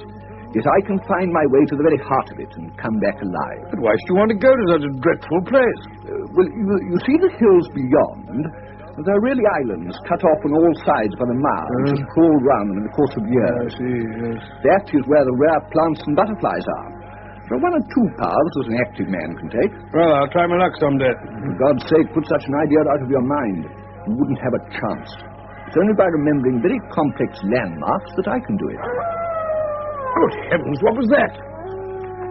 Queer place, the moor. But what is it, man? The peasants say it's the Hound of the Baskervilles calling for its prey.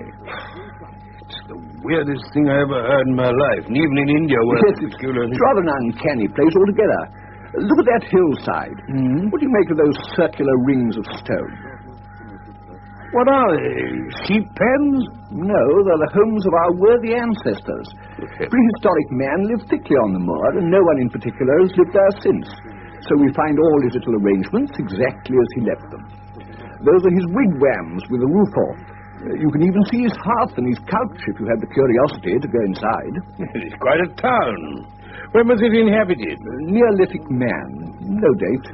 Oh, excuse me. Did you see that butterfly? It's a cyclopedes. Very rare. You scarcely ever see them in autumn. I must try and get it. I say, Mr. Stapleton, do be careful. You tell me how dangerous it... Well, he knows what he's doing. Sir. Good heavens, I didn't hear it. Go back. Go straight back to London. Why should I go back? I can't explain, but for God's sake, do what I ask you. Go back and never set foot on the moor again. But I've only just come. Quiet. My brother's coming back. Not a word of what I've said. Would you mind getting me that orchid among the mare's tails? We're very rich in orchids on the moor, though it's getting rather late for them. Beryl? You've introduced yourselves, I see. Yes, I was telling Sir Henry that the orchids are nearly over. That's not Sir Henry Baskerville. No, only a humble commoner. I'm his friend, Dr. Watson. Then we've been talking at cross purposes. Why, you hadn't very much time for talk. I talked as if Dr. Watson were a resident instead of just a visitor. It can't matter to him whether it's early or late for orchids. Never mind. Do please come and see Merripit House, Doctor. No, really, thank you. I promised Sir Henry he'll be waiting for me. Ah, well, it must be a pleasure deferred. Au revoir, Dr. Watson. Goodbye, sir. Come, Beryl.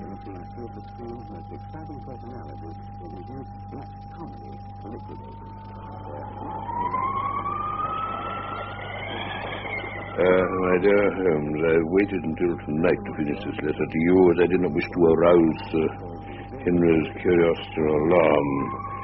I mentioned to him that I'd met the Stapletons, but not that she had whispered to me this strange warning, even that I was Sir Henry myself. Stapleton, I learned, was a schoolmaster in the north whose school was running well till an epidemic killed 3 of the boys, and they never recovered from the blow. Sir Henry's in excellent spirits. We've been sitting over the fire and talking, with the portraits of the Baskerville ancestors looking down on us. It's now nearly 2 o'clock in the morning. Who's that? Ah, Sir Henry. Anything wrong? I'm not sure. There was a creaking in the passage outside. Did you not hear it? Oh, I thought it was just the timbers working. It's a very rough night. No. Someone went down the passage. I saw a candle and a shadow. Well, let's go and see. Yes.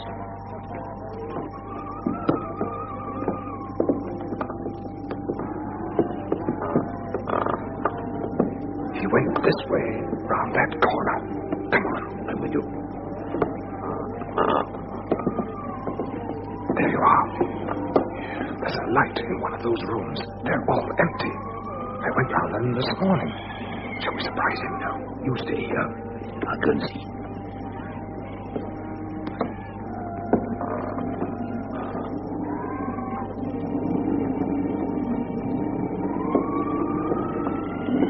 Well, who is it? Barrymore. What's he doing? Seems to be signaling with a candle, I should think, and staring out over the moor.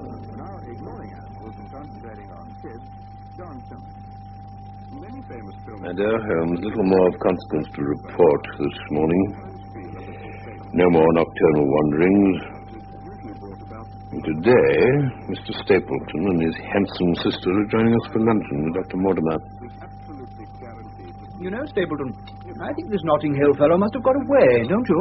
I'm inclined to agree. What on earth can he be living on out there? Unless he's catching the moor sheep. Well, I hope he has got away. The outlying farmers will sleep the better for it. But Miss Stapleton. Yes, Sir Henry. Well, what about you? I mean, I understand your house is very isolated.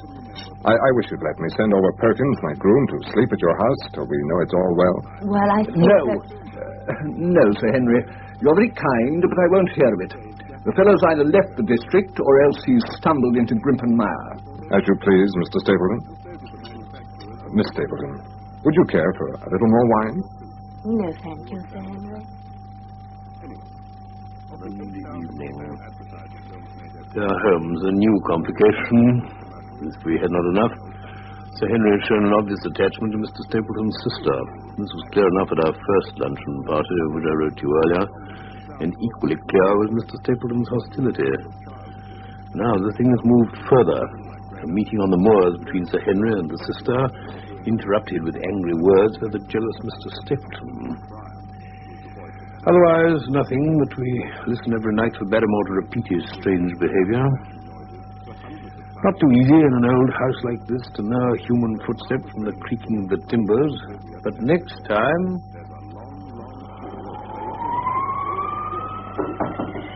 yes? Watson. Uh-huh. He's gone to that room again. I'm going to challenge him. Bring your revolver. Very well.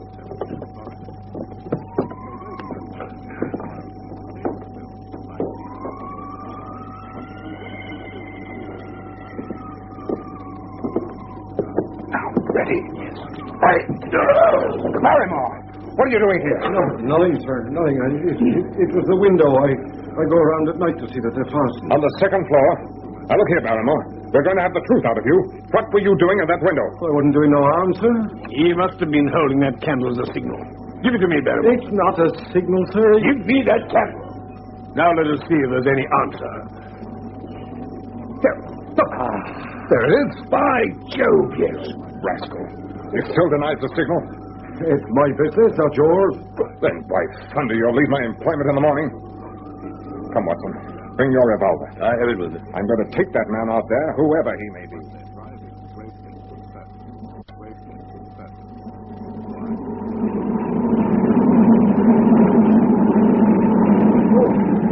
This is bitter wind, Watson. Yeah. Now, where was that answering light, do you think? Further up, I feel sure, by the Neolithic hut circle. Good heavens. What's that, Watson? I don't know. I heard it once before. It's a sound they have on the moor. Watson, it was the cry of a hound. The hound of the Baskervilles.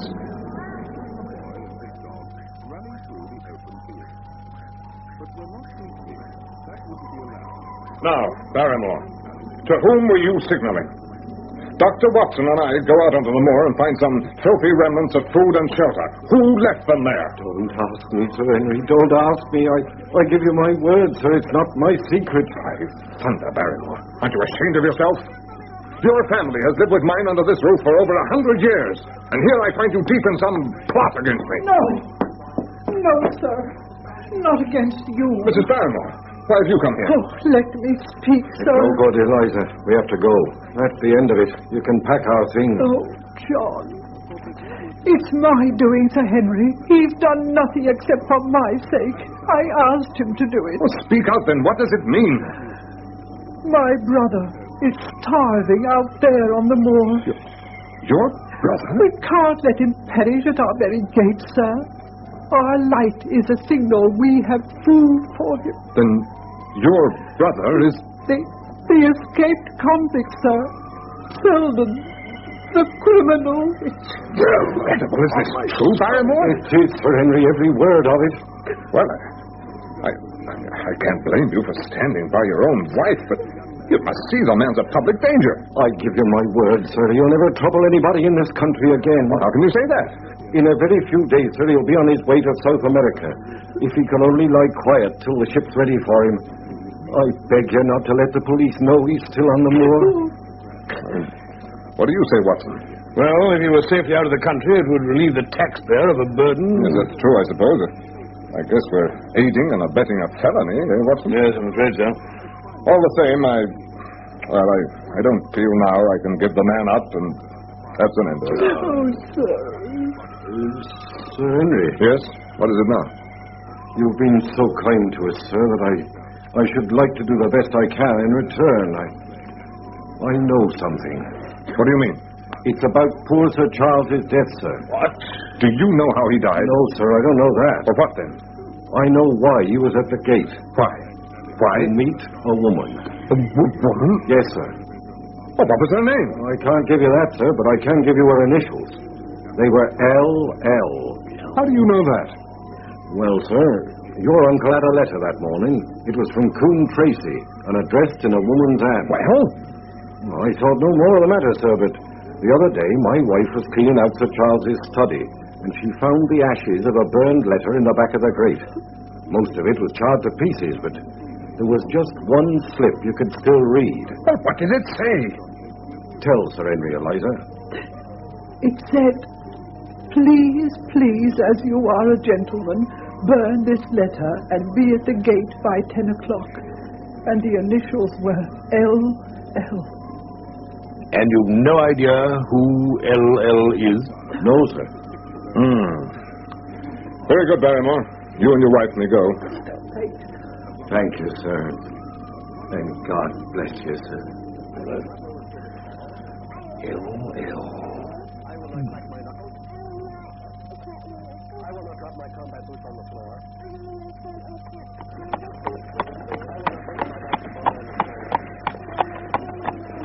Good day, Doctor. Ah, Dr. Mortimer. Hello.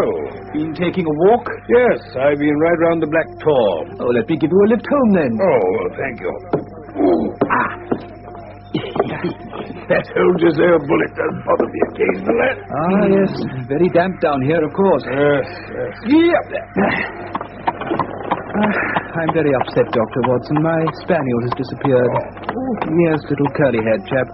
Wandered off into the moor and never came back. Oh, I'm sorry. Any news of Sherlock Holmes? Well, very little. He acknowledges my reports, but he doesn't say much. Oh, Mortimer, you know, is there a woman living around here with the initials L.L.? Not that I know of. L.L. Oh, wait a minute. Yes, of course there is.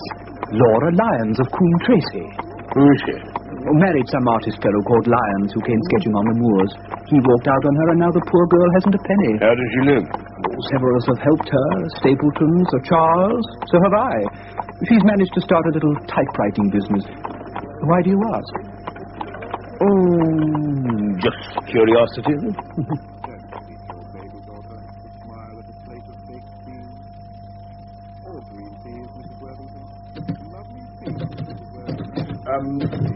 Mrs. Lyons? I don't think we've met, Mr. Dr. Watson. Oh, how do you do? How do you do? It was about the late Sir Charles Baskerville that I've come to see you. What can I tell you about him? You knew him, didn't you? Yes. I owe a great deal to his kindness. Did you correspond with him? What is the object of this interrogation? To avoid a public scandal. Yes. I did write once or twice to Sir Charles to acknowledge his generosity. How did he know enough about your affairs to be able to help you? Through my friend, Mr. Stapleton. Did you ever write to Sir Charles asking him to meet you? Really, sir? That's an extraordinary question. I'm sorry, madam. I must repeat it. Then I answer, certainly not. Not on the very day of Sir Charles's death? No. Surely your memory deceives you. Didn't you write, please burn this letter and be at the gate by 10 o'clock? Is there no such thing as a gentleman? You do Sir Charles an injustice, madam. He did burn the letter, but sometimes a letter may be legible in part, even when burned. I see. You admit now that you wrote it? Yes. I believed that if I could see him, I could gain his help. Well, what happened when you got there? I never went. Mrs. Lyon. I swear it on all I hold sacred. Something intervened to prevent my going. What? That is a private matter.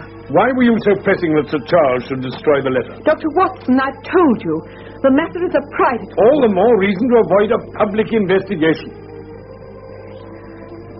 You probably know that I made a rash marriage and have had reason to regret it. Yes, I've heard something of the kind. My husband has made my life one incessant persecution. Oh, dear. I'd learned that there was a possibility of regaining my freedom if certain expenses could be met. And I thought that if Sir Charles heard the story from my own lips, he might help me. Then why didn't you go? Because I received help in the interval from another source. Then why didn't you write to Sir Charles and explain? I was going to. Then the next morning, I heard that he had died.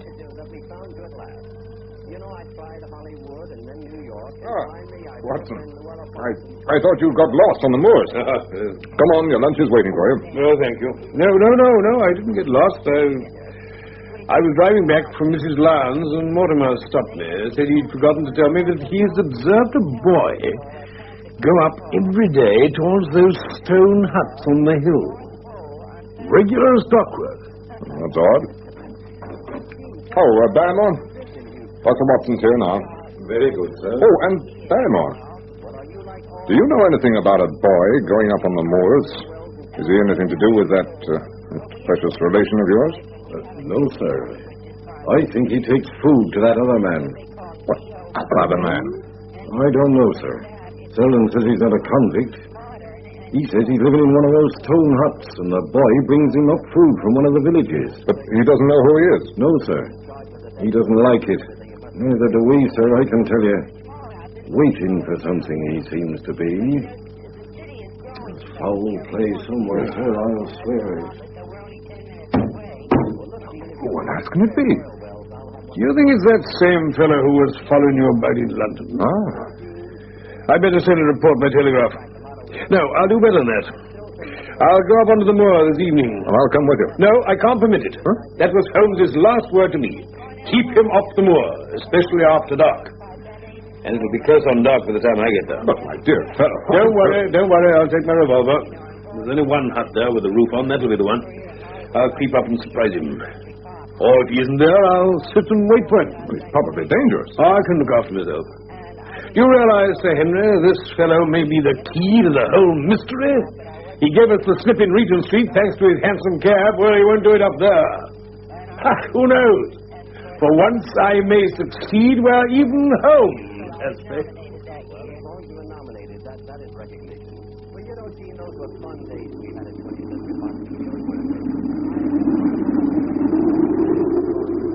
The sun was already sinking when I reached the summit. Down beneath me, in the cleft, was a circle of old stone huts. One with sufficient roof to act as a screen against the weather. I went down to it, threw away my cigarette, closed my hand on my revolver, and went in. It was empty. But there were ample signs that this was where the man lived. With tingling nerves, I sat in the dark recesses of the hut and waited for the coming of its tenant. Then, at last, I heard it. At last. It's a lovely evening, Watson. I really think you'd be more comfortable outside than in. Holmes! Holmes! And please be careful with that revolver. Oh, my dear Holmes, I was never more glad to see anyone in my life. How did you know I was in there? Watson, if you seriously desire to surprise me, you must change your tobacconist. Oh? My cigarette end? Yes.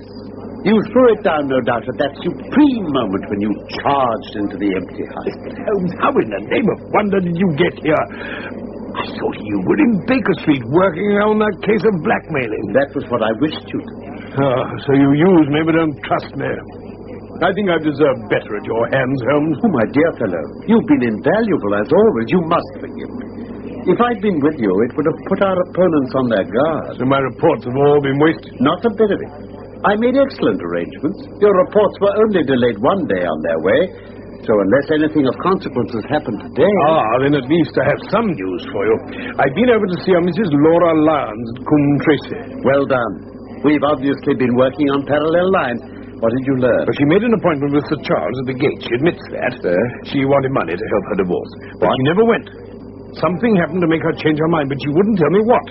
She also said that she first got in touch with Sir Charles through Stapleton. Ah, now that's important. It bridges the gap. You're aware, I suppose, that there's a close intimacy between the lady and Stapleton? Oh, I didn't know that. There's no doubt about it.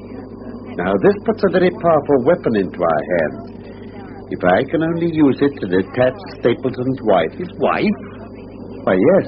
The lady who passes for his sister is his wife. Good heavens, why the elaborate deception? Because he foresaw that she'd be more used to him as a free woman. Then... is he our enemy? Was it he who dogged us in London? So I read the riddle. And the warning letter, that must have come from her. Exactly. But Holmes, how do you know this woman's his wife? Because he so far forgot himself as to give you a true piece of autobiography when he first met you. There's no one easier to trace than a schoolmaster. Then where does Mrs. Laura Lyons come in? That's where your interviewer shed a light. I didn't know about her projected divorce. It means that if she thought Stapleton was unmarried, she counted no doubt on becoming his wife. And when she's undeceived? Why, then, we may find the lady of service. But don't you think you're away from your charge rather long, Watson? It's dark already. Your place is at Baskerville Hall. Holmes, one last question. What's the meaning of it all? What's Stapleton after? It is murder, Watson. Refined, cold-blooded, deliberate murder. Don't ask me for particulars. My nets are closing on him even as his are on Sir Henry. He's almost at our mercy. My God, what's that? Where is it? The Hound! Great heavens, if we're too late. Come, Watson, come!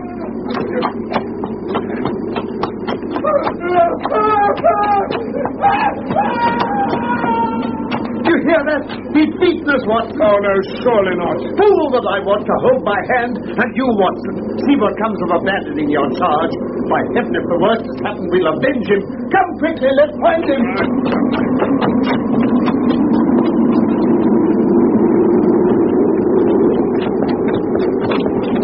Yes. Yes. It's Sir Henry, poor devil. Do you remember that suit he wore when he first came to our rooms in Baker Street? Yes, indeed. Oh, his skull's crushed. Oh, the brute! Holmes, I shall never forgive myself. I'm more to blame than you, Watson. But how could I know that he'd risked his life on the moor in the face of all my warnings? Well, this brute of a hound that drove him to death. He may be lurking among the rocks at this very moment, and we're Stapleton. He shall answer for this. He shall. I'll see to that. Well, there's a light in his cottage. Why don't we go and seize him at once? No. Our case is not complete. One false move and he may escape us yet. All we can do now is to perform the last offices for our poor friend. Come Come on, Watson. Yes. Help me to turn him over onto his back. And then we can... Good heavens, Holmes, are you mad? Watson, look! This man has a beard. Beard? It's not the baronet at all. It's... Why? It's my neighbor, the convict. The suit. It's Sir Henry's, you said so. Oh, of course, now I see it. He gave Barrymore some of these suits, and Barrymore must have passed them on to Selden. Then the clothes have been the poor fellow's death. Obviously, the Hound was laid on from some article of Sir Henry's. The boot that was stolen at the hotel? Probably. There's one curious thing, though. It was dark. So how did Selden know the Hound was on his trail? Must have heard it. That wouldn't make a hard man like Selden scream with terror. How did he know? Hello, Watson. What's this? Here's Stapleton himself, by all that's wonderful and audacious. Careful now, not a word to show your suspicions. Why, Dr. Watson, that's you, is it not? Yes. You're the last person I should have expected to see on the moor at this time of night. But, dear me, what's this? Somebody hurt? Not... Don't tell me it's our friend, Sir Henry. What a terrible... Who's this? Selden. The man who escaped from Princetown. Dear me, but how? He appears to have broken his neck by falling over these rocks. My friend and I were strolling on the moor when we heard a cry. So did I. That's what brought me out. I was uneasy about Sir Henry. Why about Sir Henry in particular? Because I had suggested he should come over. I see. By the way, did you hear anything else besides a cry? No. Did you? No. What do you mean, then? Oh, you know the stories the peasants tell about a phantom hound. I wondered if there was any evidence of such a sound tonight. No, we heard nothing of the kind. What's your theory of this poor fellow's death, Mr. Holmes?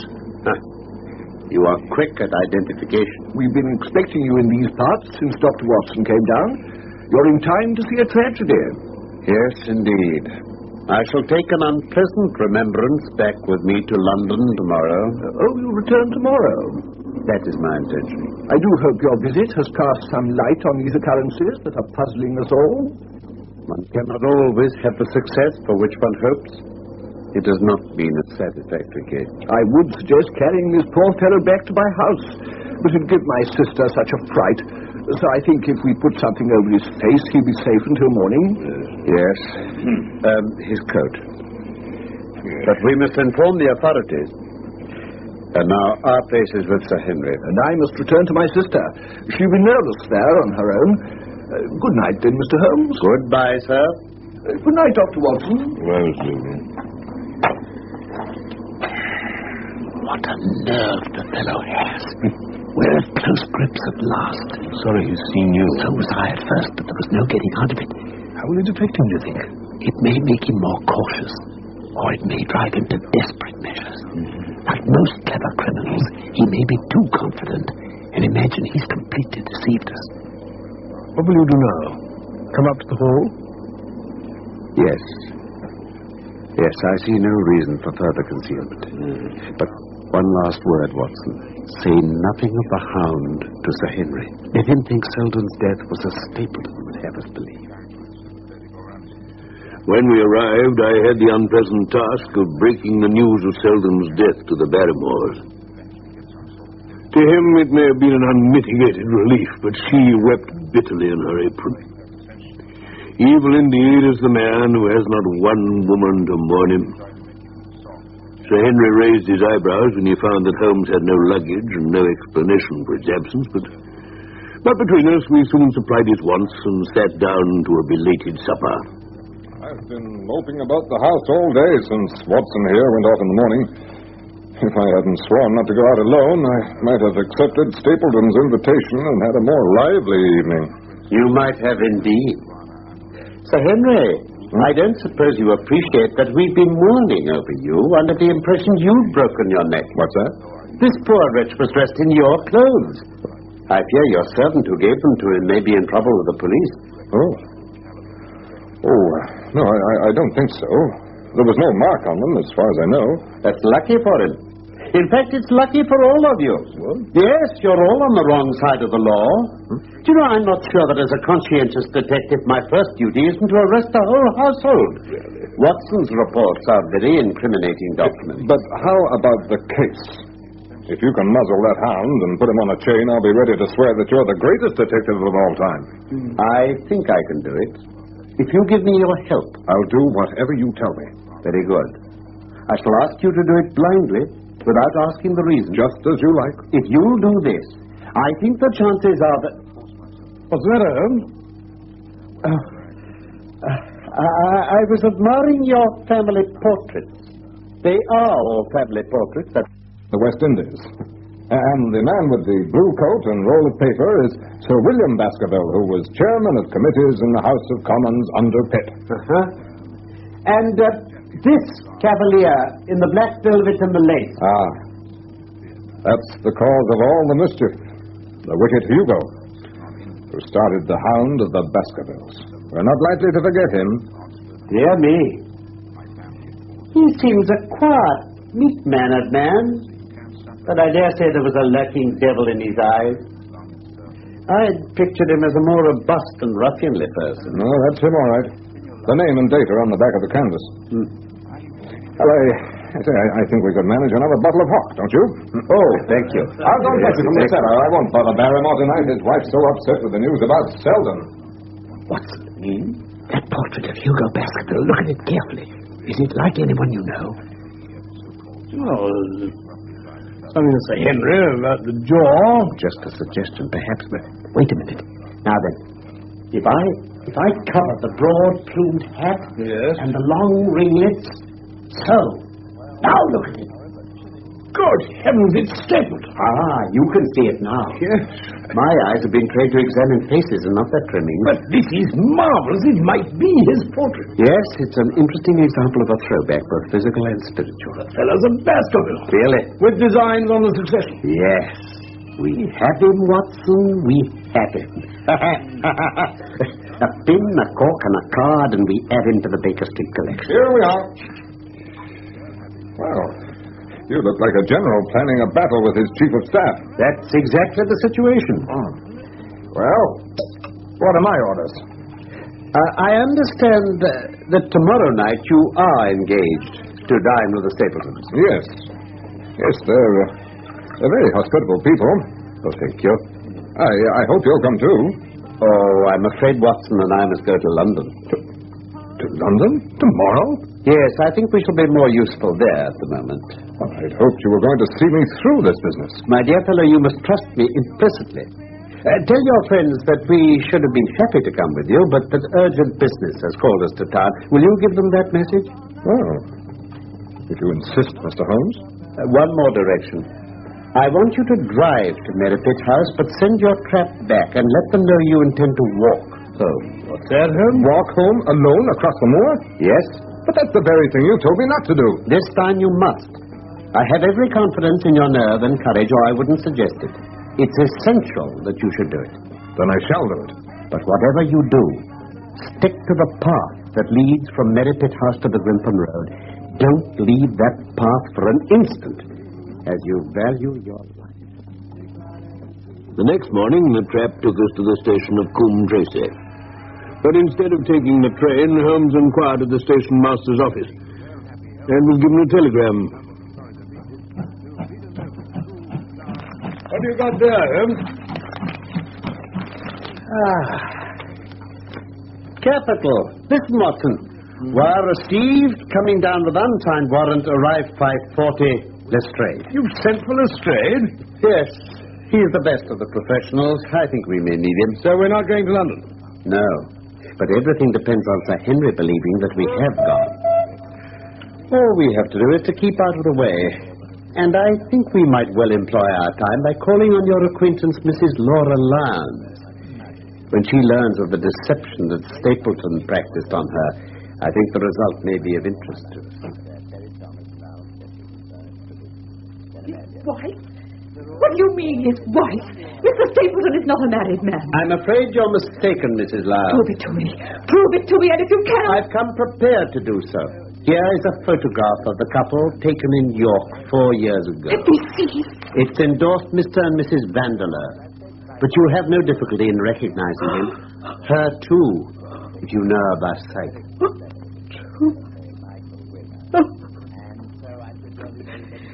Mr. Holmes, this man offered me marriage if I could get a divorce from my husband. He has lied to me. He has indeed. Ask me what you like. I'll hold nothing back. Very well. Was the sending of the letter to Sir Charles suggested to you by Stapleton? He dictated it. So that you could meet the legal expenses of your divorce? Yes. And then, after you had sent the letter, he dissuaded you from keeping the appointment? Yes. He told me it would hurt his self-respect if anyone else found the money. And later, after Sir Charles's death, he made you remain silent about your appointment? He said that if I spoke, I should be suspected of murder. Well, I think on the whole you've had a very fortunate escape. You had him in your power, and he knew it. And yet you're alive. I still can't believe it. I assure you, Mrs. Lyons, for several months you've been walking on the edge of a precipice. Now I must wish you good morning.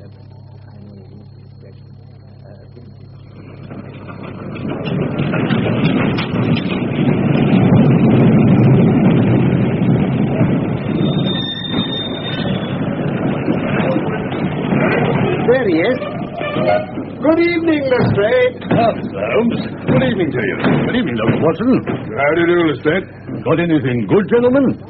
The biggest thing for years. Well, we have 2 hours before we need think of starting. I think we might employ it in getting some dinner, don't you? Suits me. And then, Lestrade, we'll take the London fog out of your throat by giving you a breath of the pure night air of Dartmoor. Well, I've never been on Dartmoor. Well, I don't suppose you'll forget your first visit. Come along.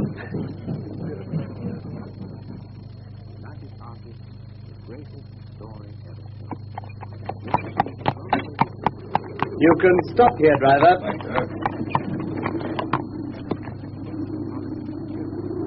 We'll proceed on foot from this point. Now, I'll settle with the driver and send him off. Now then, driver, thank you for a very pleasant... My word, Doctor. Yes, got a bite to it. You're on the open moor. There's dampness in it, too, though. Yes, well, just down there is the great Grimpen Mire. Where the fog is? Yes. That's right. It's one of the most dangerous places on Dartmoor. Are you armed, Lestrade? As long as I have my trousers, I have a hip pocket. As long as I have a hip pocket, I have something in it. But you're mighty close about this affair, Mr. Holmes. What's the game? A waiting game. My word, it's not a very cheerful place, is it? Just dark and empty, except for that light over there. That's Merripit House, and the end of our journey. Now, I'll lead the way along the moor path. I must ask you to walk on tiptoe and not to raise your voices.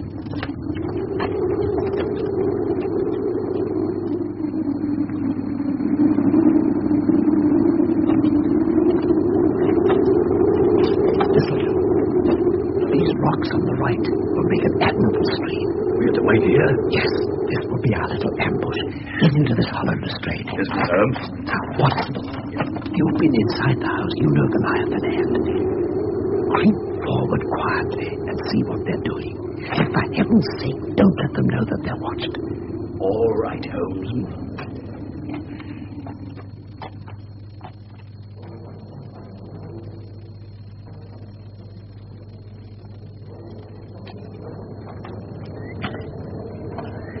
Well, Watson? Stapleton and Sir Henry are sitting there smoking cigars.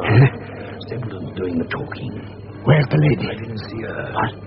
Stapleton got up at one point and went to an outhouse in the corner of the orchard. He unlocked it and went in with a curious scuffling noise. How long was he there? Only a minute or two, and then he went back and rejoined Sir Henry. Mr. Holmes, it looks as if that fog is coming up from the mire. I know, Lestrade, confound it. It's the one thing on earth I didn't bargain for. Serious, Holmes? Very serious indeed. It could ruin all our plans. What? What's the time? 10 to 10 o'clock. He can't be long now. His life depends on his coming out before the fog is over that path.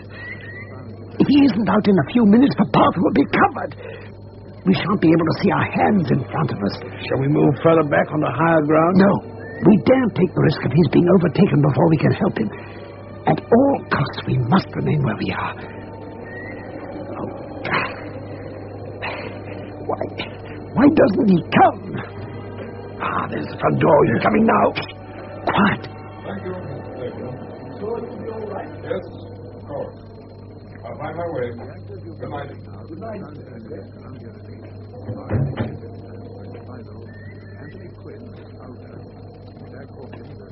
Here he comes. Shall we call to him? No. Have your pistols ready. Right, Mr. Holmes. He stopped. Has he heard something? No. He's coming on. There he is. Looking over his shoulder. He's terrified.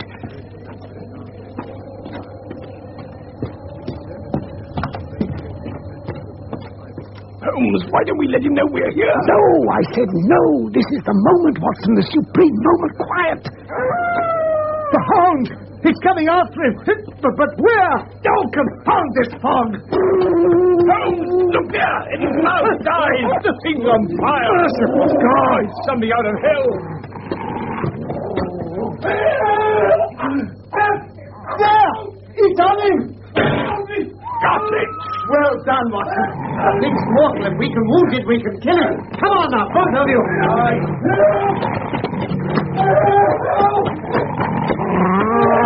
Come with you, Sir Henry.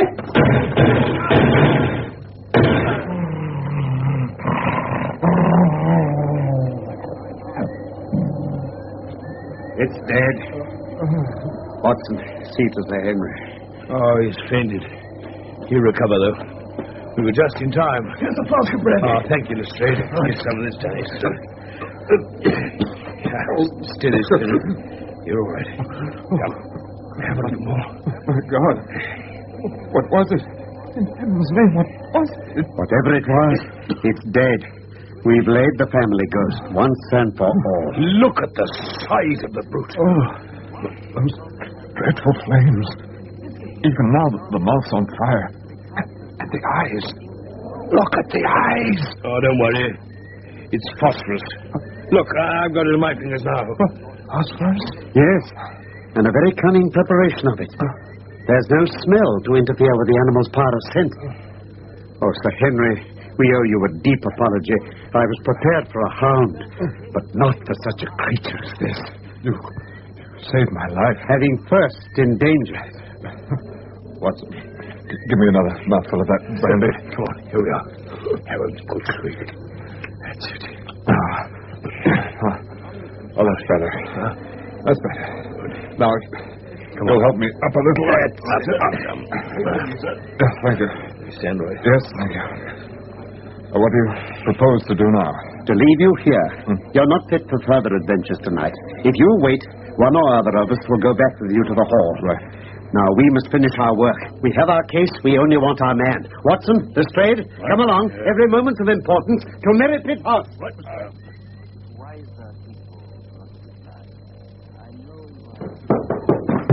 As I thought. Not a sign of him. He'll have heard our shots and escaped. This door's locked. Keep still. Listen. Did you hear that? Stand aside and be ready to rush in. I'm going to kick this lock. Oh, Mrs. Staples. Oh, the poor wretch. Quick, Watson. Help me untie her. Get that gag out of her mouth. Holmes. Oh, look at that whiplash on her neck. The brute. Here, madam. Sip this brandy. Has he escaped? He cannot escape us, madam. And I mean Sir Henry. Yes. And the Hound. Dead. Thank God. Thank God. Oh. See how he's treated me? I hate him.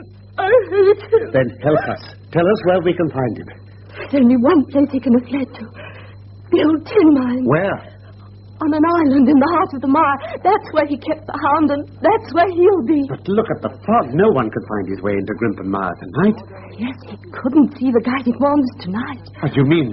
We planted them together to mark the pathway through the mire. I see. Oh, if only I could have plucked them out today. Then you'd have him at your mercy. Well, it's no use our going after him till the fog lifts. Lestrade, will you stay on here? Certainly, Mr. Holmes. Watson, we must take Sir Henry back to Baskerville Hall. Mrs. Stapleton, if the weather has cleared, we will call for you tomorrow morning.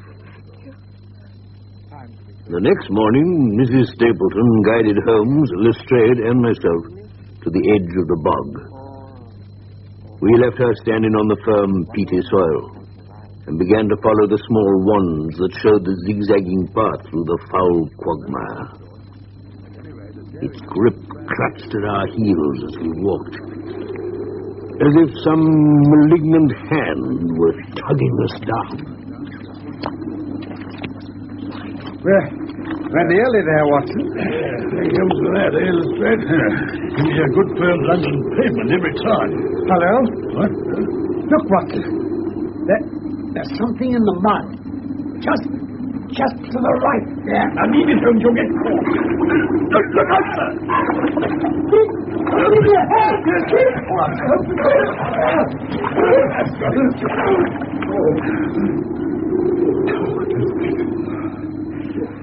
Look at this. An old boot? Why risk your life for that, sir? Look at the maker's name, Watson. Yes. Myers, Toronto. Exactly. Wasn't that worth a mud bath? Sir Henry's missing boot. The one that was stolen from his London hotel.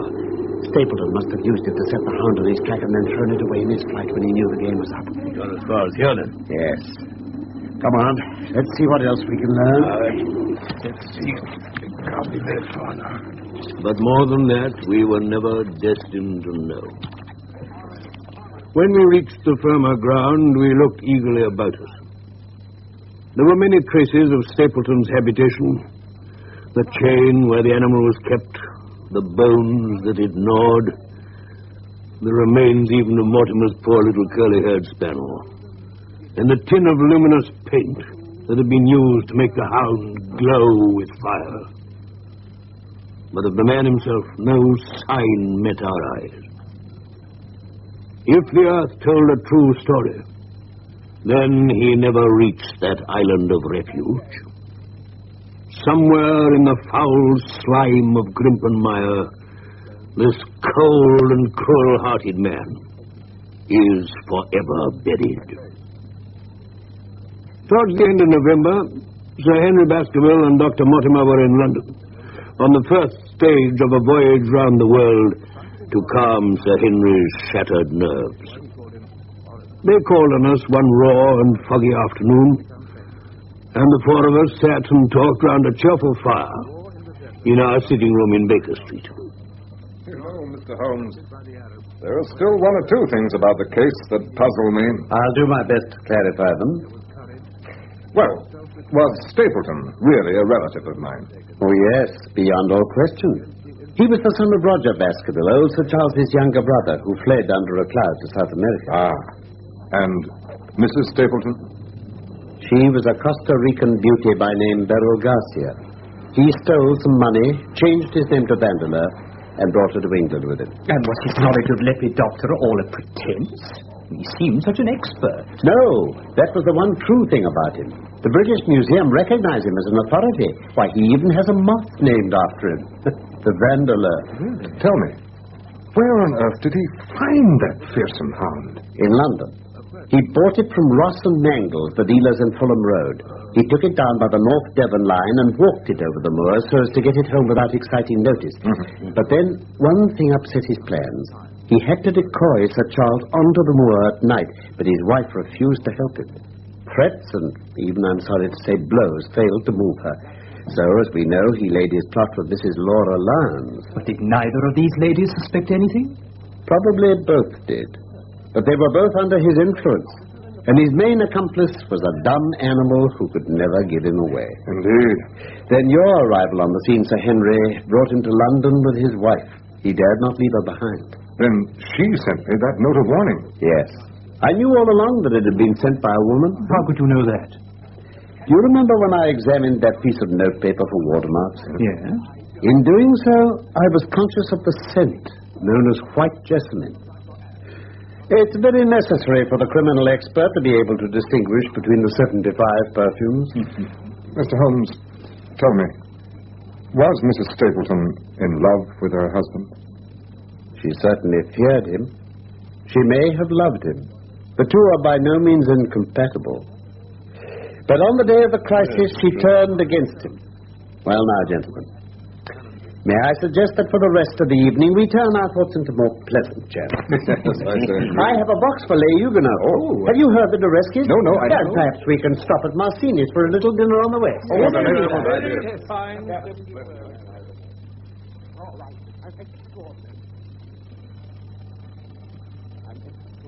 That was The Hound of the Baskervilles by Sir Arthur Conan Doyle, adapted for radio by Felix Felton. Sherlock Holmes was played by Carlton Hobbs and Dr. Watson by Norman Shelley. Mr. Stapleton by Michael Bilton, Sir Henry Baskerville by Manning Wilson, Dr. Mortimer by Kenneth Dyte, Beryl Stapleton by Dorrit Wells, Laura Lyons by Shirley Cooklin, Barrymore by Charles Simon, Eliza Barrymore by Gladys Spencer, Lestrade by Humphrey Morton, Perkins by William Edel, and The Postmaster by Anthony Hall. The recorded production was by Robin Midgley.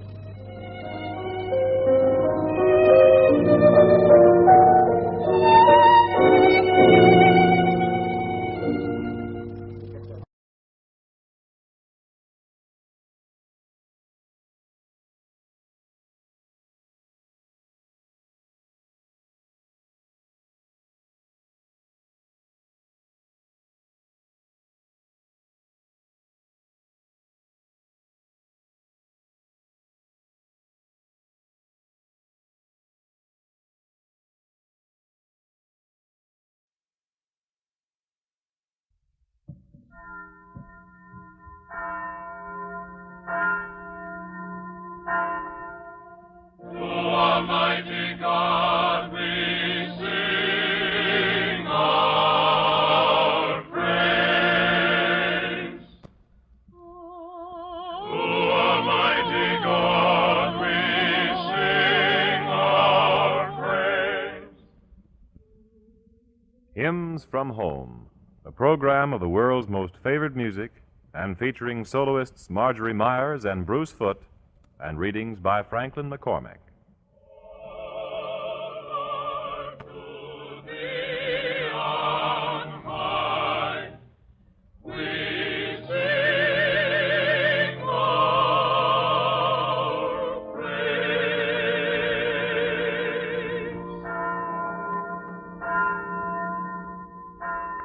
Hello, friends. We're very happy to be with you again today to bring you a program of inspiring hymns. I think our selections for today are really outstanding, so relax for the next quarter hour and enjoy our music. Now, first on the list is that universal favorite, Ivory Palaces, sung for you by Marjorie Meyer and our choir.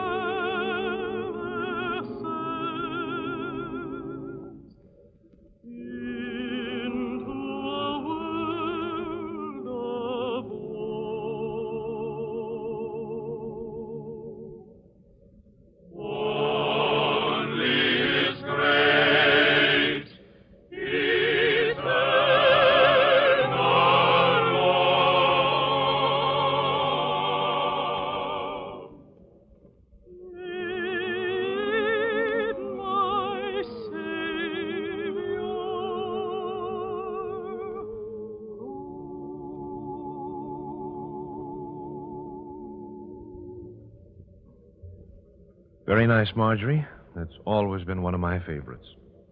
Sound the Battle Cry, the choir's next number, is a stirring hymn which invites us to join the forces of Christianity in their crusade for justice and truth. Now, if you know this old hymn, sing it right along with us, won't you? My spirit ne'er shall quail, my captain cannot fail, for victory, victory is the thrilling cry. The Savior leads the way, we'll win in every fray, for victory, victory is coming by and by. Sound the battle cry, lift your voices high, follow Christ to flood or flame. We'll march without a fear, for he is ever near, with victory, victory in his name. Sweet music fills the air, the trumpets loudly blare, for victory, victory is the cry we hear. It bids our courage rise and makes us fear despise, for victory, victory triumphant now is near. Sound the battle cry, lift your voices high, follow Christ to flood or flame. We'll march without a fear, for he is ever near, with victory, victory in his name. Thoughts of the hereafter have inspired writers over the years, right down to the present time. And just recently, I received from Win Bunning a poem which she calls In God's Kingdom. It's a very happy picture of what heaven may be like. And I'm sure that all of our listeners will get something worthwhile from hearing it. Listen. There are no wars in heaven, and hatred is not there. God's children are united within its portals fair. There are no tears in heaven. God wipes them all away. He gently heals all heartaches, and only love holds sway. There is no pain in heaven, no poverty, no sadness. No one is disappointed. 'Tis a universe of gladness. A land of sweet reunion with those gone on before to lead the way to a better world through heaven's open door. There'll be fun and lots of laughter, for young folk will be there, happy as when they went away, with gay and jubilant air. There is no grief in heaven, because there is no sin, and those who love and trust God here someday may enter in. There's no disappointment in heaven, no weariness, sorrow, or pain, no hearts that are bleeding and broken, no song with a minor refrain. The clouds of our earthly horizon will never appear in the sky, for all will be sunshine and gladness.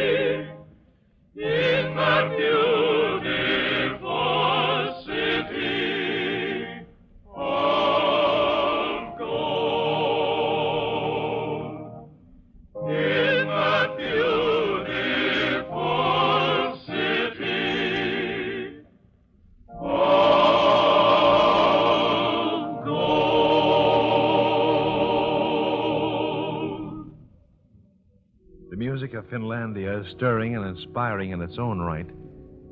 And when combined with the words of Be Still My Soul, we have a hymn of unusual proportions. I'm sure you'll want to sing it along with the choir.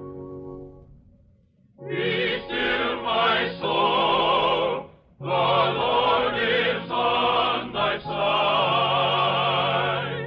There patiently the cross of grief or pain.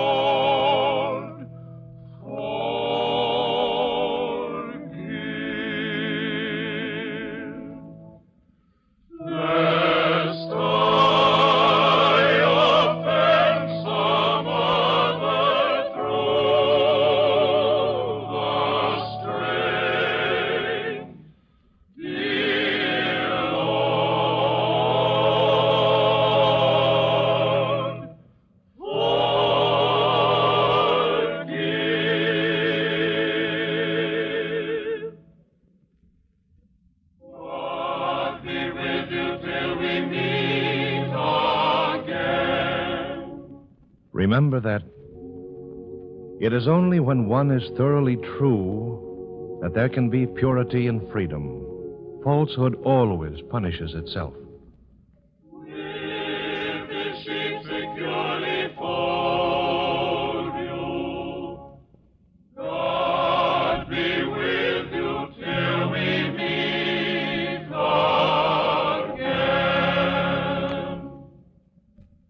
You have heard Hymns from Home, featuring our soloists, Marjorie Meyer and Bruce Foote, and the Hymns from Home Choir.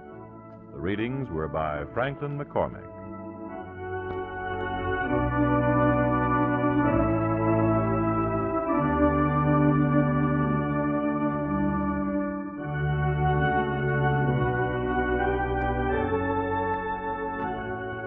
This is the Armed Forces Radio Service.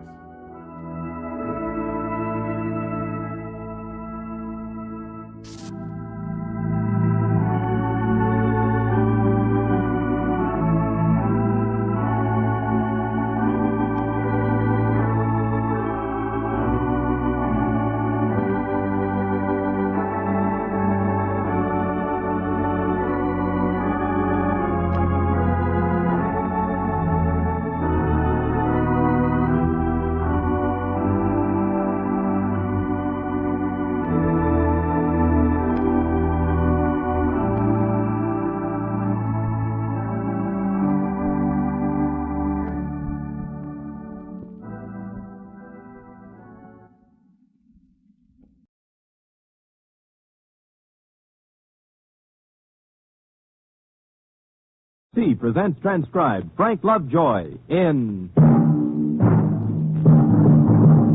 Night Beat.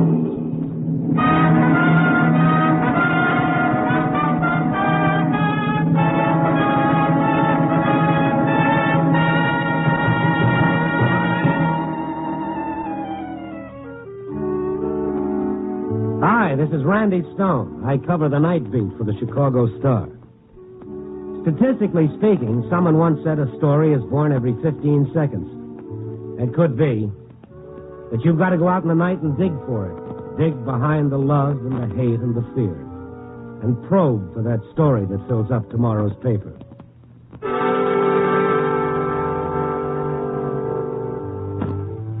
I had a couple of tired items that I've been keeping for just such an occasion. I wrote them, I rewrote them, and then I threw them in the wastebasket because night beat is a matter of legwork. There's only one way to do it. Mohammed has to go to the mountain. So I put on my coat, got my hat, and started out. I was just walking out of the city room, opened the door to the hall, and I looked right into a pair of inquiring blue eyes. Pardon me. Well, sure. I wonder if you could help me. I'm looking for a newspaper man. Well, maybe. What's his name? Oh, I don't want anyone in particular. I just want to talk to a newspaper man. Well, you're not too particular. I'm a reporter. My name is Randy Stone. Oh. Would you be interested in a story, Mr. Stone? I saw the mountain comes to Mohammed. What? I don't understand. Oh, it's just a figure of speech. Come on in. We can sit down and... Oh, no. No, I'd rather stay out here in the hall. Okay, well, let's hear it. Wait. Is it true that newspapers will pay money to get a big story? A really big story? Well, they've been known to if it's important enough and if it's an exclusive. How much would they pay? Well, look, I can't set a price. That's up to the publisher, and besides, it depends. What do you have to sell? I'm married to a communist spy. Oh. Well, why tell me? Why don't you go to the FBI? Well, they won't pay anything. I've got to have money. And you've got to promise me you won't tell them till after you've paid me. Wait a minute. Hold on here. If you've got a story, my boss will be happy to buy an exclusive, but not behind the government's back. Oh, you can tell the FBI. I didn't mean you couldn't give them the facts, but we've got to be safe first. Don't you see? We've got to be safe. Now, wait a minute. Now, before everybody gets in an uproar, let's find out if you have got a story. Where is your husband? I'll take you to him.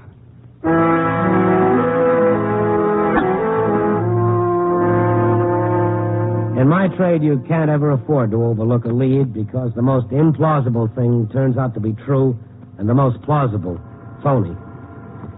I went down the elevator with the girl, and it stopped on the ground floor. We walked across the lobby and out onto the sidewalk, and as usual, there was no cab in front. Mind walking around the corner of the cab stand, Mrs. You didn't tell me your name. It's Jane. Mrs. Jane Greash. No, I don't mind walking. How long have you known about your husband? There's somebody following us. No, there's nobody. Yes, there is. Back there. He just stepped in the shadows of that doorway. Oh, yes, there is someone. You wait for me at the cab stand.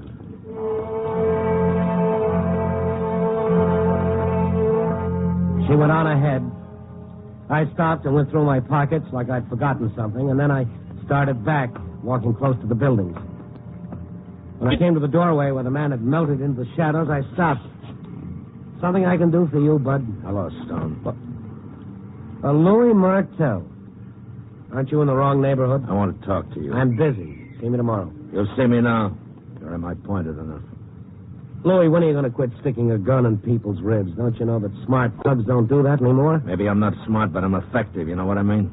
And I got my eye on you, Stone, so play ball. Well, what is that supposed to mean? That column you wrote yesterday, the boys didn't like it. They told me to tell you they didn't like it. That's the highest praise I've ever had. Now, if you don't mind, I'm in a hurry. When I'm ready. You said in the paper we was in for a surprise. You said somebody was going to push us out of business. Where'd you get that idea? Professional secrets. I never divulge the source of my information. What kind of stuff is that? I'm like a doctor or a lawyer. How would you like it if I knew something about you and I spilled? Wouldn't be very nice of me, would it? No. It wouldn't be healthy either. All right, get out of my way, Louis. Go play hood someplace else. Okay. But keep something in mind, Stone. Don't hold out on us. You know, even cops get hurt sometimes. Yeah, I'll keep it in mind.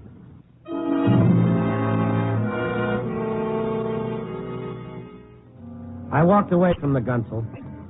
By the time I got around the corner, the adrenaline in my body had subsided to something like normal because I'm no different than anybody else. You stick a gun in my ribs and I turn cold inside. By the time I got to the cab stand, Mrs. Greash wasn't there. But I wasn't especially surprised. If she had been telling the truth, she'd run out of fear, and if she hadn't, well, you run into it all the time. Somebody promises you a great story, and it blows up in your face. I walked along the street wondering if she'd been on the level or if it was all a lot of hogwash. Either way, I still had a story to dig up before the night was over. I'd walked about 2 blocks and was crossing the street when a cab pulled up. Stone. Mrs. Greash. Get in.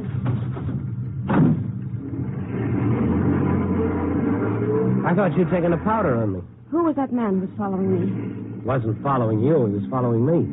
Why? Why should he follow you? Oh, it's nothing. Forget it. Just a cheap thug who's sore over some publicity I gave him.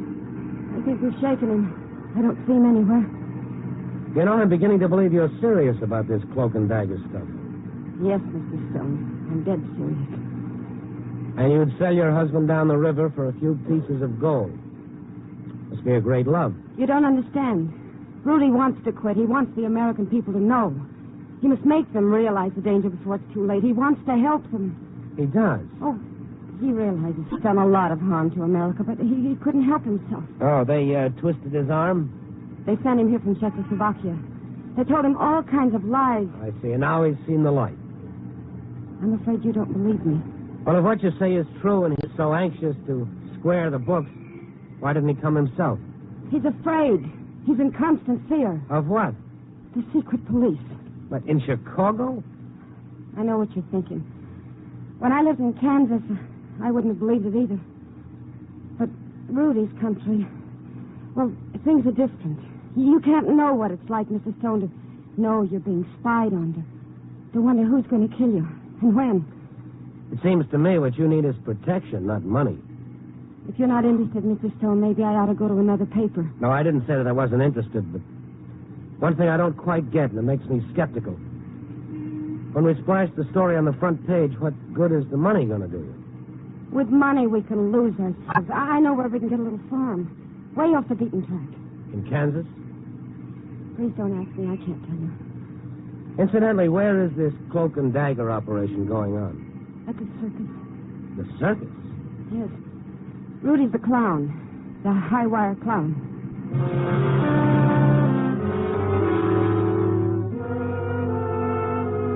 She didn't talk the rest of the way to the circus lot. She just sat and stared moodily out of the window. The circus was in progress when we got there. Had about half an hour to go before it broke. Mrs. Grease took me in through the back way, zigzagging between performance trailers to a dressing room tent. The well-known Clown Alley. She pulled me back into the shadows as 4 or 5 clowns passed on their way to the big top. Now, you'll be alone. You can go in. We walked into the tent, past the long rows of dressing tables and mirrors, to the end, where a man wearing the most incredibly melancholy clown makeup sat staring into a mirror. Rudy, I brought someone to talk to you. Oh? To talk to me? What about? You know, Rudy. You know what about. My name is Stone, Mr. Grease. Randy Stone. I'm with the Chicago Star. Your wife has told me that... Rudy, I was right. They pay for stories. They sometimes pay quite a lot if they can have a story exclusively. What an incredible country this is. Imagine paying money for news. Well, of course, we'll have to have proof. Rudy, my friend, is it not time for... Oh, did not know you have company. That's all right, Kovacs. You are on in a few minutes, Rudy. Yes, I know. Every day I'm on at the same time. I'm not likely to forget. That is good. I only come to remind you of your duty. Excuse me. Who is that man, Rudy? But that is Kovacs. You know Kovacs? Rudy, I've never seen him before in my life. Now, Jane, why do you not go to your tent and rest? Relax like the doctor told you. Doctor? Rudy, what are you trying to do to me? About the story, we'll have to have documentation of every fact you give us. What is this documentation that I give you? No, I don't understand. Well, we just can't print that you're a spy. We'll have to substantiate it. Spy? Jane, is that what... Did you tell this man that I was a spy? Rudy, please. He can help us. Jane, you go to your quarters. But Rudy... Jane, you do as I tell you. No, don't worry, Mr. Stone. Should be all right. He's not been well. He fell from a trapeze, you know. It's very serious fall. Damage to the brain. Oh? You put Jane has it in her mind that I need money to disappear because I'm afraid of the communist secret police. I suppose she told you this. Yeah. And did she tell you I was chosen as a master spy because of the freedom with which I travel with the circus? That I'm used as a clearinghouse for all espionage in your country? That I'm in contact with the head of the underground in every major city, and that I am indeed the most important spy in America? Well, no, she wasn't quite that explicit. Here, according to Jane, my life is not worth what you Americans call a plugged nickel. There must have been some fall she took. It was unfortunate. Any minute she expects none other than Mavlik to appear and eliminate me. Mavlik? The big iron curtain hatchet man? Fantastic, no? And poor Jane, she worries more about foreign intrigue than the State Department. No, Mr. Stone, I'm afraid I'm just a clown. I'm just a simple clown who knows how to stay on a high wire without falling off and breaking his neck. I'm sorry I've been caused so much trouble. I have to go now. I'm on in a few minutes. Oh, yeah, sure. Why do you look at me like that, so searchingly? I was just wondering what you look like under the makeup. Well, I'm just an ordinary fellow, Mr. Stone, like anybody. No, there's no story in me, Mr. Stone.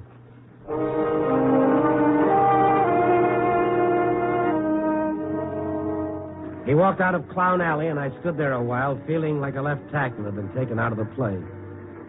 Big international story, and it ends up to be a mental mirage. I heard a big laugh go up. Somebody was having fun. And since I'd gone to all the trouble to come to the circus, the least I could do was to catch Rudy's act. I slipped into the big top, feeling like a kid who'd sneaked in for free. And from the performer's entrance, I watched Rudy, the clown with a sad face, high on the top of the tent, killing the crowd with his crazy antics on the high wire. He'd take a couple of clumsy, uncertain steps. He'd start to fall with no net beneath him. The crowd shrieked. He grabbed the wire, regained his footing, scratched his ribs with one hand and his head with the other, and they roared with laughter. Then they shrieked again, but this time they didn't laugh, because there wasn't anything to laugh about. Because Rudy wasn't on the high wire anymore. Rudy had plummeted to the ground.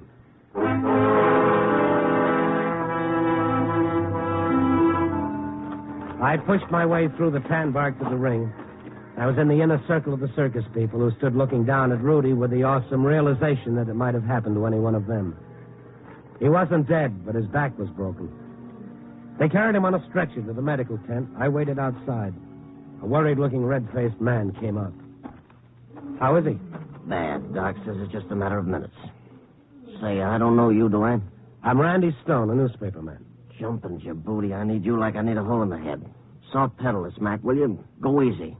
Puts a jinx on a show when there's been an accident. Who are you? Me, I'm Cassidy. I own this outfit. And with the season we've had and a thing like this happening, What'd you say your name was? Stone, Randy Stone. Oh, then you must be the guy he's asking for. Who? Rudy. You'd better go in there. Wait a minute, Cassidy. Where's his wife? She ought to be in here. Wife? He hasn't got a wife. Are you sure? Look, I know who's with his show and who isn't. But he told me Look, if you want to talk to him, you'd better go in there.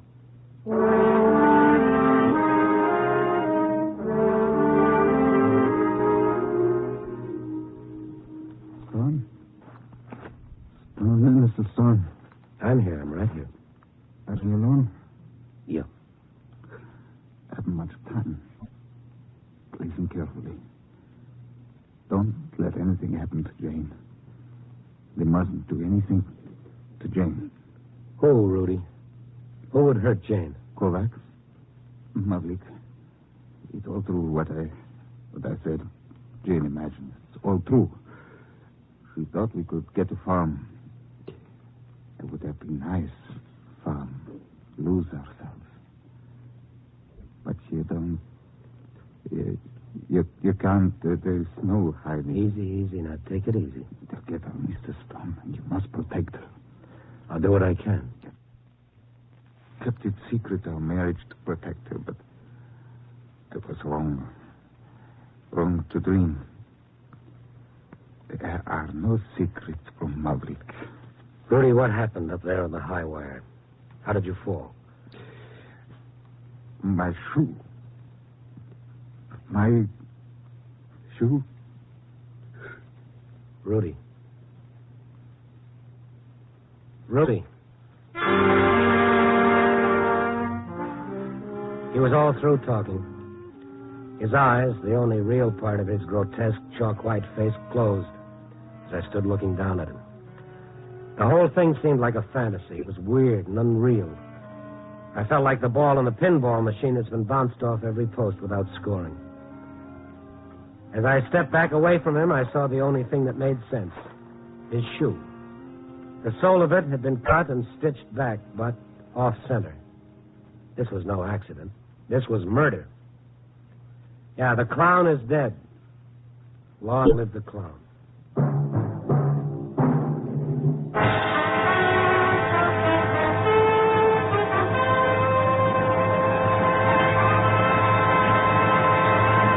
NBC is bringing you Night Beat, starring Frank Lovejoy as Randy Stone. As a civilian at home, what is your obligation to a soldier in a foxhole in Korea? Maybe you haven't considered that question. If you haven't, it's understandable. The foxhole in Korea is a pretty remote, after all, from your everyday life. And it wouldn't help if you were constantly worrying. But if you've stopped to consider it, the least we can do here at home in the States is to help keep America financially strong. That's the best way to back up the men in the Army, Navy, and Air Force. One of the best ways to help keep America financially strong is to buy United States defense bonds regularly. If you think you can't afford it, look into the payroll savings plan where you work, and you'll probably change your mind. You can have any amount you specify saved from each paycheck. When there's enough for a defense bond, it's purchased and turned over to you. And remember, today defense bonds offer you more interest, a quicker return on your money. They're now even better. Invest more in defense bonds.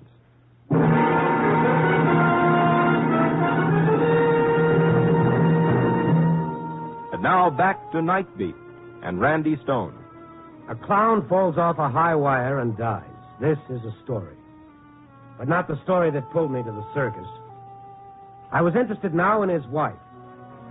What had happened to the wife of Rudy Grish, the girl who had been so mortally afraid for him? Why hadn't she been there when he died? These were some of the things I tried to find out from Cassidy. So Rudy had a shoe repair. That doesn't prove anything. He was a tightwad. He never spent money on anything. I have a feeling even a tightwad would spend money on his shoes if his life depended on them. Hey, what are you reaching for, Stone? You think somebody in my show killed him? Now, that's for the cops to figure out. What do you know about Rudy Grish? Oh, not much.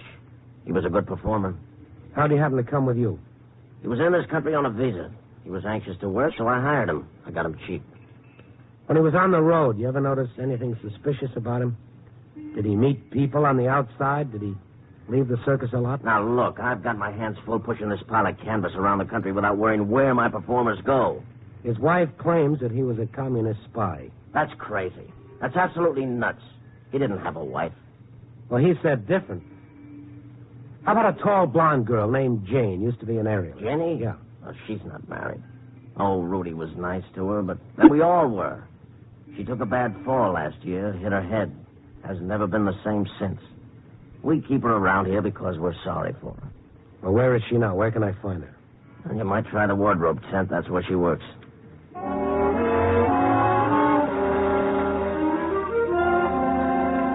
But she wasn't at the wardrobe tent. I checked all over the lot. I couldn't find her anywhere. The circus grounds were almost deserted. The crowds were gone. The performers had disappeared into that world of tents and trailers that belongs exclusively to them. Everything was battened down except the shooting gallery. As I passed by it, one man was putting out the lights and racking up the guns. The man who had reminded Rudy of his entrance cue, Kovacs. Do not move. Stand where you are. I could barely see him in the dim light, but what I saw made me do exactly as he ordered. He had a rifle trained on me. Come over here. Closer. No, don't put your hands in your pockets. Put them on the counter. That's fine. What do you want? I understand you're looking for Mrs. Grish. Yeah. I will take you to her. Well, never mind that. Just tell me where she is. You seem to misunderstand, Mr. Stone. I said I will take you to her. He backed away from me. He racked the rifle, but as quickly as he put it away, another gun appeared in his hand. A Luger. If you make any attempt to run, to get away, to scream, I will kill you. Now, walk straight ahead of me down Midway to that car parked on the corner. He came out of the booth with his topcoat draped over the hand that held the gun. There was something European about the cut of his suit, but other than that and his accent, he was like any other hood, frightening with a gun in his hand.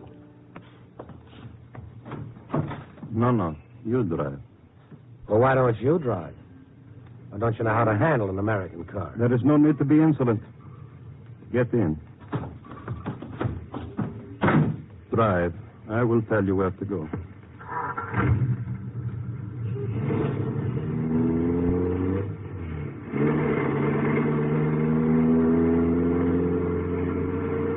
I thought I knew Chicago, but so did my friend with the Luger.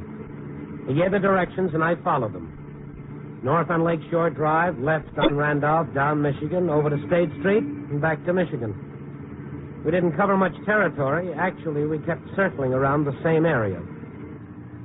Pretty soon he got tired of it, or else he felt safe. We drove back the way we'd come, past Grant Park, Shedd Aquarium, Soldiers Field. And there, at the far end of the circus encampment, out of hearing of any other trailers, we stopped at a luxury house trailer parked on the lakefront. He got out of the car, held the door open for me, and we walked to the trailer steps. Go on. Open the door. Now step inside. Mr. Stone! Mr. Stone!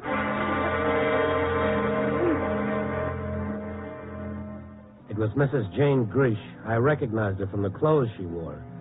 Would have been hard to recognize her from her face. It had been beaten almost beyond recognition. She was huddled in the corner, sobbing. And seated comfortably on the couch, smoking a cigarette, was an overly handsome, blond young man. Come in, come in. Close the door, Kovacs. Well, Mr. Stone, it was nice of you to come with Kovacs. But then Kovacs has always been inordinately persuasive. From the looks of Mrs. Grish's face, I'd say that you were pretty persuasive yourself. I have that reputation. You wouldn't be Maverick, would you? Oh, you have heard of me, eh? This I do not like. Maverick, he knows about the shoe. Your situation becomes more and more unfortunate, Mr. Stone. But you are just in time for what you Americans call the second show. Mrs. Grish, where is the information that your husband has collected for us? I don't know. I told you I don't know. You're lying, Mrs. But I Greaves. don't know. I don't know anything. You do know. I don't even know what you're talking about. Then let me refresh your memory. Rudy Greaves was sent here for a very definite purpose. To correlate information from our scattered agents all over the country and to pass this information on to us. And he did his job well until he married you. That was his mistake. No. You made the mistake. It wasn't me. I didn't change his mind. It was being able to go from state to state without showing papers, to do what he wanted without asking permission. For the first time in his life, think for himself. All right. If you won't cooperate, we go back to the first way. Leave her alone. Kovacs, hold him. You stupid, let go of me. Don't be so impatient, Mr. Stone. Your turn is next. Scream all you want. No one will hear. Oh, please. Please. I'll tell you anything. If you promise, leave Rudy alone. Of course we will, my dear. There is the information. Don't sell out, Mrs. Greaves. It's too late. Rudy's dead. Dead. Shut up. You shouldn't have killed him. Now you'll never find out because I don't know. No one knew but Rudy. Rudy. He was with Rudy when he died. Maybe he told him. Excellent, Kovacs. Well, Mr. Stone, aren't you frightened? Of what? Thugs like you? Don't get me wrong. I'm no hero, but I cut my teeth on your caliber. This is Chicago, remember? Yes. Yes, I've seen your gangster movies. Effective but blunt. Very blunt indeed. You will see we are going to give you a night you won't forget. I'm sure I can depend on it. Oh, yes. Yes, you can depend on it. Like you can depend on our one day liberating your people, too, from your antiquated ideals. If it weren't so ironic, it'd be funny. It amuses you? No, not that. I'm just thinking about a guy I know named Louis Martel, whose biggest worry in life is that some other gang might take over one little neighborhood in Chicago. When we take over, it will be definite, conclusive. It will be everything. Well, this you'll have to prove. Don't worry, Stone. They'll never make it. The Marines had landed. It was the right entrance, but the wrong character. Louis Martel standing in the doorway with an automatic in his hand. Why? Well, you're the guys that are going to take over, huh? Kovacs! No, you don't, sweetheart. That's what happens to guys that try to muscle in. Now, you, Stone, you're quite a cute character. Thought you'd shake me, huh? Trying to lose me at the circus while you made contact with these out-of-town punks. You got it all wrong, Louis. Yeah, sure. Now, the point is, what am I going to do about you? And the dame. Louis, behind you. Look out. Won't work, Stone. Kovacs going to shoot. That's as old as... Dirty rat. In the back.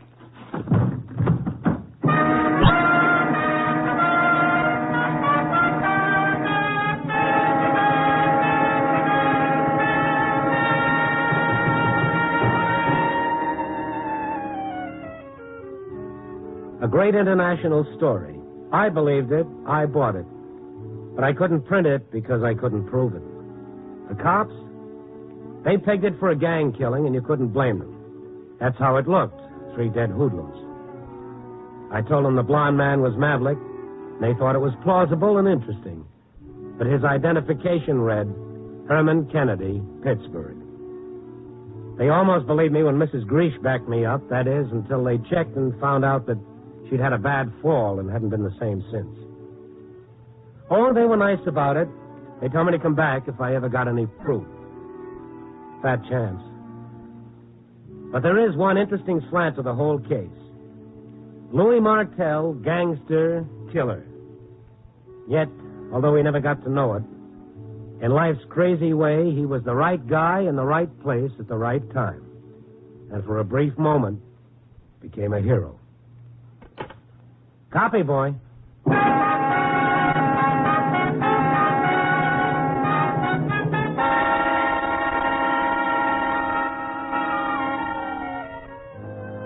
Night Beat, starring Frank Lovejoy, is produced and directed by Warren Lewis.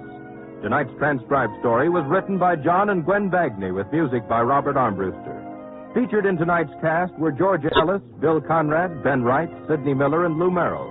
Don Rickles speaking.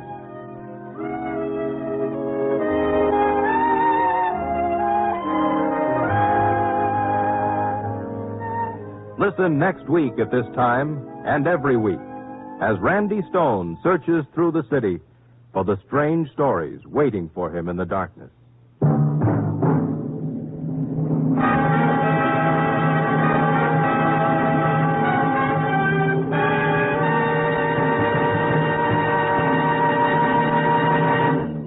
Night Beat came to you from Hollywood.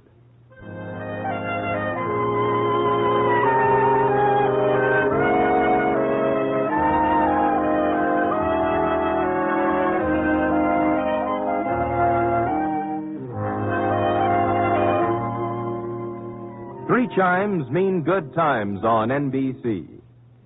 Every Friday evening on most NBC stations, you'll hear a trio of stellar shows for your listening enjoyment. For top satire and lots of laughs, it's Inside Bob and Ray, the two boys from Boston who won this year's Peabody Award for top radio achievement in their field. For music, tune for the Mario Lanza Show with his guest Margaret Whiting. And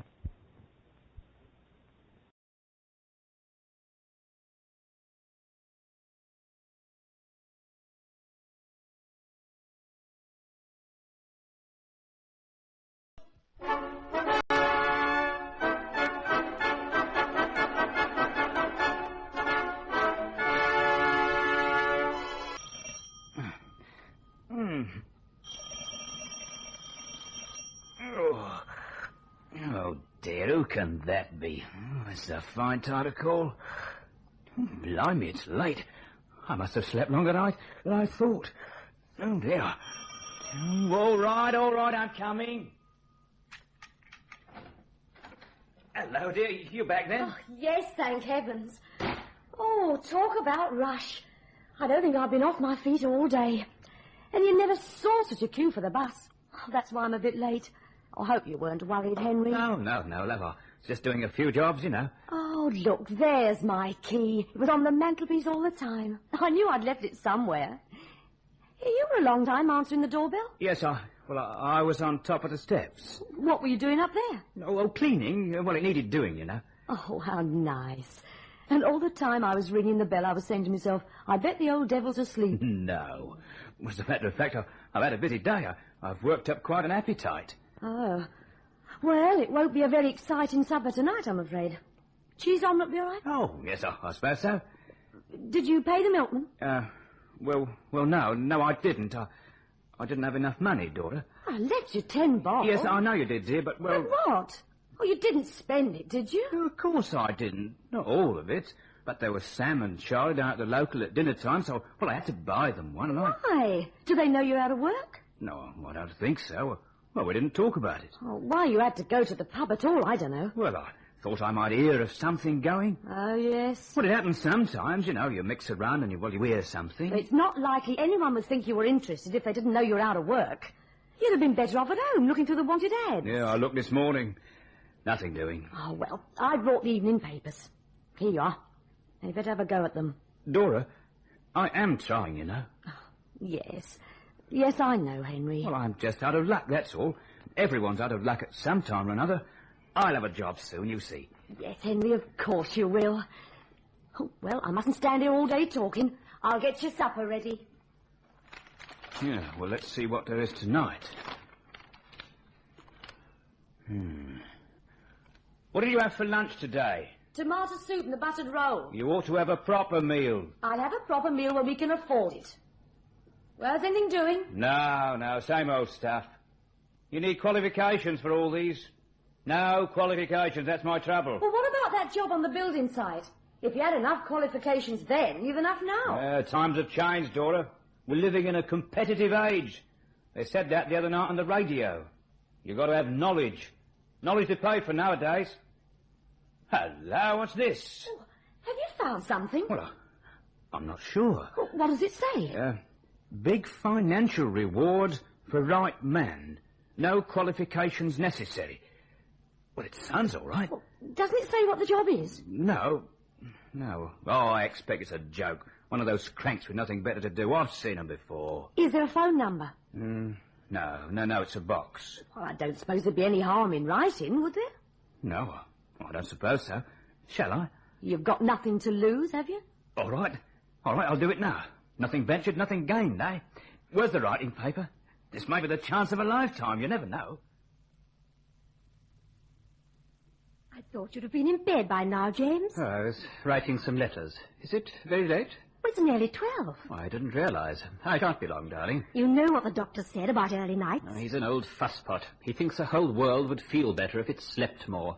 I'd spend half my life like a tortoise if he had his way. You ought to take it easy, though. I keep telling you, Margot, I'm better, cured. I'm not going to go on being ill just so that old Cranshaw can send his bill in. Oh, but darling. The doctor knows best. I know. The doctor knows best what's best for the doctor. Another 3 weeks of his visits and he'll be off to Madeira for his holidays. Every time he rings the front doorbell, it costs me money. Better to be safe than sorry. Yes, I know. He's only doing what's best for you. You talk as if he didn't care about you. Oh, he cares about me, all right. He cares about my signature on his cheque. You're always so impatient, James. You can't rush these things. He told you it would be a slow business. You bet he did. Old Cranshaw is dedicated to saving life, but it's better for him to do it slowly than quickly. That way, he can keep on visiting, and I can keep on paying. I'm better, I tell you, and if Cranshaw persists in visiting me, I shall shoot him as he comes up the path. There's no reasoning with you. But I'm going to get a hot drink. How about you? No, thanks. Well, don't stay down here too long, will you? I promise. I just have these letters to finish, and then I'll be up. Well, you see that you are. Now then, where was I? Ah, yes. Henry Scrubb. Henry, here I am. Oh, I'm sorry. Oh, are you going out? Yes, I won't be long. Oh, well, I hope not, love. I've got a nice piece of fish for your supper. And look, a nice bottle of beer. Hey, what's this? Have you got a rise or something? Oh, no, I just thought you deserved it. I'll leave it here. You didn't go without lunch today, did you? No, of course I didn't. Oh, do you have to go out? Well, as a matter of fact, Dor, I'm going on business. What do you mean? Henry, you haven't found Well, it's early days yet, love, but, well, today I had a letter. Remember that ad in the paper that I wrote to on the off chance? Yes. Well, he wrote to me. A bloke called James Cornelius. I've got to go round and see him tonight. This may be it, me girl. I told you I'd get a job, didn't I? Oh, I hope so, Henry, I hope so. And if it is, if I come back tonight with good news, you and me are going out to celebrate. Just the two of us. Oh, that'll be great, Henry. Well, I'd best be off. I don't want to be late, do I? Well, good luck, love. Keep your fingers crossed. Here, Florrie, how about a bit of service down this end? Well, I'm doing my best. I haven't got 6 pairs of hands. I could die of thirst standing here. The day you die of thirst, I'll go into a convent. Oh, excuse me, miss. Just a minute, can't you see I'm serving? Mr. Evans. Come in, Florrie. 1 pint. And about time, too. Oh, excuse me, I wonder if I could... Well, what do you want, mate? Half a bitter, please. Florrie, half a bitter. Half a bitter, Mr. Evans. I wonder if you can help me. There's no credit if that's what you're after. No, I just wondered if you could direct me. Oh, I see. Stranger around here, are you? Yes, I am. I'm looking for Brookfield Crescent. Do you know it? Brookfield Crescent? Yes, I know it, all right. Half a bitter, Mr. Evans. No, that's for Rockefeller here. Half a bitter, Mr. Rockefeller. 10pence, please. He's asking for Brookfield Crescent. Oh, that's ever so smart. He's thinking of buying a bit of property up there, I shouldn't wonder. First set of traffic lights, turn right. Second set of traffic lights, turn left. Then first left, and you're there. Got it? First set right, second set left. Yeah, thanks. Good night. Here, you haven't finished your drink. He hasn't finished his drink, Mr. Evans. Can I offer you a drink, Mr. Scrubb? Well, a glass of beer would be nice. I'm afraid I'm out of beer. I was going to have a whiskey. Oh, I don't drink whiskey as a rule. Only Christmas and so on, you know. Celebrations and all that. Well, let's say that this is a celebration, then, eh? A special occasion. Oh, well, all right. If you say so, Mr. Cornelius. Do sit down and relax. Thanks. Nice place you got here. Must have cost you a bob or two. Oh, let's say that I was one of the more fortunate ones, shall we? Though lately, perhaps not quite so fortunate. Huh? Your whiskey. Oh, thanks. Cheers. Cheers. Are you married, Mr. Scrubb? Yes, my wife's working. No children? No, I see. I'm sorry, darling. I didn't know you had someone here. You're back early, Margot. Yes, I decided not to stay at Helen's for dinner after all. I didn't expect you until much later. Oh, it doesn't matter, does it? I shall go away and hide in a moment. Oh, this is Mr. Scrubb, Henry Scrubb. Oh, How do you do? Mr. Scrubb just popped in for a little business talk. Oh? Oh, well, I mustn't interrupt you. I thought it was time we did something about the garden. Mr. Scrubb is a gardener. Something of an expert. Well, I wouldn't say that, Oh, really. you're far too modest, my dear chap. You'll have your work cut out in this garden. It's like a jungle out there. Well, goodbye for now, Mr. Scrubb. Goodbye. I won't interrupt you again, darling. I'm not a gardener, Mr. Cornelius. That doesn't matter in the least. But you tell your wife... I told you it doesn't matter. She will have forgotten about it very quickly. What sort of a job had you in mind, Mr. Scrubb? Well, any sort of a job. I don't mind telling you I'm desperate. So we can say that you aren't too particular about the type of work. Providing the money's all right. Oh, I think I can promise you that the money will be all right. I think I can promise you that. Your wife knew you were coming to visit me this evening? Yes. Well, you didn't say it was a secret. Oh, it's not a secret, Mr. Scrubb. Not a secret at all. You gave her the address, then? No, I didn't. Good. To look at me, Mr. Scrubb, would you say that I was a very strong man? A strong man? Well, I don't know. Well, you're a well-built man. I suppose you would be strong. I'm not a strong man at all, Mr. Scrubb. Oh? No, I'm anything but a strong man. I liked your letter. It was a frank, honest letter. And now that I meet you, I see that you're indeed a frank, honest sort of man. I had quite a few replies to my advertisement, you know. Yes, I expect so. But I selected the people I wanted to interview very carefully and put their names on my short list. Here it is, you see. Only 3 of you. And you, Mr. Scrubb, are the first of the short list to be interviewed. Would a single payment of £2,000 be of any interest to you? £2,000? How long would it normally take someone in your position to earn £2,000? You can earn that for one evening's work. I don't follow. The job I have to offer is not a permanent post. I require your services for one evening only. Here, if you think I'm going to rob a bank or something... Oh, no, Mr. Scrubb, nothing like that, I assure you. Then what do I have to do for the money? I want you to kill somebody. Kill somebody? You'd better try the next name on your list. I'm off. But you haven't heard the whole of my proposition. I've heard enough. Look, I may be badly off and all that, but I'm not going to kill anyone. Not even if your victim can be guaranteed not to resist? You're balmy. Look, I'm not a murderer. Here, look, get out of my way, will you? I'm going. Think what you could do with £2,000. Please let me pass. You haven't asked me yet who the proposed victim is. No, and I'm not going to. I don't want to know, see? I'm going now, and I don't advise you to try and stop me. I should put that poker down, Mr. Scrubb. I told you I ain't going out of that door. You just try and stop me and I'll crown you with this. I thought you weren't interested in murder. Just let me go, will you? No, Mr. Scrubb, I'm not going to let you go. I warned you. If you attempt to leave now, I shall attempt to stop you. And if you like to attack me with that poker, then go ahead. What are you up to? What are you trying to make me do? I just want you to hear me out, that's all. Let me explain why I brought you here. Look, mister, I don't want £2,000. I just want to go. Let me at least tell you who your victim will be. It might make all the difference to you. What do you mean? I want you to murder me. You're mad. You're stark, staring mad. On the contrary, I'm extremely sane, as you will see if you let me explain. I'm not interested, I tell you. I told you I wasn't a strong man, and it's true. I have a serious heart complaint. My doctor tells me I shall be lucky if I live 6 months. Well, I'm sorry. I'm sorry, Mr. Cornelius, but I've got to go. In order to get out of this room, you will have to attack me. And in view of what I've just told you, you may well kill me, and without the £2,000 I have offered you. On the other hand, if you will let me explain, then I give you my word that if your decision is still no, then I shall allow you to walk out of here quite unhindered. I don't seem to have much choice, do I? It may surprise you to know, Mr. Scrubb, that I am not a wealthy man. When I die, I shall leave my wife provided for, but nothing more. That is, if I die from natural causes. Well, I sort of don't understand. I think you will in a moment. You see, the money realized on my death through life insurance will be automatically doubled in the unlikely event of my being murdered. Well, no insurance company would pay out on such a claim. Why not? The odds against the average citizen being murdered must be considerably greater than against his just dying. So you see, Mr. Scrubb, you will be helping my wife by doing what I ask. Well, what do you say? I won't do it. I'm not a murderer. I couldn't kill anyone. I couldn't. Not even to please the victim. Goodbye, Mr. Cornelius. Very well. If that really is your decision, you're quite free to go. Mr. Scrubb. Well? Here is my card. That's the telephone number, in case you change your mind. No, take it, please. After all, £2,000 is a very large sum of money. Don't you agree?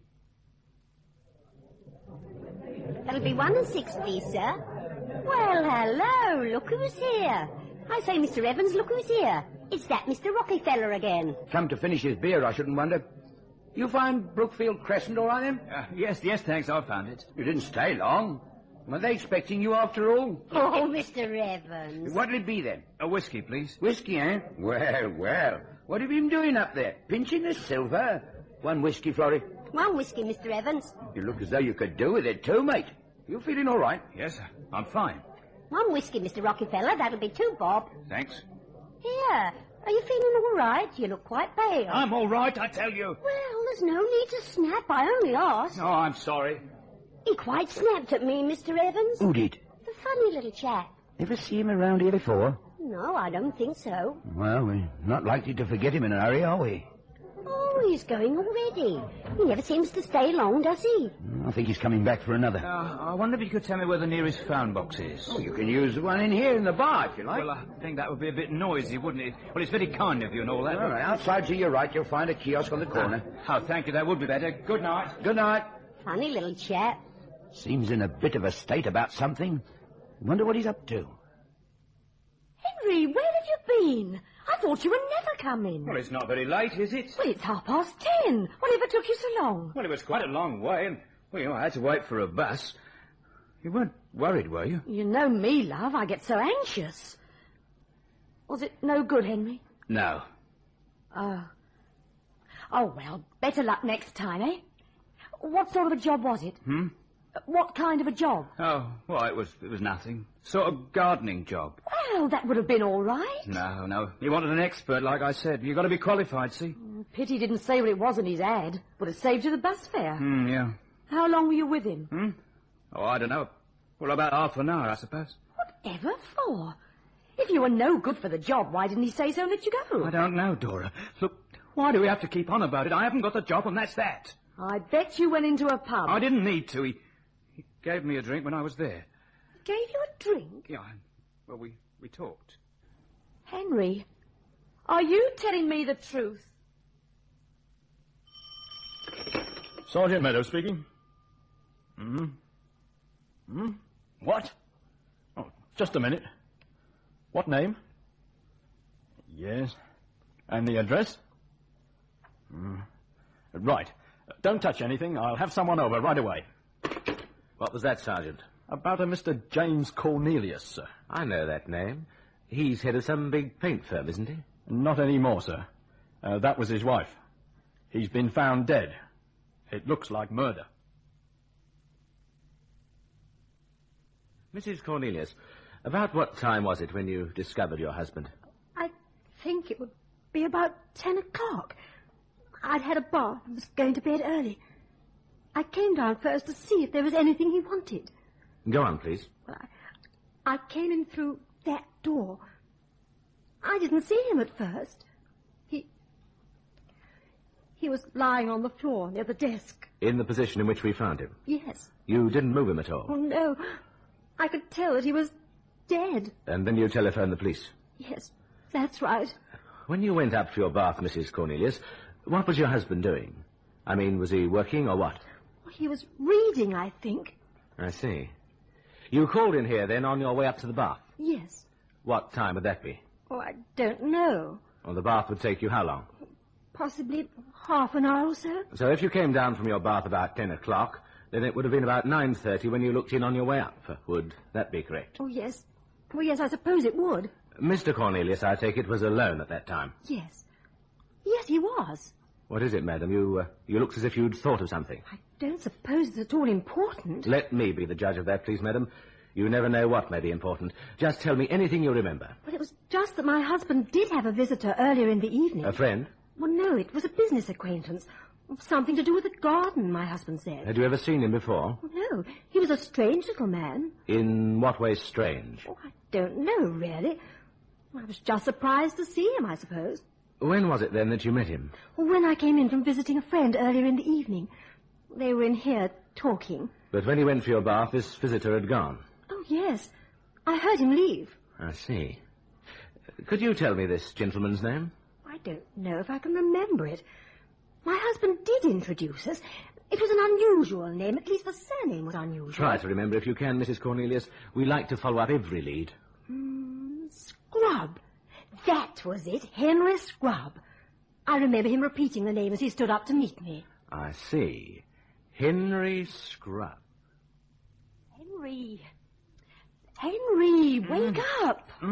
Oh, what is it? You've been in here all night. Oh, how have I?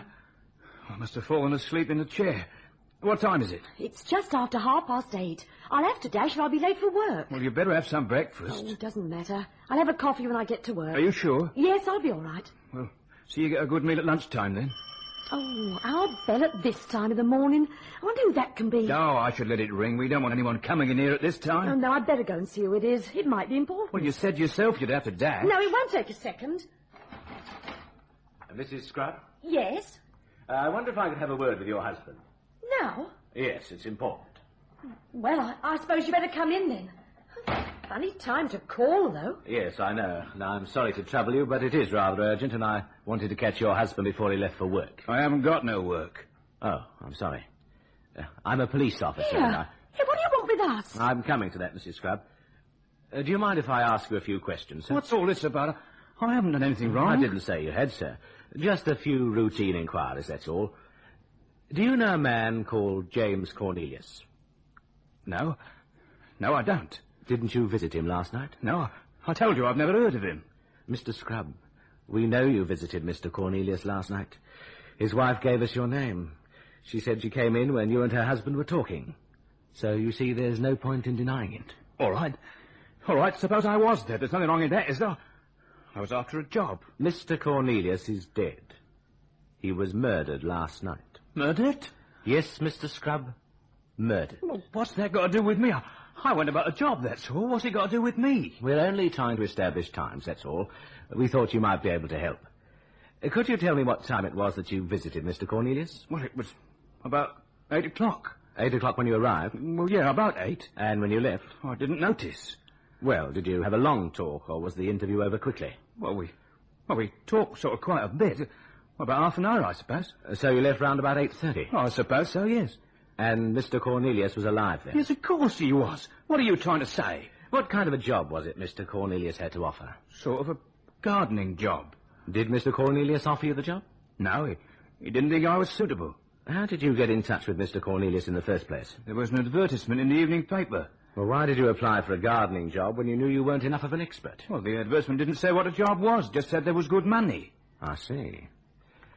What did you do, sir, after you left Mr. Cornelius's house? Well, I walked down to the main road to get a bus. Did you stop anywhere? No.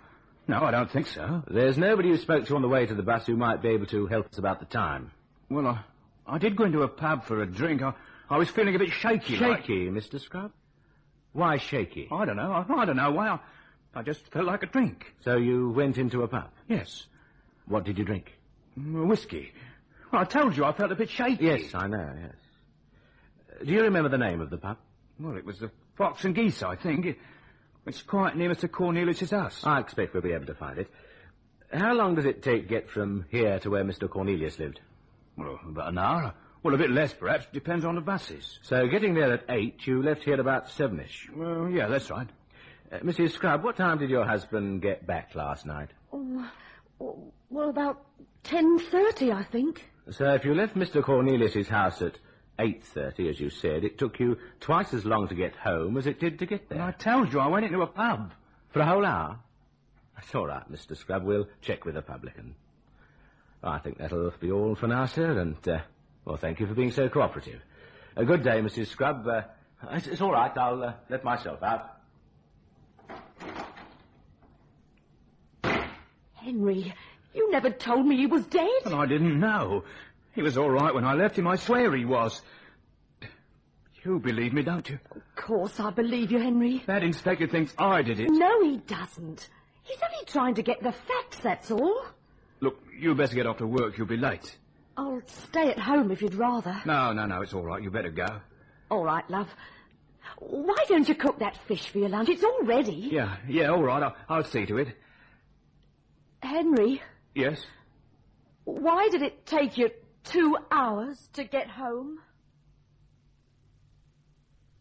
You finished those glasses yet, Florrie? Not yet, Mr. Evans. Better go move on then. It'll be opening time soon. Yes, Mr. Evans. And we could do with some more crisps. Good morning.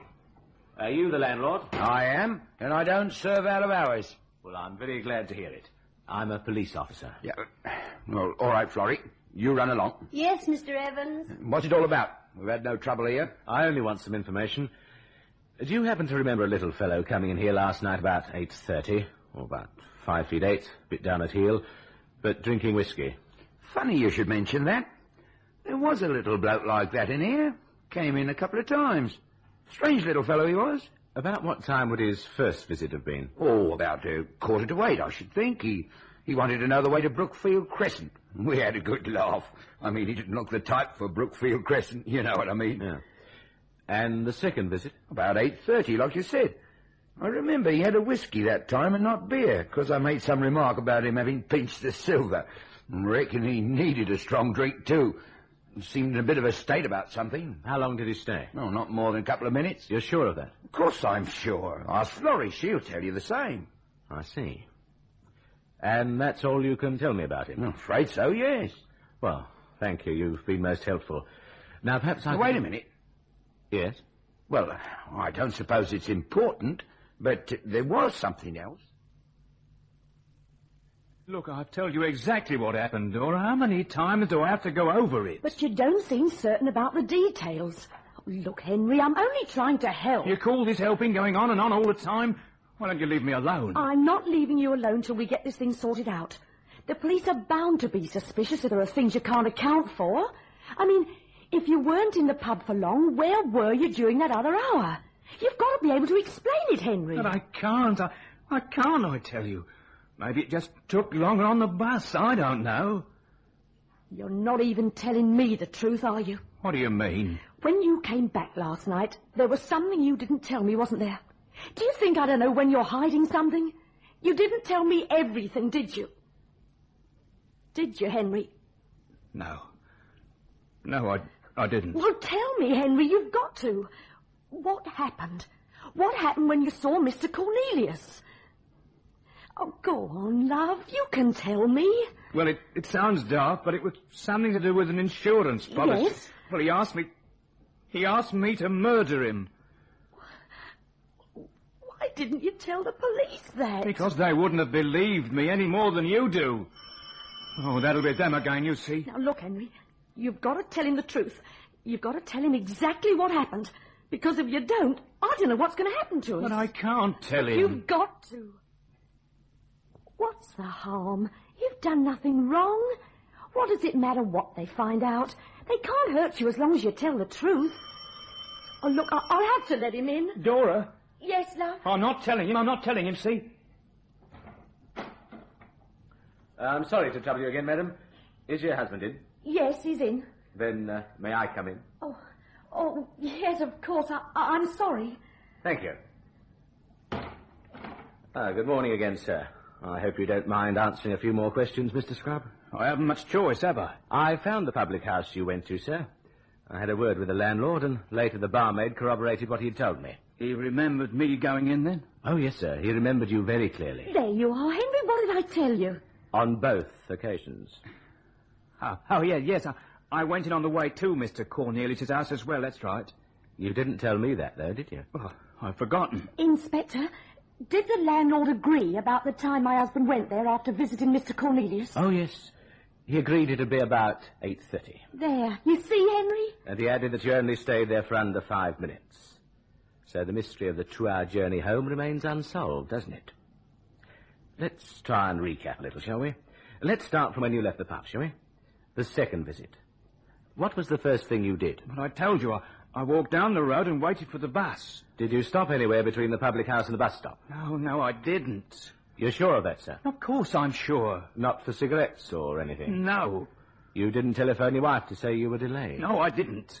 You didn't make a phone call of any sort? No. You're sure of that? Do you think I don't know if I made a phone call or not? Supposing somebody said they saw you. I never made a phone call. So it wouldn't be right. Leave him alone, can't you? Leave him alone. I'm sorry, Mrs. Scrub. I'm only trying to get at the truth. And I can't when it's clouded with little lapses of memory. Why don't you tell me the truth, sir? It'll help us all, you know. Let's go back, shall we, to just before he was killed. You've got to tell him, Henry. You've got to. Has your husband been holding something back, Mrs. Scrub? I've told you everything. Oh, for heaven's sake, Henry, tell him before it's too late. There's nothing to tell. Inspector, Mr. Cornelius didn't want a guard. Dora, don't. You mustn't. He wanted my husband to kill him. You don't believe it, do you? I'm trained to keep an open mind, sir. Would you like to tell me some more? He said something about an insurance policy. That he was going to die in 6 months, and, well, if he was murdered before then, his wife would receive twice as much from the insurance. And that's why he asked me to murder him. Did you agree to the suggestion? Of course I didn't. What do you think I am? I told him he was mad and I left. And that was when you went into the public house and had the whiskey? Yes, and wouldn't you have done if you'd have been asked to do something like that? And yet you didn't come straight home after your drink. What were you doing? Thinking it over? I didn't kill him, Inspector. I didn't kill him. You can't believe me. I may have some more questions to ask you later, Mr. Scrub. You won't be going away or anything, will you? You don't believe me, do you? About what Mr. Cornelius asked me to do? I only believe when I have the evidence. At the moment, I've only your word, and, well, that hasn't been too reliable up to now, has it, sir? I'll check with Mr. Cornelius's insurance company, and then we'll know, won't we? It's all right, Mrs. Scrub. I know the way. Good morning.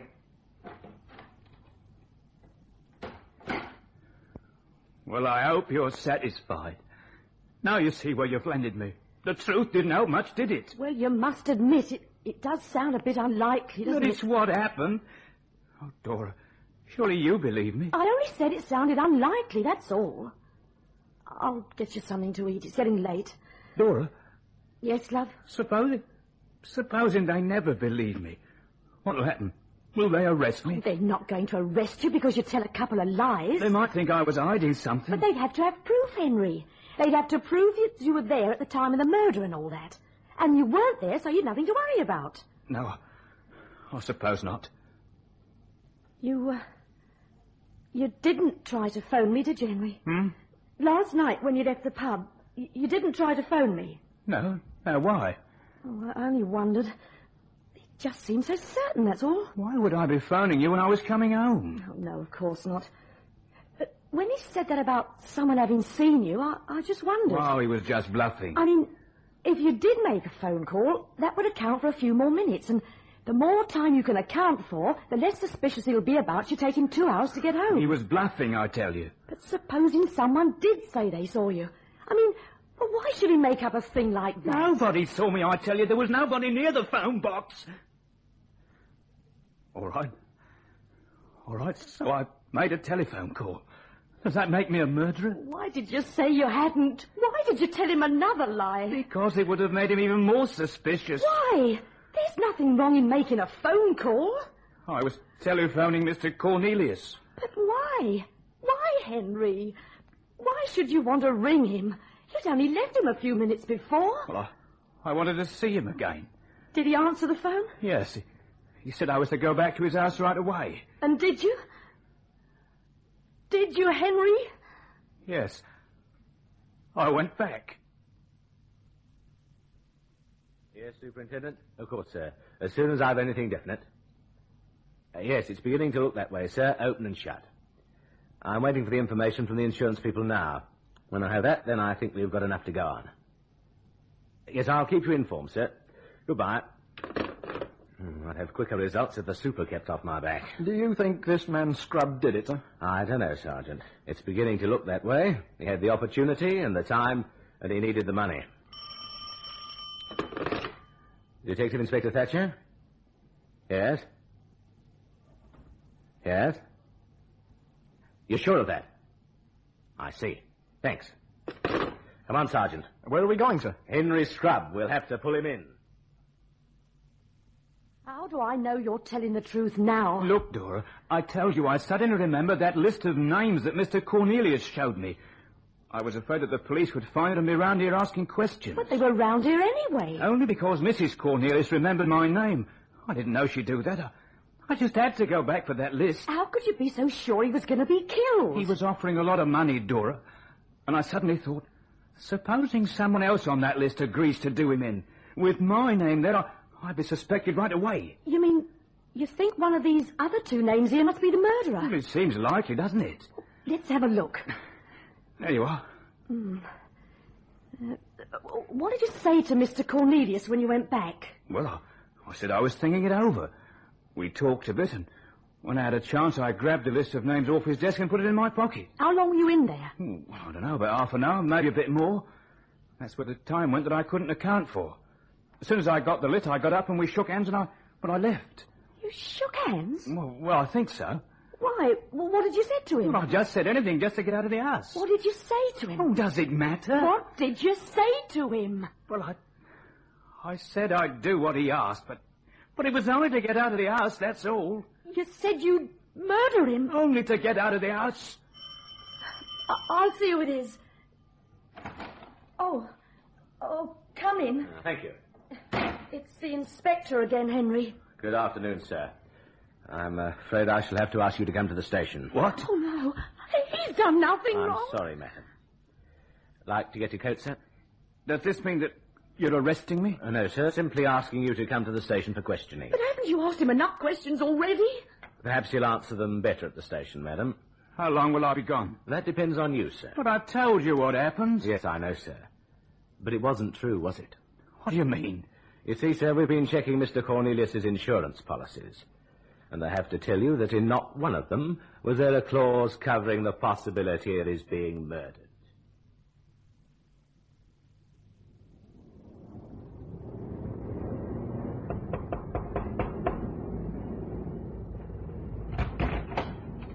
Well, what do you want? Oh, I'm sorry to trouble you. I was looking for number 24. Well, you found it. Oh, this is the right number, then? That's what it says on the door.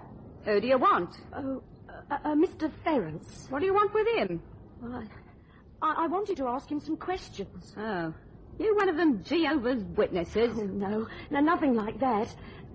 Does he live here? Sometimes. I need his help. Well, I'm his wife.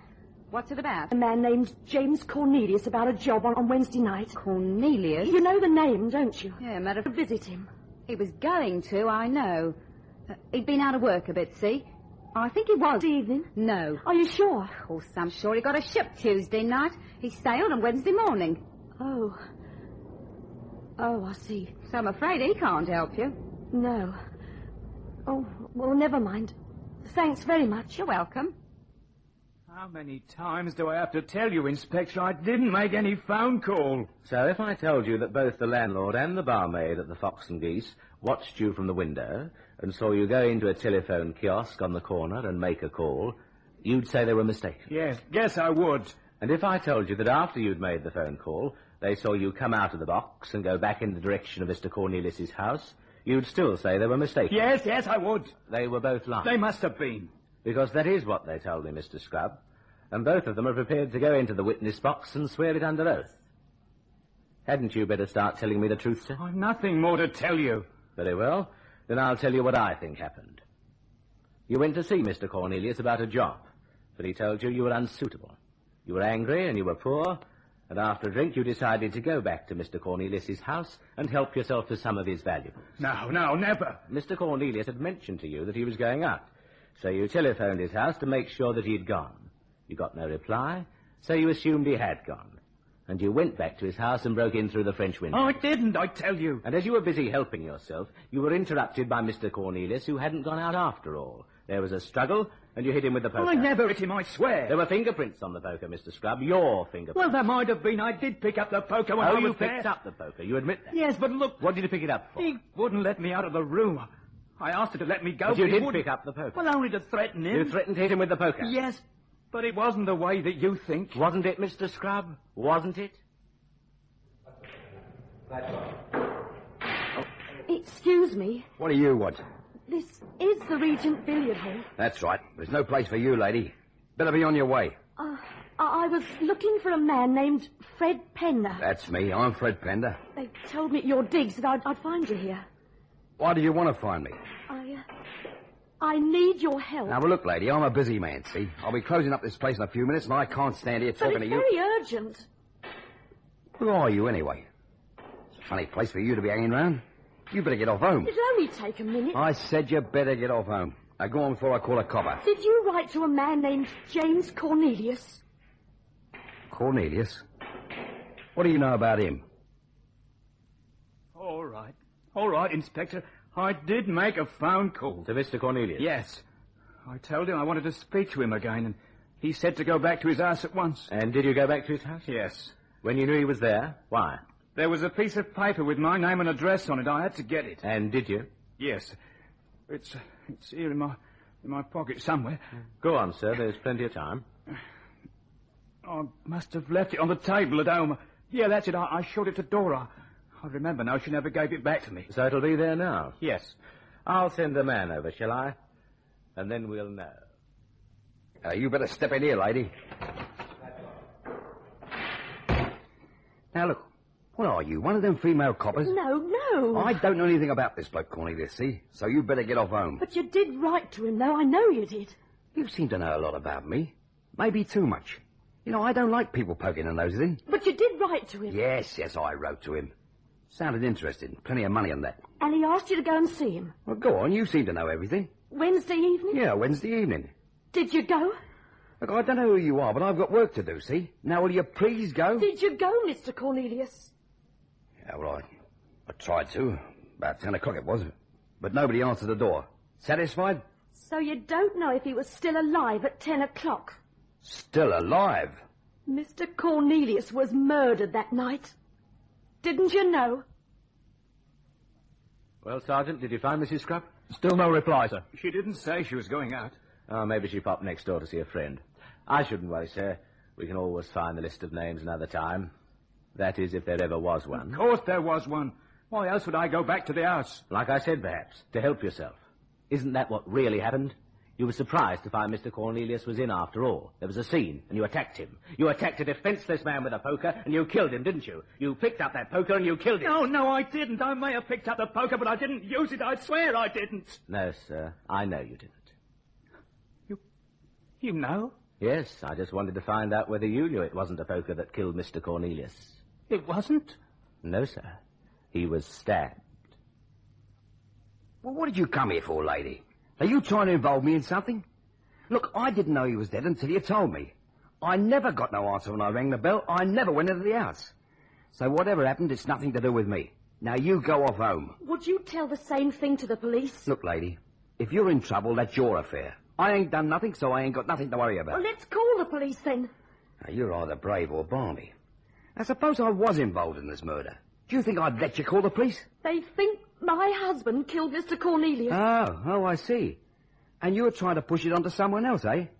Well, you picked the wrong man. I'm as clean as a whistle. How do I know you're telling the truth? Don't push your luck, lady. I've been very patient with you. Now, off you go home. If your old man committed the murder, I'm very sorry. But it's got nothing to do with me. Cornelius was alive, all right, when I left there. How do you know? Eh? How do you know if he was alive if you hadn't seen him? Circulate that description, will you, Sergeant? Tell them to keep an eye open. She may only be in with a neighbour, but, well, you never know. Righto, sir. Is there any news of her, Inspector? I've got a man posted outside the house. He'll let me know if she comes in. I'm sure you're worrying unnecessarily. But if Dora's got that list, she may be trying to find those other names on it. I don't think so. One of those people's a murderer. If she finds him, heaven knows what'll happen. You'll have to tell the police, Mr. Pender. Oh, you balmy. But if you saw Mr. Cornelius alive and well at 10 o'clock, my husband couldn't have killed him because he left there at 9:30. If your husband didn't do it, they'll find out soon enough. They don't need no help from me. Suppose I call a policeman. I'll deny every word. I'll say I never went near Mr. Cornelius' house. It'll be your word against mine. If you don't tell the police, then I will. I wouldn't do that, lady. Not if I were you. Now, perhaps I'd better take you home, eh? I think you talked enough for one night. Let go of my arm. I told you I didn't like people poking their noses in my business. Let me go! Here! Hey, you come back here! And I assume, Mr. Pender, that you would have come forward of your own free will in the long run, Well, yeah, I suppose so, Inspector. Is this a photograph of the man you saw? Yeah. Yeah, that's him. No doubt about it. All right, Mr. Pender. I think that'll be all for the moment. You've been most helpful. We can get you at this address for the present, I take it? Yeah, that's right. Constable, see Mr. Pender up, will you? Good day, sir. You'll do your best to keep me out of it, won't you? I'm afraid you're already in it, Mr. Pender. Well, Sergeant? Do you think he's telling the truth, sir? I wouldn't be surprised. And if he is, then somebody else isn't. Mrs. Cornelius, do you remember whether your husband had any other callers that evening, apart from this Mr. Scrubb?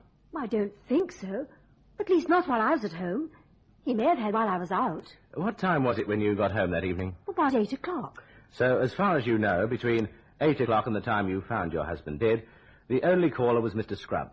As far as I know, yes. Unless, of course, someone was let in without their ringing the front doorbell. Or if you were prevented from hearing the bell because you were in the bath. All the splashing and so on might have made it difficult. That's possible, I suppose. You see, Mrs. Cornelius, what I want to find out is whether somebody rang the front doorbell around 10 o'clock and got no answer. Well, I can only say that if they did, then I didn't hear it. As I remember it, you said you went for your bath about 9:30. Would that be correct? I think so, yes. And at that time, your husband was alone in here? Yes. I looked in on my way to the bar.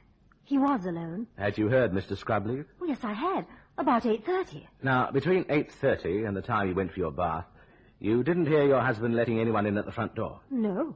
So if, for the sake of argument, Mr. Scrubb returned here about 10 to 9, he must have come in another way. Well, why should he have come back? Mr. Scrubb says your husband wanted to be murdered. What? He says your husband offered him a large sum of money to do it. But that's just ridiculous. Not the sort of thing your husband would have said, even as a joke. Most definitely not. Was he a very even-tempered man, your husband? Well, reasonably so, yes. Not given to going off into rages? No. What a funny question to ask. I'm sorry, but it all helps to make up the complete picture. How ill was he? Well, he was getting better. He'd had a nervous disorder, but he was over it. Well, of course, he still had to take it easy, not do too much. You wouldn't say that he was dying? Oh, no. No. Mrs. Cornelius, how well did you get on with your husband? Really? Inspector, how did you get on with him? I loved him. I loved him more than anything in the world.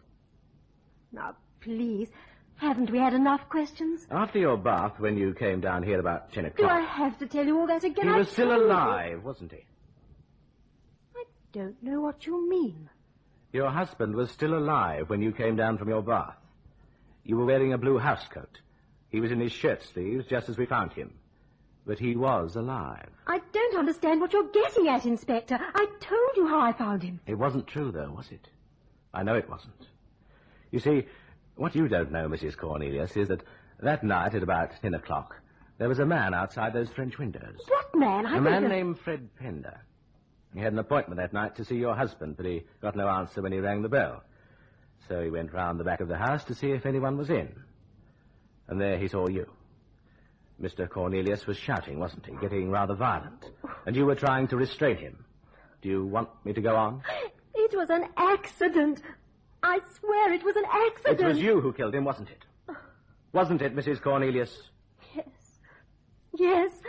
Yes. I suppose he was ill in a way. Mentally ill, I mean. He was always imagining things. Often he'd say to me that he thought he was going to die, or that people were plotting to kill him.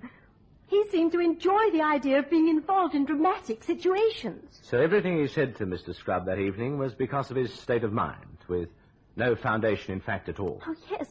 He often used to do things like that. And then sometimes he'd go off into uncontrollable rages. But they never lasted long. And then he'd be perfectly normal again. Sweet and kind. What happened then, Mrs. Cornelius, when you came down from your bath? I made some remark about the visitor he'd had, Mr. Scrubb. It was something perfectly harmless, but he misunderstood. He went into a rage, said I was interfering in his life, that I didn't love him, that all I wanted was his money. I tried to calm him down, but it was no good. What happened then, Mrs. Cornelius? Suddenly, He picked up the paper knife from the desk and rushed at me. I struggled with him. He must have tripped or something, because suddenly he was on the floor. And there was blood. And I didn't know what to do. Why didn't you tell us this at once? I suppose I was afraid. Everyone's entitled to defend themselves when they're attacked. Would you like to get your coat, madam? My coat?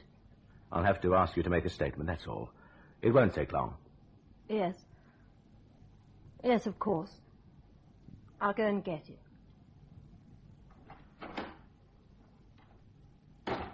Poor woman. Inspector? What is it, Sergeant? Fred Pender never saw that happen. He only said he saw them when Cornelius was shouting. Then he left. No, I know. But she didn't know that, did she? So if Mrs. Cornelius hadn't told us herself, what would have happened? We...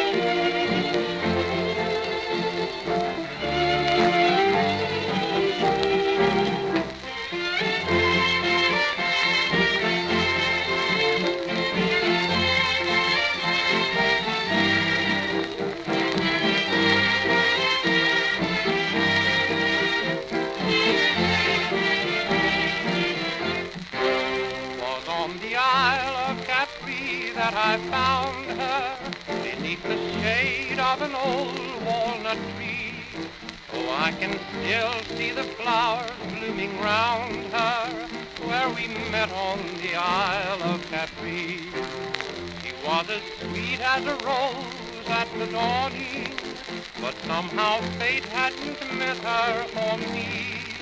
And though I sailed with the tide in the morning, still my heart's on the Isle of Capri. Summertime was nearly over, blue Italian sky above. I said, lady, I'm a rover, can you spare a sweet word of love? She whispered softly, it's best not to linger. And then as I kissed her hand, I could see she wore a plain golden ring on her finger. 'Twas goodbye on the Isle of Capri.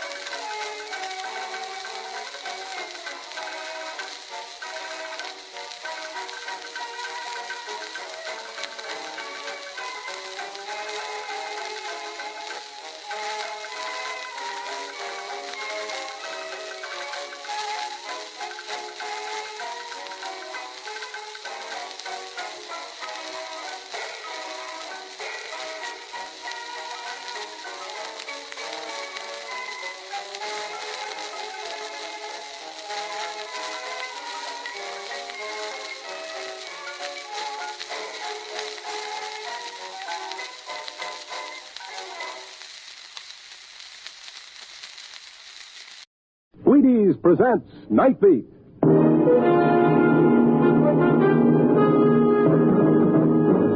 On stage tonight from Hollywood, Night Beat, another in the Wheaties' big parade of exciting half-hour presentations. Night Beat.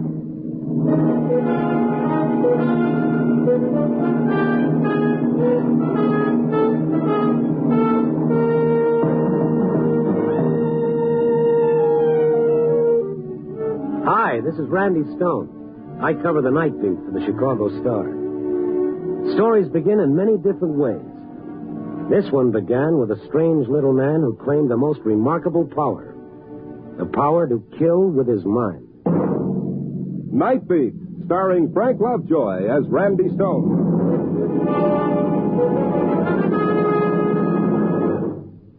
Suppose you were a kernel of wheat instead of people listening to the radio. Why, you'd have about as much chance of getting to be a Wheaties flake as you have right now to be president. Actually, less than 2% of all the kernels of wheat that hope to be Wheaties when they grow up ever set flake in a Wheaties box. That's how fussy the Wheaties folks are. Whole wheat for Wheaties has to be golden, perfect whole wheat. And when you buy Wheaties, that's what you get. Perfect whole wheat with all its nourishment. Of course, people, no matter who they are, can eat Wheaties, breakfast of champions. All they want, any time. And that includes you. Have some. Tell your grocer we sent you.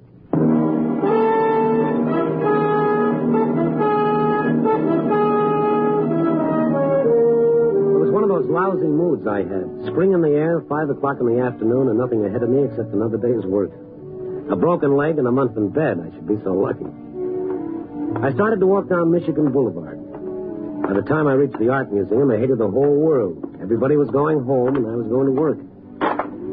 So, like a school kid playing hooky, I turned into a patch of grass landscaping the museum.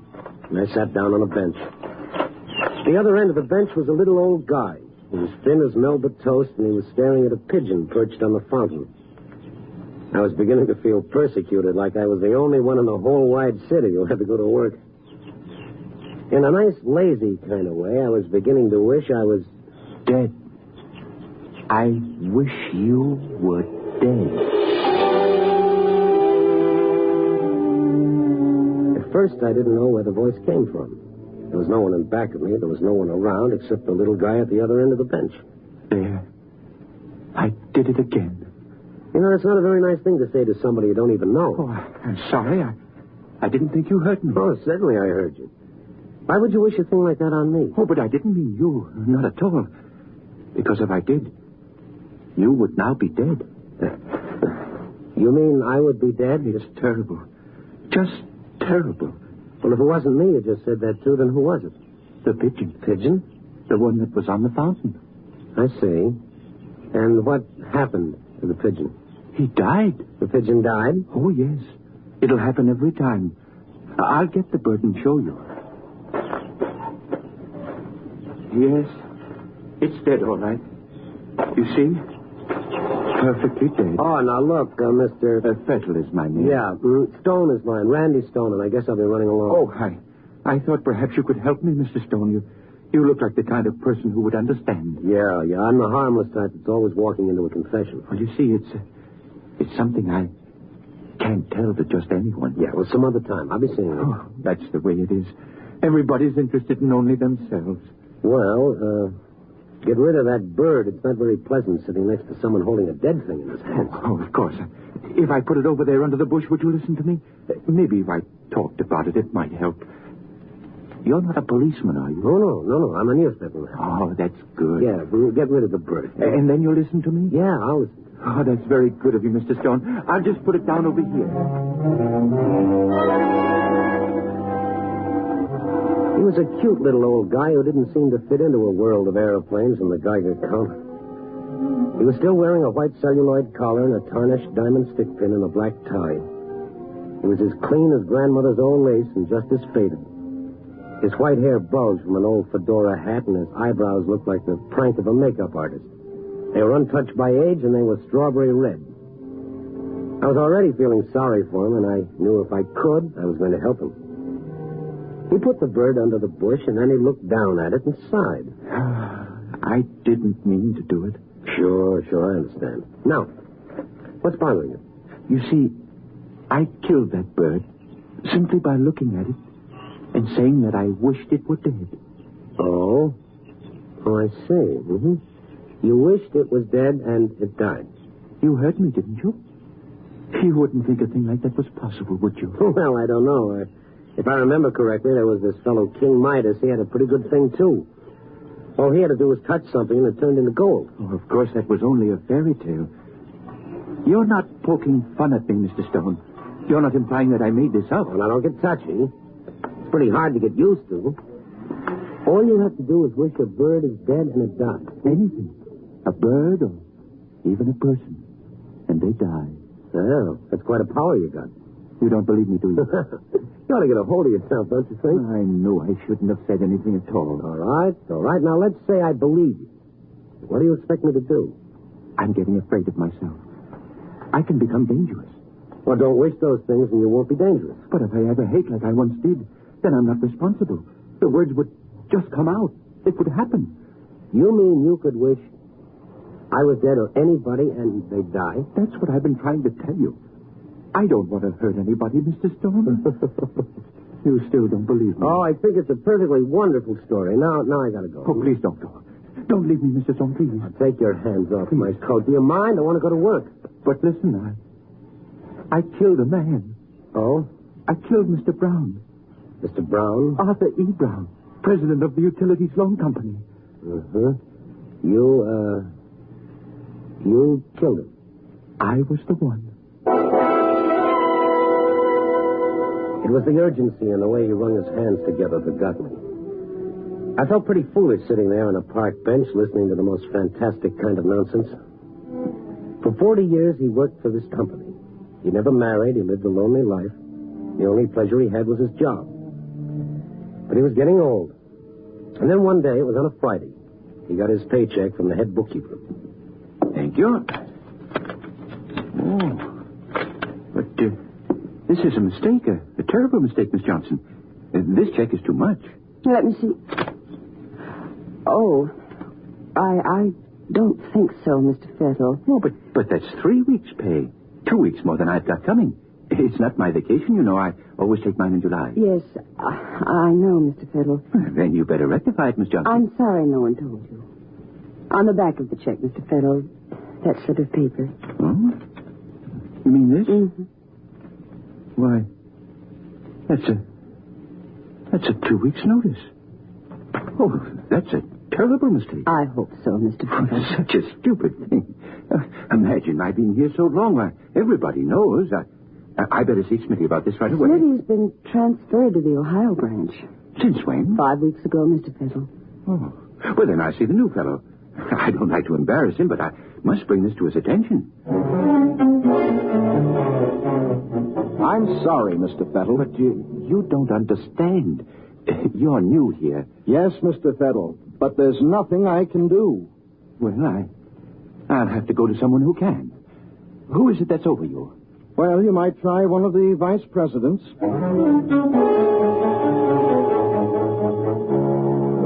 course, Mr. Fettle, you realize I had no idea. Why don't you see the treasurer? I'm really quite sorry, Mr. Fettle, but really, it's out of my hands. I see. No one will take the responsibility. No one cares. Sending me from one to the other like I was some kind of thing being volleyed about. I'm going to the president. I'll tell Mr. Brown.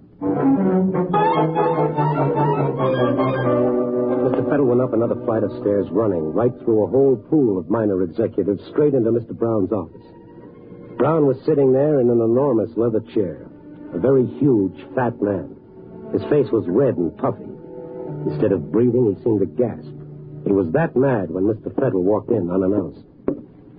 What are you doing in my office? Mr. Brown, I just had to see you. There seems to be no one to take the responsibility for this. You see, I've been here so many years. They just don't seem to realize how long I've been here. I wanted you to straighten it out for me. Get out of here! But it's so unfair. Get out! I said get out of here! The hatred that had been piling up in Mr. Fettle had now found a target. He looked Brown squarely in the eyes and said it right to his face. And right out loud. I wish you were dead. You what? I wish you were dead. Oh. He's dead. Somebody quick! Mr. Brown is dead!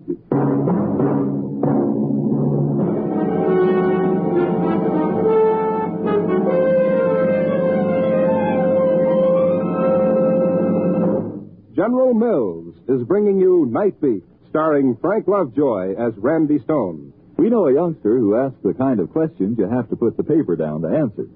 So the boy wants to know, do the baseball champions really eat Wheaties like it says in the ads? Really? Honest? Well, honest they do. Phil Rizzuto eats Wheaties. Jackie Robinson eats Wheaties. Pee Wee Reese eats Wheaties. Tommy Henrik and Luke Appling and Ellis Kinder eat Wheaties. Honest. And what's more, a lot of these stars of the game today have eaten Wheaties for years. Bob Feller, the Cleveland pitcher, is almost a 20-year man. Right today, Bob eats Wheaties 4 to 5 times a week. He likes them with berries, which is a pretty good way to have Wheaties, too. Now, Bob says, Wheaties is the only cereal I ever eat, and I'd recommend it to anyone. So, you see, we really have an excellent reason for calling Wheaties Breakfast of Champions. Any other questions?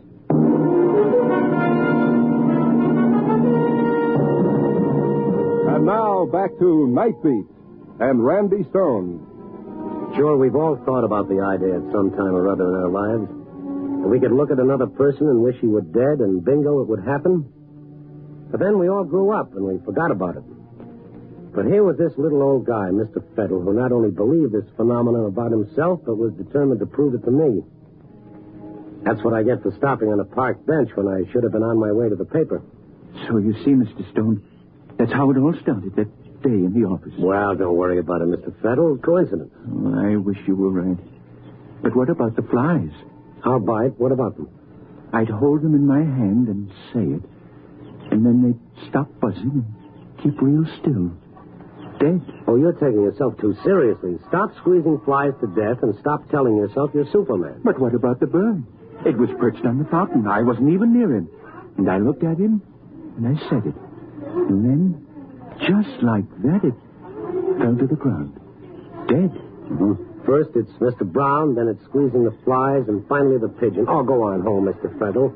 Go on home before I begin wishing you were dead. I knew I shouldn't have told you. Now I don't know where to turn. I've got the strangest feeling, a terrible need to test everything. Just to go around wishing things were dead.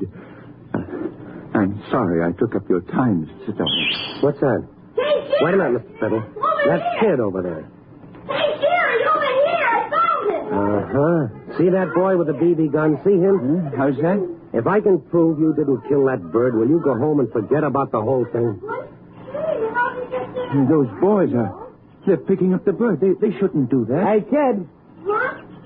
What are you doing with the BB gun? Nothing. You shot that bird, didn't you? It was an accident. Honest, mister. We didn't mean nothing. Come here now. Bring it over here. Run, Jerry, run. He's going to get it. Hey, come here. I'm not going to do anything. Come here. Well, they're gone, and they took the bird. But now you know, Mr. Fettle, it wasn't you. The kid did it with the BB gun, okay? You mean they thought they did it? I see. Okay, so you want to believe you did it. Makes you feel important, doesn't it? Important? Yeah, it gives you a feeling of power, doesn't it? Oh, no, Mr. Stone. I feel like a murderer. Well, if you feel that way, why don't you turn yourself into the police? I've thought of that. But I'm not a stupid man. They'd either laugh at me or put me in an institution. And I'm not insane, Mr. Stone. Yeah, well, I'd like to help you, but I don't know what I can do to convince you. I can't sleep. I haven't eaten. And I'm in no condition to look for work. Oh, look, Mr. Fettle, we're going to put a stop to this nonsense right now. It's getting late. I got to go to work. Before I go, I'm going to settle this once and for all. Oh, anything you did, I'd appreciate. All right. Now, here I am sitting right next to you, right? Yes. All right. Now I'm standing up. See, I'm healthy. Nothing wrong with me, right? Well, of course. Now look at me. Well, I don't think I understand. Just keep looking at me. Well? All right, go ahead now. Wish that I was dead. Oh, but Mr. Stone, Why should I do anything like that to you? You want to be able to go home and get a good night's sleep? You want to be able to eat and start living like a human being again? All right, go ahead. Wish I was dead. Why? I won't do it. I won't. Because you're a liar, aren't you? But don't say that. You're a liar, Mr. Fettle. You're a liar. Keep away from me, please. I don't want anything to happen to you. Anything to hang on to your little fantasy. Anything to sit here in the park and keep someone talking to you. You're lonely, Mr. Fettle, and you're a little bit nutty, if you ask me. Don't make me do it, please, Mr. Stone. Don't get near me that way. Then say it. I said say it. Despite myself, the sweat was beginning to bubble on my forehead. I could feel the back of my shirt getting wet. I could have kicked myself up and down State Street for being sucked into this old man's stupid little nightmare. But there I was, like a Madison Street mooch, insisting that the guy prove it, not to himself anymore, but to me. Go ahead, Mr. Fettle, say it. Please don't make me, Mr. Stone. He cringed away from me now, and his back was pressing up against a tree, and I kept following him. As I got closer to him, he had no other place to run. And he stood there with the most peculiar expression in his eyes. All right, Mr. Stone. But it's not my fault, understand? I don't want to do it, understand? I understand. Now say it. Please forgive me, Mr. Stone, but you're making me, isn't that right? You're making me say it. Well, say it and get it over with. I wish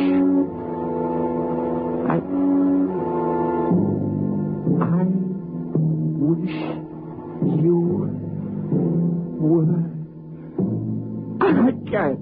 I just can't. There's no use pretending I wasn't relieved. I felt both frightened and silly playing this little game. I just couldn't do it to you, Mr. Stone. I'm not angry.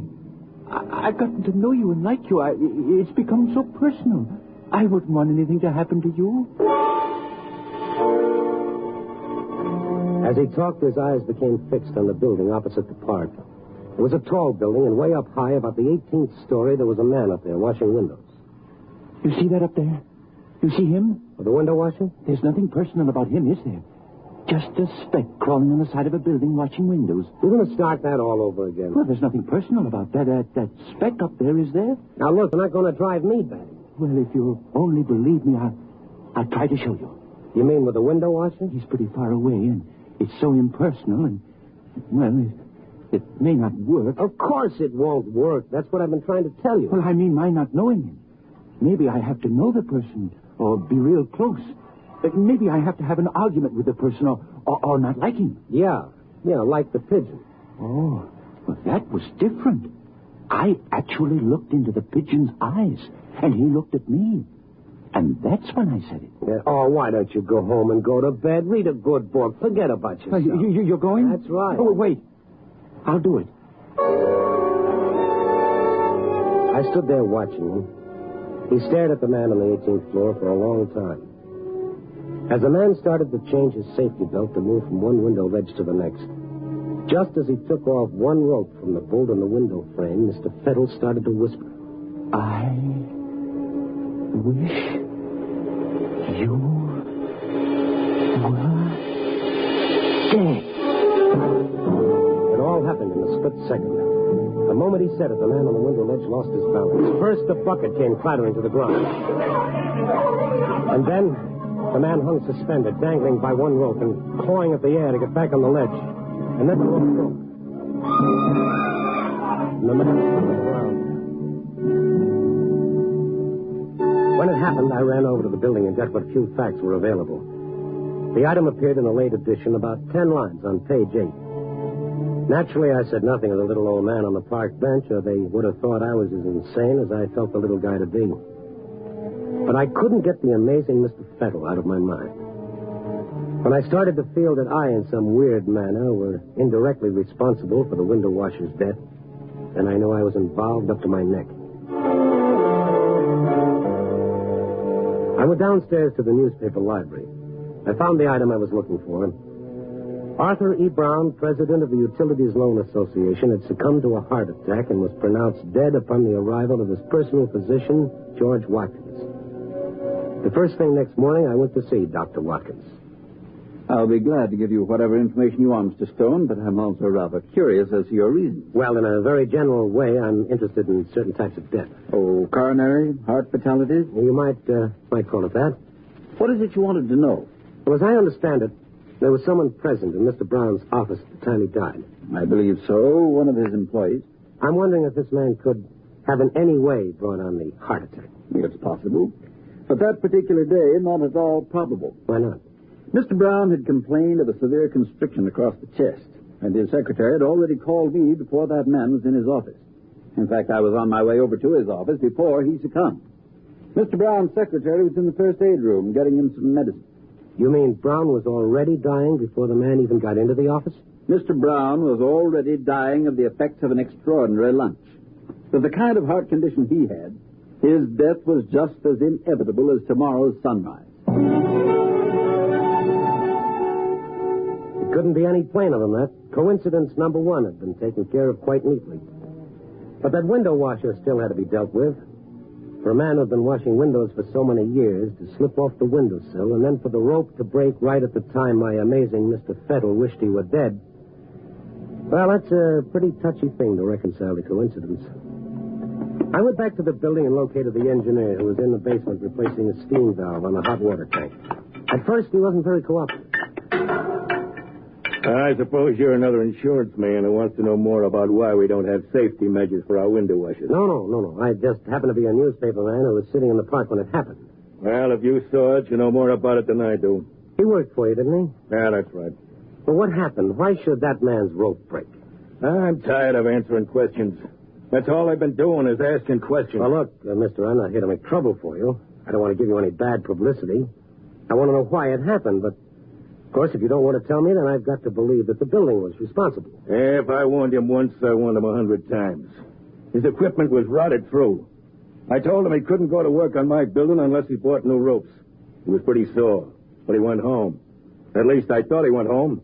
What happened was he got lost in one of the bars on Clark Street, and when he was good and drunk, he came back. Without me knowing that he went to work. He was drunk, that's what he was. It was nobody's fault but his own. If it wasn't for the fact that somebody else had suffered, the whole thing would have been funny. It was the most ironic joke that coincidence could play. On a pathetic old man who thought he had some kind of strange power, and on me, a sucker for anybody's story if they insist they've got one. I got Mr. Fettle's address from Miss Johnson at the place he used to work and went over to see him. He lived in an old boarding house. His landlady was a nice old gray-haired woman that was as interested in knowing where he could be found as I was. He hasn't been home since yesterday. And that's not like him. 15 years he's lived here. And he never spent a night away from home. But does he have any relatives or friends that he could have gone to? Not a soul, sir. The loneliest man I ever knew. But the nicest. Why, he just wouldn't hurt a soul. Well, I've got to find him. Oh, something's wrong, isn't there? No. I've got a pretty important message for him, and it'll make things a lot easier on him when I tell him. I see. Can't you tell me? No, it's rather personal. Here's my number, though. You can reach me at the office. No matter what time he gets in, if you have any regard for him at all, please call me. I certainly will, sir. And nobody has better regard for him than I have.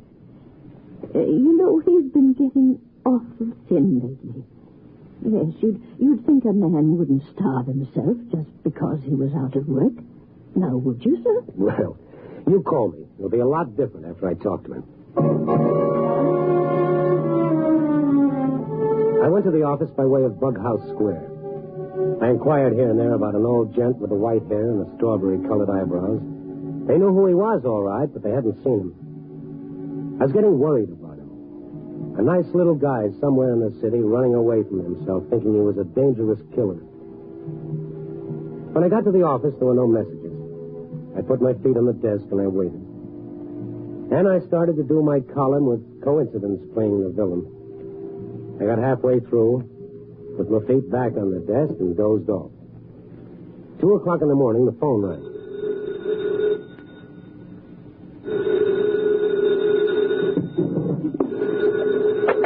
Yeah. Mr. Stone?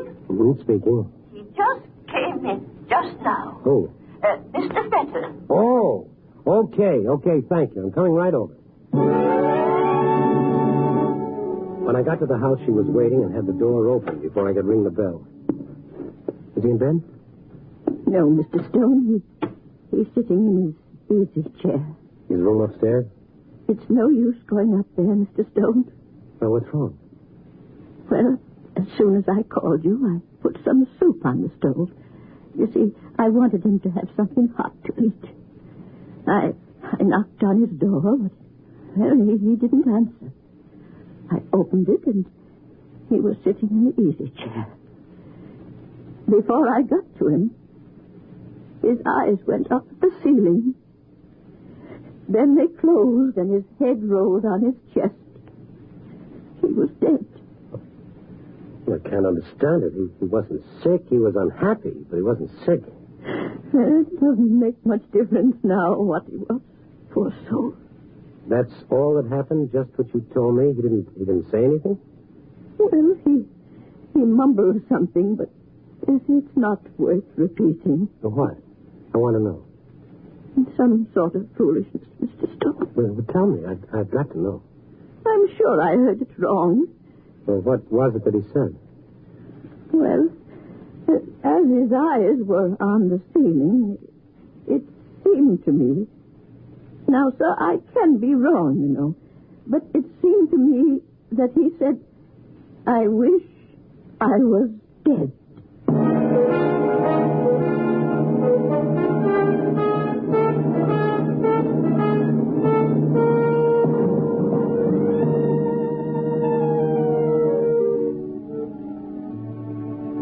Sitting on a park bench in the warm sun doesn't always lead to peace of mind. Not if you happen to be a harmless little guy who draws the ace of spades every time he makes a wish. Of course, we know that everything that happened was just coincidence. We all know things like this don't happen. You know, like the flying saucer. Copy, boy.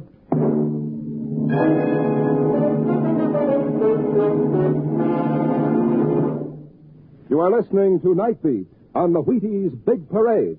It's always nice if you like your work, which is why we feel we're pretty lucky to be in the Wheaties business. We love Wheaties, and we love people. We know that these little golden flakes of 100% whole wheat are good for people. So what could be more pleasant work than getting people and Wheaties together just as often as we can? Your grocer knows about Wheaties and people. See him, why don't you?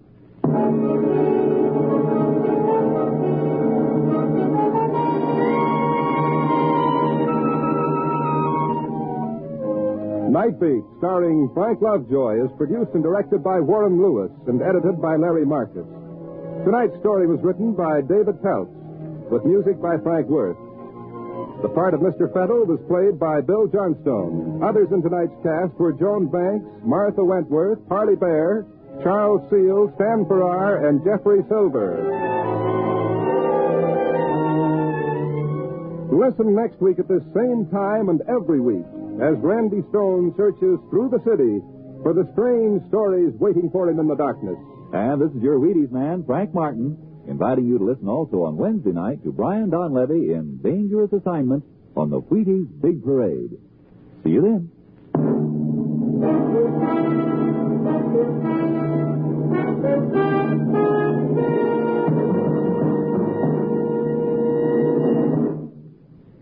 Going to bake a pie sometime soon?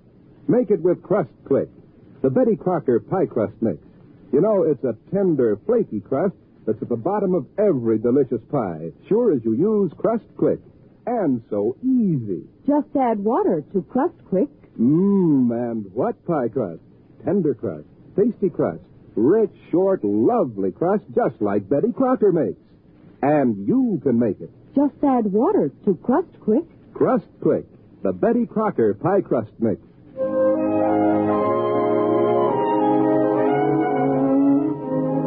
Night Beat came to you from Hollywood with portions transcribed.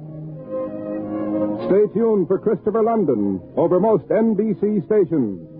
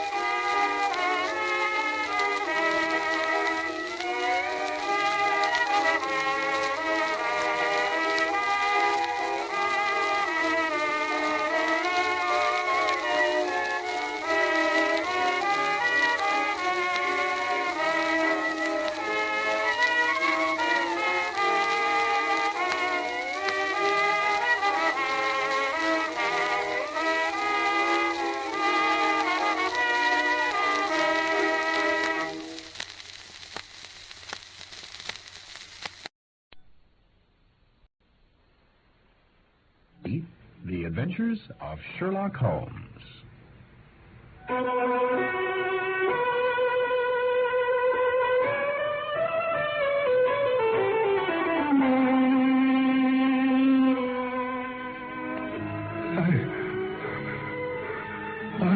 Father, what is it? I must tell you where the treasure is. It is hidden in... No! Keep him out! There at the window. What is it? That face! The sign of the fall. I can still hear those words echoing in my memory, for in a sense they changed my life. My name is Watson, Dr. Watson, and I was privileged to share the adventures of Sherlock Holmes. I will tell you how we first came across the sign of the four. I can see it still. Our rooms in Baker Street and Sherlock Holmes, and in such detail you will be there yourself, if I may collect my thoughts for just a moment.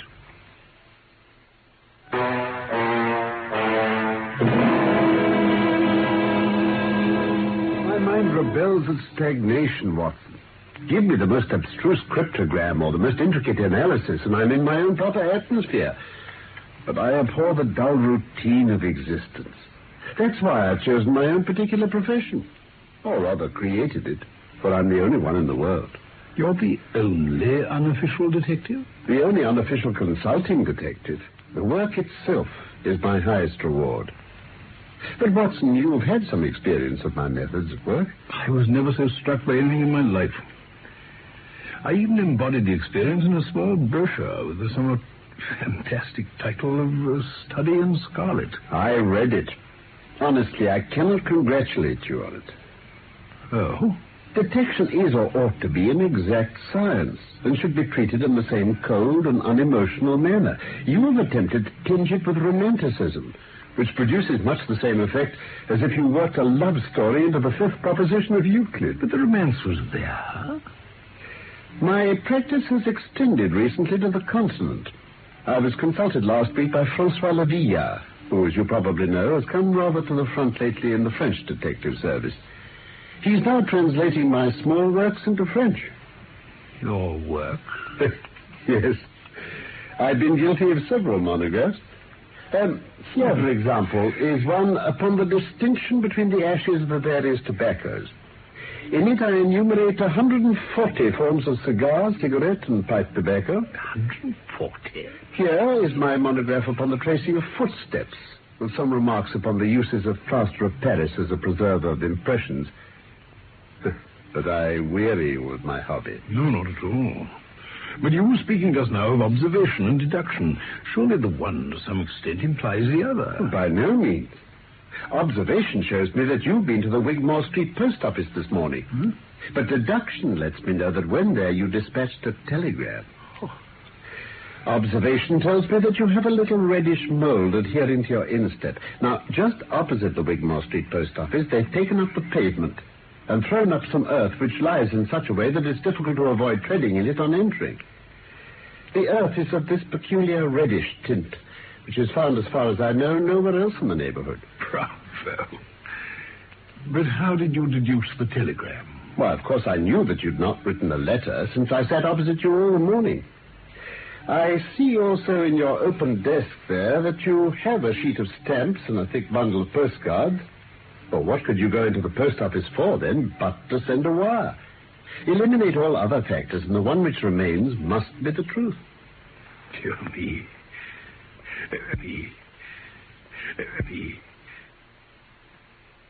See, Watson, how the yellow fog swirls down the street and drifts across the dun-colored houses? What could be more hopelessly prosaic and material? What's the use of having powers, Doctor, when one has no field upon which to exert them? Crime is commonplace, existence is commonplace, and no qualities save those which are commonplace have any function upon earth. What is it, Mrs. Hudson?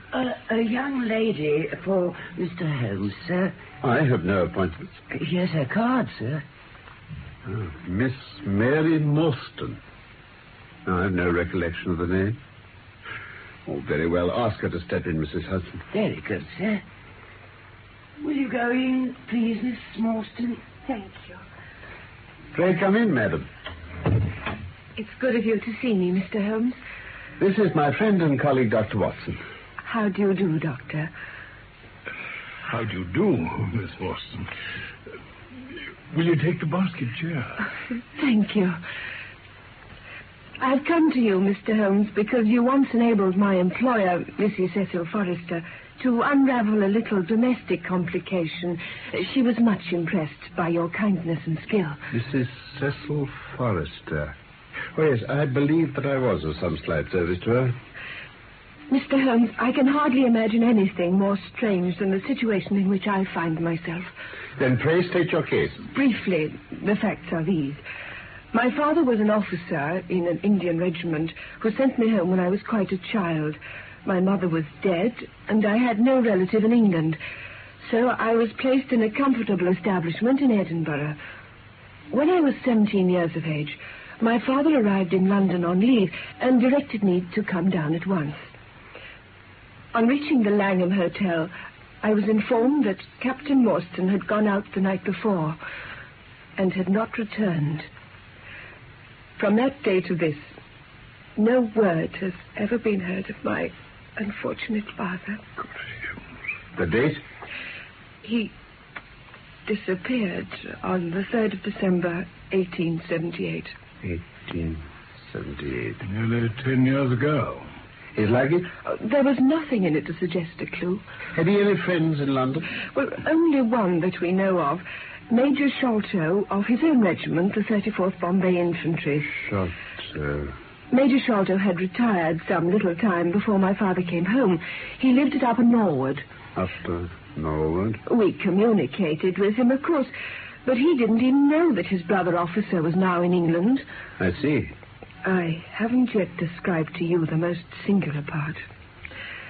About 6 years ago, in 1882 to be exact, an advertisement appeared in the Times asking for the address of Miss Mary Morstan. 1882.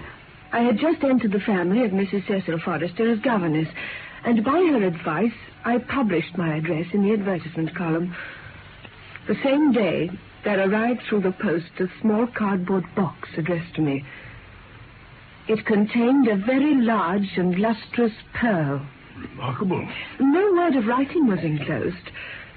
Every year since then, on the same date, there has come a box containing a similar pearl, without any clue as to the sender. You can see for yourselves that they are very handsome. This is most interesting. Has anything else happened? Yes. This morning I received this letter. Oh, thank you. The envelope too, please. Of course. Thank you. Postmark London, SW, date July 7th. Man's thumb mark on the corner. Probably postman. Best quality paper. Envelopes at 6pence a package. Particular man in his stationery. No address. What's it say, though, Holmes? Be at the third pillar from the left outside the Lyceum Theatre tonight at 7 o'clock. If you are distrustful, bring 2 friends. You are a wronged woman and shall have justice. Do not bring police. If you do, all will be in vain. Signed, your unknown friend. What do you intend to do, Miss Morstan? That is exactly what I want to know, Mr. Holmes. We shall most certainly go. You and I and...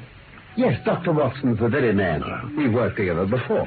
You're both very kind. If I'm here at 6, will it do? You must not be later. No. Oh, there is one point, however. Is this handwriting the same as that upon the pearl box addresses? I have them all here. You're certainly a model client. Let's see now. These are disguised hands. But they're undoubtedly by the same person. Well, we shall look out for you at 6. Au revoir, then. Au revoir. Good afternoon. I say, what a very attractive woman. My dear Watson, it's of the first importance not to allow your judgment to be biased by personal qualities. I assure you that the most winning woman I ever knew was hanged for poisoning 3 little children for their insurance money. Yes, but in this case... I never make exceptions. An exception disproves the rule. Well, I'm going out now. I have a few references to look up. I shall be back in an hour. No, my dear Watson, there's no great mystery in this matter. The facts appear to admit of only one explanation. But you haven't solved it already. I've just found on consulting the back files of the Times that Major Sholto of Upper Norwood, late 34th Bombay Infantry, died on the 28th of April, 1882. I may be very obtuse, Holmes, but I fail to see what this suggests. No? You surprise me. Captain Morstan disappears. His only acquaintance in London is Major Sholto. 4 years later, Sholto dies. Within a week of his death, Captain Morstan's daughter receives a valuable present, which is repeated from year to year, and now culminates in a letter which describes her as a wronged woman. Why should the presents begin immediately after Sholto's death, unless it is that Sholto's heir knows something of the mystery and desires to make compensation? Yes, but the letter speaks of giving her justice. What justice can she have? It's too much to suppose that her father is still alive. There are certainly difficulties. But our expedition of tonight will solve them all. I think that's a 4-wheeler. Yes. And there's Miss Morstan inside. Are you all ready? I'm ready, Holmes.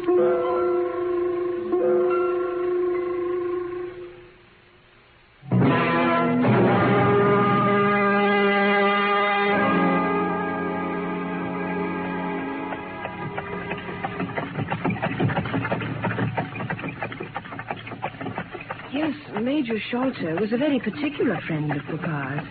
They were in command of the convict guard on the Andaman Islands. The Andamans, eh? By the way, Mr. Holmes, a curious paper was found in Papa's desk. I don't suppose it's of the slightest importance, but I thought you might care to see it.